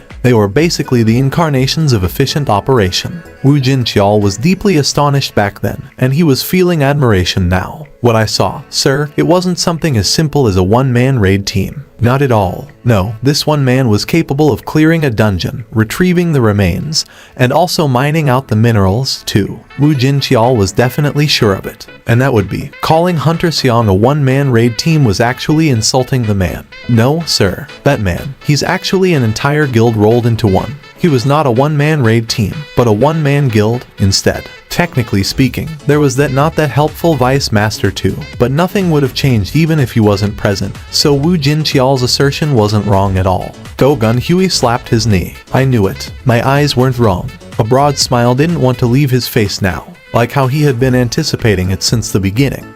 Hunter Xiong Jinwu would definitely go on to become the brand new ballast that keeps the balance neutral in the Korean hunter community. But now, he began to think that the youth might even go on to change the map of the hunters worldwide, too. And then, we finally arrived at the boss chamber, sir. The story hadn't ended yet. Go-Gun Huey quickly refocused on the tale once more. Wu Jinqiao carried on. Normal Nagas would be around 2-3 times larger than regular human beings. But he said that the boss Naga found within the boss room was easily 4 times larger, and the pressure it emitted was incredible as well. Did Xiang Hunter use his summons to quickly finish off the boss level monsters? Wu Jinqiao slowly shook his head. No, sir. He actually cancelled the summoning altogether, except for those ants busy with retrieval and mining operations. What? But why would he? Go-Gun Huey gasped out in surprise, and Wu Jinqiao could only reply with a stiff face. I was also curious as to why, so I asked him. I questioned him why he would cancel the summoning when he was about to fight the boss. Go-Gun Huey was so invested in the tale that, unbeknownst to him, he had begun leaning forward. And what did he say? Xiang Jin Wu Hunter Nim told me this. If he relied too much on his summons, then my instincts would become softer, you see. Jin Wu kicked the ground and dashed forward. Violent slash. Dozens upon dozens of silvery light flickered and descended on the lower body of the boss monster. Swish. The boss's head was sliced off clean and it flew away. At the same time, a new system message popped into his view. Jin Wu's expression brightened at once from that wonderful message. Oh, he landed softly back on the ground and spun around once. Strangely enough, the system messages didn't end there. Suddenly, he was inundated with a constant barrage of mechanical beeps. What's this? His fluster could only last for a short while, though. Jin Wu's eyes almost bulged out of their sockets at the rising wall of messages. He had been using his class-specific skills constantly, but they showed no signs of budging until now. But then, their levels all went up in one go. Jin Wu's heart began pounding really hard for the first time in a while. Currently, there were only 2 other people inside the boss chamber, and that would be Yu Jinho and Wu Jinqiao. Since both of them weren't the type to needlessly complain about small matters, he decided not to mind their presence and summoned out his status window. Jin Wu's gaze stopped at the class-specific skills list. Active skills: Shadow Extraction LV 2, Shadow Storage LV 2, Sovereign's Territory LV 2, Shadow Exchange LV 2. It's for real. Hearing about the truth and actually seeing it were 2 different things. Jin Wu clenched his fist tighter, especially from the fact that the level for Shadow Exchange had gone up. Nice. The Shadow Exchange skill possessed such an endless potential, but he was feeling frustrated by the limitation posed by its lengthy cooldown time. The description said that cooldown will change according to the skill level, right? With this, his frustration should go down a little. This was today's biggest gain for him. He was far more pleased about the skill Shadow Exchange being enhanced rather than his stalled level rising up again. Wu Jinqiao walked up close to the remains of the boss level Naga and lightly tapped on the monster's scales. He could definitely sense the steel-like hardness through his fingertips. Scales of Naga boasted amazing hardness, and they were often used in the manufacturing of all sorts of defensive items, such as various armors and shields. But such scales were. Some part of the scales on the lower torso of the monster were crushed and torn into pieces as if they were made out of paper. That was the aftermath left behind by Jin Wu's skill, Violent Slash. Being able to produce such devastating destructive power while using nothing more than a couple of short swords. Cold sweat formed on Wu Jinqiao's forehead as he observed the monster's corpse. What a great relief that the youth was their ally and not an enemy. Jin Wu was utterly relaxed as he activated Shadow Extraction. Rise up. The shadow of the boss level monster answered the call of its new owner. A hand emerged out from the shadow and grabbed hold of the ground, before dragging its body out from the darkness. However, the newly summoned creature was way smaller in size than what the audience was expecting to see. As a matter of fact, it was only about the same size as the summoned creatures created out of regular Nagas. Maybe it was slightly larger, but that was about it. Haha, Wu Jinqiao was so tense that his palms were soaked in sweat. But now, he could let off a wry chuckle. This result was perhaps an inevitable one. How could a summon created from borrowing the dead monster's powers be similar to the actual thing? That would be just about the right size, whether the criteria being its actual power or the physical size. Wu Jinqiao felt relieved for some reason after seeing the summon and its comparatively miniaturized size. Maybe, Hunter Xiang Jin Wu's powers have a defined and clear ceiling. Even if that was the case, Hunter Xiang's own combat abilities easily exceeded one's imaginations, so one could never see him as an easy opponent at all. Quite different from Wu Jinqiao's thoughts, though. Jin Wu was shouting out in elation at the unexpected jackpot he just stumbled onto. Nice. Was this because of the Shadow Extraction had leveled up? For the first time since Ygritte's case, the message regarding the strengthening of a shadow popped out. Jinwoo quickly checked the new soldier's information. Elite Knight grade. It wasn't that surprising to see the grade Elite Knight pop up like fangs before, since this guy used to be the boss of the ranked dungeon. However, its starting level was 13. Jinwoo confirmed that level and could barely keep his happy chuckles in check. Is it because its level is so high? Its power is not all that different from the original. He picked up on the massive magic energy hidden deep within its smaller body. He was actually puzzled by its different size, but he could make one hypothesis here. Maybe this is how it looked originally. That made sense, seeing that they were all Nagas to begin with. So, how could the boss be that much bigger than the others? If it used magic like fangs to balloon up its size, then that made perfect sense. Just like before, the message urging him to name this new soldier popped up to his view. Jinwoo didn't give it much thought and named it Jima. That's right. And so, a powerful new mage had been added to his shadow army, as well as to his new Naga troops as well. With the extraction process now over, Jinwoo absorbed Jima back into his shadow. Right on cue, the dungeon began sending out warning signals now that it no longer had an owner. A faint tremor rose up from the ground. It was the signal that the gate would close in 1 hour. Yu Jinho stopped staying back and quickly ran over to his Hyeong-nim's side. It's time for us to leave this place, Hyeong-nim. Right? Yu Jinho took one last sweeping look around him and smacked his lips as if he was feeling regretful over something.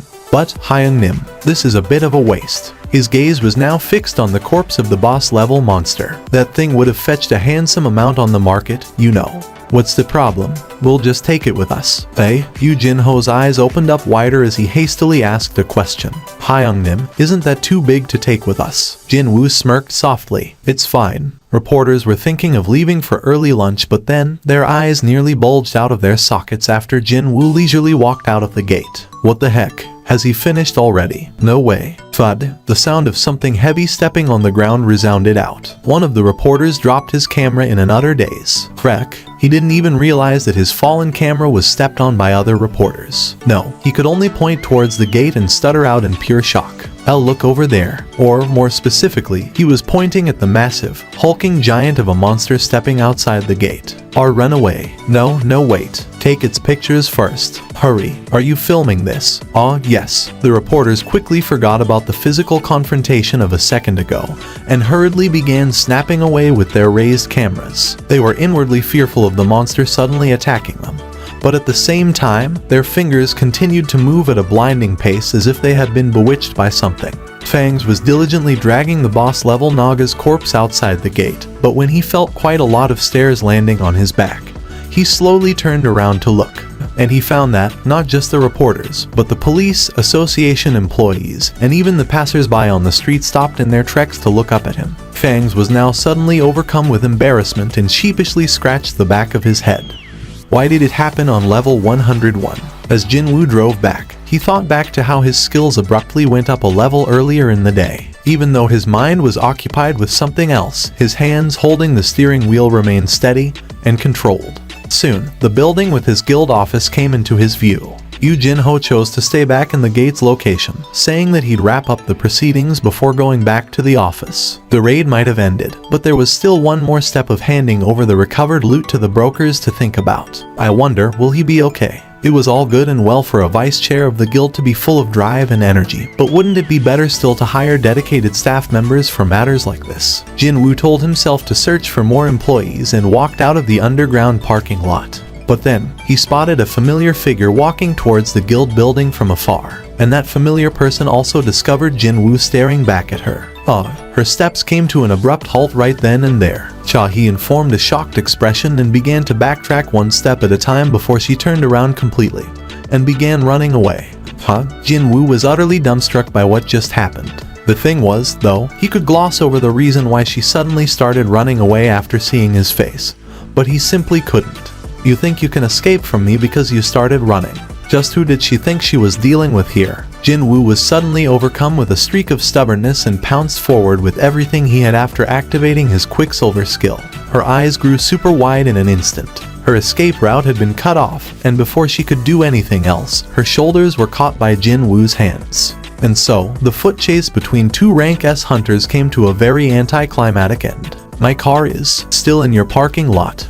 Right, there was an unfamiliar car parked in the lot for the last couple of days, wasn't there? That day, when Cha-hyun came to the office, saying that she wanted to join his guild. After they teleported directly to the association's gymnasium from the guild office, she forgot to take her car back and left it in the underground parking lot until now. Looks like she came sneaking back in to get her car back because our guild was supposed to be on a raid today. Too bad for her. She couldn't have imagined that he'd only need a little over 2 hours to complete the raid of Aranka Gate. As a result, these two young people got to meet each other again. She quickly tried to get away from him, but in the end, was apprehended by him instead. Excuse me, can you free up some time so we can talk for a little while? Only a minute ago she was fleeing for her dear life, but now she wanted to speak to him. Perhaps she sensed Jin Woo's flustered confusion. Cha-hyun quickly explained herself. Actually, Min Byung-gu Hunter Nim wanted me to pass on a message to you. He said there was something he wanted to say about your powers, Seong Hunter Nim. But how could that be? Jin Woo didn't have any point of contact, private or otherwise, with Hunter Min Byung-gu. And their one and only meeting came around when Jin Woo revived Min Byung-gu into a shadow soldier for a short while back then. Hold on, please. Didn't matter if what she wanted to say was true or not. This topic didn't seem well suited to be discussed in the middle of the street. Jin Woo scanned his vicinity once, and then continued to speak to her. Let's continue our discussion somewhere more private, shall we? Shinjuku, located in Tokyo, Japan. A gloomy shadow was being cast on the busiest, liveliest avenue in Tokyo, the one often referred to as the beating heart of Japan. That wasn't a simple figure of speech, though. Every single car, bicycle, and person, didn't matter who or what, they were all standing still beneath this massive shade cast over them. People began climbing out from their stopped vehicles one by one. The road was becoming uncontrollably clogged up, but not one honked their horns or yelled out in irritation. It was as if everyone here had been bewitched by an unseen force. Every single gaze was directed to one particular spot. Oh my God, dear Lord. There was a gate so huge that it blocked out the sky to cast an enormous shade onto the ground below. The people below saw this common-sense shattering gate that easily matched a regular skyscraper in sheer size, and fell deep into the state of indescribable shock. The avenue, once bustling with overflowing people, was now being gripped tighter and tighter by a silence so wretched that it almost induced some of the witnesses to start vomiting. Why isn't the Hunters Association saying anything? Something that horrifying had appeared in the middle of Tokyo, yet the association who should be in charge of such things were keeping their mouths shut. A rank S gate has appeared right in the heart of Tokyo. But do you think it makes any sort of sense for the association to not have a single countermeasure in place? How? The Prime Minister cried out in anguish. Unfortunately for him, everyone present kept their mouths shut as if they had agreed to do so beforehand. The Prime Minister's expression crumpled unsightly, like a man carrying the weight of all the suffering found in this world, before he collapsed down onto his chair. Be honest with me, Association President. He then pointed at the cracked TV screen. What will happen if that thing opens up on us? It'll be the end, sir. As he thought, the Prime Minister hugged his head and muttered out helplessly. So, that's how it is. Just one gate, and the city of Tokyo is finished, is that it? That's not what I'm saying, Prime Minister. The Prime Minister raised his head to look, and Association President Matsumoto Shija continued on with an emotionless voice. I meant to say that the entirety of Japan will be finished, sir. The guild office was located on the 3rd floor. Jin Woo placed his thumb on the electronic lock, and the door clicked open to allow them inside. There is no one in the office. The vice chair wanted to remain behind in the gate's location, you see. Doesn't that mean there are only me and Mr. Seong Jin Woo inside this guild building? The light of tension quickly filled up Cha-hyun's eyes. At the same time, she also realized that it had been a while since she felt this tense as well. Maybe it's my first time since becoming an awakened. How many men out there in this world were capable of making her feel this tense, especially when she was acknowledged to be one of the highest leveled among the ranked S hunters, at that. For some reason, the words of somewhere private kept repeating in her head, and she became even more conscious of herself because of that. Her heart was palpitating faster and faster. How is it possible for Hunter Min Byung-gu to leave you with messages for me? Jin Woo's expression was serious. He didn't know her all that well, but still, he got the impression that she wasn't a type to start spewing baseless lies just to get some attention. That was why he became so much more serious now. Either she needed some time to recall her sleeping memories, or didn't know where to begin her tale. because she needed a bit of time before she was ready to open lips. That day, Cha-hyeon finally raised her head and looked deeply into his eyes. Her gentle eyes were now filled to the brim with tears. When Jinwoo saw her expression, he thought he could more or less tell where she'd start her story. She quietly spoke. I heard his voice. Cha-hyeon was getting sucked deeper into the unending darkness, but it was none other than the hand of Min Byung-gu reaching down to stop her falling.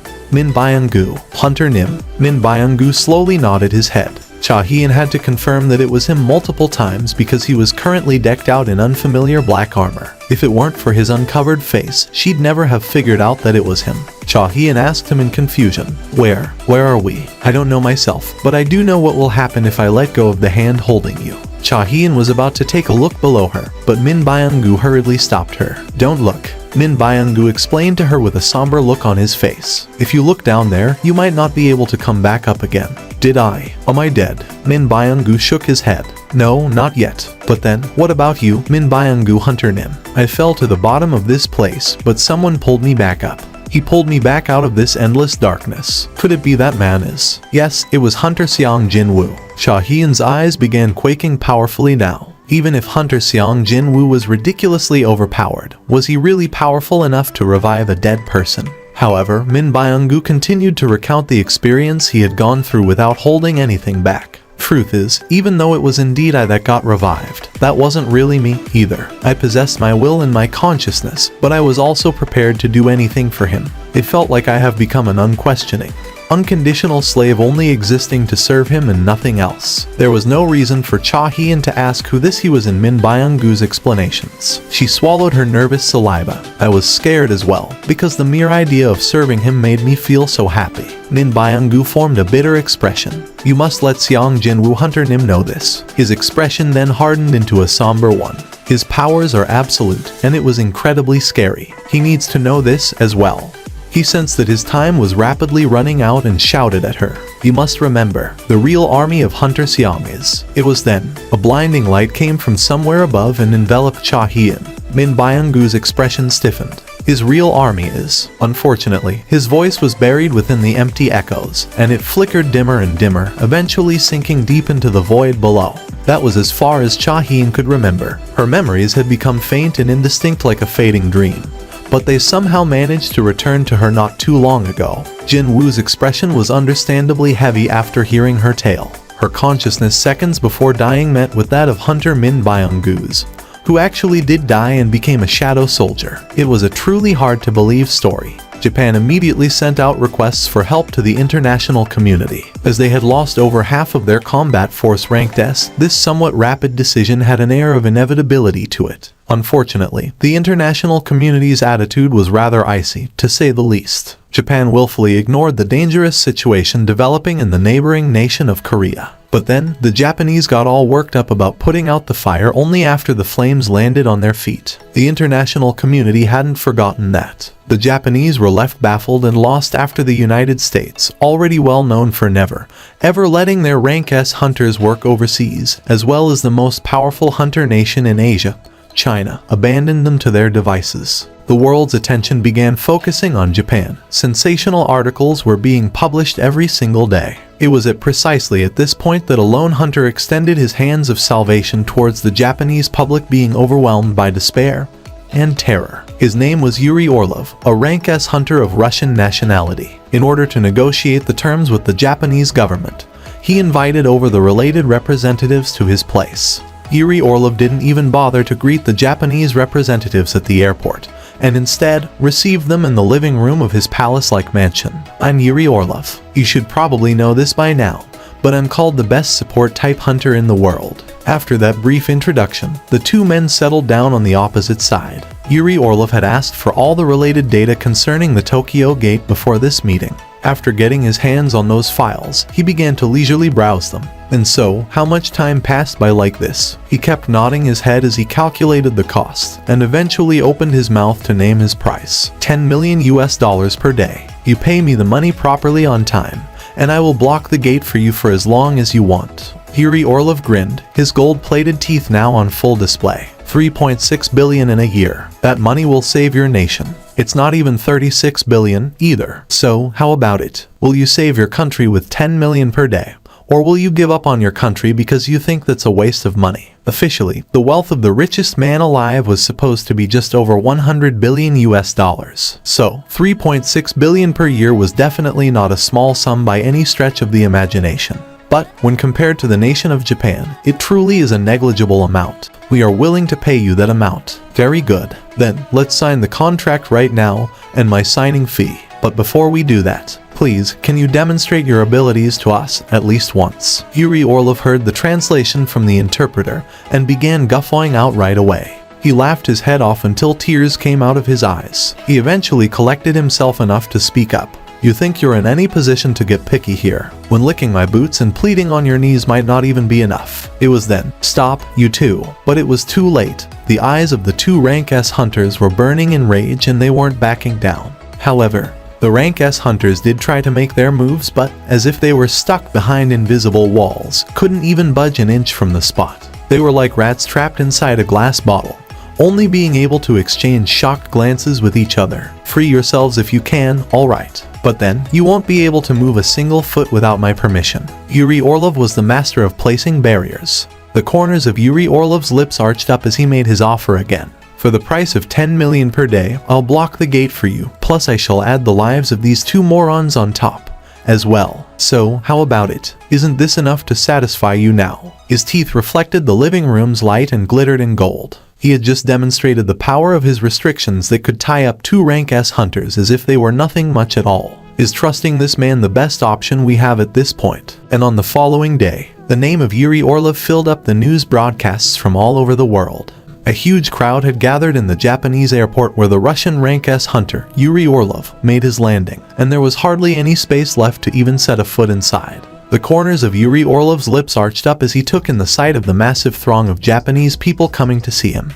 It's Yuri Orlov. It's him, Yuri. The reporters from all corners of the world discovered Yuri Orlov's triumphant figure and began madly snapping away with their cameras. How will you block the gate, Mr. Yuri? In the same way that I've been doing until now, obviously. Yuri Orlov's expression was overflowing with relaxed, assured confidence. He raised both of his hands in the air and drew a large circle. I'll be creating a huge magic circle, like so, around the gate itself. And then, everything will be finished after I pour my magic energy into it. Whatever is inside that gate, they won't be able to come out ever again. Unfortunately, such a simple explanation wasn't enough to calm the fears of the Japanese people. Pardon me, but is that even possible? If I were to continue spending my magic energy to maintain that barrier, then sure, even I wouldn't be able to pull that off. You wouldn't be able to do it. Gulp. The interviewer swallowed his dry saliva. With the Japanese rank S hunters having effectively announced their intentions to give up on the raid, if Yuri Orlov himself also decided to forget about the gate,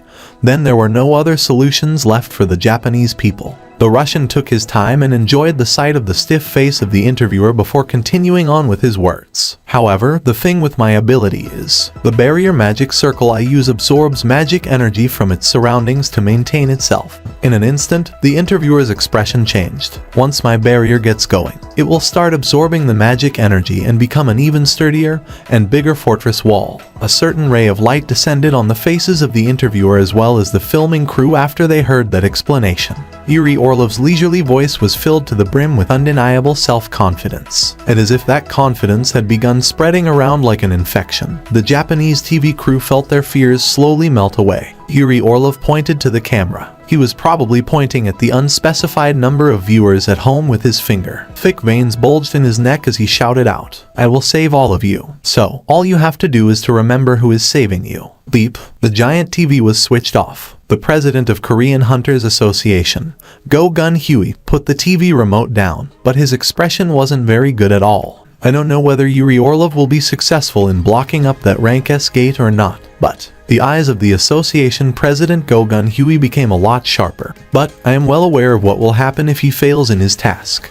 Oh, by the way, how goes it with Seong Jin Woo Hunter Nim nowadays? Woo Jin Chial wordlessly pushed forward a piece of printed document to his boss. On it, one could find the listed locations of all the high-ranking gates that had appeared recently around the city of Seoul and the surrounding Gyeonggi province. Why are you giving me this all of a sudden? Sir, can you see how many of the locations have been circled in red? Looks like it's about half of all the dungeons. Woo Jin Chial quickly wiped the cold sweat streaking down his forehead and replied, Jin Guild wants the raid permits of all of the highlighted gates, sir. Go-Gun Huey's eyes nearly popped out of their sockets. These, all of them? Yes, sir, that's correct. Sir, I believe it could lead to problems. You mean, his activity will overlap with the jurisdictions of other large guilds, is that it? Yes, sir. A smile floated up on the association president's lips. I thought president was on Seong Hunter Nim's side. Wu Jinqiao formed a puzzled expression as he asked. It's just that, I can't stop smiling when I think about how a newly established guild with only 3 members and 1 combatant on their roster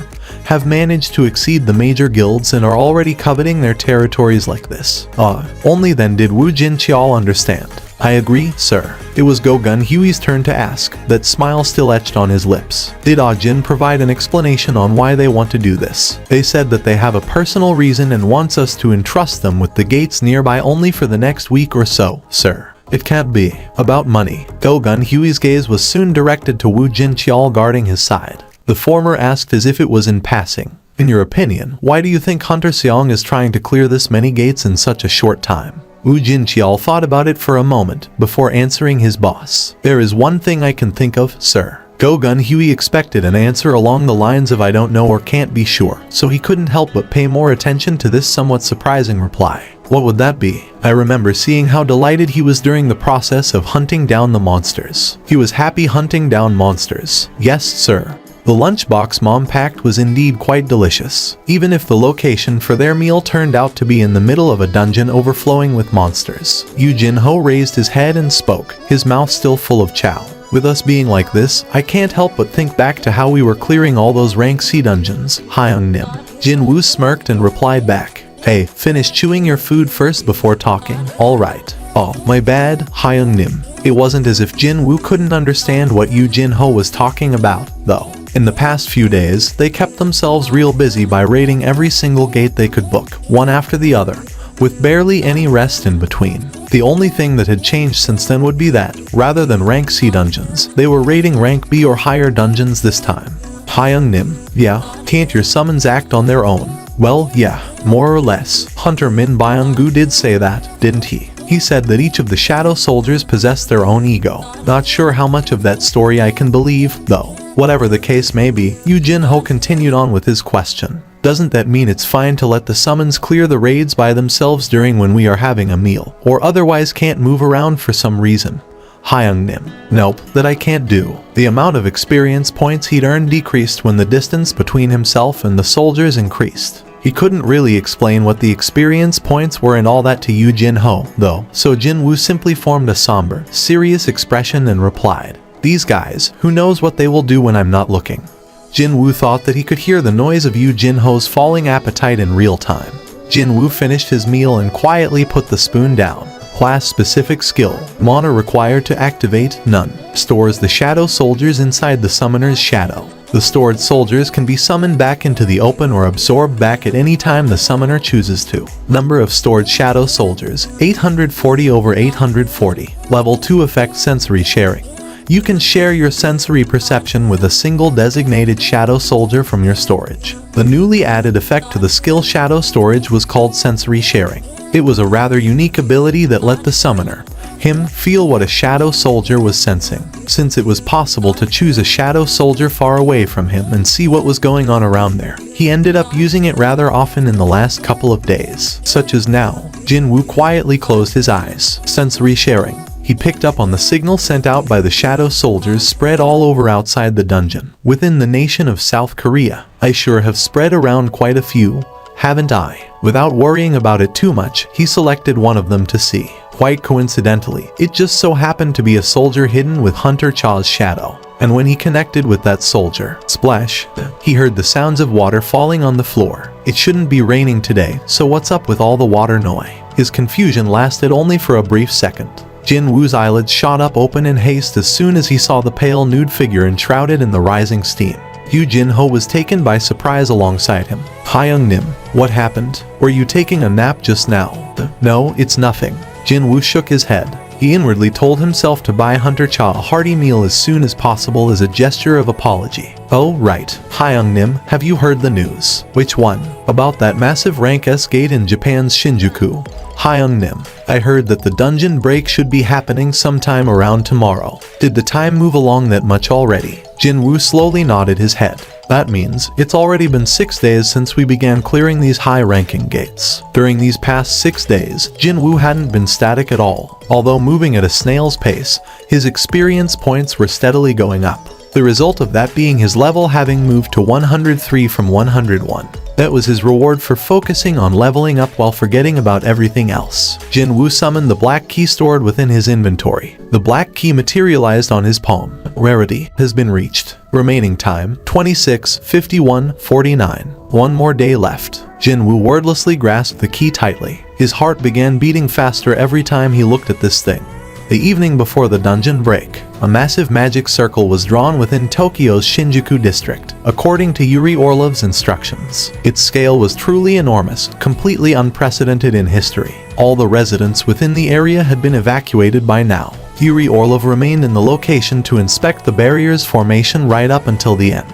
The Japanese representatives quietly watched him, not even daring to swallow their saliva. Every single word the Russian said, every little action he took, all of them were under close scrutiny. Yuri Orlov frowned and rubbed his chin over and over again, before finally opening his mouth. This is so weird, you know. The interpreter's eyes opened wider. I beg your pardon. Is there some kind of a problem with the formation? No, it's not that. The magic circle drawn was perfect. Without a doubt, he was confident of having laid down the greatest masterpiece of his life down here. No, the barrier formation wasn't the weird one here. It's like, there's someone nearby, watching us. Hey, if that weren't the case, why would Yuri Orlov's heart tremble non-stop like this? The Russian opened his eyes wider and scanned his vicinity, before angrily shouting out at the top of his voice. Who the hell are you? Where are you? Too bad, no one replied back to him. No, only the echoes of his voice reverberating within the deserted streets came back to haunt him. One of the Japanese representatives wiped the cold sweat off his forehead and forced out a smile. Mr. Orlov, the dungeon break is happening tomorrow, so there shouldn't be any foolhardy person waiting around here. Wouldn't you agree? Yuri Orlov snorted out derisively. When did I say it was a person? Pardon? Yuri Orlov looked at the Japanese representative, getting paler by the second with disapproving eyes, before tilting his head again.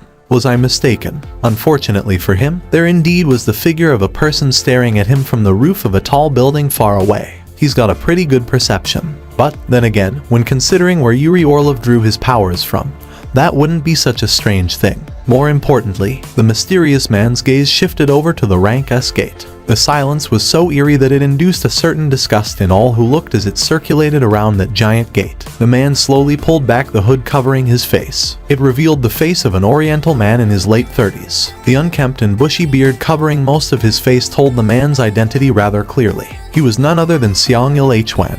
He continued to gaze at the massive gate with a regretful expression, before pulling the hood back up. Finally, it's starting. Everything was moving according to the schedule. The reporters from all over the world descended on Japan.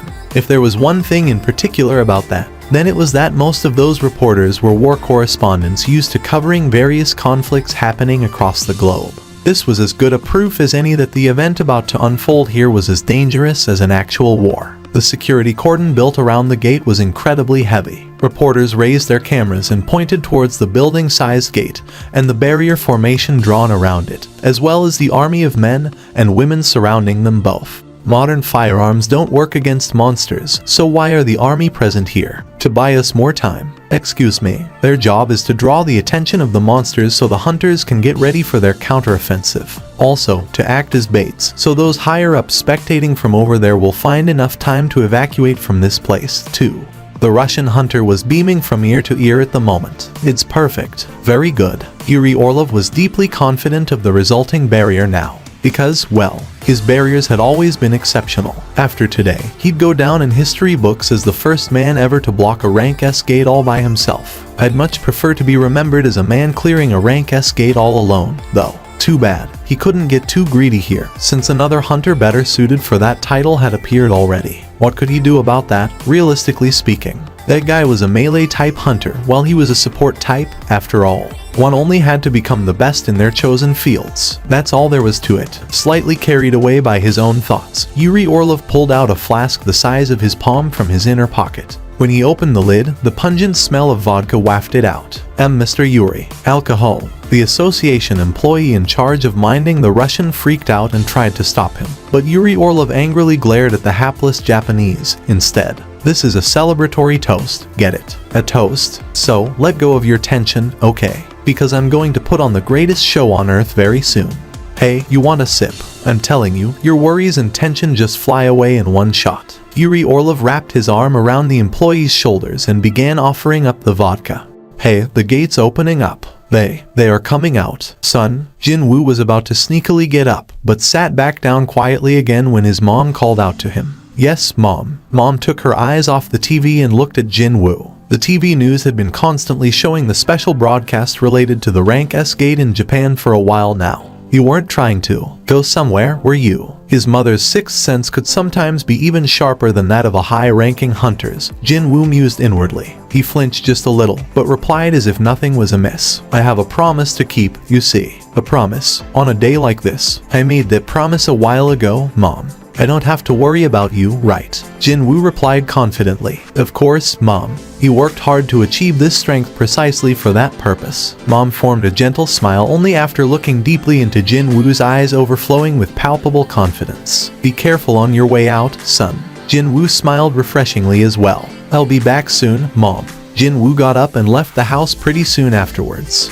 Rarity. Type, key. You have met the required conditions. A key allowing you entry into the Karutenen temple. It can be used in the designated gate. The location of the designated gate will be revealed after the predetermined time has been reached. Remaining time, hours, 1 minute and 2 seconds. Only 1 minute remained now. It's almost here. His heart, calmly submerged deep below the cold surface, began to quietly pick up its pace now. Ba-thump, ba-thump. Jin-woo stood still and focused his hearing on the pulsing beat of his heart while waiting out the remaining minute. He didn't even need his watch, either. The biological clock within him, honed to the extreme, was more accurate than any time measuring device known to man in this world. 0.321. Exactly 1 minute later, Jin-woo opened his closed eyes. Jin-woo's eyes widened greatly. Isn't this place? The location of the gate appearing within the system's message wasn't too far from here. As a matter of fact, he was rather familiar with that place. Jin-woo quickly used one of the features his hunter-only phone possessed to log onto the website of the Hunters Association, and checked the information on the gate in question. I made a mistake. In reality, the key's description wasn't lying to him. The system said that the information on the gate would be made available, but said nothing about a gate appearing somewhere. He got blindsided just now. Jin-woo's hands manipulating his phone became a lot busier. He checked the info on the gate some more, and found out that there was a guild already busy with clearing it right now. The rank of the gate in question was C. It's not a high rank, but the real problem was with not really knowing what was hidden inside. It's a small relief that the location isn't far. He stepped through the front gate and spotted the gate floating in the air just above the athletics field to the side. A handful of association employees and staff members from the guild doing the raid were standing around the gate as if to guard its surroundings. They were all carrying on in a quiet atmosphere, perhaps because they hadn't heard any news of something major happening inside yet. But that quietness was shattered immediately by Jin-woo's sudden entrance, because he chose to undo his stealth near the gate. One of the guild staff members belatedly discovered Jin-woo's presence and tried to cut him off. You're not allowed in here. Jin-woo pulled back his hoodie and revealed himself, and that elicited a loud hyok from the side. It's you. The association employee immediately recognized Jin-woo and cried out in surprise. It was the same bespectacled female employee he ran into back when he took care of the rank B gate that popped up in the middle of the road. Jin-woo figured that it'd be quicker to talk to her instead of this guild staff blocking his way, so he ignored the guy altogether and spoke directly to her. You need to stop this raid right now. Pardon me. She got flustered as she tried to make her reply. B, but the measurement result came out as only C. Jin-woo shook his head and told her in no uncertain terms. If you don't stop the raid now, they will all die. Jin-woo raised his head and glared at the gate. Couldn't these people pick up on that? An eerie aura so sickening that it gave him goosebumps was slowly oozing out from the gate. How long has it been since they went inside? Jin-woo urgently asked the female association employee. It's been about 2 hours. 2 hours, she said. It was one of those in-between time that could neither be called short nor too long. I'm going inside to bring those people back. The flustered female employee found herself in a bind now. This very man walked out with a face full of smiles even when the rank B gate he entered changed into a red gate. But such a person was now telling her in an urgent manner that people inside that seemingly normal rank C gate were in great danger. Jinwoo closed his eyes and concentrated. For some reason, he couldn't sense the presence of the raid team. Could they already have been? Jinwoo quickly shook his head. Even if he was too late, magic energy still leaked out from the bodies of the freshly deceased. But he couldn't even pick up on that magic energy. Jinwoo quickly made his way over to where the entrance of the dual dungeon was last time. And sure enough, there was another entrance within the dungeon. It's the same as before. Only then did he realize why he couldn't sense the presence of the raid team's hunters. This dungeon, it was nonsensically huge, wasn't it? That was the case back then.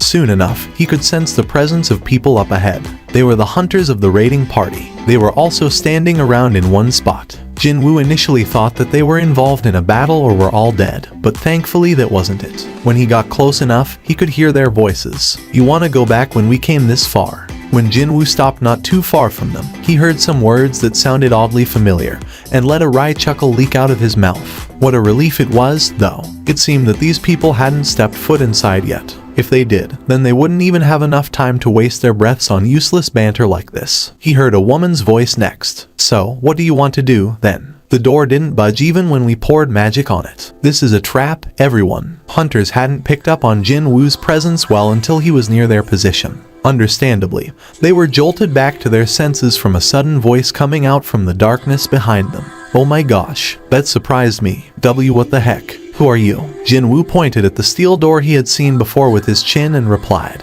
"I'm a survivor of a dual dungeon incident." A survivor of a dual dungeon incident. Hunters exchanged glances and whispered softly among themselves. Because it was so dark inside, they needed a little bit of time to recognize Jinwoo's face. "Isn't he Hunter Seong Jinwoo?" What was that? The attention of the raid team members descended upon the hunter who identified Jinwoo. And the next direction their gazes shifted to was, naturally, Jinwoo's face. "And now that you mention it, it's really him. But why would a rank S hunter even come here?" Jinwoo strode closer towards the doorway. Hunters surrounding the unknown door parted ways to make room for him. He lightly placed his palm on the door and spoke to the hunters. "I know what's behind this door." Jinwoo was overcome with a reminiscence of the past as he finally got to stand before this very doorway after what felt like a genuinely long time. "Excuse me, Seong Hunter Nim." He just so happened to be the master of this small to medium guild who had been pushing forward with this raid. "We at the Bravery Guild bought the permit to raid this dungeon fair and square. You simply don't have any right to tell us to leave." That's right. Being a rank S isn't everything, you know. Jinwoo closed his mouth in a straight line as his reply to the opposition coming from these hunters. Jinwoo wordlessly faced the door and tried to turn the doorknob. Thunk. Jinwoo pushed down, but even with his strength stat, it didn't want to budge. Does it have some kind of restrictive magic? Without that, measly steel door like this would have moved already by now. Jinwoo took out the black key. Simply by him slotting it in the keyhole, the door slid open all on its own volition. Clunk. The raid team members of the Bravery Guild had already confirmed how tightly locked the door was before he got here. So, when such a stubbornly locked door opened easily like that, their collective brows shot up in shock. Yuck. What the heck? How did he open it? Jinwoo ignored their whisperings and spoke to them in a cold voice. "I won't try to stop you. If you want to follow me inside, then go ahead." Of course, he didn't forget to warn them, too. "However, you must remember that it'll be hard for you to come back out alive if you decide to do so." That one sentence managed to freeze these hunters to their spots. This was advice given by a rank S hunter, who'd scoff at that and ignore it. However, the master of the Bravery Guild still stepped forward as if he was trying to act according to the name of his organization. "I'll go in." Jinwoo didn't reply to that. It was up to them to make the choice. He was going to let them bear the cost of their decision as well. The guild master looked back to his raid team members while walking towards the doorway, but none of them followed after him, only choosing to sheepishly look at each other's reactions. The guild master glared at his so-called comrades with disapproving eyes and eventually stopped before the door. The completely unaware guild master took yet another step forward, and then, swish, a large hammer fell on top of his head. Crash, the hammer smashed down to the ground and shattered the stone slab into pieces. If it weren't for Jinwoo hurriedly yanking at the scruff of the guild master's shirt and pulling him out, his head would have ended up in that state. Instead, the guild master freaked out as the gatekeepers reached out to him. Jinwoo grabbed the hapless hunter and tossed him outside the door before closing it quickly. Things found inside are all like that. Jinwoo turned around to face the other hunters. So, you still want to go inside? The guild master on the ground shook his head like a madman. His fellow guild members quickly helped him up and they escaped from there double time. Only after confirming that the hunters had left for good, Jinwoo made his way back inside. The door closed shut behind him with a loud thud. The massive scale of this chamber, stone statues filling up the walls, and then the huge statue of a god located in the deepest recess of this chamber. Everything matched his memories. I've returned. His heart began pounding really fast. However, there was also a clear difference from back then as well. That would be none other than himself. The current Jinwoo, different from his past self, could easily decipher the truth of these stone statues now. These statues are not monsters, nor are they life forms to begin with. No, they were just puppets tied to strings, connected to something else. There was only one creature emitting magic energy within this chamber. Even then, it was concealing its magic energy so expertly that even Jinwoo found it impossible to directly sense it.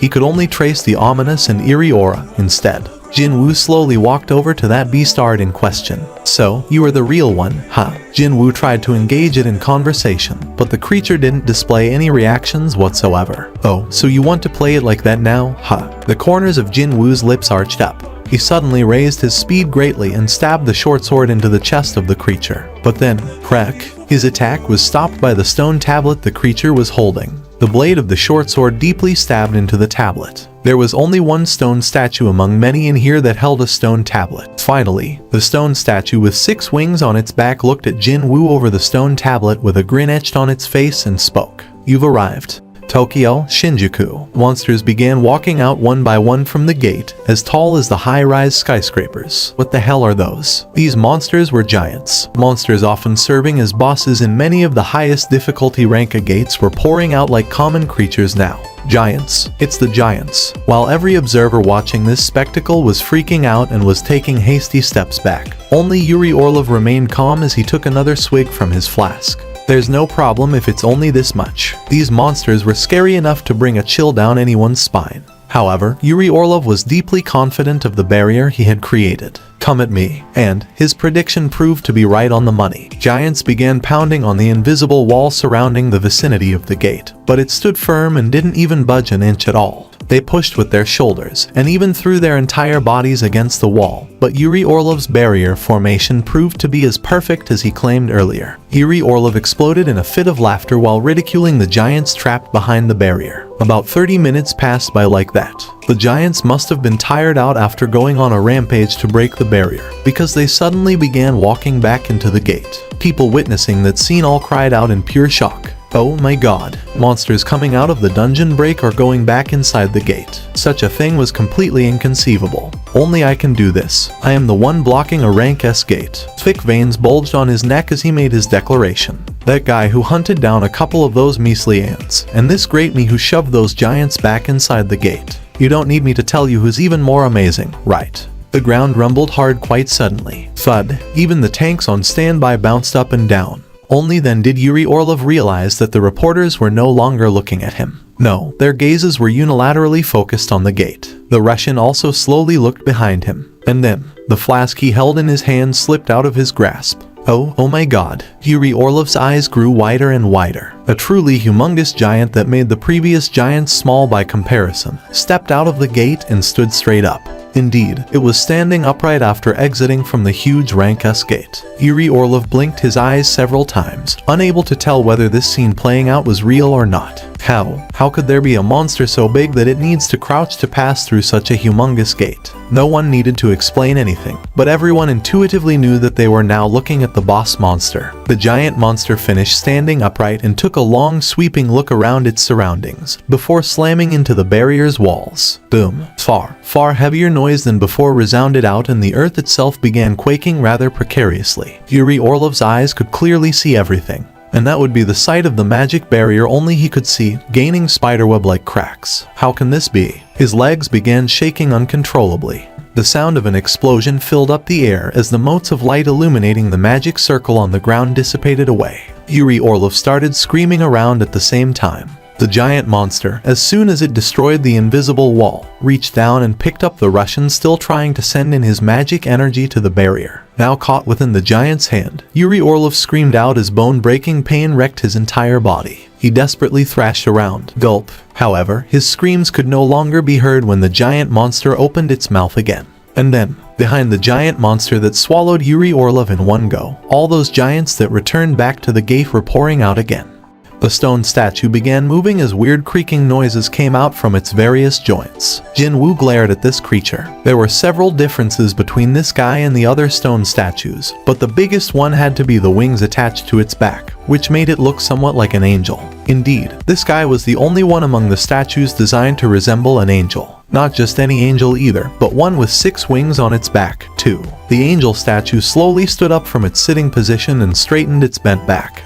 The angel statue took a look at the stone tablet damaged by the short sword and simply tossed it away, as if it meant nothing to the creature, as if it was doing the most obvious thing in the world. Crack. The stone tablet clattered on the floor and shattered into countless pieces. The angel statue stiffly laughed as it took in the sight of the now useless tablet. Jinwoo narrowed his eyes. So, from the very beginning. Just then, he realized that there was no meaning behind them from the very beginning. That stone tablet, and the so-called laws written on it, none of them meant anything. If not, there's no way that thing would have treated it so recklessly. This thing knows everything. Jinwoo didn't lower his vigilance and threw out a question in a low voice. Were you the one calling me here? Jinwoo was asking about what the statue's relationship with his system was through that question. That's correct. Jinwoo threw out another question. Are you a monster? The waves of magic energy being emitted from the angel statue were certainly different from the ones emitted by the regular monsters. However, meaning behind the term monster was simply created by humans for their own convenience. What Jinwoo wanted to find out here was whether this thing was in cahoots with the regular monsters or not. The angel statue bent down to loosen up its back before standing straight up again. That's the wrong question to ask. Rather than asking what I am, you should be asking what you are instead. Jinwoo was frozen for a brief moment there, but he couldn't stay flustered for long. Clap. The sound of the angel statue clapping its hands wiped all distracting thoughts out of his head. Well, then, this will be your final test. The smile was long gone from the angel statue's face as it finally finished loosening up. If you still manage to stand on 2 feet by the end of the test, then everything you wish to know will be revealed to you. The angel statue snapped its fingers, and almost immediately, a red glow appeared within the eyes of the countless stone statues within the temple. Will be my reward to you. It was then. Every single head of the stone statues densely packed into this chamber all snapped in Jinwoo's direction. Jinwoo remained calm as he summoned out his shadow soldiers. Come out, but then... What? Jinwoo's forehead creased up as mechanical beeps continued to go TTI ring in his ears. But even those lasted for only a short while, because the stone statues had begun sprinting towards him right then. Their movements were eerily silent, yet also incredibly fast as well. This was on a whole new level compared to back when he faced down hundreds of knights during the class advancement test. Oh, so you want to play it like this, is that it? All the hidden cards he had come prepared with, just in case, various potions, quest rewards, etc., had become useless in one fell swoop. The system had been with Jinwoo ever since the beginning, and knew how he operated the best. In that case, I shall overcome this with nothing but my own power. Jinwoo firmed up his resolve and gripped his short swords even tighter. The easiest way to get out of this dangerous situation was to eliminate the main body, enabling the stone statues to move. And that would be the angel statue. However, he'd not be able to get what he wanted if the angel statue was killed off. So, that would have to be consigned as the final resort for now. For the time being, he decided to go along with this testing the statue talked about. And that was why he never stopped getting stronger right up until now. He never once stopped polishing his skill levels, just so he could achieve everything he aimed for regardless of what sort of situations tried to hinder him. Jinwoo spat out white-hot air from his nostrils and mouth. The things he initially couldn't see, the stuff he had missed when he first set foot in this place, began entering his field of vision. His naked eyes could chase the movements of the stone statues that looked like instant teleportation to him back then.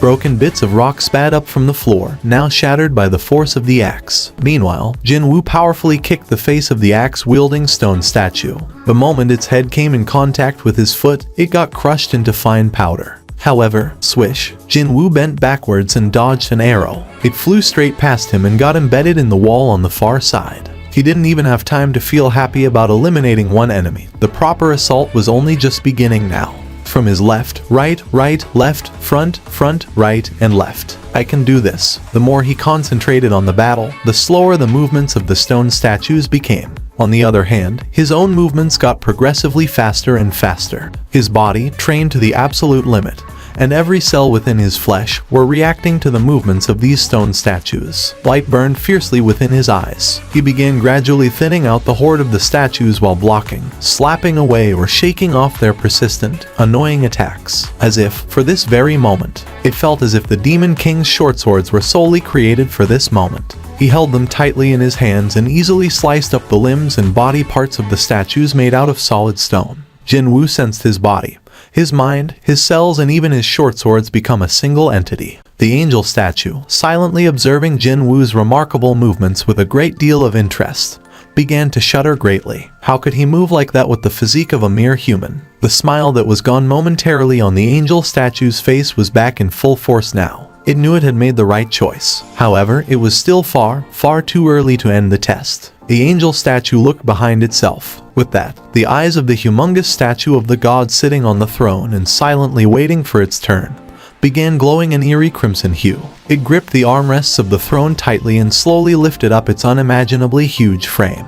Because it was so gigantic, simply seeing it stand up sent shivers down one's spine. Thud, the god statue took its first step, and the vast interior of the temple shook hard from the resulting noise. Thud, thud, thud. The god statue's strides were so enormous that it didn't need to walk for long before arriving where Jinwoo was. The rubble of the fallen stone statues was forming small mountains all around him by then. The god statue stopped walking in front of him and raised its right arm. It was also around this time that Jinwoo, in the midst of a maddened melee among the stone statues, felt something change around him. Thud, as if the head of the statue crashing to the ground was the signal. The rest of the statues following right behind pounced on Jinwoo like a pack of wild, but well-organized, animals. However, the truly dangerous opponent wasn't one of these statues. It felt as if every hair on his body was standing up straight. Jinwoo flinched in nasty shock and hurriedly raised his head. Sure enough, the bone-chilling red light was coagulating in the two eyes of the god statue. Dodging it, it's too late for that. His brain quickly calculated that his escape routes would be blocked off by the stone statues if he were to make a wrong move now. The odds of him getting melted down to nothing by that laser beam or whatever would be too high for his liking if that happened. In that case, Jinwoo quickly put the short sword down and immediately extended his now empty left hand at the stone statues pouncing on him. Ruler's reach. 5 of the stone statues got caught in the skill ruler's reach and were stacked up together in the air. Too bad. He still didn't have a single second of leeway to bask in the happiness of his skill getting an upgrade right now. Jinwoo quickly moved the makeshift shield made from the stone statues into the trajectory of the god statue's glare. Just as he expected, red laser beams shot out from the eyes of the god statue. It didn't even take 1 second for the shield made out of the stone statues to melt away. But Jinwoo successfully used the brief respite to safely get out of the attack range of that beam. He withdrew the skill ruler's authority, and the smoldering remnants of the statues dropped to the floor. Jinwoo rapidly revised his battle plan as he confirmed the power of the god statue capable of completely evaporating these stone statues. As I thought, getting rid of the god statue should be my priority. His next goal had been set now. Before the god statue could fire the second laser beam attack, Jinwoo kicked the ground hard and dashed forward. Jinwoo's movement was already fast, but with that skill activated, his speed immediately shot past what the god statue could actually follow with its perception. Jinwoo arrived at the foot of the god statue in the proverbial blink of an eye and tensed up his leg muscles to the extreme. An unbelievable amount of energy, reserved solely for jumping up, condensed within his crouched position. He had only one shot. Without a doubt, it had become much harder to dodge the red laser beams flying in at a terrifying speed once he was airborne. It was impossible to move freely in the air, after all. But then again, hadn't he learned that valuable lesson already? If he weren't willing to take on some risks, then he'd not be able to find himself with any opportunities. That is why Jinwoo's lips shut tight in a straight line as he powerfully leapt up from the ground. His entire frame flew up like a fired rocket. Just get destroyed already. Seeing up close the crimson light coagulating within the DM thing's eyes sent shivers all over his body. Just getting brushed by that thing would mean his end. Sensing the dizziness of the danger, his mind refocused on the task at hand. Stay calm. He reached out with his left hand, still not holding any weapon. Ruler's authority. The upgraded skill based on Ruler's reach began pulling at the shoulder of the god statue. He was thinking of reeling himself in, rather than actually dragging the god statue and its incalculable body weight towards him. However, his expectation was somewhat shaken up as the upper body of the god statue actually did creep forward just a little. What an incredible force of attraction that was. The power of the skill must have gone up several notches when it evolved from Ruler's reach to Ruler's authority. And all thanks to that, Jinwoo got to land on the god statue's shoulder far easier than he anticipated. He quickly raised his head to look behind him. The scarlet-red laser beam exploding out accurately pierced past the location in the air he was floating in. Only a moment ago. Nice. For the next few seconds, he was safe from the god statue's laser beam attacks. Feeling unburdened now, Jinwoo sprinted on top of the statue's shoulder with all his might and arrived near its neck. His right hand gripped the hilt of the Demon King's short sword tightly. Violent slash. Several silver streaks of blade light rained down on the target like the shells of a shotgun. Dozens upon dozens of slashes landed on the statue's neck. However, there was barely any visible damage. Not one slash managed to inflict a heavy enough wound. They all stopped at simply causing negligible, superficial nicks on the skin. So, the short sword doesn't work, is that it? It was that moment that the Demon King's short sword, previously capable of slicing up the steel-like scales of the boss-level Naga into ragged bits, came across as an insignificant and shabby toy. This god statue wouldn't be the first enemy that his blades failed to inflict any damage. As a matter of fact, he had dealt with a countless number of them so far. If I can't stab it, then I'll just pummel it. He didn't invest all those stat points in his strength stat just for fun. Jinwoo's eyes gleamed brightly with determination. He lightly jumped up and thrust his left hand at the temple of the god statue's face. All 5 fingers of his left hand dug deep under the surface. It's done. Jinwoo clenched his left hand into a fist. With that, he was firmly secured onto the god statue's face like a rock climber hanging onto the surface of a cliff with one hand. All this was simply him getting ready. The real thing was starting now. Jinwoo's right back, his right shoulder, and then his right arm all began to balloon up to an unnatural size. That was the result of an incredible amount of magic energy enveloping his right arm. As a test, he threw a single punch first. Kaboom! The god statue's head, that didn't even budge from the short sword's attacks, suddenly and visibly trembled. The angel statue observing the unfolding situation was shocked beyond words from that. The enormous amount of magic energy spreading out from high up above managed to shake the air within the entire underground temple. The angel statue continued to look up while not even bothering to hide its extremely excited state at all. To think that a human would deal with its masterpiece in such a manner. An even greater level of anticipation bubbled up within the gleaming light of the angel statue's eyes. Jinwoo's fist punched the god statue's face for the second time. For a brief moment there, the god statue lost its balance. The attacks were definitely working. Deafening booms reverberated continuously throughout the large dome-shaped temple. Cracks formed on the face of the god statue and spread all over the surface like a spider's web. The tottering god statue tried its best to maintain its balance before it began running towards one of the walls in this massive, open space. The creature's huge legs viciously stomped on the ground. It was trying to crush Jinwoo, still sticking to its face by ramming into the wall. Thick veins bulged on his ballooning arm muscles as a horrifying amount of magic energy filled his limb up. Very good. The physical strength of a level 103. Jinwoo poured all of that into this single fist of his, just before he was about to collide against the wall. Along with the loud noise of a ripened watermelon shattering into pieces, half of the god statue's face was blown away. It eventually faltered and fell down on its knees. The entirety of the empty dome-shaped arena rumbled spectacularly. Jinwoo let out a soft sigh under his breath. Unfortunately, the remaining stone statues continued to move quickly, as if they didn't want him to have this quiet moment to himself. They surrounded him in a circle and closed the distance. Just before they were about to pounce on him, though, Jinwoo stopped looking at his 2 hands and raised his head. Ruler's authority. Boom. Every single stone statue slammed their heads down on the floor and stopped moving altogether. This was the power of the invisible hand, also known as the skill Ruler's authority. Jinwoo returned his gaze back to his hands. I've become even stronger through today's battle. He clenched his fists and unfurled them, before repeating his actions again. An incredible power was overflowing out of his fists, no, from his entire body. He could clearly sense this flow of power now. At the same time, his heart showed no signs of slowing down at all. It felt as if something sleeping deep within him had awakened through this life or death struggle. It was then he heard slow hand claps. Jinwoo raised his head in the direction of that clapping noise. The angel statue was clapping its hands in an exaggerated manner, that repulsive smile still etched on its face. Truly excellent. Jinwoo calmly spoke to the statue. Don't you have an agreement to uphold? First, the DMN thing clearly announced that, as long as Jinwoo managed to stand on his 2 feet after the end of this final test, all the answers he wanted to know would be provided to him. So, he wanted to hear them right now. Unfortunately, a stiff smile formed on the angel statue as if it had no intentions of letting him know that easily. It took a step closer to him. Your test isn't finished yet. Then, another step closer. In here, yet another step. The angel statue closed the distance with several large strides and eventually stood before Jinwoo's nose. I'm still here, aren't I? The lengthy wings on the back of the angel statue suddenly twisted and writhed around before transforming into arms. 2 arms coming out of its shoulders, and 6 more sprouting from its back. 8 hands in total began clenching into tight fists. I am your final test. Jinwoo frowned deeply. Just as the quest message finished saying its piece, 1 second ticked down from the remaining time. Jinwoo's eyes began trembling hard as he stared at the angel statue.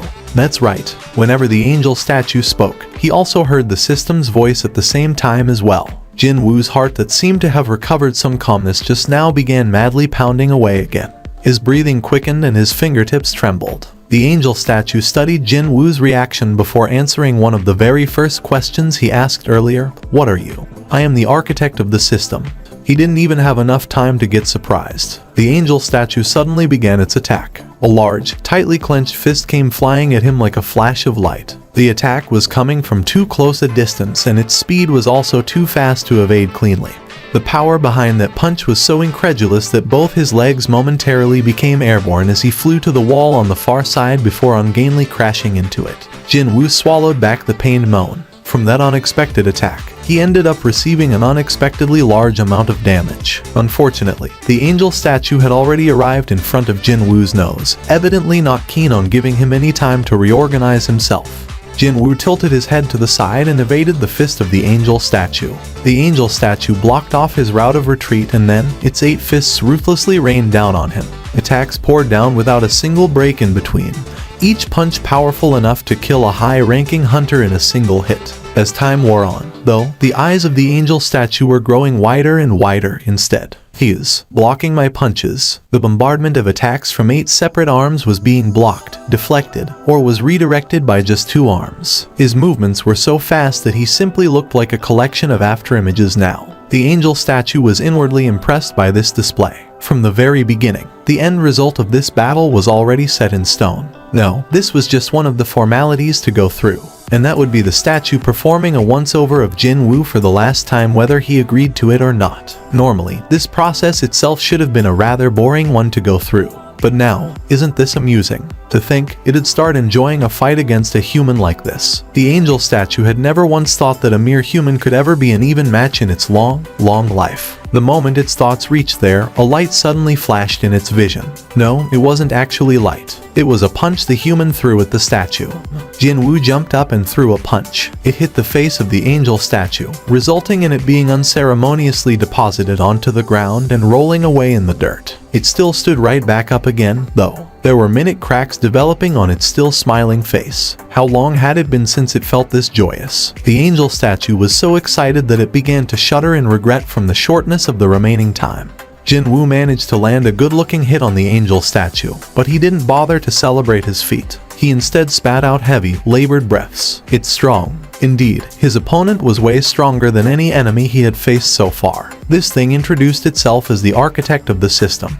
He felt a warm, sticky liquid sliding down his face. It was his blood. It was trickling out from a tear on his forehead. I guess I didn't dodge everything, huh? He thought that he perfectly countered all those attacks, but it seemed that 1 or 2 did get through to him.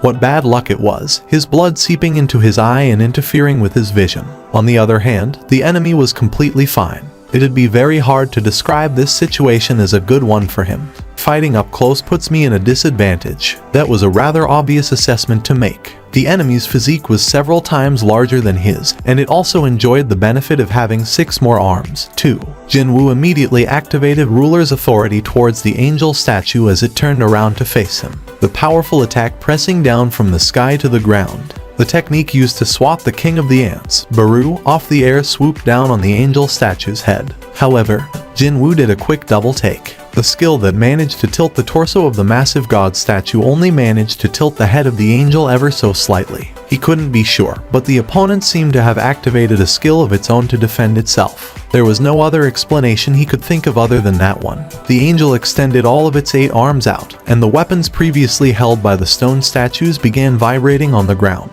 Isn't that? Jinwoo's eyes widened greatly. The weapons of the stone statues soon rose up in the air and flew towards the angel. 8 different weapons were now tightly grasped in the angel's 8 hands all at once. That's Ruler's reach. Perhaps unsurprisingly, the angel statue also knew how to use the skill Ruler's reach. Its power seemed to be below Jinwoo's own skill, but whatever the case may have been, he now knew what the angel used to counter the attack earlier on. The angel statue jumped up high as if it wanted to touch the ceiling, before landing back down in front of Jinwoo. The stone tiles on the floor couldn't endure against the falling statue's momentum and spat out bits of debris as it shattered into countless pieces. Jinwoo pointed forward with his short sword as he felt the small pebbles pelting him on his ankles. I can do this. He definitely could do this. Jinwoo stared into the angel statue's eyes and calmly drew his breaths in. Immediately, he felt a chill brush run down his back. Sure enough, 8 disparate weapons, such as a sword, a spear, a blade, an axe, a warhammer, etc., flew at his way as if they all possessed individual wills. Would blocking countless flying bullets with bullets fired from an opposing gun create a cacophony of noise similar to this? The deafening roars continued on unabated as Jinwoo and the angel statue exchanged innumerable attacks and counterattacks in an instant. Within the world slowed down to a crawl. Only these two writhed and struggled mightily as if to rebel against the flow of time itself. More and more wounds appeared on the statue. The angel's speed remained constant, yet Jinwoo was getting faster and faster. Naturally, the angel statue was deeply astonished by this. If it was only for the purpose of a test, there was no reason to go this far. However, this human had managed to draw out the angel's full power. Indeed, just as the term implied, it had to fight with everything it had. But then, a human was able to fight evenly against the angel statue going at full tilt. The angel's puzzled, suspicious eyes began peering deeper into Jinwoo now. And then, it realized the reason for this. It's only by a little, but it's mixed in there. The shoulders of the angel statue trembled in shock. Was that the reason why he could freely wield the immense power so naturally like this? However, that was also another thing this creature wished for from the beginning, anyway. Just as the look of elation formed on the angel statue's face, a cleanly sliced off arm flew up into the air. The statue's head was raised up to look at it. The arm let go of a weapon as it flew away. It was the angel's right arm. Even if this statue was not its real body, the pain still got transmitted in full. The angel statue tottered unsteadily and retreated after losing its arm in the blink of an eye. The color of the angel statue's eyes reddened in an instant. Its true nature woke up and it forgot its true purpose, its duty for being here. It cried out in anger, and the fallen, destroyed stone statues all stood right back up. Even the god statue in its partially destroyed head began pushing off the ground as well. Jinwoo could sense all the enemies being reanimated, but he didn't fall into a panic and simply pounced on the angel statue again. The angel statue roared out like a wild beast, and the reanimated stone statues pounced on Jinwoo. And so, the fight between every single thing within this temple and the lone human commenced. Even in the midst of all this chaos, the timer was still resolutely ticking down to 0. Jinwoo's short sword sliced away yet another of the angel statue's arms. This time, it was one of the 6 created out of its wings. Unfortunately, the resistance of the reanimated stone statues was nothing to scoff at. There were far too many of them surrounding him now, and it became too much of a task to dodge every single attack coming his way. He focused on attacking the angel statue and dodged only those attacks that might critically injure him while ignoring the rest. A stone statue slammed down with its shield on his left shoulder. Jinwoo diverted his attention towards this particular statue. It was preparing to strike for the second time with its shield. Jinwoo's expression crumpled into something unsightly. He didn't really care about others, but he simply couldn't forgive this beastard. Only then did Jinwoo move slightly away from the angel statue, using the elbow of his left arm, not holding a weapon. he stomped the head of the offending statue. The elbow drop containing magic energy ensured that the statue's head exploded into tiny bits and pieces. In the meantime, other statues quickly surrounded him and tried to jump on top of him. However, Jinwoo simply activated his skill and pushed them all away. Ruler's authority. A group of stone statues were flung away as if they were thrown off from the center of an explosion. Unfortunately, even before Jinwoo had time to catch his breath, the god statue threw its massive fist down on his head. He lightly leapt to his side and avoided it. The gigantic fist only managed to sweep away dozens of stone statues from Jinwoo's vicinity. He ran in a wide arc to lose the stone statues mindlessly trying to jump on him and approached the angel statue again. And the angel greeted him with a deeply crumpled expression. Another one of the angel's arms flew off, and Jinwoo's short sword found itself pressed tightly against the angel statue's neck. At that moment, the angel statue announced its surrender. Simultaneously, the god statue and the rest of the stone statues all froze up and stopped moving. Like a lie, the timer ceaselessly ticking down also froze up along with the angel's words announcing the end of everything. The hunters of the monitoring division arrived on site. There were a total of 7 high-ranked hunters. Wu Jinqiao had scrounged up the top elites of the association that could be mobilized on such short notice. However, he knew the truth. He knew that this little fighting power would not be of any help to Hunter Xiong. Even still, for the worst-case scenario, these hunters from the monitoring division would buy enough time so Hunter Xiong would be able to escape from the dangers. They came to this location with such a resolve in their hearts. What the hell is this? He picked up on the utterly horrifying maelstrom of magical energy all around the gate. As a matter of fact, the magical energy leaking out was so savage and brutal that the space around the portal looked as if it was being distorted to his naked eyes. He was startled by what he saw and quickly took a step back. Was this simply an optical illusion, or the sign of an impending ill omen? He thought that. All of a sudden, a dark veil seemed to be enveloping this gate from above. He had seen this somewhere before. It was the looming shadow of death. All the hair on the back of his neck stood up. Wu Jinqiao instinctively knew it. He knew that the fight taking place inside was not something he or his boys could possibly butt in on. The subordinates saw his complexion getting paler and gasped out in surprise. They hurriedly asked him, "Section Chief, are you all right?" Rather than an answer, Wu Jinqiao threw out a question instead. "Is there a major guild with a team ready for a raid nearby?" One of his subordinates checked the association's database and quickly made his reply. "Yes, sir. The Hunters Guild is getting ready for a raid at the moment. What about their 2 rank S hunters?" According to the data, both Choi Jongin and Cha Hien Hunter Nims are scheduled to partake in the raid, sir. Choi Jongin and Cha Hien. If it were those 2, then they might be able to do something. Wu Jinqiao shifted his gaze back to the gate. That imperceptible trembling that started from his hand had slowly but steadily spread out to the rest of his body. Wu Jinqiao barely managed to rein his trembling voice and spoke to his subordinate. "Send the emergency cooperation request to the Hunters Guild. The decision is up to you." Unlike before, its voice was now separated from the system. The machine-like, stiff male voice grated against his eardrums. Jinwoo shut his mouth tight after seeing that face. "Data saved in the system's memory, is it? Just like how it was with various video games, did the system also possess a save file or something similar to that?" And he could view what that save file contained right now. In this short span of time, all kinds of thoughts raced in and out of his brain. Of course, his answer had already been decided. He finally earned what could be his one and only chance to confirm the truth for himself, so why should he back out of it now? If the system wanted to trick him into a trap, then well, it didn't have to go through such an elaborate process either. After all, the system possessed the power to decide when his heart would stop beating, didn't it? Just as the angel said, if all these were just the processes of a test, then I have earned the right to view this data. He suddenly recalled what the angel statue told him before the battle commenced. Most likely, the reward the angel talked about meant his right to view the data. He finally arrived at this conclusion. Jinwoo made his decision and slowly opened his mouth. Yes, when he did, darkness immediately enveloped him. The familiar mechanical beep hit him in the eardrums, and the voice of the system followed right after. It felt like he crossed an endless tunnel at a speed very close to that of infinity. He flew past the space filled with nothing but darkness. The light seeping into this space from such a long distance away slammed into him in an instant.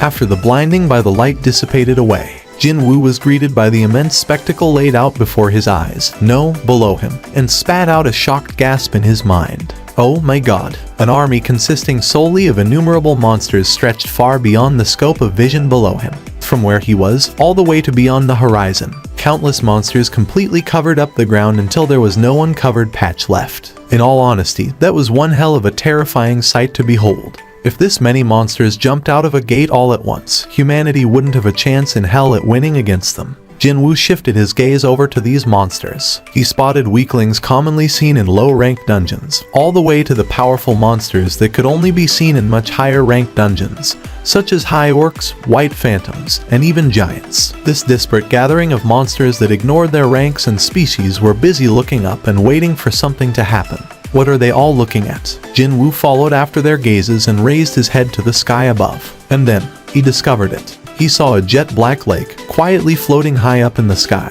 No, it was actually not a lake. He mistook it for a lake because of its sheer size. But it was a gate so big that he couldn't even begin to guess its size. And it was silently looking down on the ground. This black hole was blocking up the purple sky beyond it. Purple sky, is it? Seeing the color of the sky that should not exist, he became doubly sure that this was not Earth anymore. In a world that was clearly not Earth, something major was about to happen between the monsters and that gate. He unconsciously swallowed his saliva. Trapped within this eerie silence, his nervousness also increased as the time wore on. Just what would come out from that gate? Jinwoo began wondering if he'd get to see the weapons of humanity, or the armies of humans stepping out of that huge gate, just like how monsters would step onto Earth through those portals. However, what came out of the cracked open gate's mouth was soldiers decked out in silver armor, with wings attached to their backs. These silver-armored soldiers poured out of the gate like agitated bees rushing out of the disturbed beehive, while monsters covered up the entirety of the ground.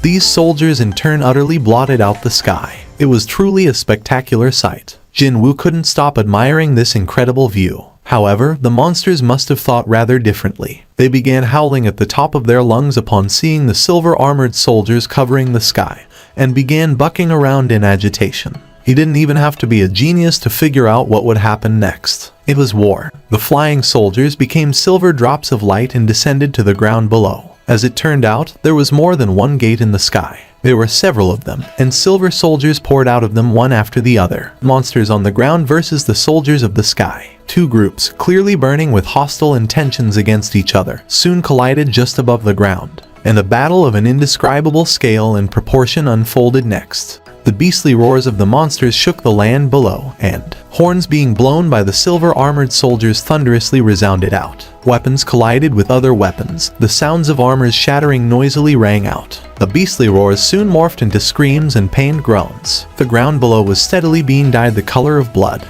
The superiority in this battle was established very quickly. The silver-armored soldiers were very powerful. These guys easily sliced off the necks of the monsters that were strong enough to rip high-ranked hunters apart with their bare hands. Such powerful beings had formed a massive invading group, so perhaps it was only inevitable that the monsters were being swept away. The balance was tilting noticeably now to their favor. Even then, silver-armored soldiers continued to pour out from the gates non-stop. The waves upon waves of the silver soldiers crashing forward like the incoming tide erased all traces of living monsters off the dried plains in no time at all, with the complete annihilation of the monsters mere moments away. The silver soldiers of the sky that violently pushed their enemies back suddenly stopped moving one at the time. What's going on? Could they possibly have developed a sense of pity for these things now, of all times? But there was just no way. If they did, then they shouldn't be gripping their weapons even tighter like that. On top of this reddish-brown land, a black shadow was spreading out. This shadow rapidly spread beyond the blood dyeing the land red, as well as the mountains of corpses. And when this darkness sped past underneath these corpses, mysterious screams could be heard. Screams that no one could tell where they were coming from. Jinwoo knew of a skill that was eerily similar to this. No, make that pretty much identical. Sovereign's territory. A powerful chill ran down his spine immediately. He slowly, agonizingly slowly, turned his head around to take a look. And there he found an impressive knight covered in jet black armor from his head right down to his toes. From this knight, and the horse he was riding on, black aura like strands of energy continuously rose up. Why did this happen? No one told him, yet Jinwoo could think of only one title when looking at that black knight. The Shadow Sovereign. The intolerable stillness that stifled one's breaths pressed down on the shoulders of every single being under the heavens. And soon, the Sovereign's solemn voice shattered that stillness. His heart beat louder just then. Rise up.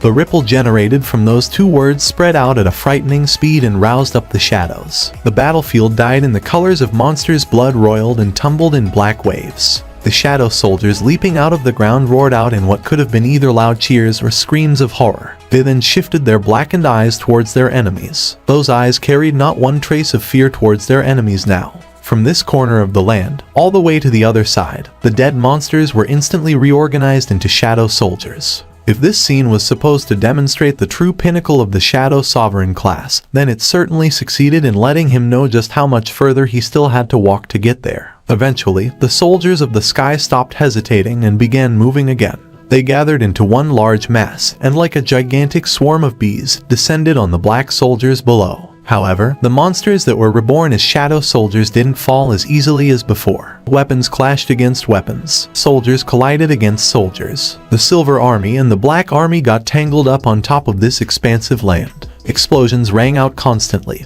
and the ground quaked over and over again. The battle that should have ended as a one-sided massacre reverted back to full-on warfare. Just the entrance of a single individual had changed everything. Now that was the display of truly shocking power. Jinwoo didn't know why this scene was being shown to him, but nevertheless, he found himself unable to tear his eyes away from it. The violent, fierce clash continued on, a desperate and bloody engagement, incomparably fiercer and more violent than the first battle that took place, unfolded before his eyes. Monsters were unable to contend with a single soldier of the sky while they were still alive, but after becoming shadow soldiers, they were now able to stand their ground and not get pushed back. The flow of the war shifted very quickly when the Shadow Sovereign stopped issuing commands to his troops from far back and personally stepped forward to enter the fray. The black horse carrying the Sovereign dashed into the battlefield. Whenever he swung his sword, thousands of enemy troops fell to create a pathway, and the dead enemies, without an exception, became shadow soldiers and stood back up.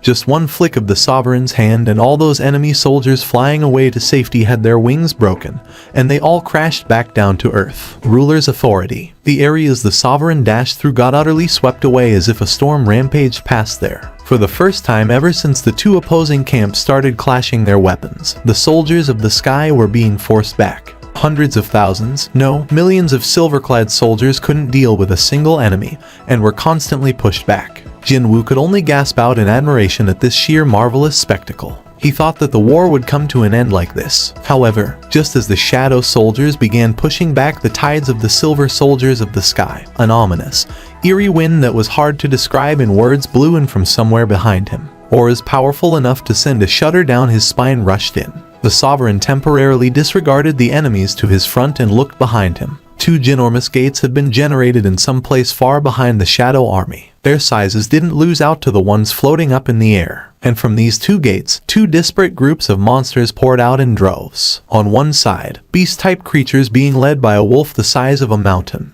And from the other one, knights and soldiers rushed out with countless banners proudly announcing their clans being waved about in their midst. Jinwoo's eyes grew wider and wider. The clan crests embroidered on those banners were all familiar to him. From Ricardo's, Fistos's, Rockens, Ingraeus's, and even Raiderus.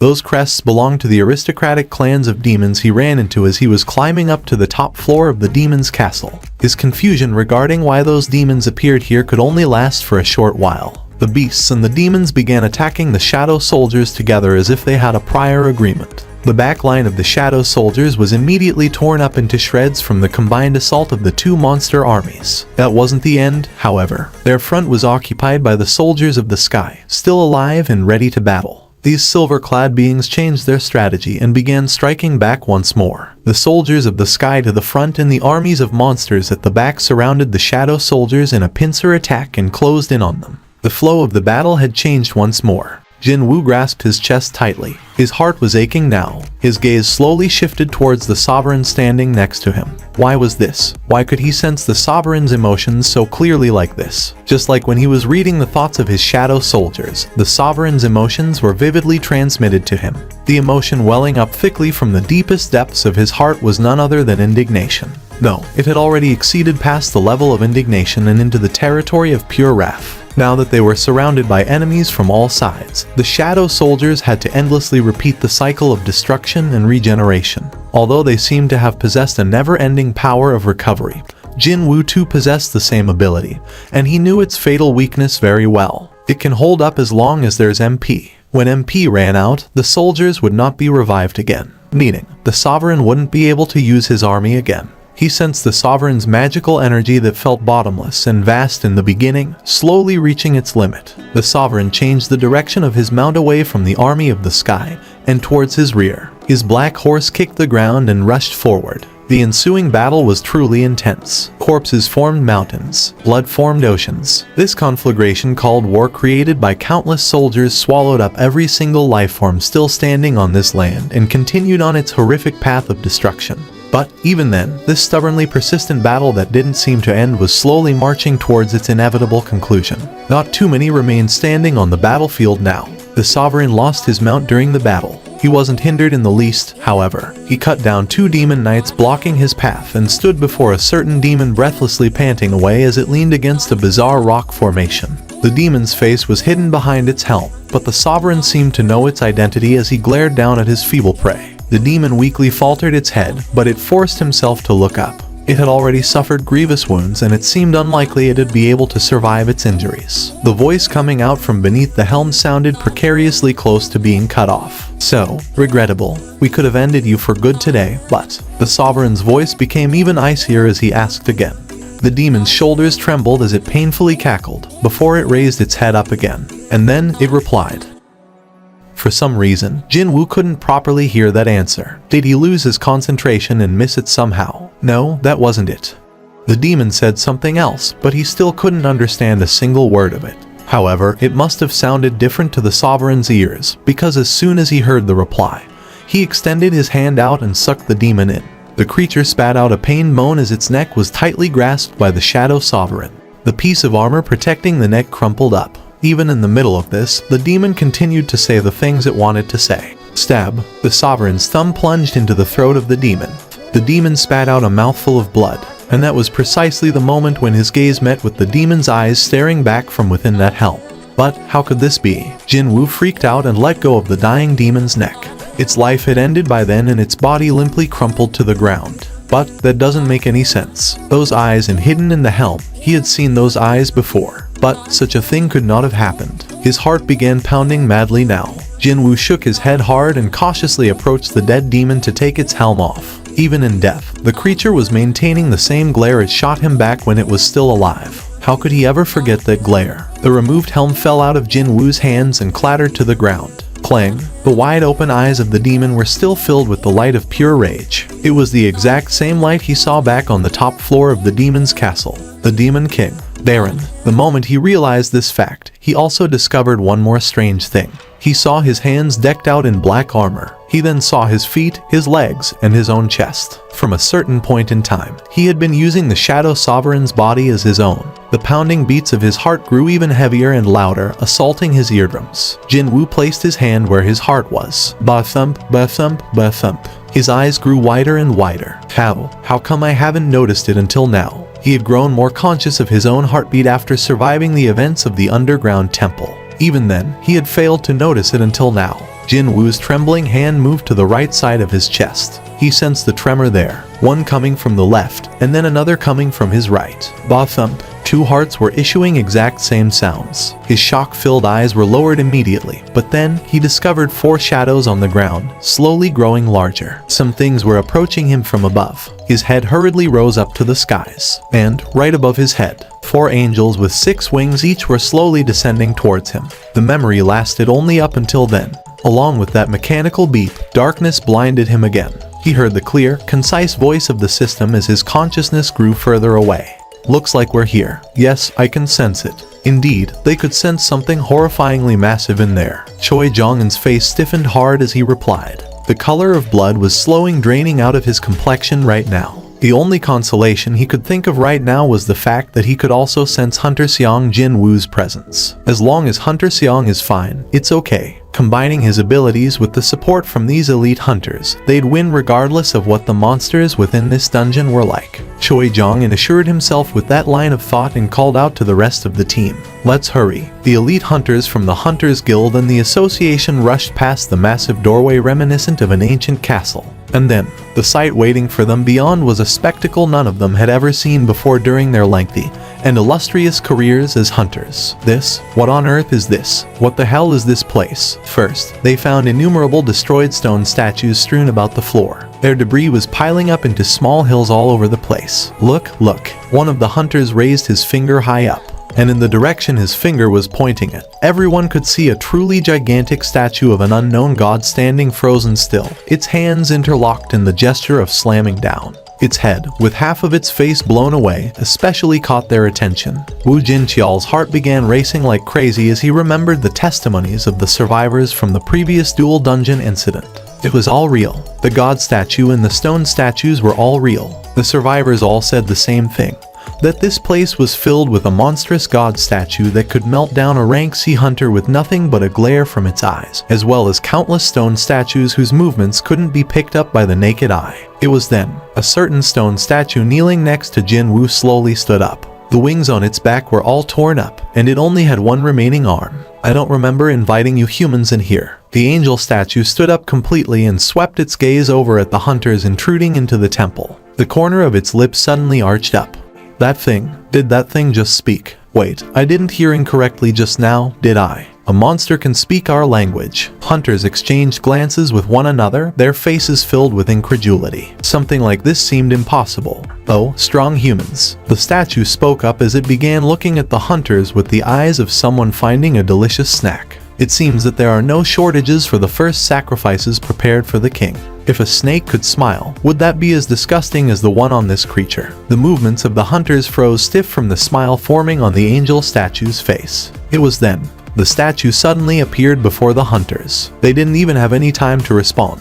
The angel statue took a swing with its right arm. The face of the hunter standing in front of the group was crushed inward. The hunter in his crushed face flew backwards and slammed into the wall. Other hunters nearby threw out urgent counterattacks, but by then, the angel statue was already gone. He was killed instantly. A tanker working for South Korea's best guild had died in a single hit. For some reason, the monster had stopped attacking the group, and Jin Wu looked unhurt as he continued to breathe normally. His expression was peaceful, as if he was simply asleep right now. For now, she and others had to buy as much time as possible until Jin Wu woke up. That was the best they could do. It was then. The angel statue moved its body this way and that before laughter abruptly broke out from its lips. Haha. The empty interior of the underground temple was suddenly filled up with the echoes of the angel statue's voice. It kept its laughter short and shifted its gaze over to the hunters. Suddenly, an earthquake broke out inside this huge, open chamber. The dark shadow of despair drew upon the faces of the hunters. The broken stone statues were beginning to stand up one by one. That was why.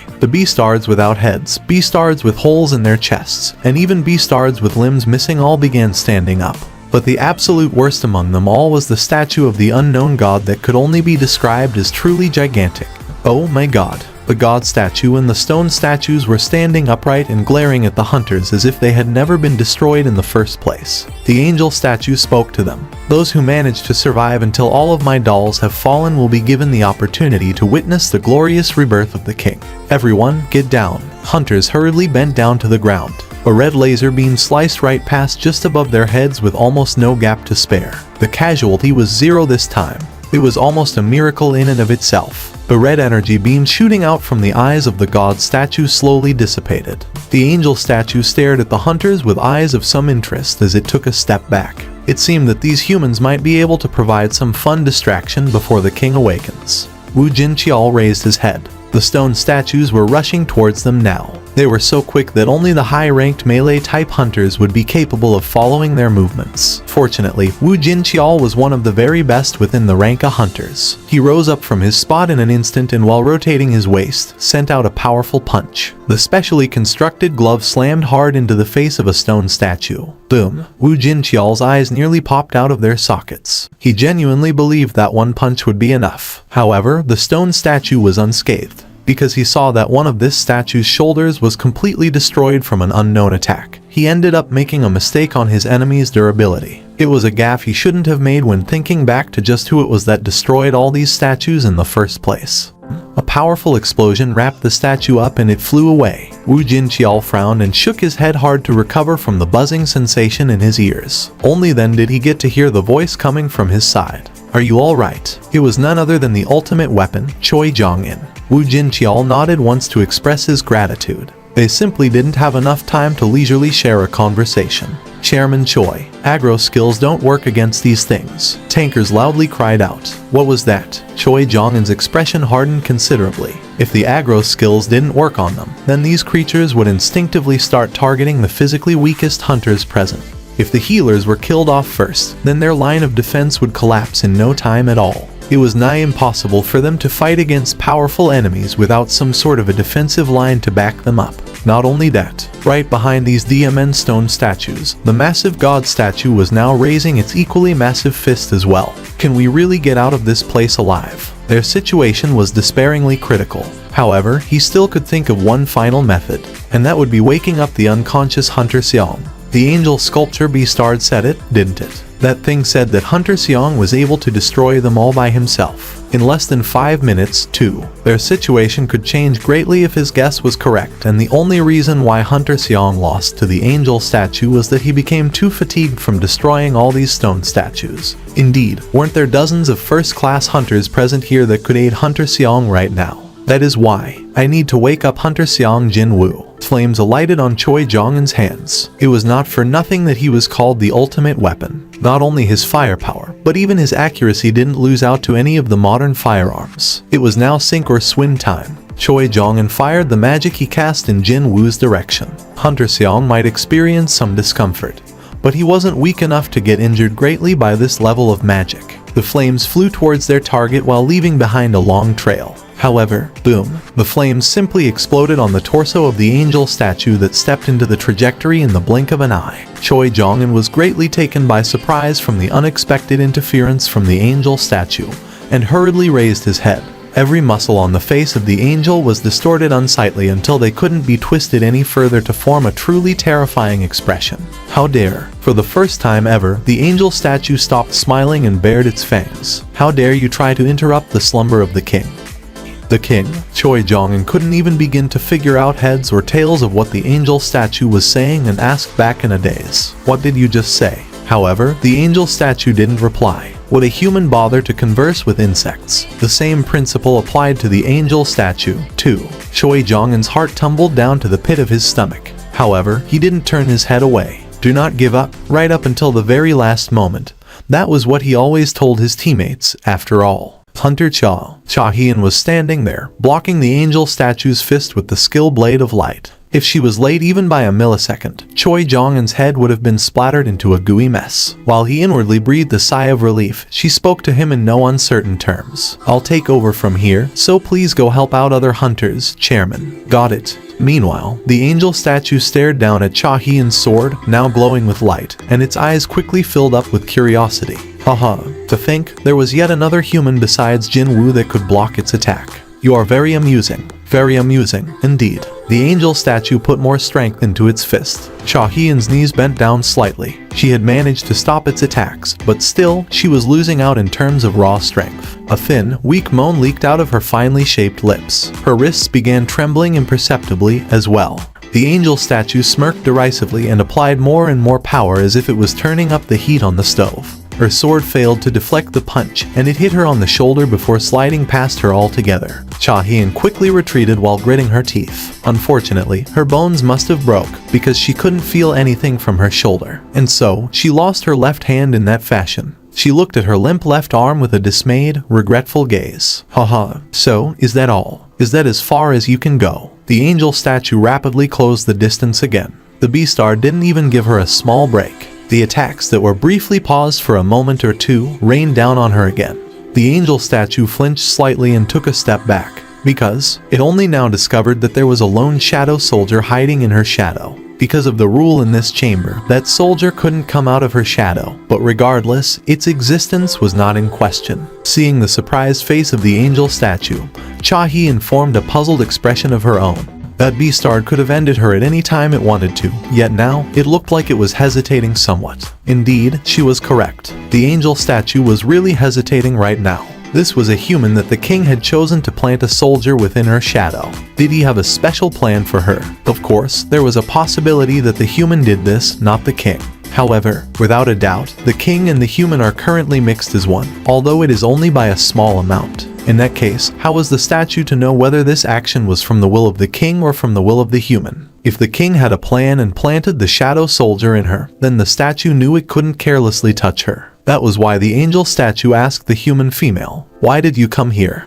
What is your relationship with Seong Jin-woo? A friend? And why did you come here?" She thought for a little while before making her answer. To save Hunter Seong Jin-woo. After hearing that answer, a deep smile formed on the face of the angel statue. Just who was saving who now? "I shall bless you with an opportunity." What opportunity? Today, in this place, one of the noble sovereigns shall descend upon this world. I shall bless you with an opportunity to witness this glorious moment in history. Until the angel statue could confirm the intention of the king, it couldn't do anything to Cha Hyun.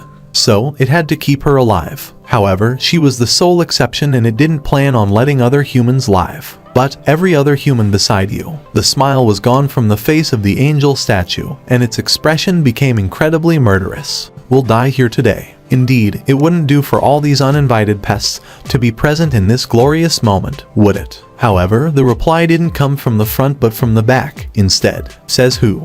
Before the angel statue could even turn around, a fist flew in and punched its face hard.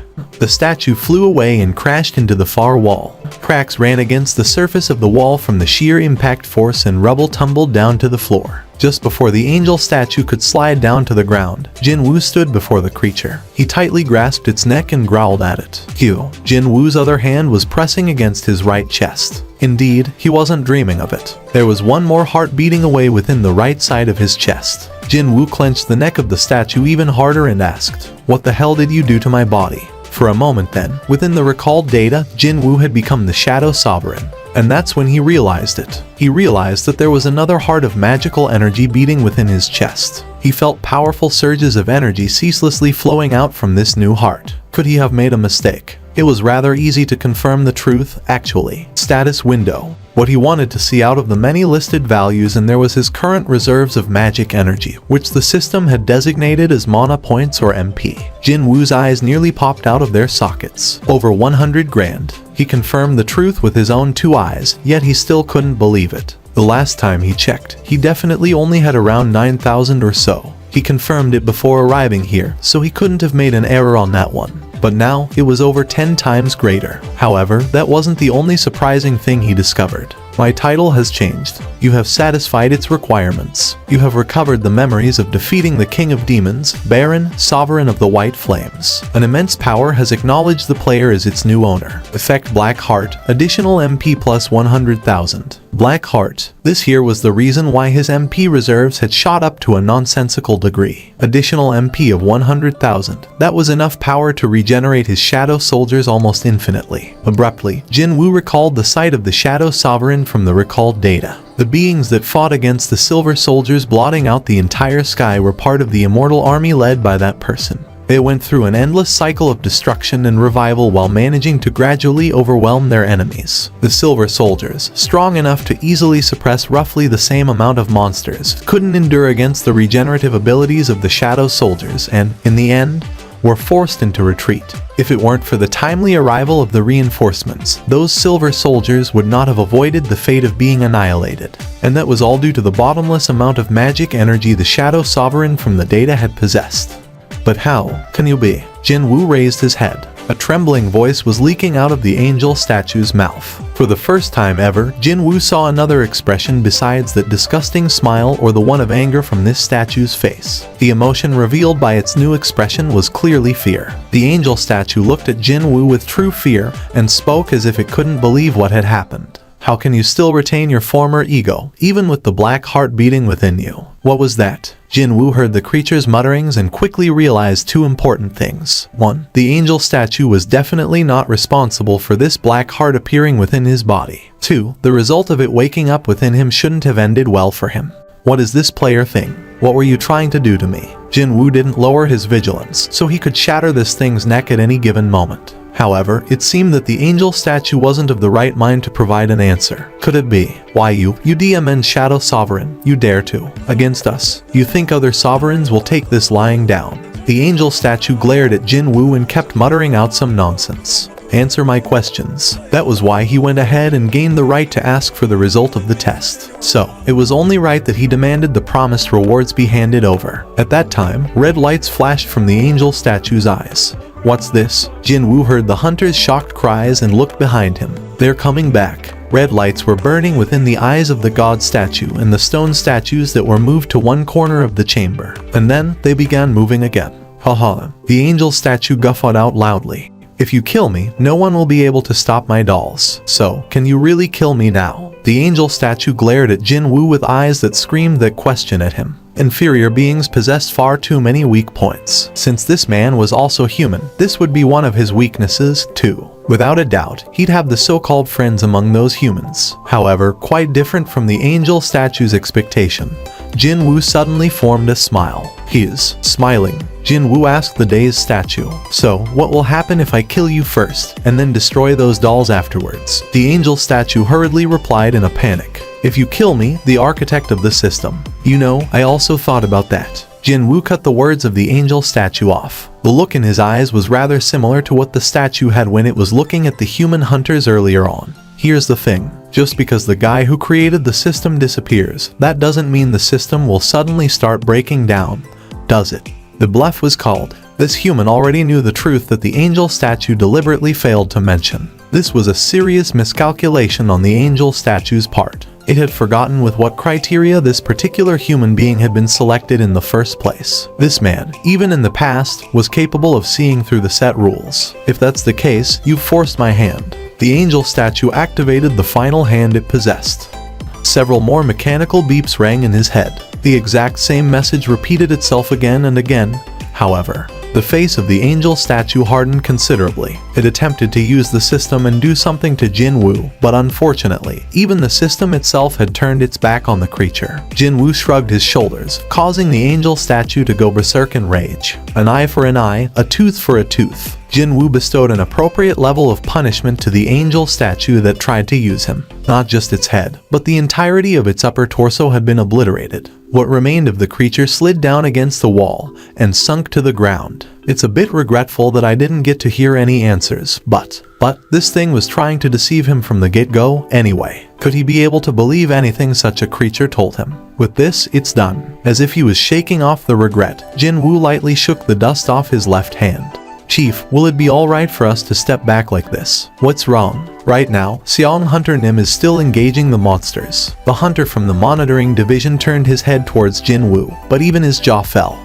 Wu Jinqiao placed another cigarette in the slack mouth of this guy and even lit up for his subordinate. Can you see how should we go about helping him? No, sir, I can't. So, stay here and quietly smoke that. Why yes, sir. Hunters gazed at Jinwoo with eyes of awe but still didn't forget to swarm around Wu Jinqiao. And as a result, his stash of cigarettes ran out very quickly. But, for some reason, his nose began stinging just a tad. I can't even remember how many times I nearly died in this place. He thought those monsters were a wall he could never overcome, no matter what he tried. But now, seeing Jinwoo single-handedly sweeping those things away, the sense of relief and powerful emotion of delight were flooding into his heart. Section Chief, are you crying, sir? No, I'm not, you idiot. It's just this spicy cigarette. Okay, right, it's also too spicy for me. Yeah, me too. Me three. Maybe this batch of cigarettes tasted far too spicy for them today since teardrops were clearly visible within the eyes of all these hunters. Hunters began emerging one by one from the gate. Right up until then, those waiting around outside the gate had no idea the scale of the event taking place within.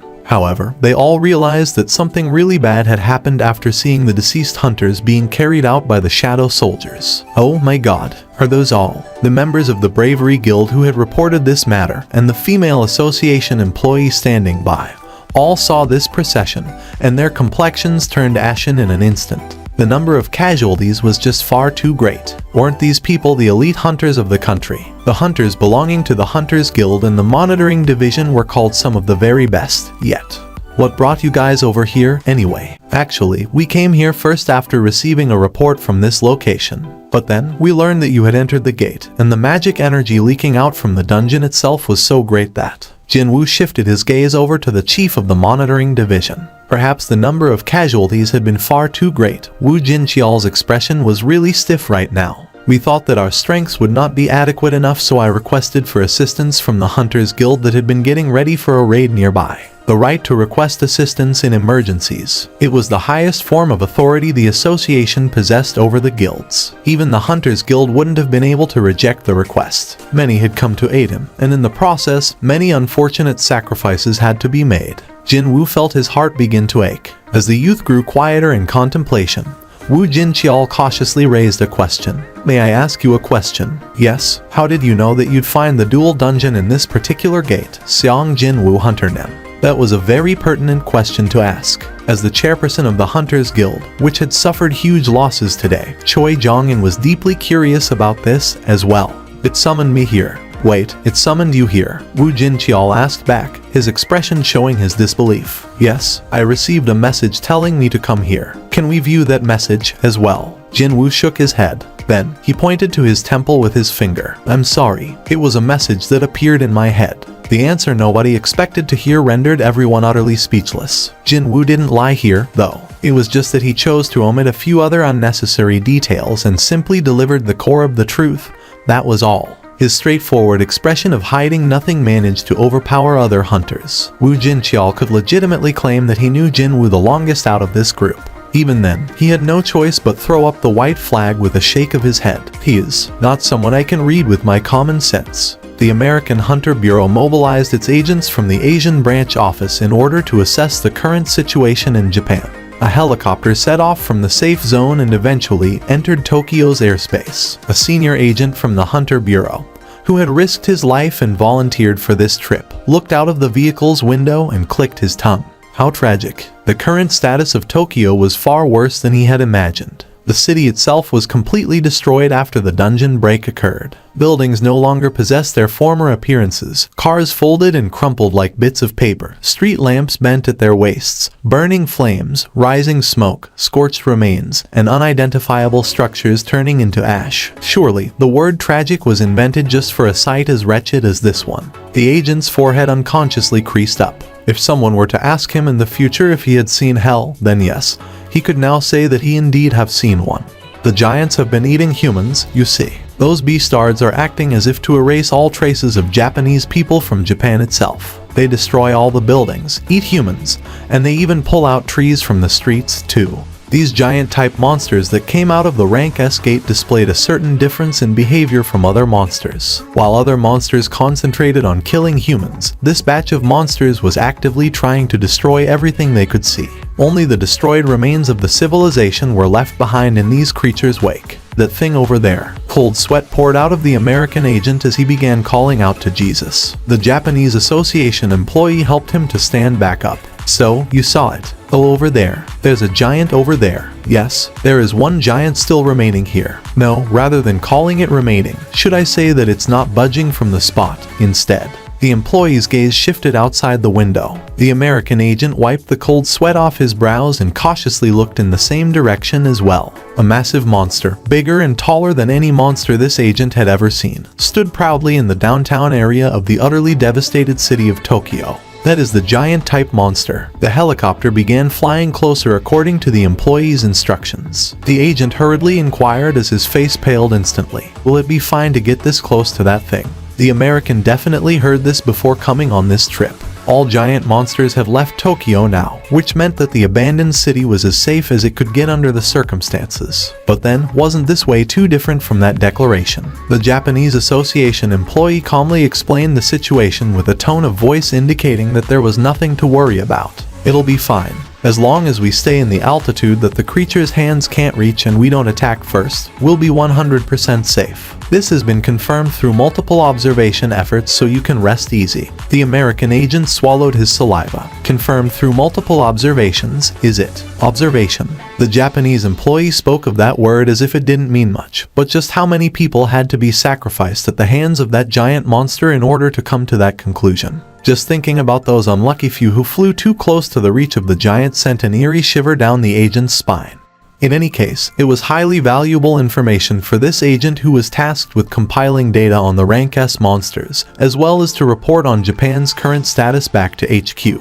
When I look at that thing, I don't really get the feeling that the creature is truly alive, you see. Yes, it's obviously breathing in and out, and can move around because it's alive, but well, should I say that it's like looking at a machine that only acts according to how it was programmed.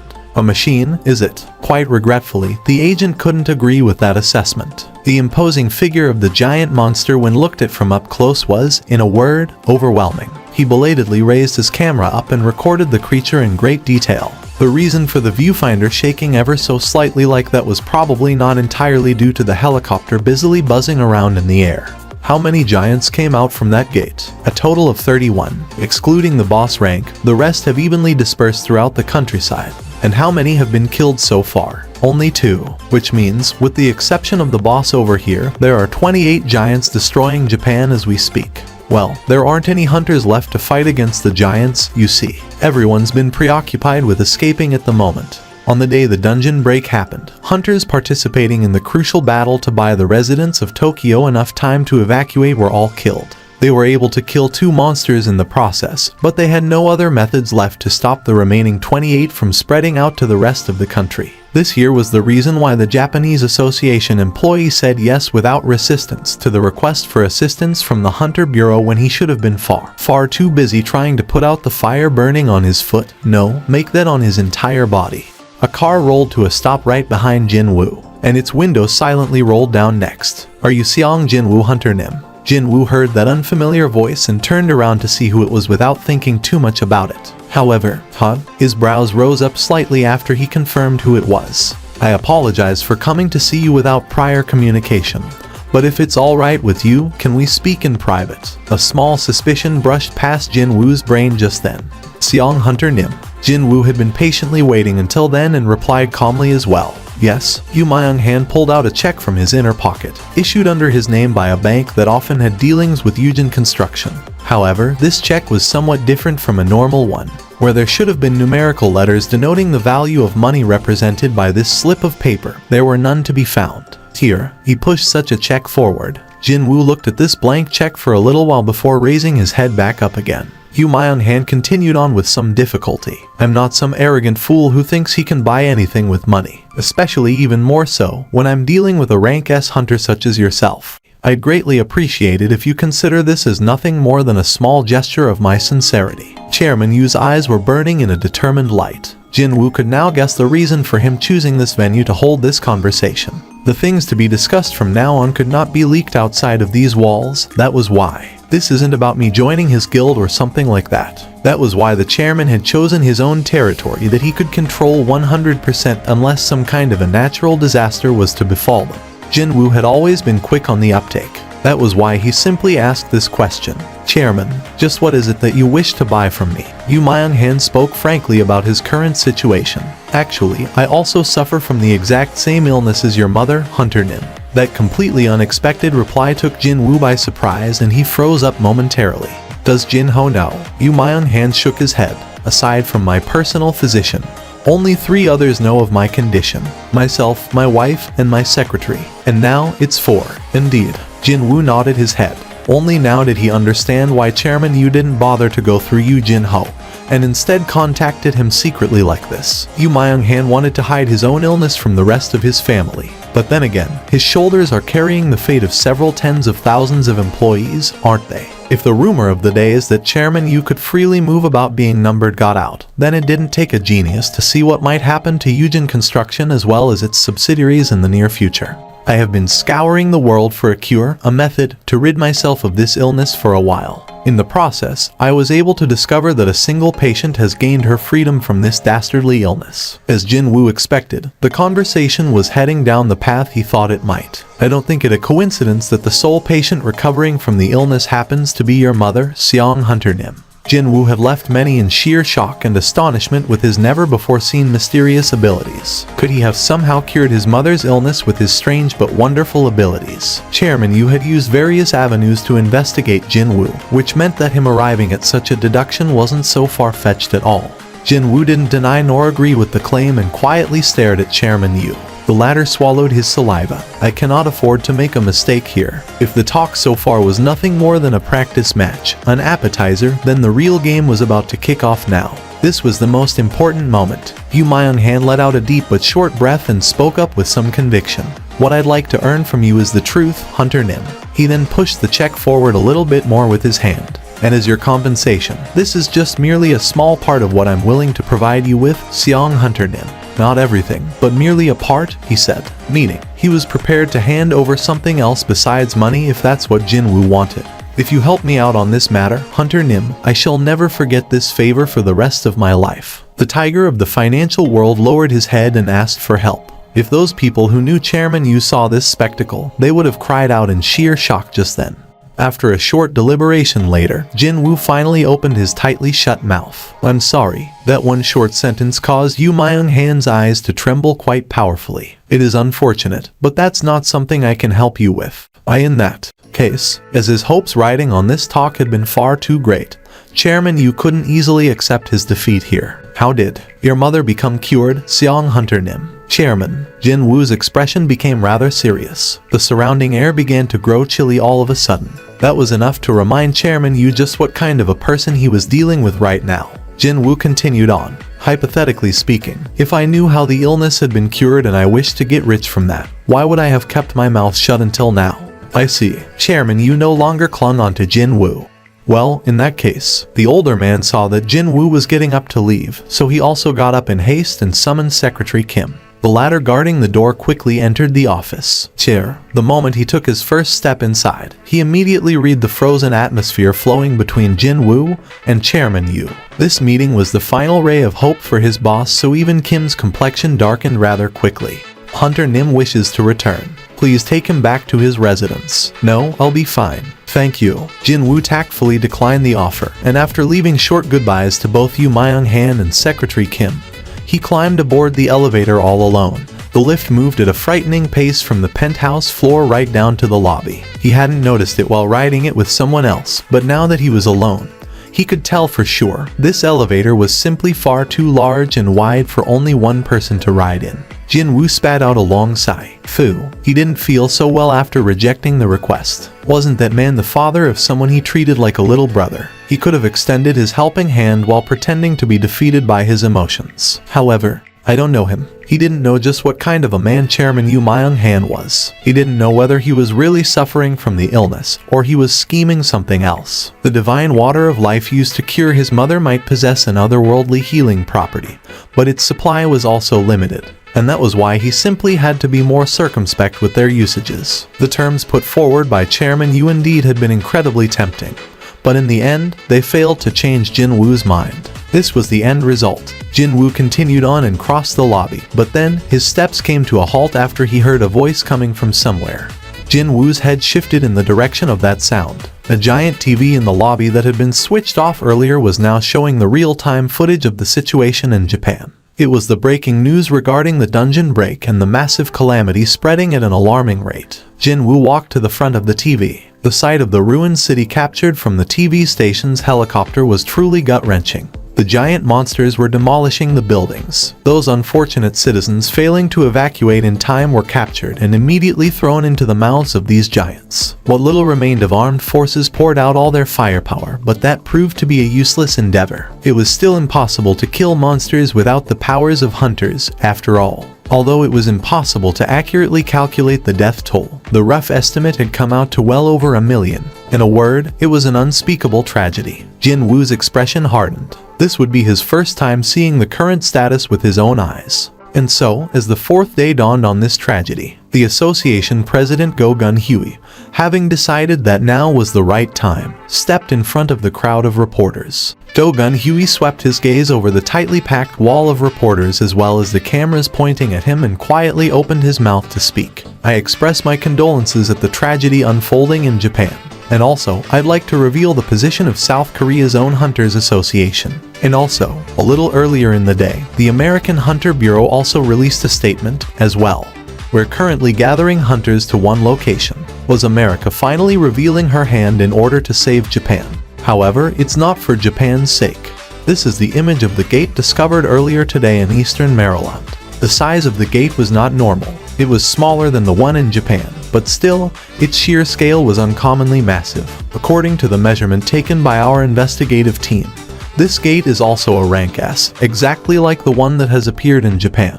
This nation's top hunters will focus all their efforts in closing this gate instead.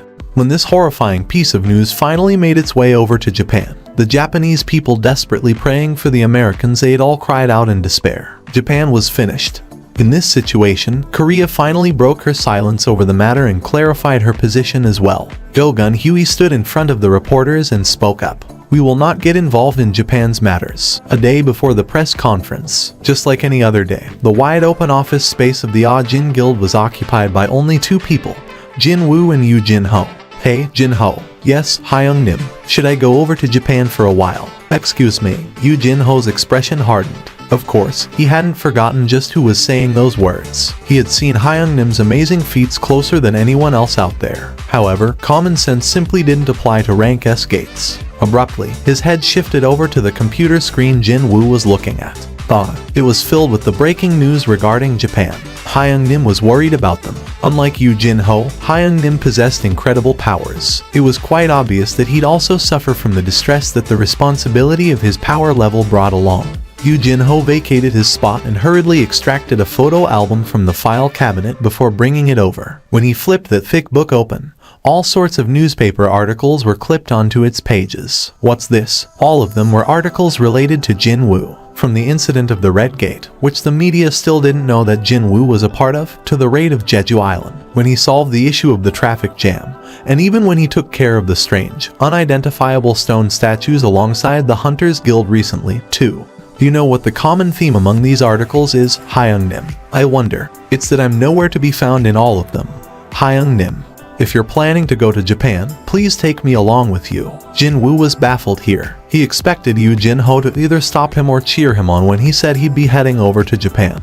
But never did he imagine the kid would say take me with you. However, Yu Jin Ho was being dead serious. You haven't forgotten where I want to go, right? Even if Yu Jin Ho was a naive, immature kid, he surely would have heard about what was happening in Japan. That place was currently a true hell on earth. Demons called giants were judging mankind in the most gruesome manner imaginable. Even then, Yu Jin Ho nodded his head with a determined expression on his face. As long as you're unhurt, Hyung Nim, I'll be alright as well. If you get hurt somehow, I don't want to even think about that. Yu Jin Ho looked back with a strong light of trust burning in his eyes. The feeling you'd get from someone trusting you to such an extent certainly couldn't be described as bad in any shape or form.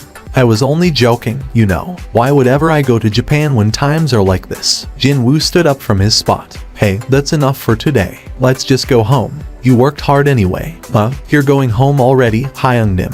Jin Woo stepped outside the office door while waving his hands. Yu Jin Ho bowed his waist deeply to send him off. Jin Woo stepped into his house. A truly mouth-watering savory scent of stew tickled his nostrils. He stood on the spot and soaked in the evening's smell. This is so good. One of the great things about Mom being discharged from the hospital was that now he had someone to welcome him back home every day. The dark and quiet home of the past no longer existed in his life. Not anymore. Son, you're home. He heard his mother's voice coming from the kitchen.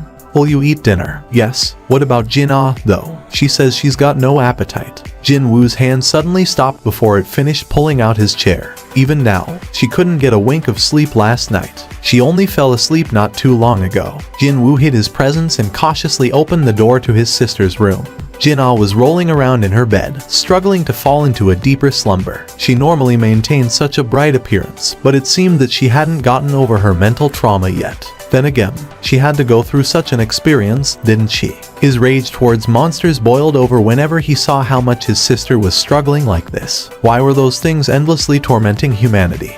This is the decision of the Hunters Association, and ours alone. We won't stop any individual hunters from doing what they wish to do. What was he even talking about now? Like animals lazily waking up from their winter hibernation, the reporters, still frozen in shock, began slowly exchanging glances with each other again. There is one such person. There is one hunter who wishes to go to Japan and get rid of the giant monsters. Who could that be? Who wanted to head to Japan under the current situation all by himself? The bottomed-out atmosphere of the press conference venue suddenly began boiling over. Just who is this hunter? The attention of everyone present in the venue was directed to Go Gun Huey. He took his time for a moment or two, before pressing his lips as close to the mic as possible. It's Seong Jin Woo Hunter Nim.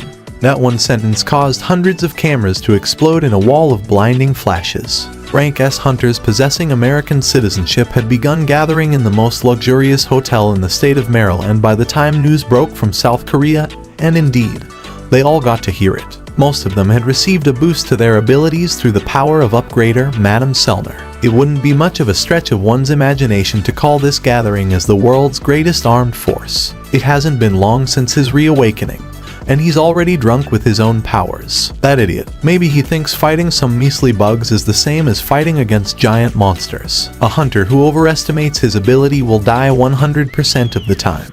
Who knew that the fame he got from killing the ants would end up shortening his life? How ironic. All these people had seen Jin Woo's brilliant performance in Jeju Island. The power Seong Jin Woo possessed was certainly quite strong. However, the race of giants was a whole different ball game. Ants pushed forward with their overwhelming advantage in numbers, and that was why his ability to summon out countless creatures worked so well against them. Even if he was physically strong, could he be able to fight alone against the giant monsters, each one of them powerful enough to appear as bosses of the hardest difficulty dungeons found in the Ranka Gates? These American hunters jokingly began making bets. I bet my yacht on him getting killed in less than 1 day. I bet my mansion on 2 days. Well then, it was then. Will that really happen, I wonder? Thomas Andre, quietly dining all by himself in the corner, lowered his utensils and opened his mouth. He was one of the 5 special authority rank hunters in existence. Strong Awakened continued to appear after the Kamish subjugation operation had ended. But none were able to exceed the levels of those hunters who managed to survive the worst crisis to go down in the history of mankind. When such a man formed a smirk, everyone else ceased their useless banter right away. I shall bet the Scavenger Guild on him surviving till the end. He leisurely scanned the other hunters from beneath his sunglasses and left the restaurant. That man, he just knows how to ruin the atmosphere, doesn't he? This ain't the first time that Freak did this anyway. It's better to just forget about him, man. Incheon International Airport. Hold on. We're passing through. Yu Jin-ho parted the sea of people blocking his path and walked forward in an imposing manner. The determination oozing out of his expression was serious enough to shame the top movie star about to make his grand appearance in the climactic battle scene. We're passing through. Yu Jin-ho carved out a path, and Jin-woo wordlessly followed behind. Click, click, click, click, click. Reporters continued to click away with their cameras, afraid that they might miss even a second of Jin-woo. Quite unlike Yu Jin-ho, who was quite clearly excited about the trip. He remained calm and collected, though. Japan had sent a private plane once they heard the news of Jin-woo wanting to go there. And of course, all entry procedures had been wavered away as well. The soldiers shook their heads helplessly. We simply don't have the space to carry every patient you have. At a push, we can only accommodate 3-4 more. The old lady addressed the soldiers. But that can't be. We have over 10 patients who suffer from mobility issues. The old doctor nodded his head in agreement. Regardless, the young soldiers from the JSDF stomped their feet in anxiety. Now isn't the time to worry about those people who might die any second, anyway. Giants are heading this way as we speak. The young JSDF soldier, his face caked with sweat, got angry and shouted out. The old doctor looked down at the floor for a moment or two before raising his head up. I can't abandon my patients. My wife and I have promised that we'll stay by the sides of our patients until the end. The doctor's voice carried his strong determination. The young soldier of the JSDF slung the rifle over his shoulder. I am a soldier, sir. I can't run away by myself knowing that there are citizens remaining here. It was then the ground began quaking all on their own. Isn't that? As the young soldier took aim, his sights spotted something off. The giant was currently biting on his comrade that had set off a little earlier. The eyes of the young soldier reddened in an instant. The soldier fired his rifle at the approaching giant. Unfortunately, the weapons of modern civilization couldn't harm these monsters. The giant easily brushed off the hail of bullets and arrived before the young soldier in the blink of an eye. The ammo-less rifle could only spit out empty coughs and nothing else. More tears formed in the eyes of the young soldier. Oh, dear God, please. The giant monster raised its head to swallow the human it was gnawing on, before leaping towards the young soldier. It was right at that moment. A massive naga slammed into the side of the giant monster without warning.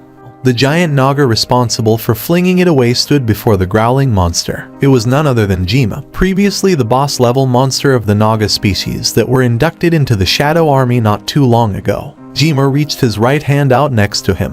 When he did, a black spear slowly rose up from the shadow on the ground. Jima powerfully grasped the spear and aimed the weapon at his front. One could sense his unbreakable will to not let anything pass by him. The young soldier from the JSDF couldn't quite figure out whether the spectacle unfolding before his eyes was a dream or reality. To think a monster was protecting him from another monster right now. He thought he'd end up inside the giant monster's mouth for sure. But, having taken a look at the wide, imposing back of the other monster, he felt several powerful emotions welling up from deep within his heart. Jinwoo looked at the young soldier next and saw his scared eyes. He walked past the soldier and lightly patted the scared, tearful Japanese man on the shoulder. The gesture meant to say that the soldier had done excellent work. What he did, standing off against a monster all by himself with just a single rifle, was not something any regular person could even try to imitate. Jinwoo had entered many dungeons as a rankie himself, so he knew better than anyone just how courageous this soldier had been. Jinwoo jumped up straight and powerfully swung down the Demon King's short sword. The blade, overflowing with the magical energy oozing out from the black heart, vertically split the face of the giant monster in one slice. Like a tree that got hacked by an axe, the monster slowly tipped over backwards, not even able to scream out properly. Dear viewers at home, it's hard to believe, but the scene before me is truly happening. The reporter riding on the helicopter continuously spat out gasps of astonishment as if he could hardly believe his own eyes. The camera began transmitting the scenes below. Oh my god, as the reporter cried out in sheer astonishment over and over again. The ants successfully brought the giants down. They then began chomping down with their sharp mandibles and ate the corpses. Of course, under Baru's orders, they didn't forget to leave some part of the monsters behind so more shadow soldiers could be created later. As for those ants that got too greedy for their own good, swift kicks from Baru flew in to sort out the situation immediately. The reporter was shouting out in a clearly excited voice now. The giants are being devoured right now. These giants are being devoured by the insects right now. These giants that instilled unbridled shock and fear with the actions of devouring humans were in turn getting devoured by the ants. The Japanese people watching this scene felt a certain sense of inexplicable gratification. That was perhaps the reason why the most amount of interest was focused on the ant army, since Jinwoo himself refused to be filmed from the get-go. She must have graduated from elementary school not too long ago. This young girl was running away screaming with a tear-strewn face. Right behind her, a giant gave chase with a disgusting smile on its face. How far could she go when running on her still short legs? The distance between them closed up in an instant. The giant must have found this game of tag with a certain winner set in stone rather amusing to play, because it continued to form a toothy grin. It reached out with its arm that was at least 1.5 times longer than other giants. And, just before such a rough hand got to snatch the young girl up, a cold flash streaked past the monster's wrist, and the blue-colored lightning that exploded out afterwards began burning up the cut surface of the now missing wrist with extreme heat. The giant shot up to its feet and screamed out in pain as it held its wrist. The owner of the blue-colored blade was none other than Ygritte. He spun around and lifted up the pale-faced girl that was on her knees shivering.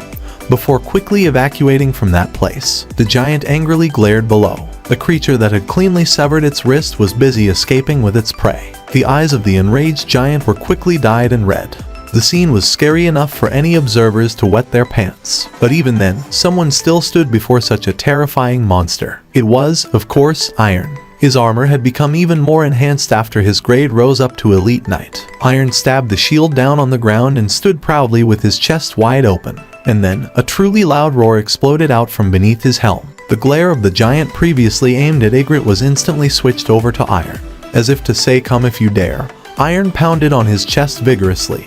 The fist of the enraged giant mercilessly punched down on Iron. However, Iron was not forced back an inch. The effects of his grade rising up had pushed him to a whole new plateau of power. Can you see this, everyone? These summons, these creatures summoned by Hunter Seong Jinwoo, are raiding the giant by themselves. Could this truly be reality? This very reporter didn't believe Yuri Orlov's claims from the word go, and quite obviously, he also didn't hold much hope with Jinwoo as well. But then, not just Seong Jinwoo himself, but even the summoned creatures he ordered to go out on their own were speedily hunting down these giants, as if they were nothing. Maybe, just maybe, when the reporter thought that, just maybe, Seong Jinwoo could possibly save this country all by himself, something warm and powerful gushed up from the deepest part of his chest. When he first saw Jinwoo at the airport, his entire body was overcome with goosebumps of nasty shock. How could this be? This man was strong. Matsumoto had been the association president for many years, and he got to meet many powerful beings up until now. That was how he could tell from just one glance. He stood next to countless hunters in his life so far, but hadn't encountered many situations where the hair on the back of his neck stood up straight from the unbelievable chill he felt. No, actually, this would be his first time. If only he had a chance to meet Jinwoo just once before the Jeju Island raid took place, he'd have immediately rescinded the plan to drive the Korean hunters to their demise. The words of Godu Ryuji from back then, when he personally met Jinwoo, were definitely not wrong. Please, I beg of you to focus on defending us, with Osaka as the center. The Japanese Hunters Association wanted Jinwoo to focus solely on defense and buy them enough time so that they could negotiate with either the Americans or with the Russians. Too bad, that plan was immediately thrown out the window with one short sentence from the man in question. I refuse. Jinwoo curtly stated his position. It was only obvious that the association president Matsumoto Shija and all the other association-related parties would jump up in sheer fluster. Did he suddenly have a change of heart and no longer wanted to kill the monsters? Matsumoto could only ask with a tightening chest. Then, what will you do instead? Instead of a verbal reply, Jinwoo answered with his actions. He separated his summons into 3 parties and had them operate on their own, while he too began moving by himself as well. But even then, Matsumoto Shija was swallowing his worried gasps over something else entirely. Is he really trying to fight against all of the giants? Every hunter in the world had all said in one voice that such a feat was impossible. But was he trying to do precisely that?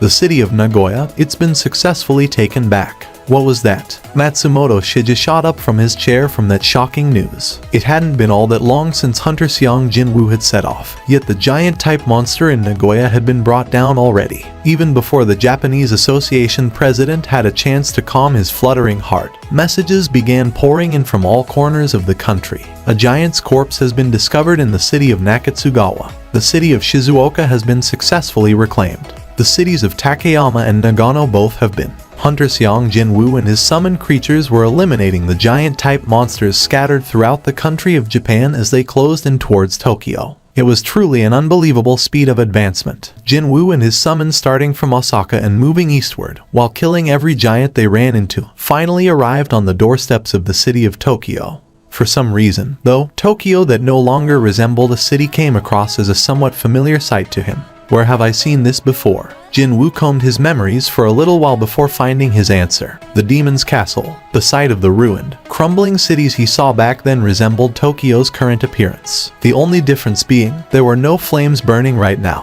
When his thoughts arrived at this point, a dark shadow crept up over his expression. Could it be? From the very first floor of the Demon's Castle, all the way up to its final floor, every city found within the dungeon was destroyed almost beyond recognition.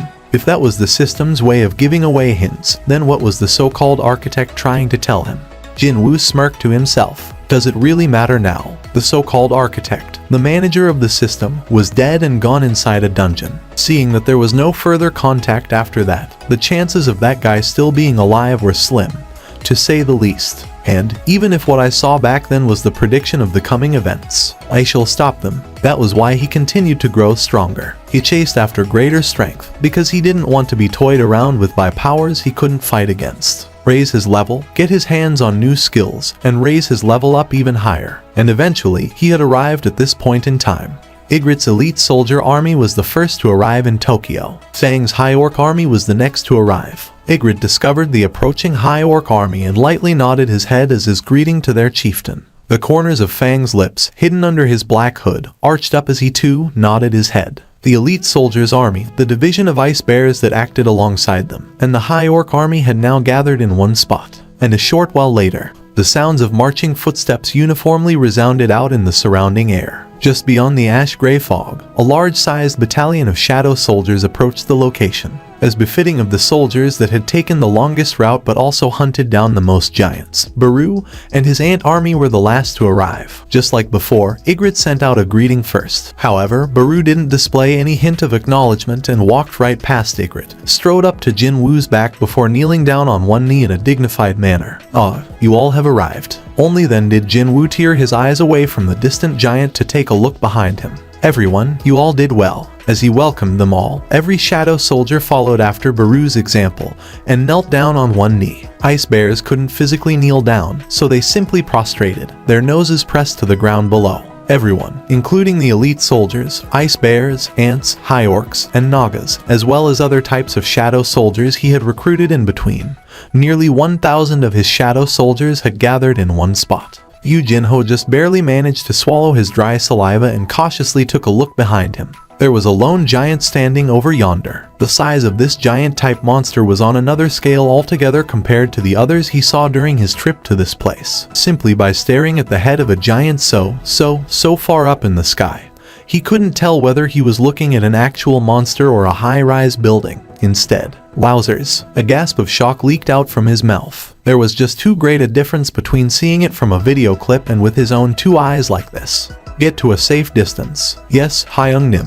Yu Jinho nodded his head with a determined face and quickly ran in between the shadow soldiers to get away from there. Good. Jin Woo patiently waited for the kid to get to a safe enough distance away, and then summoned up his newly added family members. Come out. Although not as huge as the boss-level giant, several massive shadow soldiers rose up from the ground. From number 1 up to number 13. Jin Woo named his giant shadow soldiers number 1 to number 13, according to the order of who got extracted first. He felt rather pleased from the sight of these massive figures standing in front of his shadow army, which made his entire troop seem even more dependable than before. This should be enough. Jin Woo figured that this was enough preparation and raised his hand. As his fingertips pointed to the heavens above, all of the shadow soldiers got ready to attack. Advance. Baru raised his head up high and screeched loudly. Ants, ice bears, giants, no, almost every single shadow soldier gathered there dashed forward all at once towards the boss-level giant monster. The fierce march of the shadow army rocked the ground below. The earth shook and mighty dust storm kicked up. And soon, Jin Woo's soldiers entered the territory of the giant. It happened then. The surrounding air suddenly transformed. What the hell? A scream-like cry of shock exploded out from Jin Woo's mouth. The boss giant had disappeared from his view, and when it reappeared, already half of his shadow soldiers had been annihilated. It did a sliding tackle. There was no other fitting term to describe the boss giant sweeping away his soldiers with its stretched leg other than a sliding tackle. It was an unfathomable destructive power. With that single attack, a huge entity that was the Shadow Army got split in half. Of course, his soldiers weren't simply standing back to get massacred out there, either. Even before the dust kicked up from the giant's foot had settled down, Fangs finished gigantifying himself and stood before the monster's face. He then sucked in a deep breath as his chest expanded greatly. A nonsensically massive pillar of flames erupted out from his mouth. This attack from Fangs was capable of even melting down those monsters with innate resistance to fire in a single breath. Unfortunately, the giant blocked this blazing inferno with the palm of its hand. Jin Woo could sense Fangs getting astonished by what was happening. While still in the lowered position, the giant snatched up the ankle of a giant shadow soldier in the vicinity. His giant soldier, as big as a regular building, resembled a small child after it got caught by the hand of the boss-level monster, and this creature threw the giant soldier straight at Fangs. 1,000 against 1. The proper battle between his shadow soldiers and the boss-level giant truly began. No, this was a far too one-sided display of violence to be called a battle. Shadow soldiers were crushed constantly and endlessly by the giant's attacks. A punch, a slap, an elbow drop, a knee, the back of the foot, and the bottom of it. One movement from the boss-level giant, and dozens of soldiers were swept away. The boss-level giant's flashy movements easily exceeded that of the highest-ranked melee-type hunter's speed. Baru watched the ant army being trampled on and was about to dash forward. But Jin Woo raised his arm and stopped him. Not yet. Baru took a step back. Both Baru and Ygritte standing next to Jin Woo and waiting for his orders displayed visible hints of wanting to join the battle. However, now isn't the time yet. Jin Woo's lips were shut tight in a straight line.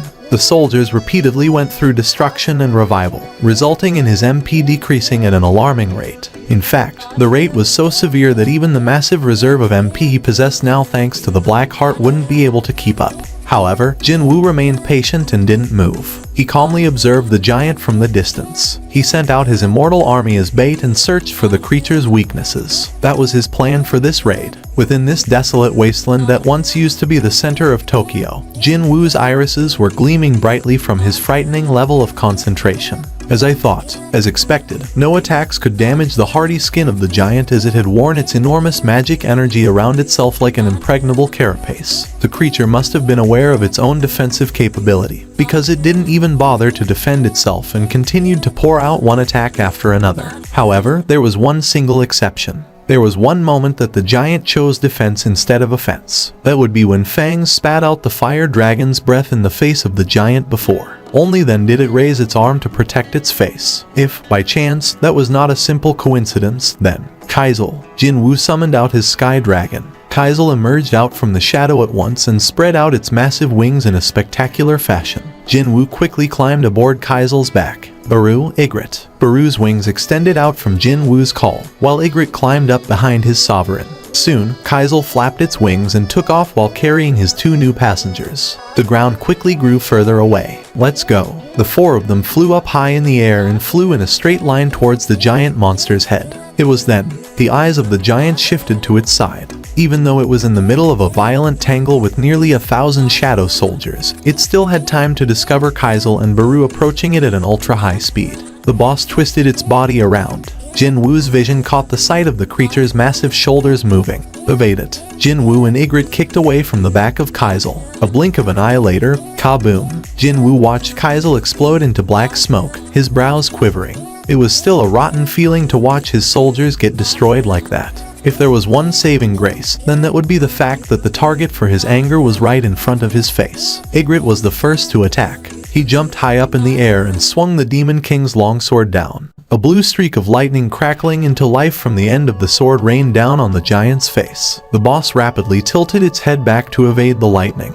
Did it again. Once more, it dodged an attack aimed at its face. Jinwoo was now sure of where its weak point was. He immediately used ruler's authority to reel himself in closer to the giant's face. Baru followed closely behind. Demon King's short sword. Jinwoo tightly grasped the 2 short swords suddenly appearing in his hands. Baru's claws had been extended to full in no time, as well. The combined assault of Jinwoo and Baru unfolded in the sky high up above. The shadow soldiers on the ground succeeded in fully reviving themselves, took aim at the giant's ankles, and pounced on their targets. Bolts of lightning crackled and stormed down, pillars of flames erupted forth, and giants continued to bite and tear. Yu Jinho watched this hallucination-like battle from beginning till end without missing a beat. He was completely at a loss for words. This was no longer a battle between a hunter and a monster. No, it was a fight between a monster and another monster. The monster the size of a high-rise building, and Hyun Nim commanding nearly 1,000 summons all at once. If someone asked Yu Jinho who was even more monster-like in this picture,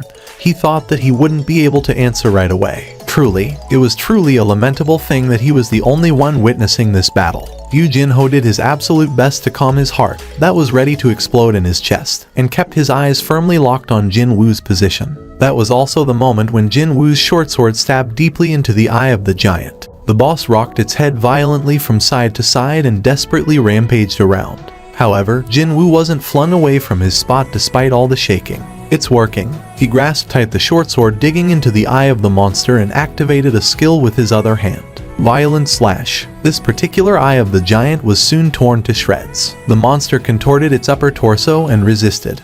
But still, Jinwoo remained impossible to shake off. While he tenaciously clung onto the giant's eye, he took a look behind him. Baru, your wish is my command. Baru understood immediately what his sovereign wanted and flew in at an unbelievable speed to enter the hole in the giant's eye. On the outside, Jinwoo, while from the inside, Baru. The combined attacks from the two began ripping apart the giant face from inside and outside simultaneously. The giant monster's mouth shot wide open as it issued a soundless scream. Just as the huge monster stopped attacking for a moment, ants focused their efforts on the creature's ankle and finally succeeded in their goal. After losing a tendon in one of the legs, the giant powerlessly crashed down on one knee. The ground couldn't deal with the massive collapsing weight and quaked quite viciously. Even then, Jinwoo and Baru's combined assault continued on. Its humongous body slowly began tipping to the side. And finally, the giant's truly huge body came crashing to the ground. It was then, Jinwoo heard the familiar mechanical beeps going off in his head. Jinwoo's clenched fist gripped even harder. I did it. Jinwoo lightly landed back on the ground and was about to sigh out in relief, but then, he realized something was amiss and stopped his movements altogether. Hold up. Jinwoo hurriedly brought the message windows back up. He didn't even have time to enjoy the notices of his level going up 4 times in a row, as his eyes were currently fixed to the very first message. Oh my god. Jinwoo's eyes nearly popped out of their sockets. This wasn't the boss monster. His shocked gaze shifted over to the giant sagged on the ground, with no focus to be found within its dull eyes. The incredible power that was on another realm compared to other giants, and the overwhelming aura that even left Jin Woo surprised. No matter what, this creature looked, sounded, and smelled like a boss, yet it was apparently not. The system's message clearly said that this thing was a regular monster. It was then he heard the overexcited voice of Yu Jin-ho coming from a distance. Jin Woo raised his hand quickly to signal the sparkly-eyed Yu Jin-ho running over here that he should stop right there. It was unknown whether he was a good listener, or maybe he was just scared easily. But regardless, the kid froze up right in his tracks. Meanwhile, Jin Woo's glare became even more serious than before. The message hadn't appeared yet, which could only mean that this raid was far from over. That wasn't the only suspicious thing here. Either it was impossible to perform shadow extraction on this massive monster as well. He couldn't see any black smoke rising up from the corpse, a telltale sign of it being a candidate for the extraction. The jaw of the giant was suddenly moving again. Jin Woo reflexively got into a battle stance. Fortunately, the voice coming from the giant's mouth turned out to be a familiar one. "Oh, my king. It is I, Baru." The former Ant King managed to extricate itself and stepped out, before displaying the appropriate courtesy towards Jin Woo. "It's only you." Jin Woo lowered his vigilance. After Baru entered the giant's body, his presence got hidden by the huge monster's near bottomless magical energy, and as a result, it became momentarily impossible to differentiate him. After confirming that it was Baru for real, Jin Woo returned his short swords back to his storage. Jin Woo was about to heartily praise his underling with a smile, but his expression crumpled in an instant. What the hell is up with this stink? A truly disgusting odor was getting stronger as Baru got nearer. Jin Woo was about to pat his ant soldier on the shoulder as a gesture of a job well done, but discovered a yellowish liquid of unidentifiable nature there, and sneakily withdrew his hand. "You did well, Baru. I thank thee, O my king."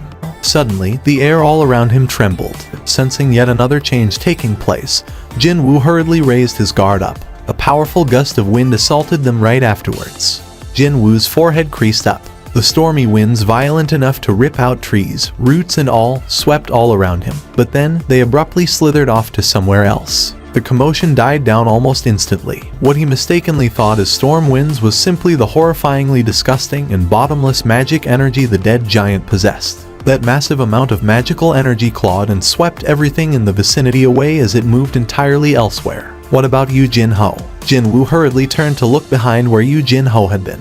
Thankfully, the kid was unscathed due to Ygritte shielding him. Jin Woo sighed in relief. Now that he found more leeway to search his vicinity, Jin Woo quickly snapped his head in the direction where that vast magic energy had disappeared to. It was deep within the gate. Every single drop of the magical energy the dead giant possessed was sucked into the gate. It was as if the gate itself had swallowed up that magic energy. The black barrier blocking the gate had shattered a long time ago during the dungeon break. The interior of the gate, which was the inside of the dungeon, could be seen clearly from the outside. Something else is in there. His perception stat was telling him as much. Jin Woo stared at the interior of the dungeon, his eyes progressively getting narrower and narrower. Whatever was waiting for him in there, the moment that he recognized its presence, the hair on the back of his neck all stood right up. This might get very dangerous. Jin Woo looked at Yu Jin-ho and spoke in a heavy voice. "You stay here and wait for me." "Yes, Hyung Nim." Yu Jin-ho nodded without raising a fuss. His desire to follow was quite strong, but at the same time, he figured that he'd be more of a hindrance than anything else. Jin Woo left the kid on standby outside and led his shadow soldiers into the mouth of the gate, entering into the dungeon itself. This is really... While entering a few top-ranked dungeons, he thought that he got pretty used to the idea of things being massive by now. However, his thoughts had to be revised the moment he entered this particular dungeon. Way too huge. Jin Woo walked within the passage that seemed so limitlessly tall and wide. It was as if the word massive had been invented just to describe this place, and he continued to swallow back his gasps of astonishment. He still didn't make any noises inside the dungeon, though. He continued to maintain this habit formed during the time when he was a lowest ranked hunter and lacked any means to protect himself from the monsters, even though he greatly exceeded the levels of regular rank S awakened by now. It was never a bad thing to remain cautious of one's surroundings, after all. "Can you hear it?" Baru concentrated on the ambient noises for a little bit, before nodding his head. "Yes, I can hear it, my king." Baru could also hear it now. Just over yonder was the end of the dungeon. From the location where the dungeon's boss should usually be, laughter came out from there. It was so soft that only the beings on the levels of Jin Woo or Baru could perceive it. The good-natured laughter of a man continued to resound out as if he was genuinely pleased about something.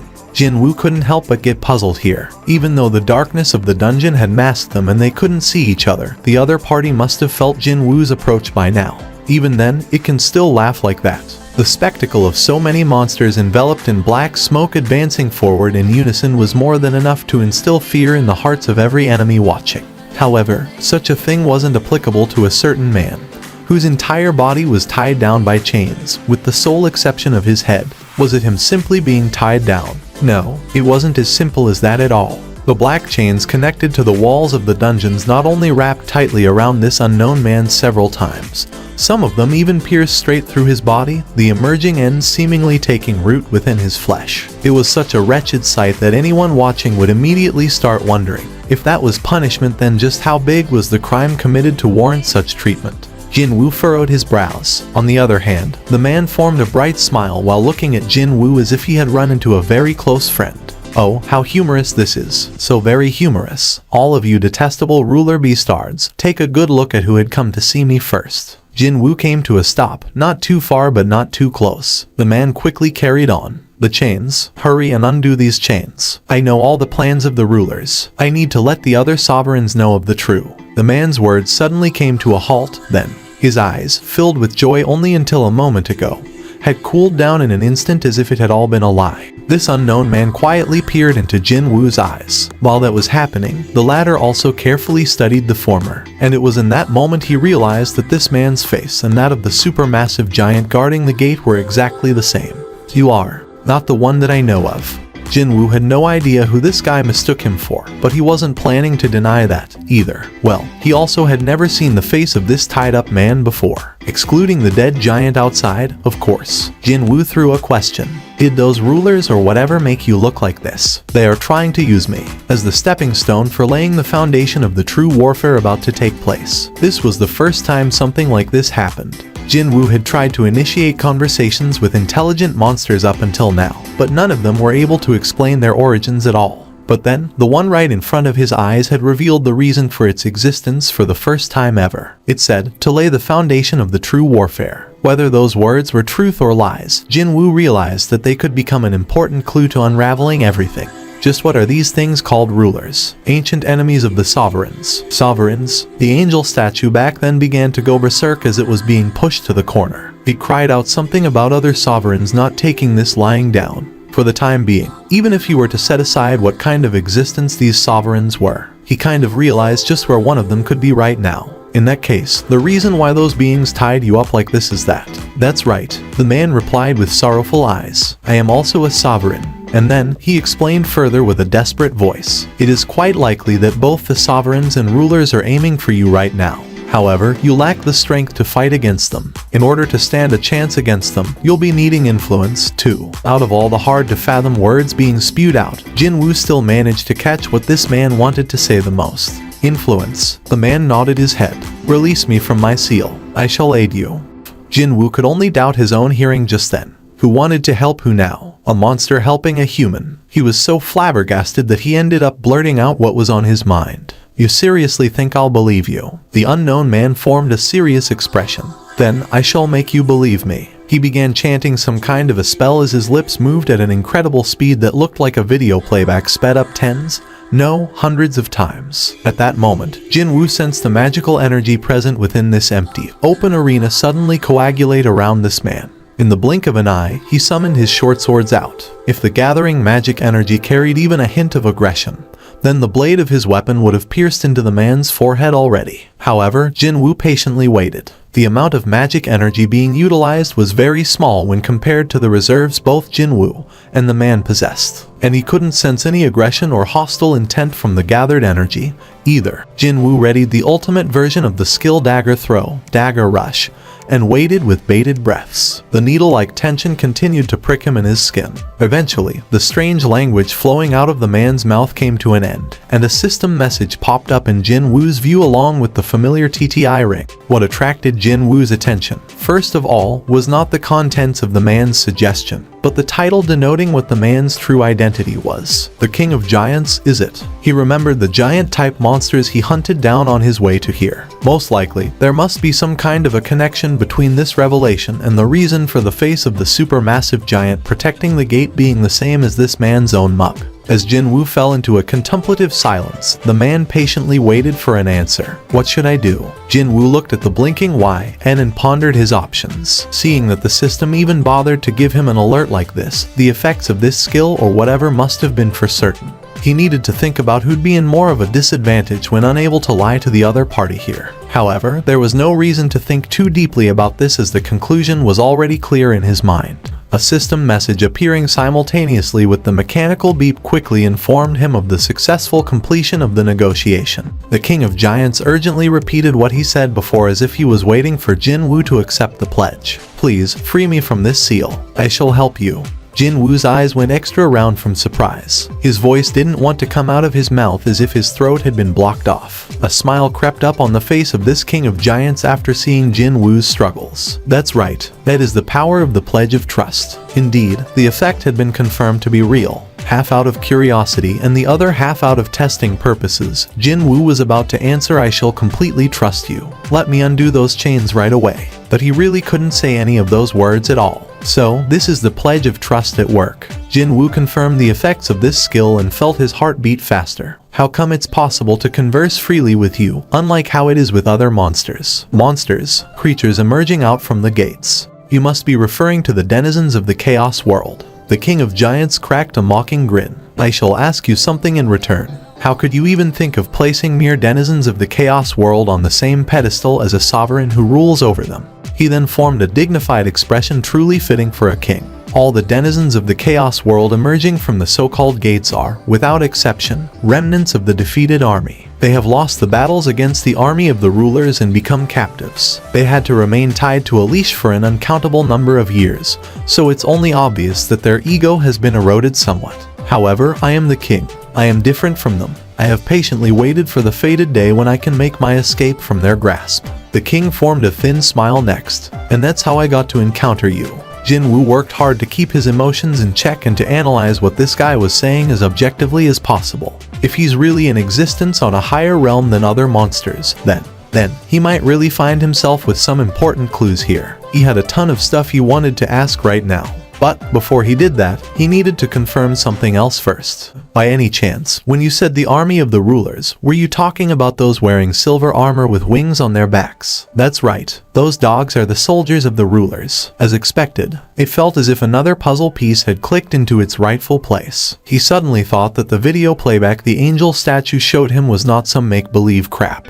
but someone's real memories of an event that did happen. Instead, just what the hell was going on in this world? Then, Jin Woo asked another question. Why do those beastards called rulers keep sending these monsters to us? The reason for the existences of the gates. If he could find out the reason why these gates kept popping up, then couldn't he be able to do something about it and stop that from happening again? Jin Woo's biggest concern lay with that. I have told you that already, have I not? The King of the Giants spoke with much more emphasis in his voice. They are preparing for war.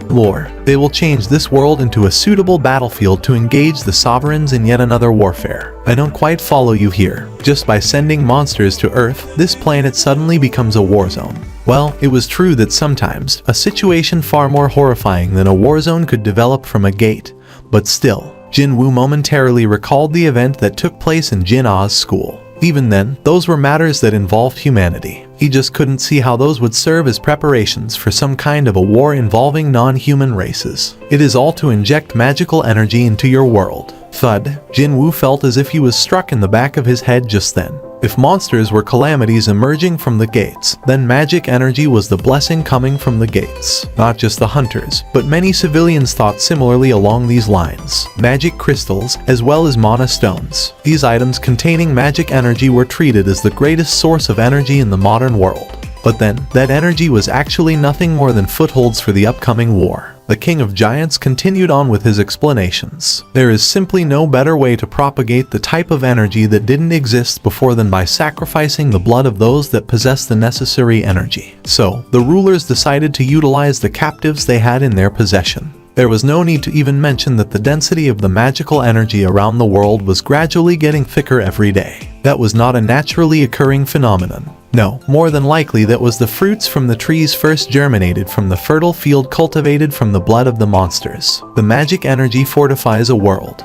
They planned to fortify your world so it wouldn't get destroyed from the impacts of the warfare. In that case, this warfare is yet another blood-soaked struggle between the sovereigns and the rulers. Not too long from now, the world you're living in will become a true hell. A battle between the armies of the rulers and the monsters, no, creatures before they were unwittingly turned into monsters. There isn't a lot of time left. Once the truth about you coming in contact with me gets out, both the sovereigns and the rulers will not simply stay back and watch on anymore. It is even likely that the envoys of the rulers have begun their schemes already. You've been implying that those beastards will be aiming for my life, but why is that? You really don't know anything, do you? The kings continued on with his explanations in a tone of voice thickly laden with pity. The power that you possess actually is not yours. The mere fact of that power now residing within you could only mean that the original owner had betrayed other sovereigns. When Jinwoo heard that, he remembered the angel statue saying something similar in nature. It was likely that the statue was also one of the denizens of the chaos world that followed the sovereigns. You have become the enemy of both the sovereigns as well as the rulers. However, only I pledge that I shall stand by your side and fight for you. So, will you not help me? The King of Giants had assessed that this much convincing was enough and formed a serious, determined face. Unfortunately for him, Jinwoo calmly asked a question in return.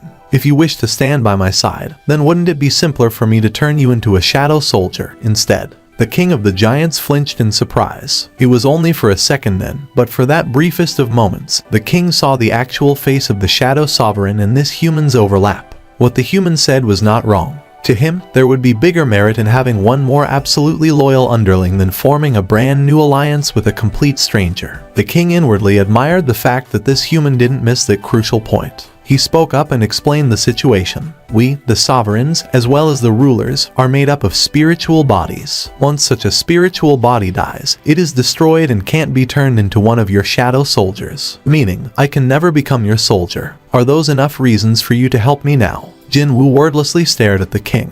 This being titled the King of Giants, it was carrying an expression of certainty as if it knew that the restraints tying it down would soon be undone. Of course, Jinwoo had no such weird tendencies of feeling jealous after seeing someone else being happier than him. Also, this guy said he'd become his ally out of its own volition, so he didn't have any reason to reject the offer either. However, why did he keep feeling this uneasiness in his heart? I've definitely overlooked something here. One cold sweat drop after another began forming on his forehead. The King of Giants, meanwhile, made another plea. Unshackle me, I beseech you. Jinwoo took in a deep, deep breath. No matter how hard he pondered his options, he couldn't think of a reason to reject this king's plea. The longer he thought about what he had missed, the more he felt as if he was getting sucked into a quagmire. Am I being too paranoid here? Jinwoo approached the King of Giants while carrying the Demon King's short sword. And as he walked right up to its own nose, the king nodded his head. Jinwoo reciprocated that nod. He swung his short sword laden with his magic power, and one of the chains powerlessly snapped in half. His heart was beating louder and louder for some reason. Slice. The second chain was cut in half as well. The King of Giants formed a reverential expression that was neither joyous or sorrowful, and waited for his restraints to be undone. The third chain. Slice. Jinwoo leaned towards the back of the king in order to cut the chains taking root within its flesh there. You have said that you will stand by my side. Yes, of course I will. If you help me, then I shall help you in return.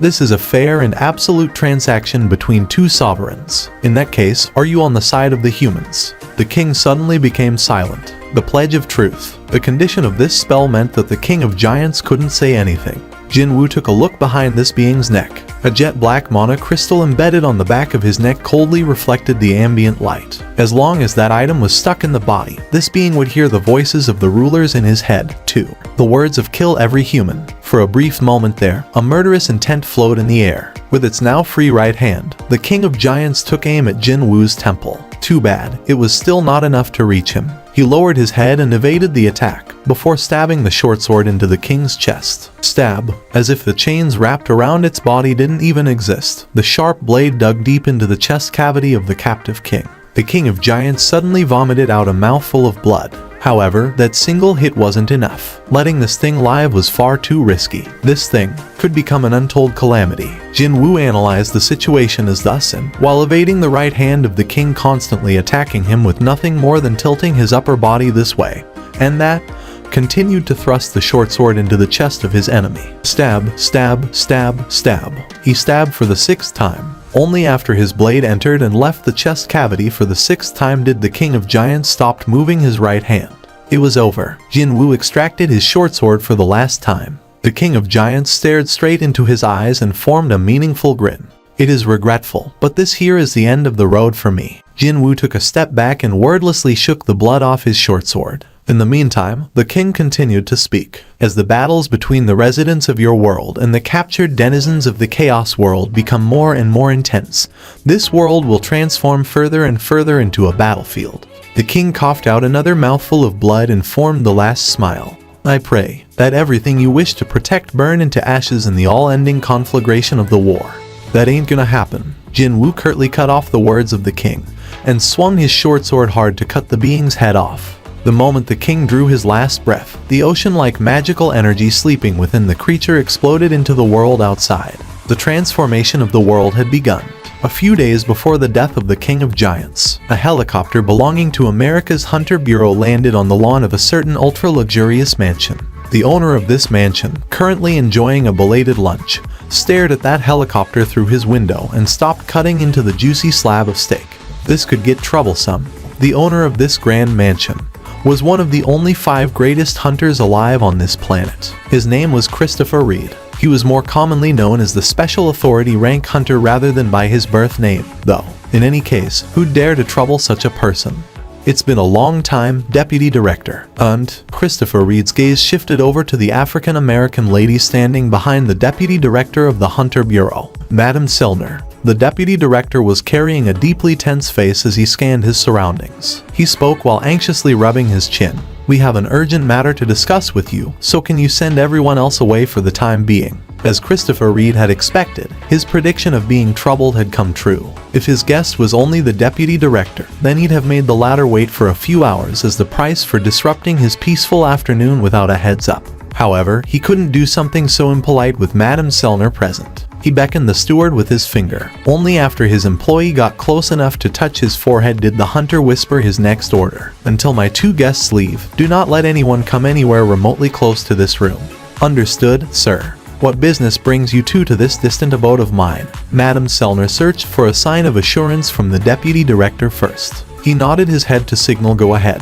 But, just before Selner could open her mouth to speak, Christopher Reed raised his hand first. If you have come here to speak to me about that rank S gate appearing somewhere out in the east, then let me make myself clear. I'm still not interested in going. He resolutely stated his case. He made sure to drive the point home so there would be no room for anyone to try changing his mind. I haven't come to you because of that gate, Mr. Chris. We have an even bigger problem than that to worry about. Madam Selner hesitated greatly before she forced her lips to open. Mr. Chris, in the near future, there is a strong possibility that you'll get assassinated by an unknown assailant. At that moment, an awkward silence descended on the room. Madam Selner, his voice as he called out to her became heavy, low. I'll never forget the favor you did for me for the rest of my life. Because of her ability, his powers had become stronger than ever before. He had exceeded his limit that felt like a wall he couldn't overcome no matter what. However, that didn't mean she was allowed to look down on him like this. Just who is supposed to assassinate who here? Just who would dare to touch even a single hair on the body of a special authority rank hunter? A cat could never slay a lion. Only a lion could rip apart another lion to death. Not too long ago, I had a dream related to you. A dream. Yes, Madam nodded her head. Christopher Reed felt flabbergasted. But Madam continued on regardless. In my dream, you were surrounded by some men. And they, look here, Madam Selner. Christopher Reed couldn't hold back anymore and yelled out loudly. Just because of some dream you had, you flew all the way out to this place to tell me this nonsense, Madam. This is not nonsense, and I merely wish to. I already know full well what you used to do before becoming an awakened. Okay, some people believe that. Because she used to work as a psychic, Madame Selner came to possess a unique ability that separated her from all the other awakened out there. However, her former profession still couldn't excuse this utterly nonsensical drivel. Christopher Reed's expression crumpled rather unsightly. I am a special authority rank hunter. No one can kill me. But, in my dream, you definitely. You and your dream again. Christopher Reed spat out a long sigh and then nodded his head. Alright, fine. Let's say I believe you, madam. Let's say there are enemies powerful enough to kill me. In that case, if that is all real, who should I go and ask for help, then? Should he call the cops, or request protection from the Hunter Bureau against an opponent capable enough to supposedly kill a special authority rank hunter? What a stupid notion that was. Christopher Reed snorted in derision and continued on. If true, there's nothing that can be done, is there? Madame Selner silently deliberated for a long time before making her reply. There might be someone who can help you. And just who might this someone be? Hunter Xiang Jinwu. If it's him, he might be able to protect you. Xiang Jinwu. Wait, are you talking about that Asian hunter who went off to solve the Japanese dungeon break crisis? That's correct. He's Hunter Xiang Jinwu.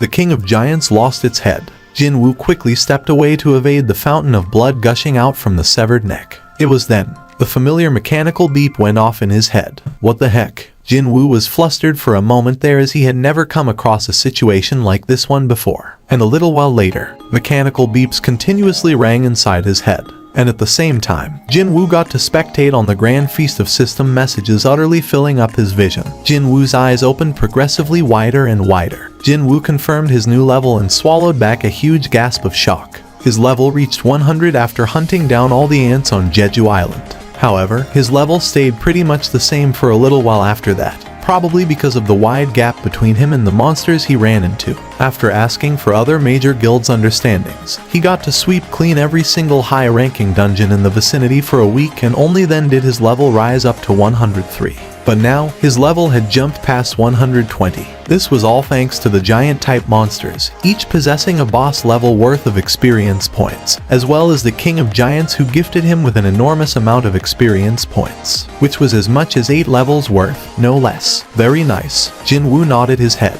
He had made the right call by killing the king. It was definitely not a coincidence that his level shot up by 8 in one go. This being was able to emit enough pressure to make breathing difficult for him even though its powers had been sealed away by these special chains. If this thing got freed and was allowed to roam freely in the outside world, then Jinwu shook his head left to right. He should thank the lucky stars that he got to discover its true nature before that happened. So, it's those rulers that keep sending these things over here. Why did it happen? Back when he first heard the term rulers, a scene automatically began replaying itself in his mind. And it was about 4 angels descending from the heavens. Even though it hadn't really happened to him, Jinwu felt a chill run down his backside simply from discovering them in the playback. He felt as if his heart fell to the pit of his stomach. Could those things be the rulers? If those things were planning to invade Earth, then he definitely lacked enough power to stop them as he was right now. He gripped the magic crystal even tighter. I need to get much stronger. The news of the giants all being hunted down quickly spread to the rest of the world. From the closest neighbor of Japan, South Korea, all the way to Brazil and South America, on the other side of the globe. The entire world heard of Jinwu's feats. A single hunter rescues an entire nation. Various social media networking sites were in upheaval with suggestions of a brand new special authority rank hunter making his appearance. The difference this time, compared to the Jeju Island raid, was that such suggestions were being made not only by the Koreans, the state of Maryland, in the eastern half of the United States of America. The American hunters who had safely concluded the raid of the Rank S Gate were supposed to be heading to the celebratory party organized by the US government. So this was where you were. The 3 men's heads snapped immediately in the direction of where that voice was coming from, and their eyes all widened as well. Thomas Andre stood before them and with a grin, presented them with a single slip of paper. What is this? The promissory note stating that all of you will uphold the result of the bet. Thomas Andre didn't really give a damn about the stunned reactions of the 3 hunters and began jotting down the items each of them had put forward in the bet. You said your yacht. You, your mansion. And you. Thomas Andre stared straight at the 3rd hunter and began scratching the side of his head with the end of his pen. What did you bet again? The singled-out hunter gulped down his saliva and hurriedly raised his voice. I didn't bet anything, actually. Hey, your tie looks pretty cool. No, I didn't. Your tie. No, wait, Thomas Andre lowered his sunglasses just a little and quietly stared at him, causing the hunter to shut his mouth. Because this guy had witnessed the power of Goliath, capable of ripping rank S monsters apart with nothing but his bare hands. This hunter had not one bit of desire to go up against Thomas Andre, who waltzed around the rank S dungeon as if it was a low-rank dungeon commonly found everywhere. Your tie. The hunter undid his tie with a tearful face. A short while later, Thomas Andre walked into the restaurant of the hotel while whistling to himself before discovering a familiar face there and stopped his leisurely stroll. It was the manager in charge of managing the top hunters of the Scavenger Guild, Laura. When she approached him, Thomas Andre showed off his new tie to her and asked, "So, what do you think about my new tie? It looks expensive, but it does not suit your Hawaiian shirt, sir." "You think so?" Thomas Andre undid the tie around his neck and chucked it inside a trash can nearby while replying nonchalantly to her. "Yup, I thought as much." Laura had seen how Thomas Andre operated from a close vantage point for a very long time now. So, she didn't display much of a reaction and simply stated the reason why she was here. "We have a problem." "A problem?" Thomas Andre raised his head away from the trash can. His experience told him that this problem couldn't have been a minor one, since Laura didn't use the phone, but rather showed up here personally to inform him like this. "What kind of a problem are we talking about here?" Laura spoke with a worried voice. "The list of guilds invited by the Hunter Bureau for this year's International Guild Conference has been published. However, it includes South Korea's Ajin Guild." Ajin Guild? Suddenly, he was overcome with an ominous feeling. Thomas Andre's voice sounded heavier as a result. Laura nodded her head. "It's as you suspect. It's Hunter Seong Jinwoo's guild." As he thought, why did all the ill omens he sensed never miss their marks? Thomas Andre frowned deeply and spoke. "So, I guess he's coming to America, then." As Jinwoo busied himself with killing the giants in Japan, one of them escaped out into the sea. The creature had been heading into the Pacific, but the news of it completely changing course towards China was a bit of fresh shock to the association president. Dogun Huey quickly asked, "How are the Chinese responding to this situation?" "We heard that Liu Zhaijin will personally step up, sir." "By any chance, are you Hunter Nim?" If you're looking for Hyung Nim, he's over." No. Yu Jin-ho blinked his eyes several times. "Me?" "Yes." Yu Jin-ho utilized his meager English skills to reconfirm that it was indeed him the Japanese wanted, and quickly received a smartphone from the latter. And then, his expression gradually hardened as he listened to the call. Until the call came to an end, Yu Jin-ho simply repeated yes over and over again. "I'm sorry, Hyung Nim. Looks like I'll have to go back to Korea right away." Seeing how serious Yu Jin-ho's expression was, Jin-woo couldn't help but ask, "What happened?" "I'm not too sure myself. It's just that I've been told there's been an emergency at home and I need to go back immediately." Jin-woo shut his mouth. He could think of a reason already. Chairman Yu's illness. If his suspicion proved to be correct, then it was understandable why the caller was unable to provide much clarification over the phone to Yu Jin-ho. How could anyone say to a son in another country that his father had fallen into a comatose state over a phone call? So, Jin-woo didn't inquire any further. Yu Jin-ho did his best to sound assured and relaxed in front of his Hyung Nim, but in reality, he could barely keep his worries in check. He could still recall his mom's voice on the phone. It was the first time that her warm and kind voice sounded so shaken like that. Just what had happened? His heart was pounding away madly right now. No, I should not think about anything for the time being. He had no idea what was going on, so if he kept worrying about it right now, it'd only make his thoughts more complicated. As a matter of fact, it could be nothing serious as well. Until he landed back on the Incheon International Airport, he continued to carry such a hopeful thought, however tiny, in his heart. Unfortunately for him, Yu Jin-ho gone. The moment he discovered the swollen eyes of Secretary Kim Ajusi coming to fetch him, he realized immediately that something really bad had happened. "A car is waiting for you. For the time being, please come with me." What's going on? Yu Jin-ho so desperately wanted to ask that question. However, he was scared of the potential answer and couldn't mouth those three words. "Please, hurry." Secretary Kim pointed at the outside of the airport. "Jin-ho-gun, you need to stay strong in times like these. I shall explain everything on our way." Yu Jin-ho's tears welled up from those words. Secretary Kim explained Chairman Yu Myung-han's current condition to Yu Jin-ho as they rode on the car. But that couldn't be. Yu Jin-ho desperately tried to reject Secretary Kim's explanations. No, he didn't want to believe it. Unfortunately, after arriving in the hospital, he had no choice but to believe when he saw his sleeping father's face through the glass wall partition. He remained still as if he was dead. At the same time, it felt like something in his heart had shattered to pieces. Seeing his father, who looked so mighty and imposing, lying there on the hospital bed looking so wan and weak, something hard and powerful welled up from deep within.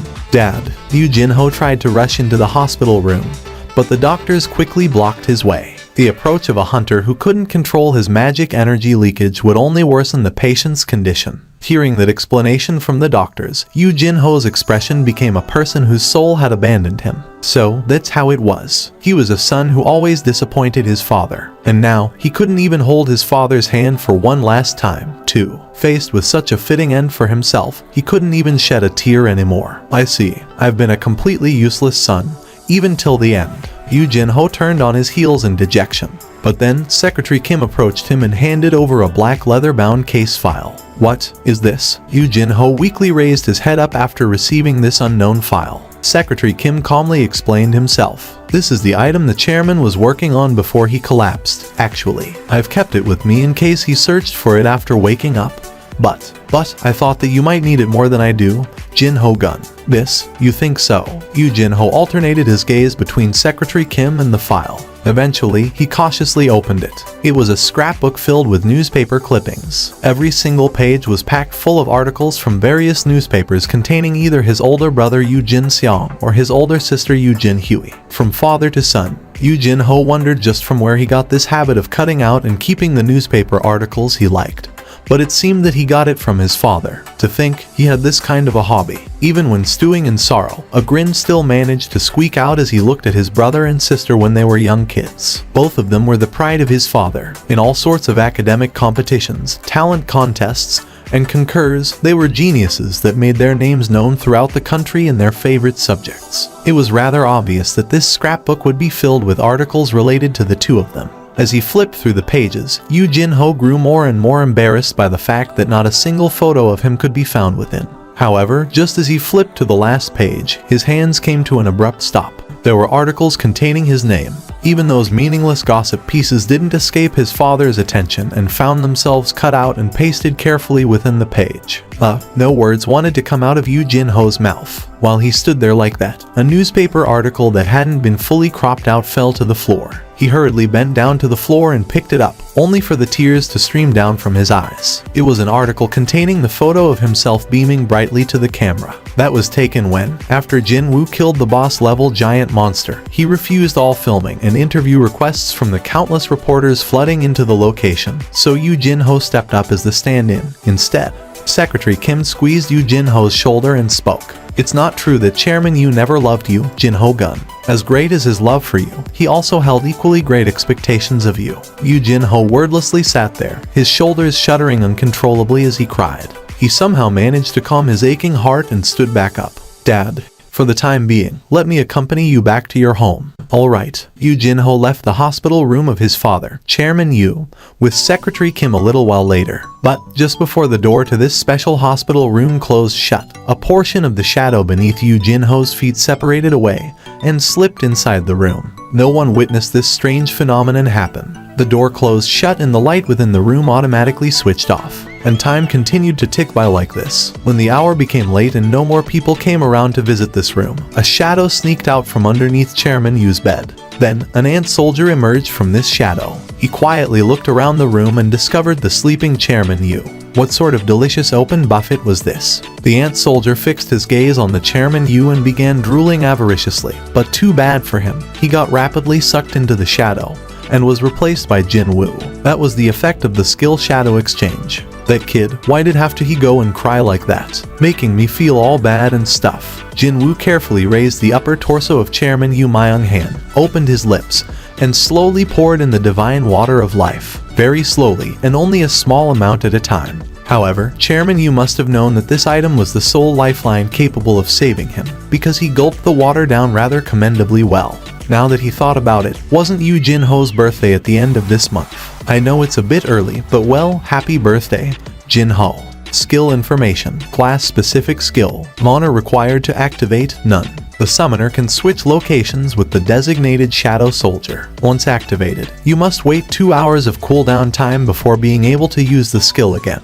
The cooldown period will change according to the skill's level. Remaining cooldown time, 1 hours, 54 minutes and 11 seconds. Still 1 hour and 54 minutes left. Even if he disregarded the 11 seconds, he still had roughly 2 hours left to kill. He hadn't finished with the task of extracting shadows yet, meaning he still needed to go back to Japan one more time if he were to seek out the remaining dead giants and turn them into shadow soldiers. He did leave a shadow on standby there, so the issue of traveling back would be resolved as soon as shadow exchanges cooldown time had elapsed. But his current problem would be with how he'd go about spending the next 2 hours of waiting. Going home is out of the question. Even as he stepped out of the Seoul Ilsan Hospital's front entrance, Jin-woo continued to agonize over what he should next. But then, a rather nice idea popped up in his head. Okay, should I search for an ownerless dungeon or something? Jin-woo undid stealth and greatly extended out his sensory perception. His senses picked up 4 or 5 gates near his location. He pulled out his hunter-issued smartphone and accessed the association's app to confirm the details on those gates.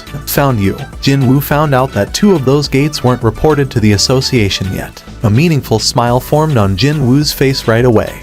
Miss, we've arrived. Thank you, driver. Chairman Yu Myung-han's eldest daughter, Yu Jin-hui, was returning to the hospital after escorting her nearly fainted mother back home. She stepped out from the chauffeur-driven car's back seat. She felt as if the heavens were crashing down on her the day she learned of her father slowly dying from that illness. Even then, she unreservedly believed her father's words. If someone else declared oh so proudly that he'd cure this incurable illness, Yu Jin-hui would flat out not believe that man. However, just who was her father? Was he not the one and only Chairman Yu Myung-han, the man who could legitimately be called the top dog in South Korea's financial world? That was why she held on to that slim strand of hope. But in the end, things had become like this. It was around then, as she raised her head, her eyes briefly caught the sight of a rather familiar face walking past her. This man. Hadn't she seen that face often before? As she began wondering where she had seen him, the man also must have sensed her gaze, because he pulled the hood down even further and rapidly distanced himself from her. She stared at the man's back and tilted her head just a little, before resuming her walk. The identity of that man was not an important issue to her anyway. Her phone suddenly issued out loud ringtones. With the hour being so late already, the corridors of the hospital were mostly empty now, and the ringtone sounded especially loud to her ears. Hello? Yes, hello. I'm calling from Seoul Ilsan Hospital, miss. I couldn't get in touch with your mother and had no choice but to contact you first. Her mother had taken a shot of sedative and had fallen asleep at home, so she wouldn't be able to wake up and answer the phone now. But why was the hospital calling her like this? Yu Jin-hui instantly became scared by this call made by the doctor in charge. That was why she was extra cautious when asking back. Did something happen? Actually, Chairman Yu Myung-han has. As she heard the ensuing explanation, her eyes grew as large and round as a rabbit's. Ting. The moment the door opened, she rushed out and entered the hospital room, and was greeted by the sight of her father's face shifting towards her. From the top of his head right down to the tip of his toes, he was definitely her father and there was no need to even suspect otherwise. Dad. Yu Myung-han, currently surrounded by a cordon of doctors, turned his head towards his little girl. Jin-hui. Dad. She jumped into his embrace, and as Yu Myung-han gently patted her back, he finally realized that he had returned from death's doorstep somehow. I'm alive. However, could he really describe this as a coincidence? While the cordon of doctors in charge responded with whispers of it's a miracle, and with his daughter sobbing her eyes out as she clung to her dad, Yu Myung-han began focusing on the sounds of his own beating heart. How could this be? He was already well past his 50s, yet his heart was pounding away vigorously as if he was still in his 20s. Instead, this can only be described as a miracle and nothing else. A patient woke up from the final sleep state of the eternal sleep disorder, and on top of that, his body had become even healthier than when he went to sleep, too. Didn't the word miracle exist precisely to describe a situation such as this one right here? Instead of celebrating, Yu Myung-han pondered something for a while before raising his head to look at the doctor. By any chance, are there cameras installed near the hospital room I've been staying at? Pardon, I don't understand what. There is something I'd like to confirm first. Are there any cameras installed inside the room or around the entrance itself? There are none within the room, but there should be one by its entrance. Very good. Right here. This is the only odd thing that happened, the doorway malfunctioning this one time. The guard pointed at the screen and explained what happened back then. The windows were confirmed to be locked from the inside, so the sole exit left in that hospital room was the doorway. However, all 4 guards manning the door said the same thing. They said that not even a single ant had entered the room during their watch. Next morning, his departure time neared and employees from the Japanese Hunters Association came to escort him. When he got near the airport's vicinity, Jin-woo began realizing why the Japanese Association was so particularly mindful of taking care of his appearance. Because he could see throngs upon throngs of people outside the moving car's window, and there were even more people beyond them. Jin-woo became utterly speechless and silently stared outside, while the association employee spoke to him in a clearly excited voice. "Everyone gathered here today all wanted to see you at least once before you depart, Hunter Nim." One couldn't even argue that this sea of people was forcibly organized either, as there were simply too many of them for that. Just how many people have shown up here today? It's not an exact amount, but we estimate over 100,000, Hunter Nim. That many. The vehicle carrying Jin-woo quietly glided along the road that had been cordoned off tightly. When they went around a corner, there was just as big a crowd of people, no, maybe even bigger than before, waiting to greet Jin-woo's car. Baru, watching this spectacle from within his shadow, quickly engaged him in a chat. "Oh, my king, your loyal subjects are expressing their genuine adulation and awe towards you, my liege. It's not like that. Oh, my king, perhaps it is for the best that you wave your hand and acknowledge your subjects." Hey, I said it's not like that. Where did this guy see and learn all this weird stuff from? The plane carrying Jin-woo taxied off amidst the sending off of over 100,000 people. In the opulent mansion owned by one of the 5 special authority rank hunters, Christopher Reed, he suddenly woke up in the middle of the night. The cause? The noises from the surroundings. As one of the very best hunters acknowledged by the world, he'd not be able to fall asleep even for a single day if he were to mind every little noise he could hear. And that was precisely it. He didn't wake up because it was too noisy around him. No, it was the exact opposite. Why is it so quiet around here? All sorts of ambient noises he could hear if he concentrated just a little were gone, as if they were all a lie to begin with. He kicked off from his bed and opened the bedroom door. He couldn't pick up on the presence of several hired help who should have been located in various spots of the mansion. Christopher Reed wordlessly stared at the empty corridor, before walking over to grab a wine glass left on the table and came back to the doorway. And then, he threw it in the corridor. The wine glass left his hand and drew a gentle arc in the air, before hitting the floor to shatter into bits and pieces. However, there were no sounds still, not even one. At that moment, a powerful chill crawled up his spine. He realized that something that could not happen had happened. His sharpened senses were sending out warning bells. They were warning him that he was now facing the kind of danger he had never experienced before. His instincts strongly advised him to make a certain action, right now. He quickly moved away from the doorway. He ran to the bedside bureau to pick up his mobile phone resting on top, and at the same time, he yanked open one of its drawers. There was a piece of crumpled paper resting silently within.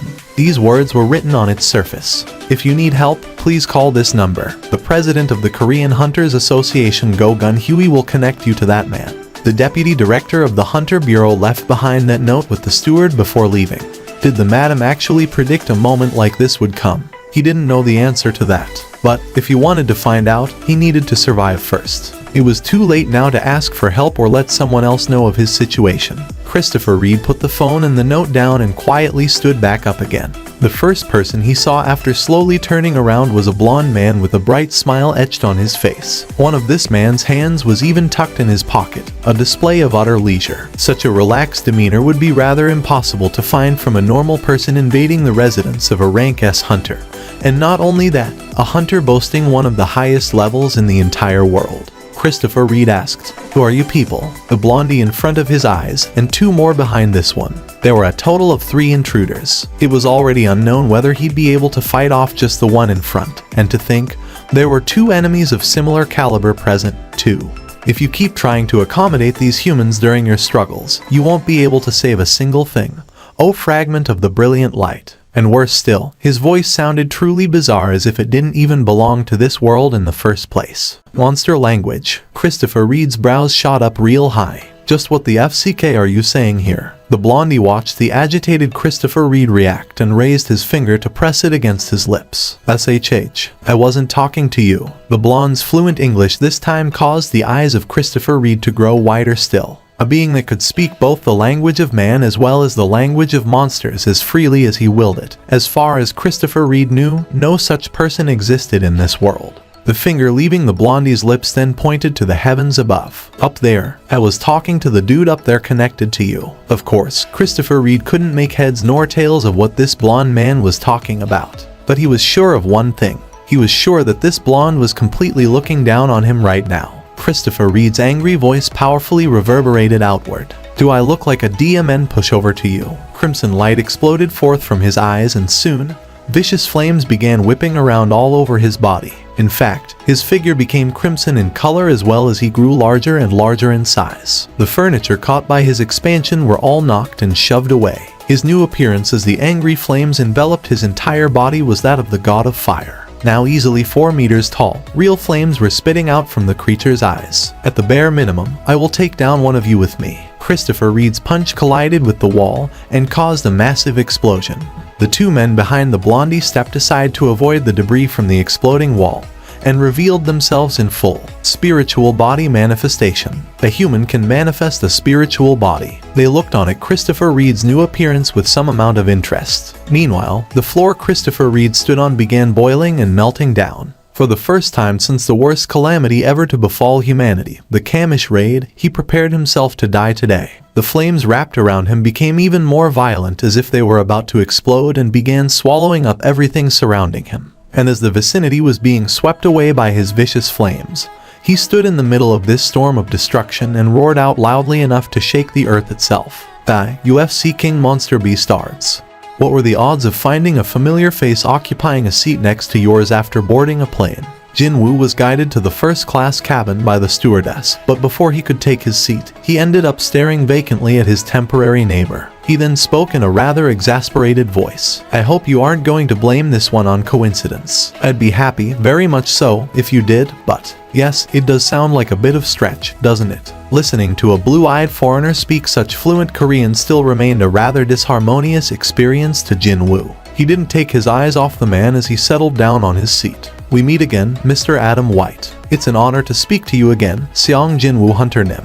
The senior agent from America's Hunter Bureau, Adam White, still carried that amiable smile as he bowed his head, just like the first time they met. "We've only met once briefly, yet you still remember my name. I'm honored. Well, let's just say that our first meeting had been too memorable not to remember. I thought our negotiation had broken down completely. We're aware that seeking you out like this without a prior heads up is quite rude. But an urgent situation had developed and we had no choice but to contact you." Jinwoo abruptly recalled the news of a rank S gate appearing somewhere in the eastern US. "Could it be that you guys also failed to handle that rank S gate?" "No, not that. We took care of that one, no problem. If this wasn't about the rank S gate, then what other problem could there be? Could this matter be somehow related to him killing the King of Giants?" When Jinwoo displayed his clear interest, Adam White didn't waste any more time and pulled out a notebook PC. A video clip came up on the computer's screen and it showed thick rising plumes of black smoke as if a wide-scale wildfire had broken out somewhere. Adam handed the laptop over to Jinwoo so that the latter could watch the clip. "What is up with this fire? We can't put it out. They can't be a normal blaze." The firefighters were clearly in a panicked state. They seemed to be trying all sorts of methods, but the raging inferno showed no signs of weakening at all. No, it was actually only getting stronger and began to slowly box them in instead. "Where is our backup?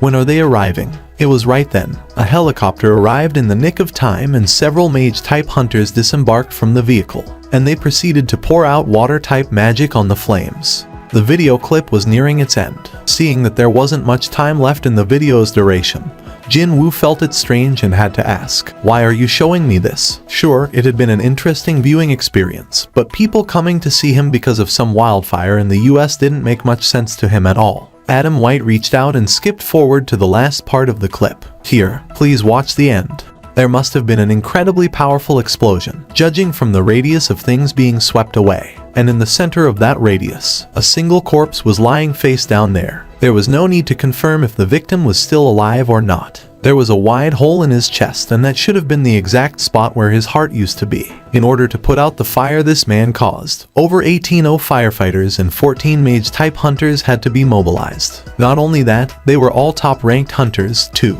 14 high-ranking hunters had to give their all just to put out a fire lingering around after the one activating it had died already. Just from that alone, Jinwoo was able to make an educated guess at the identity of the corpse lying face down on the ground. Could it be, is he? As Jinwoo looked up at him, Adam White replied with a melancholic expression. As I thought, you have recognized him. Indeed, it was Christopher Reed Hunter Nim. And finally, these are. Adam White pulled out several photos from his inner pocket and spoke up. These are the photos of the being we at the Hunter Bureau strongly suspect to be the culprit in this case. The being. Jinwoo could only feel confused from the way Adam White said his words, as he didn't sound like he was talking about a man or a woman, as if he wasn't talking about a human but a thing. Instead, soon, though, the Korean's gaze lowered down to the photographs. There was no need to even take them for a closer look. Jinwoo simply stood up from his seat and beckoned with his finger, and that caused Adam White to rise up automatically from his seat as well. Adam White's eyes opened up wide in surprise. Jinwoo used his ruler's authority to drag the American agent in closer and grabbed hold of the latter's collars. If this is your way of trying to play some kind of a trick, you, all of you, won't walk out of here alive. He was not making an empty threat here, either. Jinwoo's cold eyes were gleaming like a wild, ferocious beast as he genuinely emitted a murderous intent. Adam White, although his collars were held tight, still managed to cry out, Don't do it. Of course, he wasn't shouting at Jinwoo. His desperate dissuasion managed to stop just in time the movements of the two high-ranking hunters about to descend on Jinwoo. Having successfully stopped the actions akin to pouring oil into the fire, Adam White then pleaded with Jinwoo next. That being in the photo walked out from a dungeon. He's most likely not the person you know. A dungeon. Jinwoo's grip on Adam White's collars relaxed just a tad.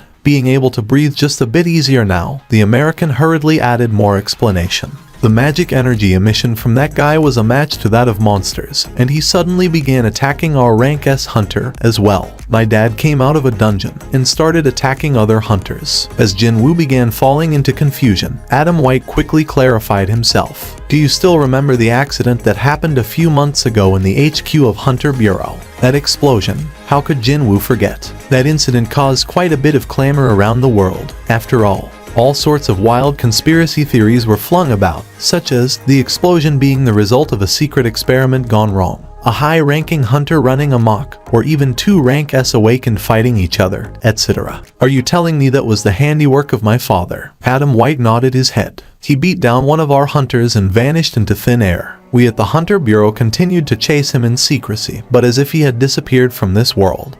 We couldn't find any traces of him. I understand how you feel, Hunter Nim. However, that person fits the profile best for this particular crime. For one, he had the precedence of attacking another hunter. He was strong enough to easily exceed a rank S awakened.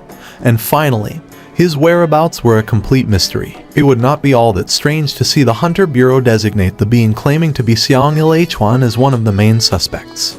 What is your reason for showing me those pictures? The International Guild Conference. During the International Guild Conference, where the representatives from the world's leading guilds will gather in one spot, the higher-ups of the Hunter Bureau are planning to distribute that person's pictures, meaning they would no longer keep the investigation a secret. It also meant that the American government had become really enraged by the loss of an invaluable asset called a Special Authority rank hunter, and they would fully mobilize every resource at their disposal in tracking down and apprehending the party responsible. In that regard, there would be no better timing than the International Guild Conference. We at the Hunter Bureau would like to continue maintaining our amicable relationship with you, Seong Jinwoo Hunter Nim. So, you came to inform me first before the public announcement takes place, is that it? From the death of a Special Authority rank hunter to the existence of a being calling itself Seong-il Hwan. And finally, even about the warrant itself, these were the Hunter Bureau's way of showing consideration, as they had rated Jinwoo's abilities very highly and didn't want to become his enemy. Are you alright? Yeah, more or less, just that I'm a bit exhausted right now. Adam White sounded more like he was trying to console himself. Instead, Adam White asked the hunters for the confirmation. I need to confirm with you both since it happened too quickly for me. Just now, didn't Hunter Seong Jinwoo somehow move me without touching me at all, right? The two high-ranking hunters, who wouldn't lose out to anyone on the matters of excellent eyesight, nodded their heads as their reply to Adam White's question. I thought as much. Adam White felt goosebumps breaking out all over his skin. Seong Jinwoo was the first one discovered to possess the psychokinesis skill outside the 5 Special Authority rank hunters. There is no time to waste. His trembling hand picked up his phone.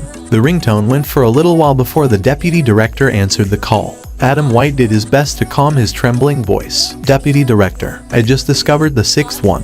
the American Hunter Bureau released the list of the guilds invited to the conference. The International Guild Conference. It was an important event where guilds representing their nations were invited over to discuss the current trends and future prospects of the hunter community at large. An Ajin guild had been chosen to represent South Korea. Its participation in the conference became the hot topic of conversation for both the local and international mass media. The thing was, Jin-woo was the sole high-ranking hunter affiliated with that guild as well as its master. This invitation was no different from the American Hunter Bureau publicly acknowledging that this single hunter was in no way inferior to any of the very best guilds in the world. Guilds that countless high-ranked hunters worked for. However, no, perhaps unsurprisingly, not one person raised a voice of discontent. Because, was there really a need to discuss whether that lone hunter was qualified or not in this case? As the local interest in the International Guild Conference heated up, one of the TV stations requested the master of the Hunters Guild, Choi Jong-in, for an interview. He knew that the station couldn't ask Jin-woo for one and had sought him out as an alternative, but still, he readily said yes. And so, the interview being broadcast live to the nation took up the time slot of the 8 in the evening. The news regarding Ajin Guild has attracted a great deal of interest from many people around the country. But what are your thoughts regarding this issue? Choi Jong-in didn't even hesitate for a second before he made his reply. I believe that the American Hunter Bureau made the right choice. It's not you understand the reason why, but you believe it was the right choice. Yes, I definitely believe that's the case. But it's not an exaggeration to say that the Ajin Guild is basically a one-man show, is it not? Let's not forget that that one-man show is currently being run by none other than Hunter Seong Jin-woo. Choi Jong-in replied with an amiable smile on his face, and the interviewer also broke out in a smile, as well. If you define the guild staff members as personnel that could be mobilized in a combat situation, then you could say that Hunter Seong Jin-woo already possesses hundreds of guild staff members. Are you referring to Seong Jin-woo Hunter Nim's summons? That's correct. I believe that Ajin's overall combat potential won't lose out to anyone, even when compared to some of the very best guilds around the world. Even still, the Hunters Guild can't be too happy about this situation. After all, it was your guild that had been participating in the conference for the last several years. Yes, it indeed hurts a little that our dream American trip had to be cancelled this year. I mean, we have all renewed our passports and been waiting for the invite to arrive in the mail, you see. Choi Jong-in joked around good-heartedly, and that prompted a burst of laughter from the audience members. However, the pride I feel easily trumps any pain in my gut. Choi Jong-in had appeared in TV shows quite often and knew how to play the crowd. He built up some suspense to get everyone psyched up first before opening his mouth. Please, think about it. Even if monsters my powers aren't good enough to deal with appear before us, we now have a hunter we can completely place our faith in. In all honesty, my guild members and I, not to mention countless other people affiliated with other guilds, managed to survive all thanks to Hunter Seong coming to lend his aid. He formed a warm smile and finished what he wanted to say. I am genuinely proud of the fact that Hunter Seong has been chosen to represent South Korea. When he did, thunderous clapping exploded out from the audience members. Sir, we got the raid permit for the gate that appeared this morning in the suburb of Suzeodong. It's a rank A, but the actual measurement value apparently isn't that high, sir. That's good news. Choi Jong-in formed a smile after hearing that piece of good news before tilting his head a little. By the way, did Ajin Guild not apply for the raid permit again? Yes, sir. Now that you mention it, it's been spookily quiet from them lately. It had been 4 days since Hunter Seong Jin-woo had returned from Japan. And during that time, 4 high-ranking gates had opened up. Basically, it was at the rate of 1 a day. The rate of high-ranked gates being generated had gone up quite rapidly, yet the Ajin Guild, or more specifically, the entirety of Ajin Guild itself, Hunter Seong Jin-woo, hadn't shown any signs of movement at all. But well, the major guilds located in the capital had been in a constant state of celebration day after day due to these events. All because the destroyer of the monsters, the god of destroying dungeons who rushed in like crazy whenever a new gate appeared so he could completely root out all monsters within, had not shown himself for the last few days. However, Choi Jong-in felt a certain strange sense of discord whenever Seong Jin-woo wasn't there at the location of a gate, and that made him feel a bit concerned. I'm different from Baek Yun-ho of the White Tiger or MT Jayu. If you didn't care about anything else and simply felt happy about an apple suddenly falling from a tree, then what made you any different from a simple-minded ape? Some would begin drooling at the prospect of free apples, while some others would start thinking about the laws of gravity. Choi Jong-in thought that his class hadn't fallen low enough to simply celebrate this sudden slice of good fortune. Nevertheless, our profit has gone up by nearly 40% after not experiencing any competition from our Jin Guild, sir. Well, here's an ape. Excuse me.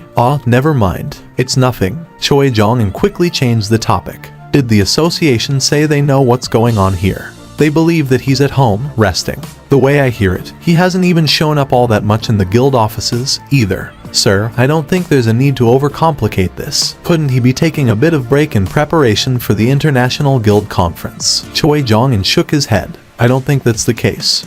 Go-Gun Huey switched the TV off. As it turned out, it was already 9 in the evening. A bit too late to say that now's a good time to get off work for the day. However, it seemed that Wu Jinqiao still had something else to say. The Chinese have requested for information on Xiang Jin Wu Hunter Nim. Information? You mean his personal information? No, sir, it's not that. What do they want, then? The requested information is Xiang Jin Wu Hunter Nim's raid records as well as any official reports related to them. That seemed about right. Unless the Chinese were truly dumb, they probably knew they wouldn't be receiving any personal information of a rank S hunter. No, someone who may greatly exceed that category altogether. The question was, why were the Chinese showing their interest in Hunter Xiang Jin Wu at this belated stage? After all, they must have heard his decision not to entertain any love calls or scouting offers from other countries, which included China. The one requesting the information wasn't the Chinese government, sir. Really, it's actually from a single individual. An individual. The Hunters Association representing a country would never release information to any individual hunters. But to think this request was made by a person. Go-Gun Huey thought it'd be the obvious thing to refuse that request outright, so he was puzzled by the fact that the issue had been brought up at all. Wu Jinqiao quickly added some additional explanation. It seems that China's 7-star ranked hunter, Liu Zhaijing, has taken interest in Xiang Jin Wu Hunter Nim. Liu Zhaijing. With the mentioning of that unexpected name, Go-Gun Huey became somewhat lost for words. China didn't accept the global standard in ranking hunters and used its own unique ranking system. The higher the number of stars in front of your ranking, the better hunter you were. And for them, 5-star was the highest attainable rank. However, only one person was separated from that ranking system. Only Liu Zhaijing was ranked as the 7-star, and rather obviously, the treatment he received was on another realm compared to the ordinary 5 stars. Of course, not one person was brave enough to raise a fuss regarding the fact that he, a well-known special authority rank hunter, was receiving preferential treatment. He possessed abilities that deserved such recognition, and China herself respected that fact greatly as well. That Liu Zhaijing has taken an interest in Hunter Xiang Jin Wu. The thirst of Go-Gun Huey's curiosity was then quenched by Wu Jinqiao's reply. Sir, didn't Liu Zhaijing fight the giant-type monster? I'm quite sure that's why he's interested in knowing more about Xiang Jin Wu Hunter Nim, who had hunted down every other giant. That sounded logical. Go-Gun Huey nodded his head. Not too long ago, a single giant-type monster escaped from Japan and swam towards China, and it had been reported that the creature was ably dealt with by Liu Zhaijing at the Chinese coastline. The truly strong can recognize another strong being, is that it? Go-Gun Huey formed a slightly mischievous grin. The American Hunter Bureau that invited the Jin Guild, and China's greatest hunter Liu Zhaijing, beginning to show his interest in Jin Wu. Both America and China had finally recognized the true worth of Hunter Xiang Jin Wu. For someone like Go-Gun Huey, who knew that man's true value from the very beginning, this development certainly made him feel rather good about himself. Even then, that doesn't mean I'll hand over any information. Just like that. Was there a need to advertise how excellent Korea's genius was to those craving after other people's geniuses? Sure, a special authority rank hunter would get quite annoyed by it, but so what? We have Hunter Xiang Jin Wu, after all. Go-Gun Huey made up his mind and let out a genial, hearty chuckle. That request, deny it, please. Tomorrow's the day Xiang Jin Wu enters the US. He had confirmed Jin Wu's arrival schedule earlier, and on the day before that fateful date, he summoned H. Wang Dong-su into his office. Did you call for me, sir? H. Wang Dong-su cautiously studied Thomas Andre's atmosphere. It had been a few years since he started working in the Scavenger Guild, but even now, he found it rather difficult to speak to its master. Mr. H. Wang. Thomas Andre went to the main topic right away. Do not ever provoke Xiang Jin Wu. H. Wang Dong-su's eyes grew larger. He formed an expression that seemed to ask how did you know before his gaze drifted towards Laura, standing behind Thomas Andre. She simply responded with her eyes that said she only did what she had to do. H. Wang Dong-su let a dissatisfied grunt escape from his mouth. Meanwhile, Thomas Andre continued on. I know about your brother and Hunter Seong Jin-woo. I'm sure you feel suspicious of some things and also want to know what happened back then. Hwang Dong-su's older brother, Hwang Dong-seok, had entered a dungeon along with Seong Jin-woo, only to go missing and never came back out. The 8 fixed members of Hwang Dong-seok's raid party were all dead, yet the 2 people who walked out from that dungeon alive had formed a guild together. So, quite obviously, he had plenty of things to ask Seong Jin-woo. Naturally, his dissatisfaction seeped into his expression. But, before he could properly say something, though, Thomas Andre raised his finger up and waved it around. His lips below the sunglasses arched up. He was actually smiling. I don't remember giving you permission to speak, Mr. Hwang. Keep your mouth shut and just listen. That was the message of a clear threat. There wouldn't be all that many people capable of issuing a true warning to a top-ranked hunter in this world. One of them just so happened to be Thomas Andre. Hwang Dong-su was well aware of the gap between himself and his boss, so he obediently kept his mouth shut. Thomas emphasized his point again. Do not ever provoke Seong Jin-woo. During the duration of the guild conference, take some time off and relax at the guild's getaway villa in the countryside. So, how about it? Are you willing to humor my earnest plea? Mr. Hwang. Hwang Dong-su nodded his head, unable to hold out any longer.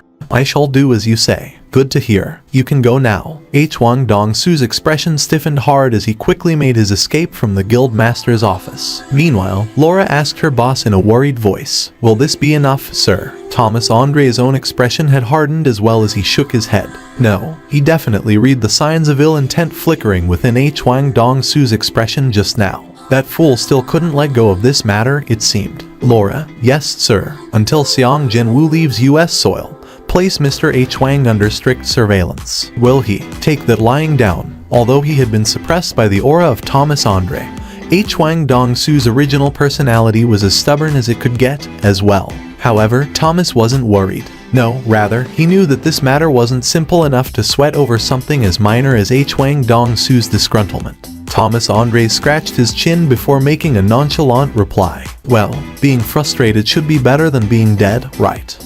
Why are there so many reporters here? Germany's best hunter, Lennart Nierman, set foot inside the American airport after disembarking from his plane. He immediately let a surprised gasp escape from his mouth from the view greeting him. As befitting the master of the Richter Guild representing Germany, he got to attend the International Guild Conference every single year.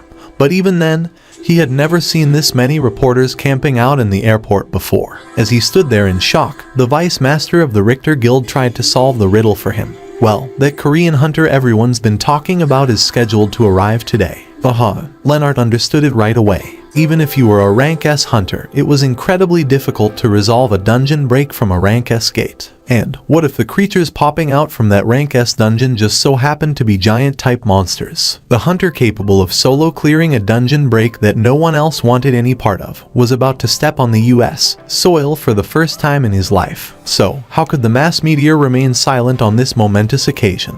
With excellent timing, the passengers of the plane inbound from South Korea began pouring out into the airport. The vice master pointed to the side over yonder. There he is. Should we go and say hi? Pardon, we've got nothing to lose by being acquaintances with a strong hunter, right? Well, yes, that's true. The vice master agreed with that idea. The personal connections built up in such a manner would prove to be rather beneficial if an event requiring international cooperation or the aid of another guild happened in the future. This was, in essence, what the whole International Guild Conference was originally conceived for, where the best hunters from the world were asked to come and exchange pointers, as it were, especially when it was quite difficult for these hunters to actually meet one another like this. Lennart tidied his attire and approached Jin-woo's traveling group. No, he tried to. However, he came to an abrupt halt after taking only a couple of steps. Even his complexion was gradually paling, too. The vice master ended up walking a step ahead because of his boss's sudden stop. He turned around and asked in confusion, "Aren't you going to speak to him?" Lennart's expression hardened instantly as he replied, "Can't you see that?" Excuse me. It seemed that the vice master could not see it at all. However, Lennart was one of the very best hunters in the entire world and he could clearly sense it. He muttered to himself in complete disbelief. Instead of summoning his creatures from some other dimension, he's been going around with them all this time. What was he even talking about? The Vice Master was taken aback with surprise from Lennart's reaction and quickly took a look in the direction Jin Woo was walking in from.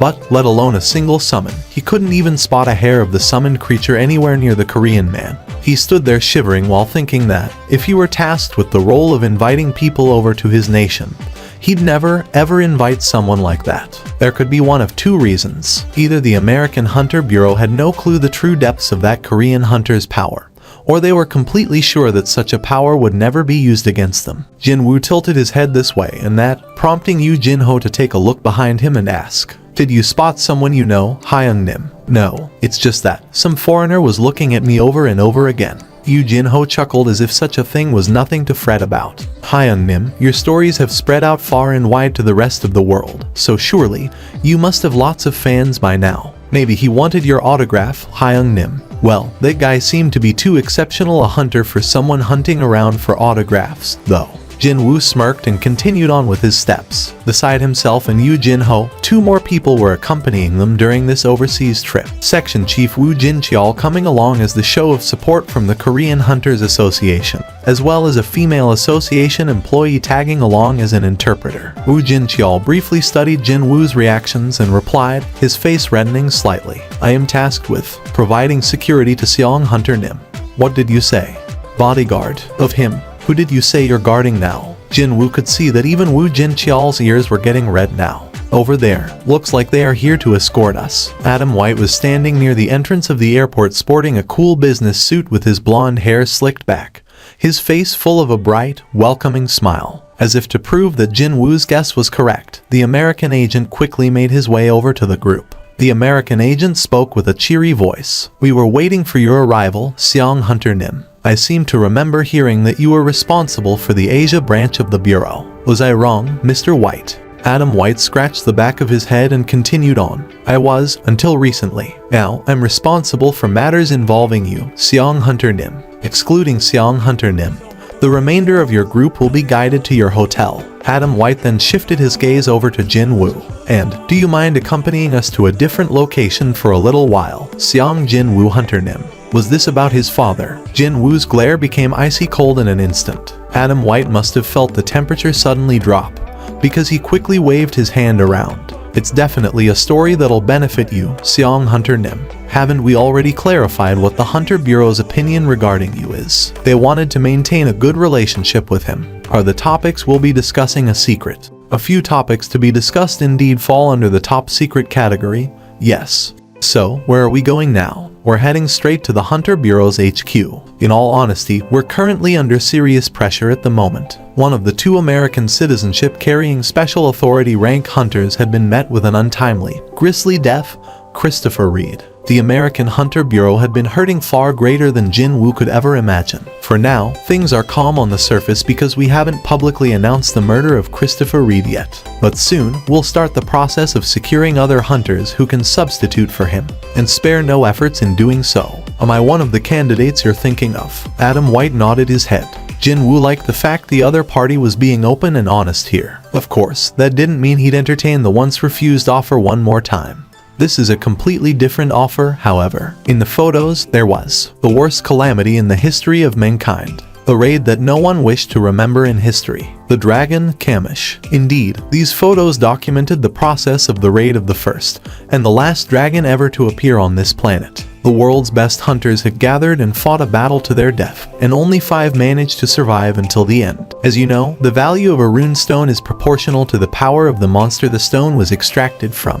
He tapped on his phone's screen one more time to bring up the next photo, and it showed a rune stone sleeping quietly inside a glass case surrounded by layers upon layers of walls and security. It was none other than Kamish's rune stone. Rather obviously, that was an item where its value couldn't even be imagined in monetary terms. Never mind getting one's hands on it, regardless of the price one was willing to pay. It might possess possibly the greatest skill ever to exist. We're currently searching for a new owner of this rune stone. Adam White sneaked a glance at Jin Woo's direction. The photo. Can you go back, please? Excuse me. I want to see the photos before this one. Adam White tilted his head slightly, but still, he scrolled back to the previous photos as per Jin Woo's request. Right there, Adam White's flipping hands came to a stop over a certain photo. Jin Woo pointed to the corner of this particular image and spoke in a low, hushed voice. Where is this?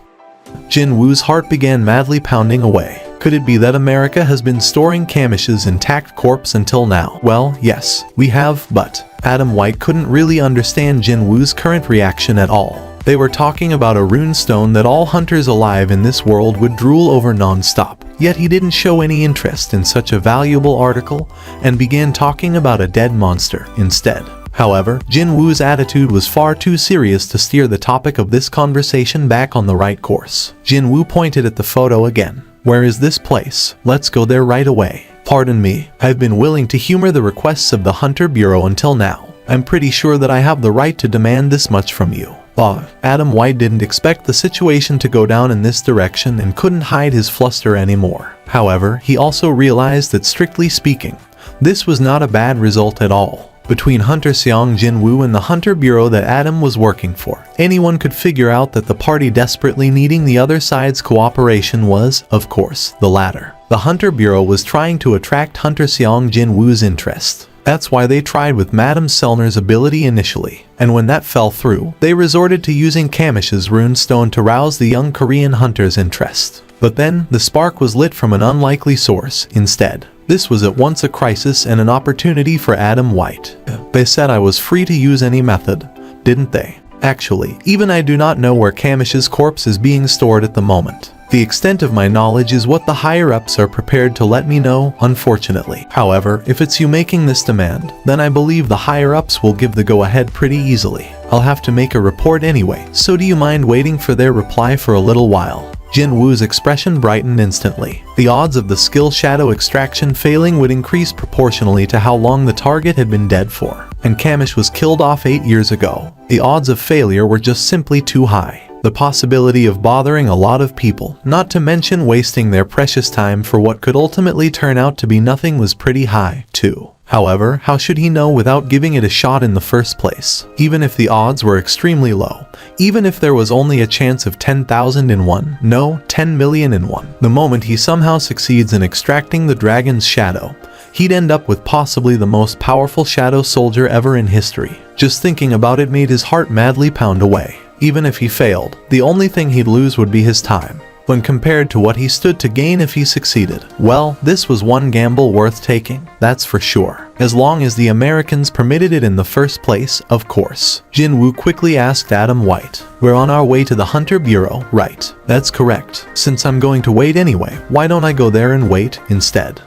Jin Woo's overly passionate interest caused Adam White to form an expression of a man not knowing whether to rejoice or be saddened. The director of the Hunter Bureau also formed a similar expression as well. He shifted his head to the side just in case, and sure enough, his deputy right next to him was also forming the same sort of an expression. Seong Hunter Nim is in the building with us. The director had to confirm it one last time. Adam White wordlessly nodded his head. But what about the rune stone? Didn't he say anything about it? They decided that using up Kamish's rune stone was worth it if it meant they got to reel Seong Jin Woo into the US of A. Well, a hunter with an American passport getting stronger was pretty much the same thing as America getting stronger at the end of the day.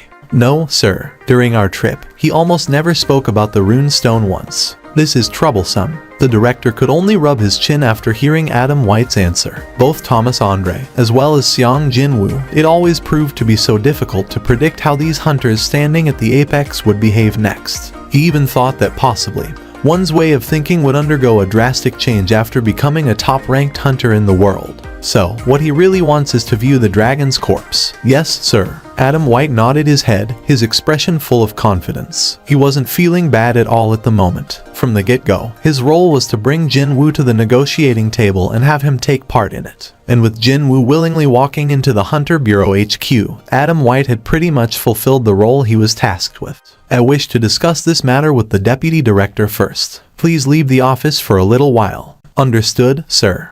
What do you think is the reason for that man wanting to see Kamish's remains? I wonder. Well, one thing we can be sure of is that he's not a tourist. It's likely that Kamish's remains possess a greater value than its rune stone to him. The value of a skill was truly unimaginable. Many hunters at the top flight would not hold back on their cash reserves in order to purchase a rune stone they needed, even if it cost tens of thousands, hundreds, even millions of dollars. No, a skill was basically the strength a hunter possessed, and that strength was directly linked to said hunter's survival. Even then, seeing that corpse once is much more beneficial than getting his hands on a rune stone, is that it? The thoughts forming inside the director's head was then articulated into words by his deputy. It seems likely that it's related somehow to Seong Hunter Nim's ability.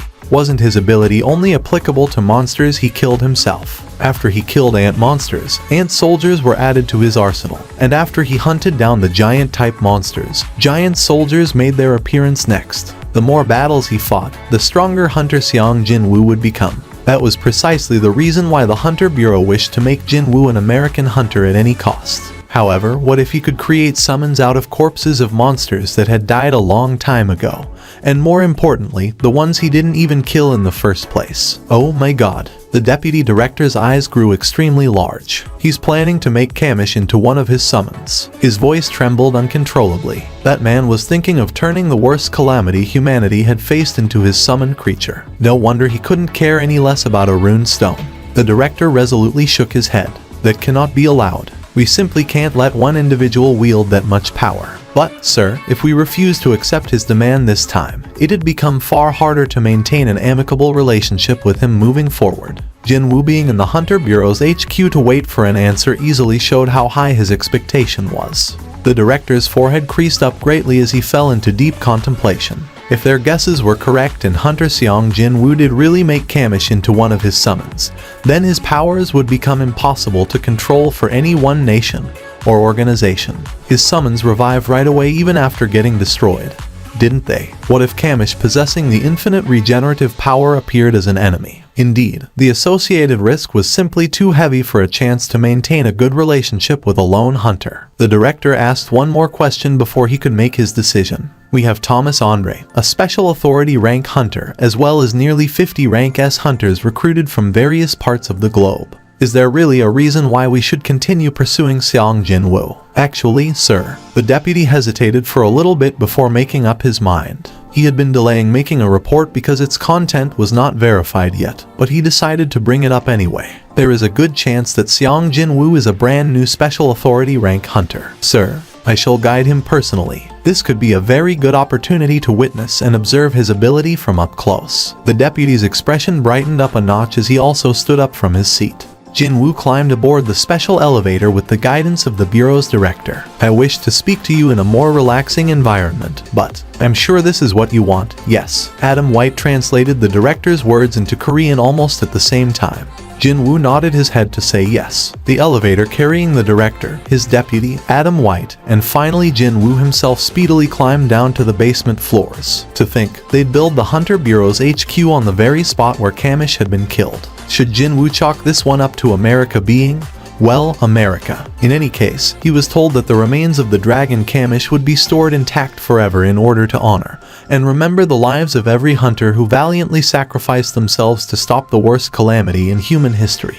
When the door with several layers of strict security finally opened up, a chilling breeze brushed past his cheeks. No, that wasn't a cold breeze. Although faint, he could feel magical energy infused in the air. There was no need to even wonder just who this magic energy belonged to. His heart palpitated hard upon realizing that his odds were not zero after all. Even though it had been 8 years, the remains still emitted some amount of magic energy. So, just how incredible would its power be after turning into a shadow soldier? Eventually, his steps came to a halt in front of the truly massive open dome brightly illuminated by countless spotlights overhead. And there it was, the remains of Kamish. The body was perfectly preserved as it were. Exactly as it was from that day it managed to kill several hundreds of elite hunters before also getting killed off by the 5 remaining special authority rank hunters. The Red Dragon. Even Jinwoo momentarily forgot to breathe at the creature's truly overwhelming presence. Actually, all electricity used in the Hunter Bureau's HQ comes from Kamish's magic crystal. The director proudly explained where all the energy used to preserve Kamish's remains came from. However, Jinwoo's ears were not picking up on any of his words. His gaze was already firmly fixed on one spot. Seeing that fervent gaze, the director realized that the moment had come. Hunter Nim. Are you satisfied now? Everyone, back away. Jinwoo spoke to the people behind him, causing the staff members to raise a noisy fuss. Director, what is that man trying to do? Kamish's remains is our country's national treasure. Too bad for them, though. The director loudly reprimanded them right away. I already gave my permission. In that instant, all unnecessary noises disappeared. Before they came down here, they had concluded their conversation. Jinwoo made a promise that nothing would happen to the remains. And just like how the deputy had done, the director decided to trust Jinwoo's words as well. Let us observe what will happen next. As Jinwoo had instructed, the crowd retreated to a faraway distance. In the meantime, he extended his hands out towards Kamish. And then, he quietly spoke up. Rise up. As if it was waiting for that, a message popped up in his view along with a ting. Jinwoo's expression didn't change. He calmly moved on and attempted the extraction for the second time. Rise up. He wished to take control of the greatest monster there ever was. His voice, now containing his desire, echoed and reverberated throughout the interior of the underground dome. Rise up. When that happened, all the spotlights located on the ceiling suddenly began flickering, and from somewhere unknown, a streak of brilliantly chilling wind blew in. Screams of a dragon roared out from some place that was impossible to locate, and caused almost everyone present in the dome to cover their ears in a hurry. The only person who didn't lose his cool in this chaos was Jinwoo, and no one else. He quickly spotted Kamish's shadow spreading wide on the floor. Did I succeed? It was then, his eyes opened super wide. A certain something was slowly rising up from the shadow. The rising shape enveloped in the rising plumes of black smoke was, undeniably, a dragon. What the hell is that? The staff members freaked out and took several steps back. Even the director and his deputy, who already had a pretty good idea on what Jinwoo's ability was like, forgot to breathe in that moment. The dragon loudly roared into the air before discovering the human by its feet and stopped its bellowing. The Shadow Sovereign was the sole existence capable of dragging back a soul that had fallen to the pits of the abyss. That was why the dragon needed only one glance to recognize Jinwoo's identity. The King of the Dead, in the body of a human, was staring right back at the creature with dignified eyes. The authority of a sovereign that he possessed sent a powerful chill through the dragon's body. But that only lasted for a brief moment. The creature's eyes shifted to a location a bit further away. And that's when it discovered the stupid-looking humans and their jaws agape as they stared right back at the gigantic creature. Humans. It immediately recalled the bottomless malice it held against humanity right up until its death. And that also helped the dragon to remember the terrible pain it felt as it drew its very last breath. Humans must be killed. That's where its rationality got cut off. The dragon raised its body up as crimson light filled its eyes. The air of the underground storage area began boiling right up. Oh my god. The director of the Hunter Bureau spat out a shocked gasp. This dome had been designed to accommodate the dragon's sleeping figure. So, the whole space seemed wholly inadequate the moment the creature raised his head high. They could now see the blood-red light gather within the open maw of the dragon. A massive red light. Both the director and his deputy had seen the video footage countless times, and they knew what that red light cluster was supposed to do. Adam White urgently grabbed the director's shoulder and shouted out, "Sir, you need to evacuate. That's Kamish's breath. You think we'll be safe because we escaped somewhere." It was rather clear that, once the red light exploded out, then forget about the underground storage area. The entire Hunter Bureau building would completely be obliterated in the blink of an eye. The red glow created out of pure magic energy finally transformed into a sphere of blinding flames. The dragon was finally finished with its preparation to erase all humans standing before it. Just before it could spit out its ultra-high temperature breath, though, Jinwoo roared out at the top of his lungs. That's enough. The director and his entourage all raised their arms reflexively to shield their eyes from the bright, blinding light. However, after hearing Jinwoo's call, they all slowly lowered their arms. They thought that everything was over once that light filled up the inside of the dome. As it turned out, they were far too hasty in making that judgment, however. But how can this even be possible? The flames within the jaw of the enraged Kamish were dying out gradually. Did the dragon that melted away the lives of several hundred elite hunters with a single breath stop its attack because of just one command issued by Hunter Seong Jinwoo? The magic crystal embedded in your head has been removed a long time ago. You have no more reason to follow the orders of the rulers. The deputy director standing right next to his boss shuddered from a nasty shock and hurriedly asked, Is Hunter Seong Jinwoo actually speaking in the monster language right now? Even though I'm looking at it, I can't figure out how to interpret this situation. Meanwhile, the dragon was quite surprised by the fact that it willingly obeyed the new sovereign's order. The dragon then lowered its tall posture and paid its respect to Jin Woo. The humans, flinching constantly from each and every movement of the oversized creature, finally spat out lengthy sighs of relief. The dragon lowered its head as if to kiss the floor and spoke. There was a great deal of respect in the creature's voice that still growled like that of most monsters. Jin Woo slowly approached the dragon and placed his hand on the nose of the creature. It silently closed its eyes and enjoyed the warmth of its new lord. The sensation that couldn't be described in mere words traveled from its nose tip to the rest of its body. Jin Woo also sensed that the dragon's mood was lifting up. He had barely managed to calm his pounding heart by then, but now it was racing hard again. Kamish, the dragon Kamish, has really become my shadow soldier. A broad smile automatically floated up on his face. Adam White's jaw, meanwhile, had been hanging slack from this unbelievable scene right before his eyes. But then, he discovered something even more incredulous and hurriedly confirmed it with the deputy director. "Yes, sir. Is the dragon really wagging its tail?" The deputy director thought such a thing would be completely illogical and shifted his eyes to where Kamish's tail was, only for a pained groan to escape from his mouth. Jesus H. Christ. Jin Woo lifted his hand away and the dragon's tail stopped wagging, as well.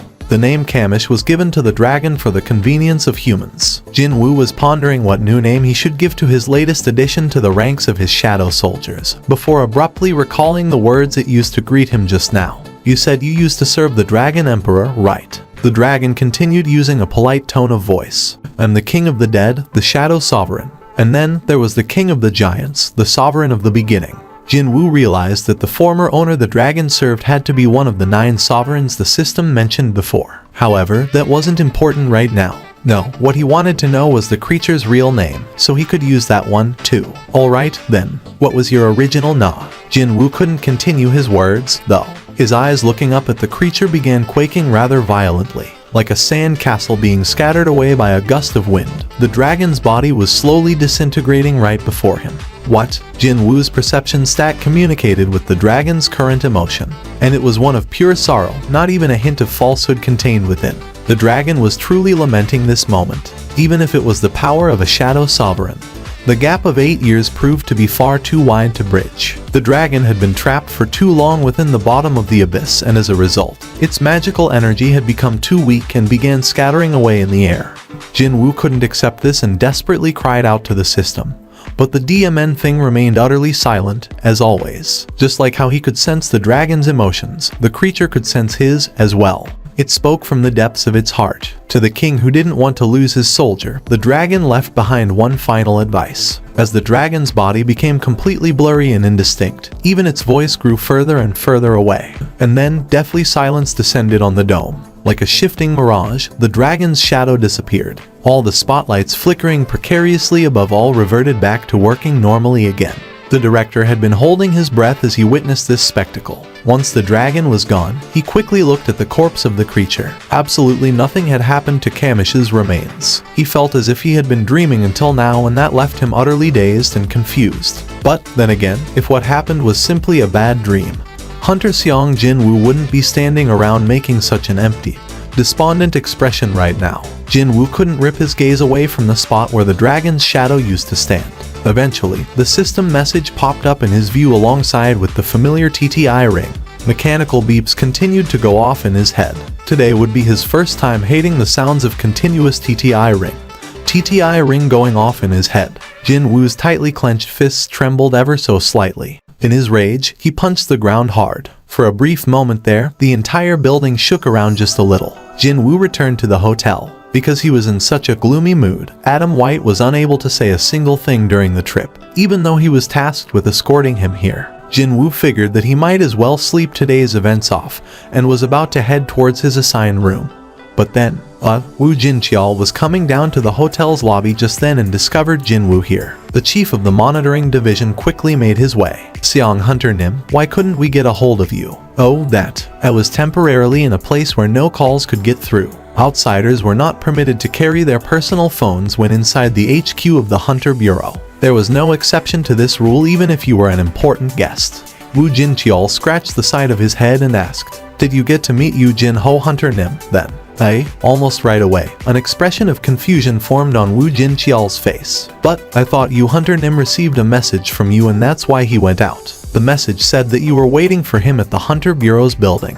That's where I'm coming from right now, so what are you even talking about here? Adam White was listening to this conversation from the side and quickly confirmed the fact for them. There was no Yu Jin-ho hunter Nim in the visitor's log. Excuse me, but how can that be? About 2 hours ago, a rank S hunter came here to fetch him personally. Jin Woo quickly butted in there. Which rank S hunter are you talking about? It was Hunter H. Wang Dong-soo. He actually came to the hotel. Jin Woo couldn't understand why he suddenly felt this ominous sensation the moment he heard the name H. Wang Dong-soo, which was in stark contrast to the other two men who didn't seem to know what was going on here. Is this because of the perception stat? Seeing that the light in Jin Woo's eyes had become unusually tense, Adam White quickly pulled his phone out again. I shall call H. Wang Dong-soo Hunter Nim's guild right now. Several ringtones later, the manager in charge of Scavenger Guild's high-ranking hunters, a woman named Laura, answered Adam White's call. He briefly introduced himself and explained the current situation. Surprisingly, though, the voice coming from the phone's speaker was calm and collected, which went completely against Adam White's expectations. He thought that she might be as flustered as he'd be, but no. Has Seong Jin Woo Hunter Nim learned of this situation yet? Adam White only said that Hunter H. Wang Dong-soo had taken Yu Jin-ho away, yet Seong Jin Woo's name suddenly popped out of nowhere. In that case, we'll find out as quickly as possible. And that's where the call came to an abrupt end. Jin Woo listened to the conversation without saying a single word, and when the call ended, headed straight to the hotel's exit. Seong Hunter Nim. The Scavenger Guild said they will find out, so we should wait for. Adam White hurriedly chased after Jin Woo and came out of the hotel's exit. But the Korean hunter was long gone by then.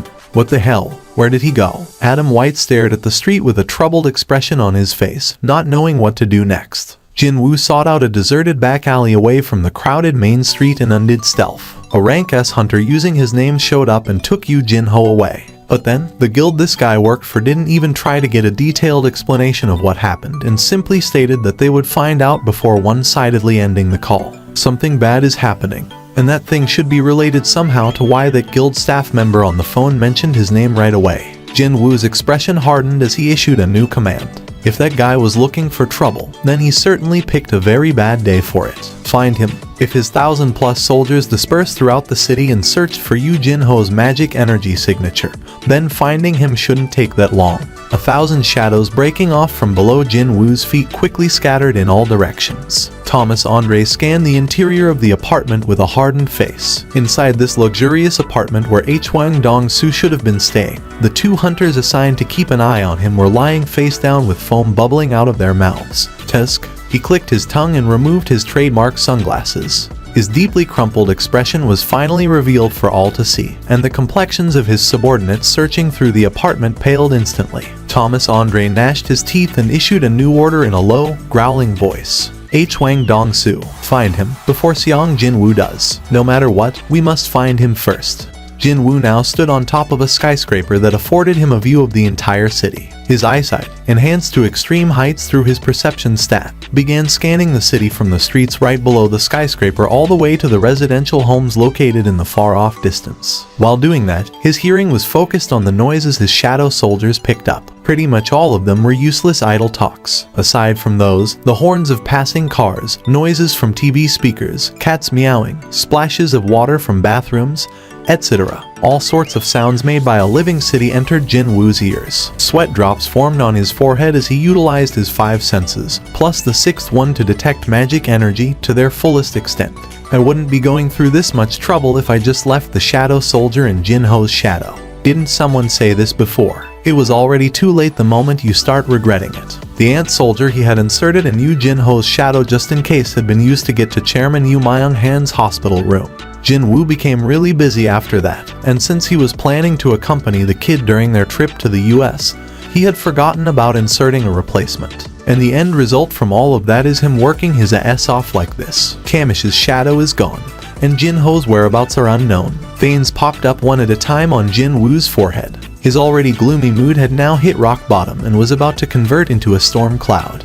Could it be? They are not in the city at all. To Jin Woo, Yu Jin-ho might be a cute little brother, but the truth was, the kid was still a melee-type rank D hunter. Any all group of regular people trying to jump him wouldn't work at all. If the car supposedly heading for the Hunter Bureau's HQ suddenly drove out of the city limits, Yu Jin-ho would have realized something was amiss and started resisting his kidnappers. The sole problem was, the B-starred kidnapping Jin-ho was a rank S hunter. Anything new? His subordinate shook his head with a darkened complexion. No, sir. The frowns on Thomas Andre's forehead grew deeper by a level. Tracking Hwang Dong-soo through his phone was impossible since he had switched the device off. The places he frequented had been searched thoroughly by the guild's members, but unfortunately, nothing worthy of note had been uncovered so far. It seemed that Mr. Hwang had been planning for this day for quite some time. Isn't he scared of dying? No, Mr. Hwang was also a rank S hunter. He should be aware of the differences in strengths between himself and Seong Jin-woo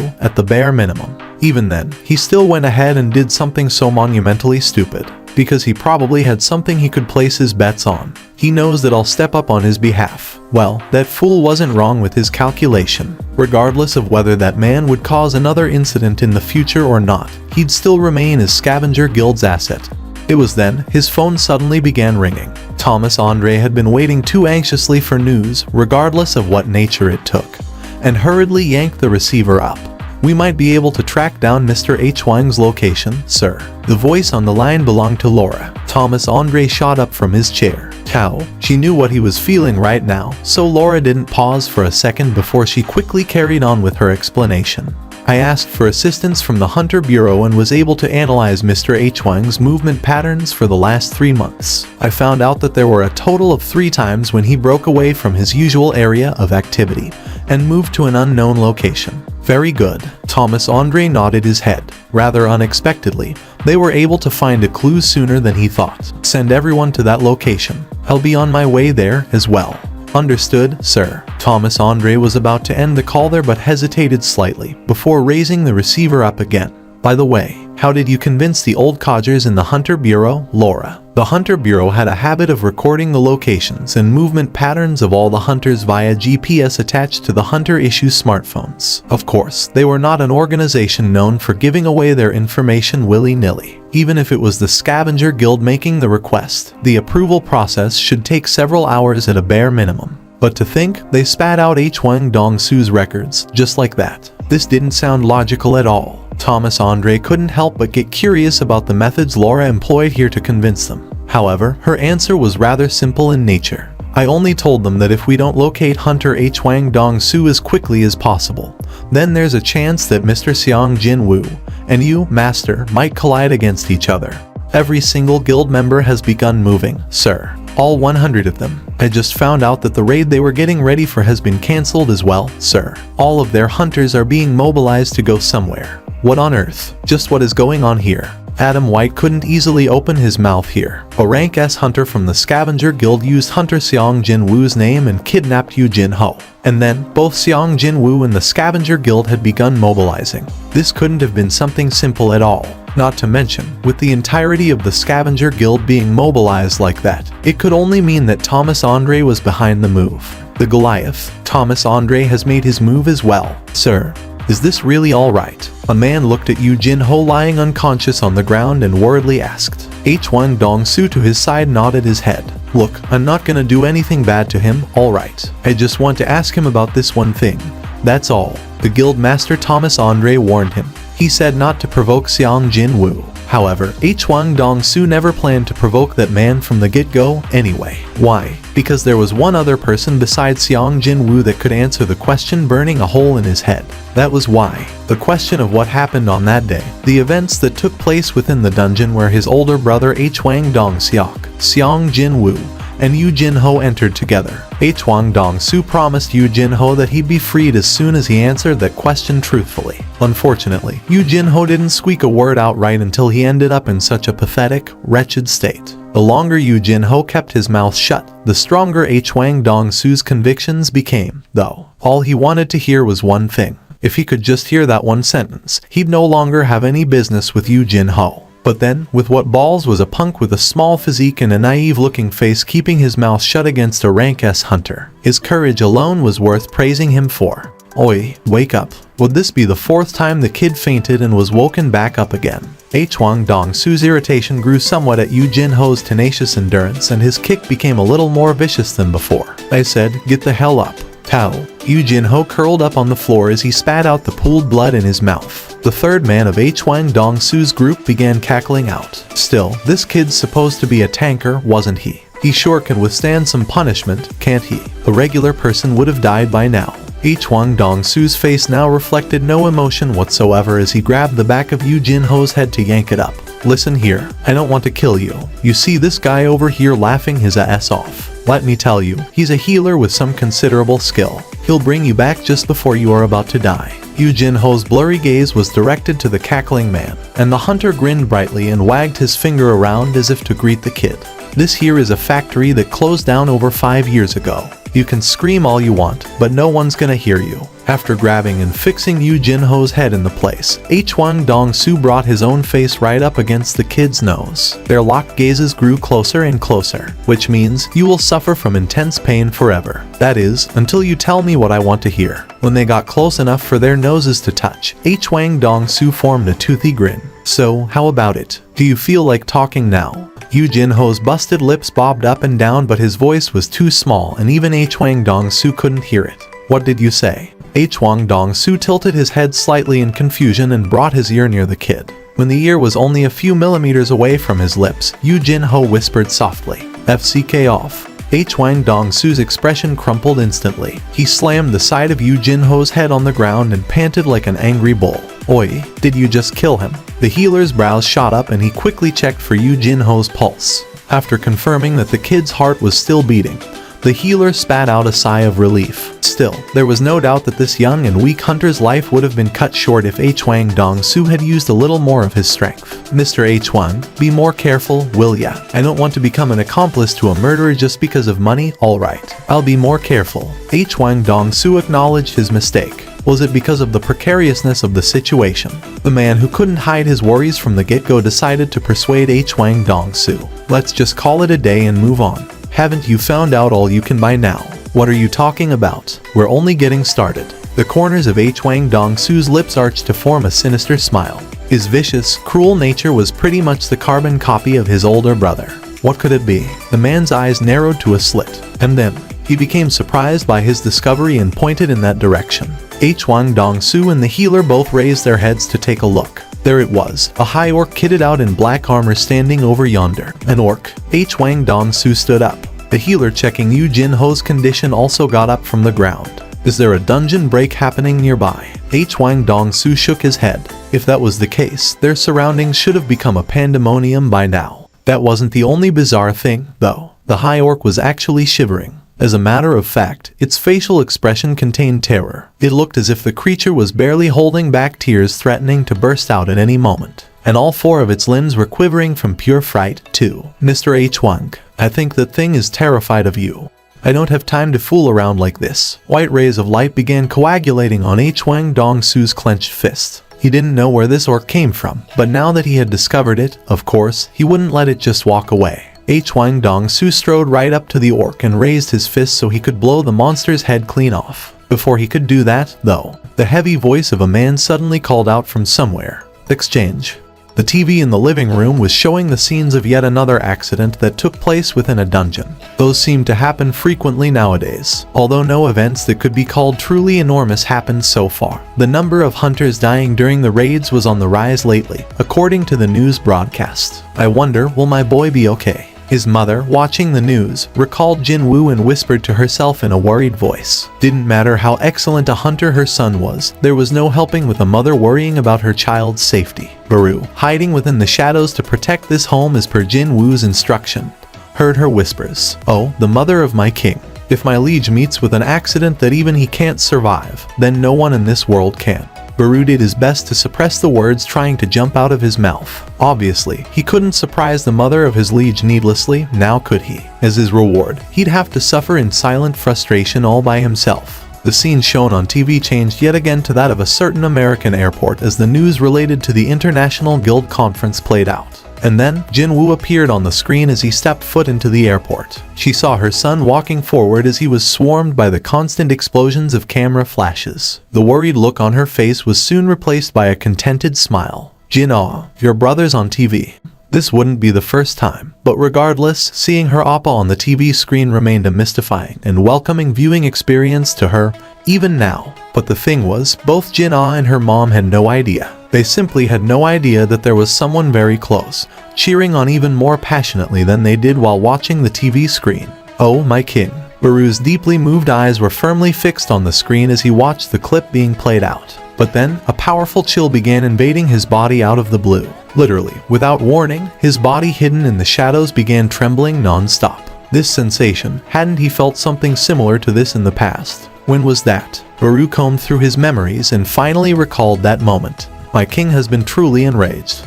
In the city of Busan, the Night Order Guild was in the middle of preparing for a raid. There's been a lot of accidents happening in dungeons lately, so everyone, keep your wits about you at all times. Let's make sure that not a single person gets injured today. Yes, sir. The guild members had become rather docile after experiencing a raid together with Jin Woo's summoned creatures, and now they even sounded properly disciplined as well. It was at that moment something strange happened. The vice master of the guild, Jeong Yun-ti, was standing behind Park Jong-soo to nod his head and provide suitable reactions to his boss's words. But he discovered something and his eyes nearly popped out of his sockets. Park Jong-soo hurriedly looked behind him. What happened? Jeong Yun-ti pointed to the ground and alternated his gaze between Park Jong-soo and the shadow beneath his boss's feet. Hyung-nim, your shadow. The shadow on the ground was vibrating. Jeong Yun-ti discovered that Park Jong-soo was glaring at him with narrowed eyes and stopped talking right there, and then, "Hey, Yun-ti, how many times have I told you not to touch booze before a raid?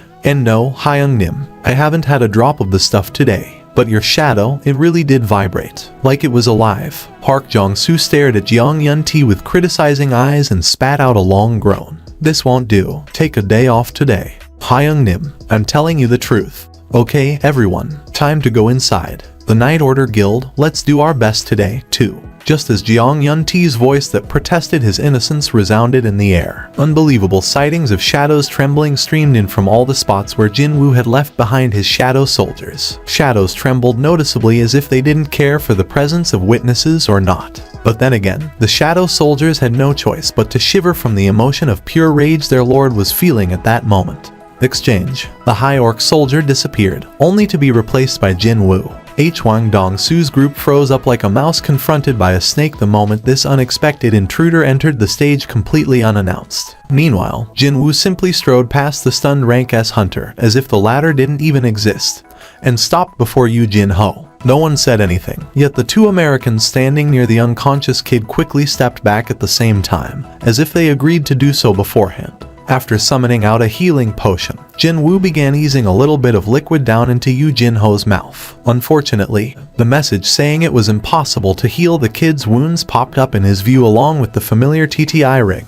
The divine water of life was meant to heal diseases and illnesses. It couldn't help in matters of physical injuries like this. It was the same principle of healing magic not being able to cure illnesses. I need healing magic. Too bad. The only shadow soldier capable of using healing magic, Baru, was currently back in Korea house sitting. Even if Jin Woo recalled him now, who knows just how long he'd take to get here. Is either one of you a healer? Hearing the word healer, the healer-type hunter ended up reflexively nodding his head. Jin Woo pointed to Yu Jin-ho. Heal him. Now, the healer's gaze shifted over to Hwang Dong-soo. The latter shook his head. Jin Woo carefully lowered Yu Jin-ho's upper torso back down and stood up. Final warning. Heal him. The healer's gaze shifted back to Hwang Dong-soo again, but the answer remained the same. So, the healer stared straight at Jin Woo and the corners of his lips arched up. You see, dude, you should talk to the boss first before. He didn't get to finish his sentence. Kaboom. Just like how Hwang Dong-soo had done to Yu Jin-ho, Jin Woo slammed the healer's head on the ground. It happened so fast that no one saw his movements.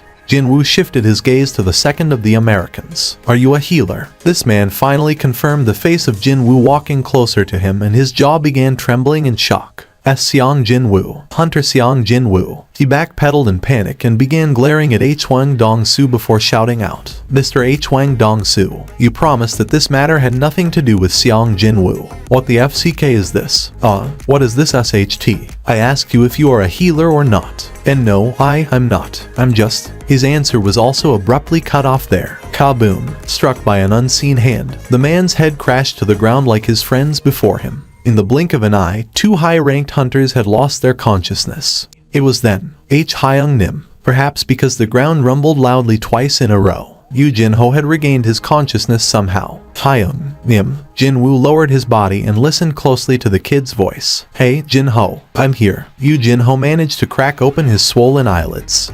Hwang Dong-soo, little brother. Hwang Dong-seok. Be careful. Jinwoo looked at Yu Jinho, breathing weakly with a helpless expression before stopping the kid's words. It's fine. Don't speak anymore. It was you, wasn't it? You killed my older brother, Hwang Dong-seok. Am I right?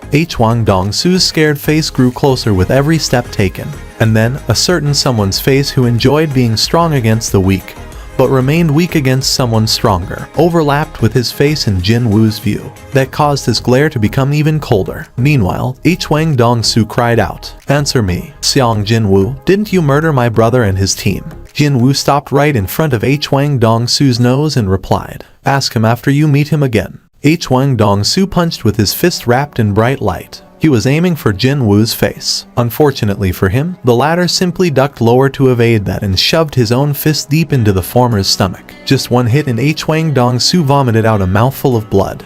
Stop the car, sir, I said. Stop the DMN car. Thomas Andre roared out, and the car he was riding in came to a sudden halt. As the vehicle in front carrying their guild master came to an abrupt halt, the chasing cars ferrying the guild members all hurriedly came to a stop as well. Loud noises resounded out from everywhere. Completely disregarding that, boom, Thomas Andre kicked the car's door away and climbed out in a hurry so he could glare in a certain direction.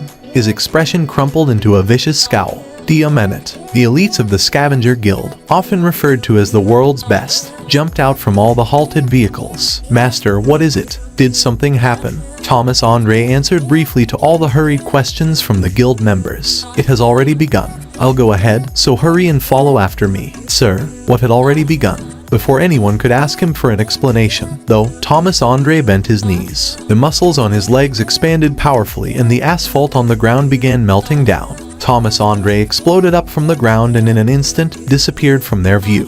Something is coming, something strong, that was. Just as Thomas Andre had sensed Jinwoo's powers, the latter also sensed the former's presence. So, he stopped moving his punching hand. His other hand was still grabbing onto the collar of Hwang Dong-soo, who now was suffering from just as many grievous wounds as Yu Jinho. A part of the disused factory's ceiling caved in, and through the open gap, one of the 4 remaining special authority rank hunters in the world, Thomas Andre, flew in and landed on the ground. Since he knew that a guest was arriving anyway, Jinwoo wasn't surprised in the slightest as he calmly took a look at the landing zone. Thomas Andre stood up straight and quickly confirmed the situation.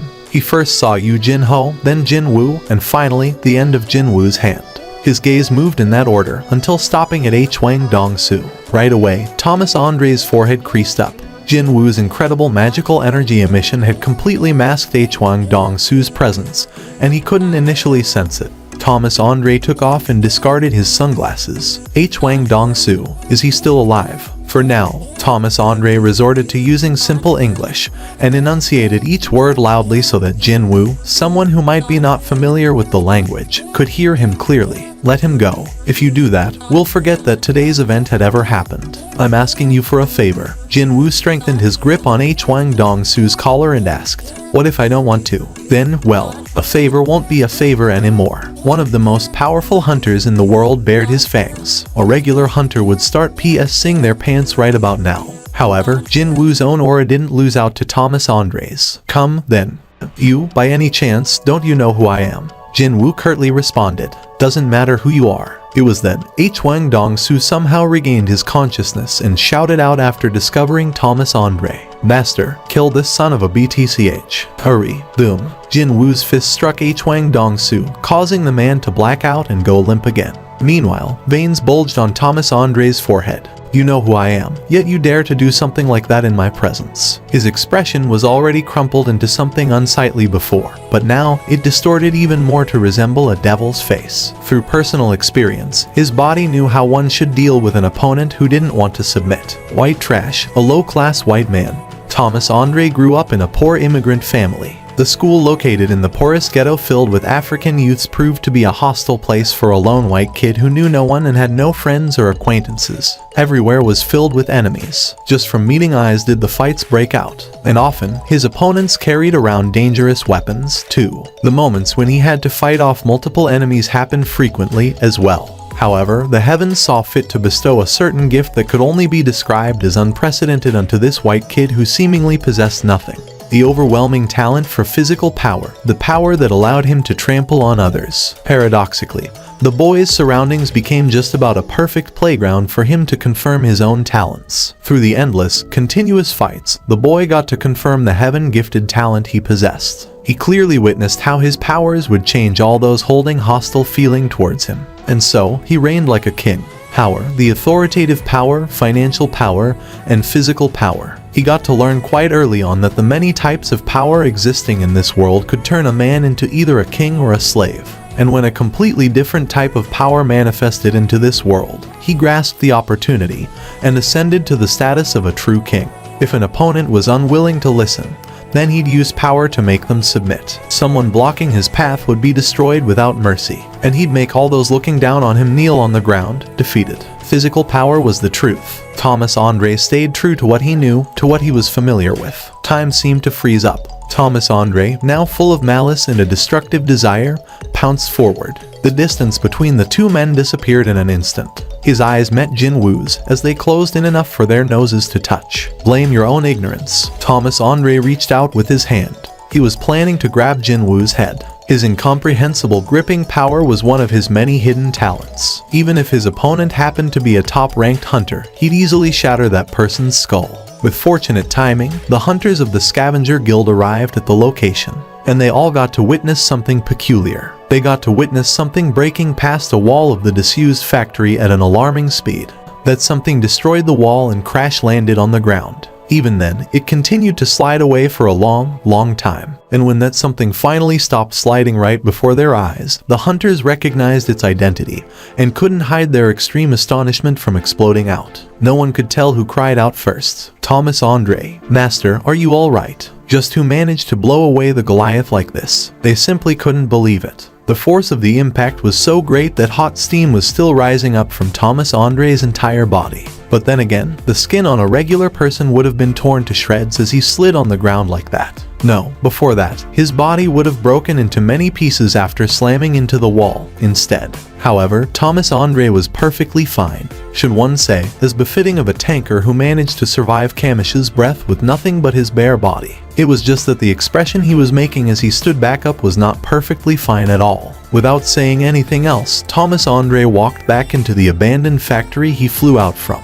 A dizzying amount of killing intent erupted out from his entire body. The Vice Master, staring at that sight in a daze, hurriedly regained his wits and urged the guild's hunters. What are you all doing? Get a move on, now. 100 or so top-ranked hunters all rushed into the abandoned factory at once. Jinwoo discarded the still unconscious Hwang Dong-soo to a corner of the factory, and then summoned Kaizul and Ygritte out. A black sky dragon and a black knight revealed themselves. Jinwoo carefully lifted up Yu Jinho and handed the kid over to Ygritte. Take Jinho to the nearest hospital. Make sure he gets the necessary treatment. Got it. Ygritte bowed to display his understanding and jumped on the back of Kaizul to fly out of the factory. Thomas Andre didn't give a damn about the escaping sky dragon. No, his glare was firmly locked on Jinwoo and Jinwoo alone. Likewise, Jinwoo's glare was redirected to the American as well, and he got to see the crumpled expression of Thomas Andre and top-ranked hunters rushing inside beyond his shoulders. Their number was around 100. It seemed that this guy mobilized and brought along all the elites of the Scavenger Guild, often referred to as the best guild in the world. The thing was, though, Jinwoo immediately called out his shadow soldiers hiding within his shadow and waiting for his commands. The darkness slowly spread out from beneath his feet, and one by one, the shadow soldiers rose up from the ground. Thomas Andre's steps came to a halt after he discovered all those soldiers. The number was somewhere near 1,000. The abandoned factory was completely filled up in an instant.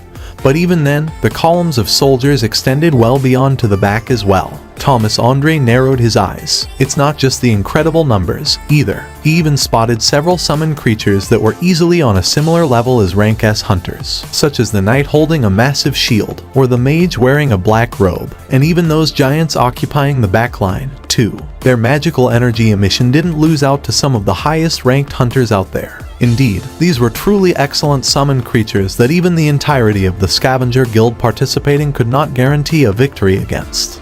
A smile broke out on Thomas Andre's face as he licked his lips. That fool Huang Dongsu no longer mattered in this fight. There was only one way to restore his damaged pride, and that would be to kill that impudent beastard. But before he did that, Thomas Andre made his final offer of mercy. If you admit to your mistakes and back off, I promise I'll spare your life. Instead of a verbal answer, Jin Woo simply flipped him a bird. Thick veins bulged all over on Thomas Andre's forehead. UFC Kerr right until the end. Thomas Andre ripped his shirt off. A shirt made out of top-class material extracted from the monsters was ripped into pieces like a sheet of cheap paper. And then, the muscles in his entire torso ballooned up and hardened like armor covering his whole body. Magic energy so vast that it raised goosebumps from the people nearby leaked out from beneath his feet. It was so vast and powerful. In fact, it looked as if gold-colored steam was slowly rising up from his shoulders. The world's greatest tanker had released his full might once more. Jin Woo wordlessly watched Thomas Andre's transformation before unleashing his own magical energy as well.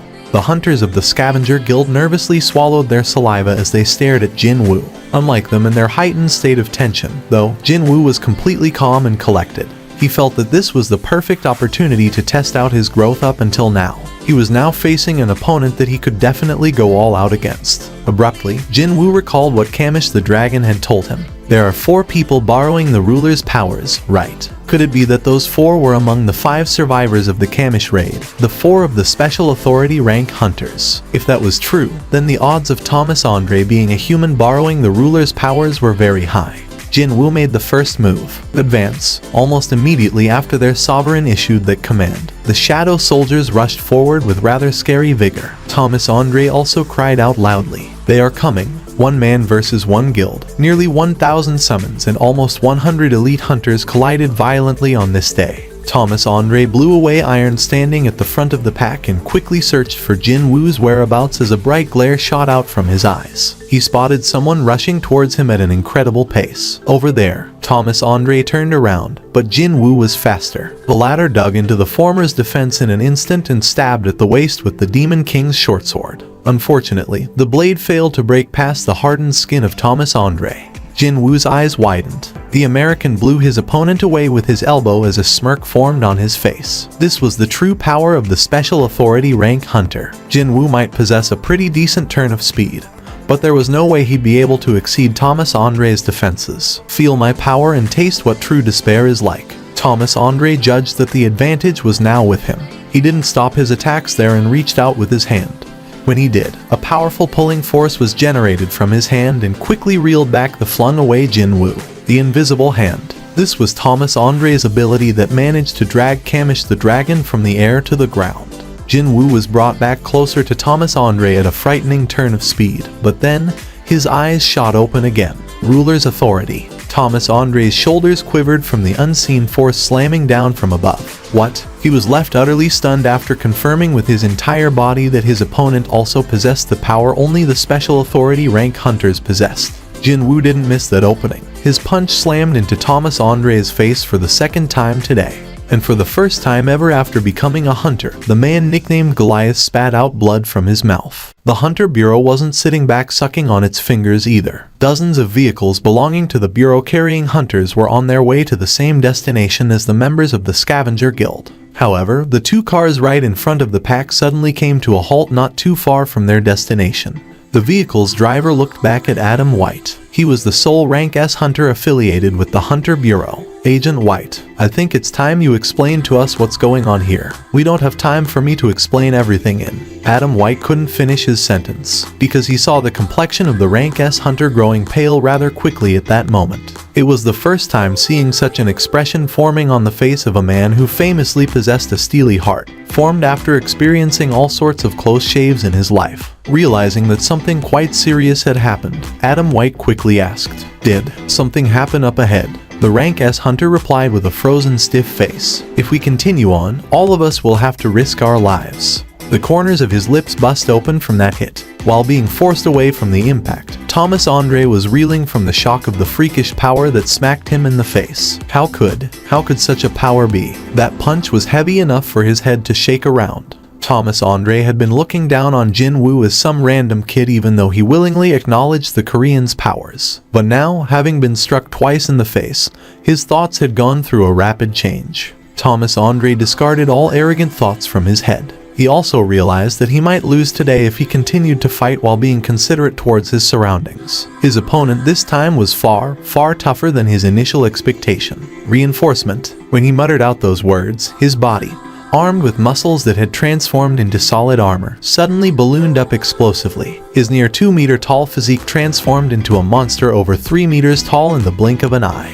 Thomas Andre roared out like an angry beast and raised both of his arms, now as thick as a marble pillar, high above his head. All of this happened way too fast. Jin Woo, in the middle of his sprint, sensed danger up ahead. What could it be? His brain fell into a dilemma. The thing was, not once did his instincts lie to him in moments of great peril. Jin Woo hurriedly stopped his forward movement and almost at the same time, jumped backwards. With the difference of a millisecond, Thomas Andre's massive fists pounded on the ground below.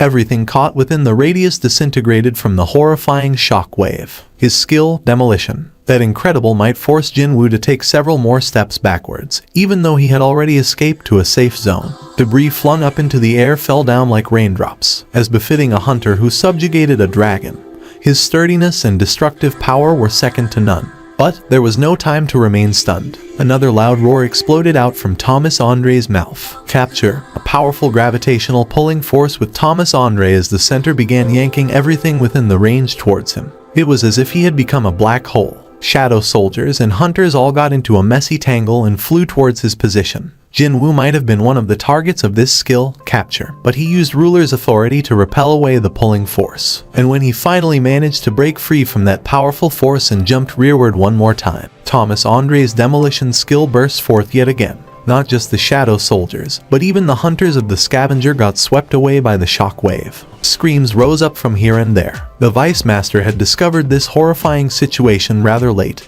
and yelled out at the top of his lungs, "Get away from the Master!" Now, 3-4 fleet-footed hunters quickly retrieved their injured colleagues and escaped to the back. Meanwhile, Thomas Andre and his emotionless face viciously dashed towards Jin Woo's location. A rank of special authority implied one was afforded the same level of rights as an independent nation. That was why he needed to demonstrate what the punishment for disobeying the king was like. Thomas Andre arrived in Jin Woo's location in no time at all and threw a powerful punch forward.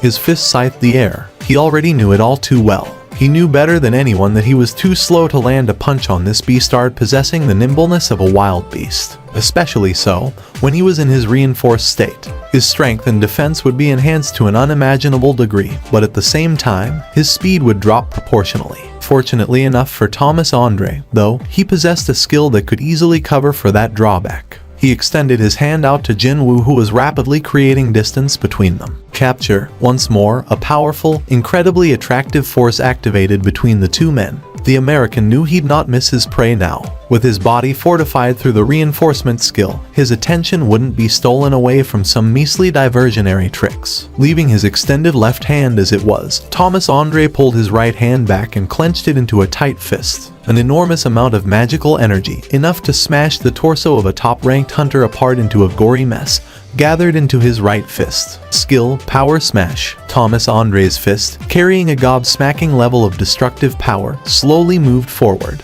But then it happened. His eyes opened wider. he saw Jin Woo's own right arm muscles suddenly expanding greatly in size. Could he be thinking of directly confronting me? Finding this incredulous, Thomas Andre increased the pulling power. However, Jin Woo didn't try to evade it but actually used his ruler's authority to further increase his momentum. Instead, the American cried out in shock. "The minute." Jin Woo approached far quicker than Thomas Andre had anticipated and threw a punch a little quicker than his counterpart could. At the same time, he lowered his head and lightly evaded the American's own belated punch.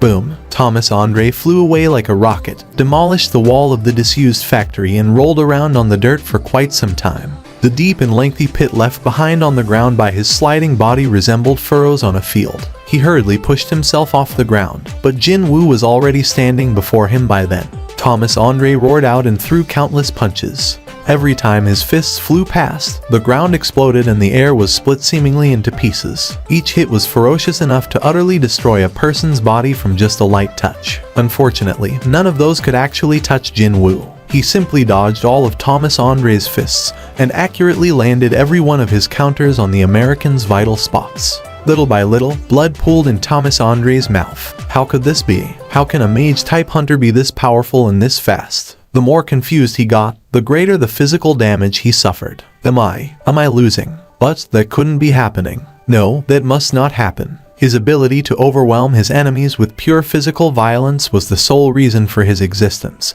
the only thing proving that he was him and not someone else. Thomas Andre gritted his blood-soaked teeth. His eyes under the arched-up brows emitted a maddened glow. "I am none other than Thomas Andre. You think you can bring me down with only that much? That's why I told you before. It doesn't matter who you are." Dozens of vehicles stopped almost all at once in a location fairly far away from the abandoned factory. It was decided that getting any closer would be dangerous for them. The folks climbing out of the vehicles were elite hunters affiliated with the Hunter Bureau. Every single one of them was a distinguished, excellent hunter in their own right. However, despite being with such great hunters, Adam White couldn't feel reassured at all right now. But that was understandable when these people were being compared to hunters Seong Jin Woo and Thomas Andre, plus the entirety of the Scavenger Guild's elites.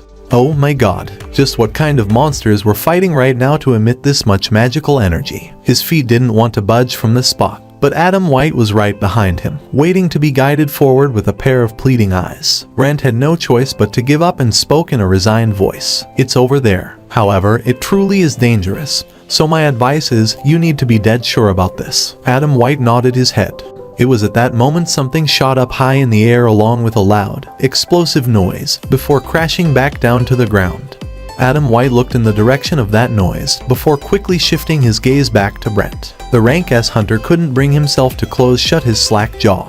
If I haven't made a mistake, then that was. How could Brent, a rank S hunter, make a mistake with his identification? Even then, he hesitated greatly before carrying on. It was Mr. Thomas Andre falling from the air. What was that? Even I can't be sure. Adam White's eyes grew incredibly large as he hurriedly shouted out, "Hurry, we need to go there right now." Brent watched Adam White run over there and gestured to other hunters to follow them. The Hunter Bureau's group soon arrived at the location where two gigantic masses of magic energy were colliding against each other. And then, they all saw it. They saw the scene of the one and only Thomas Andre being pummeled into a rag by a lone Asian hunter.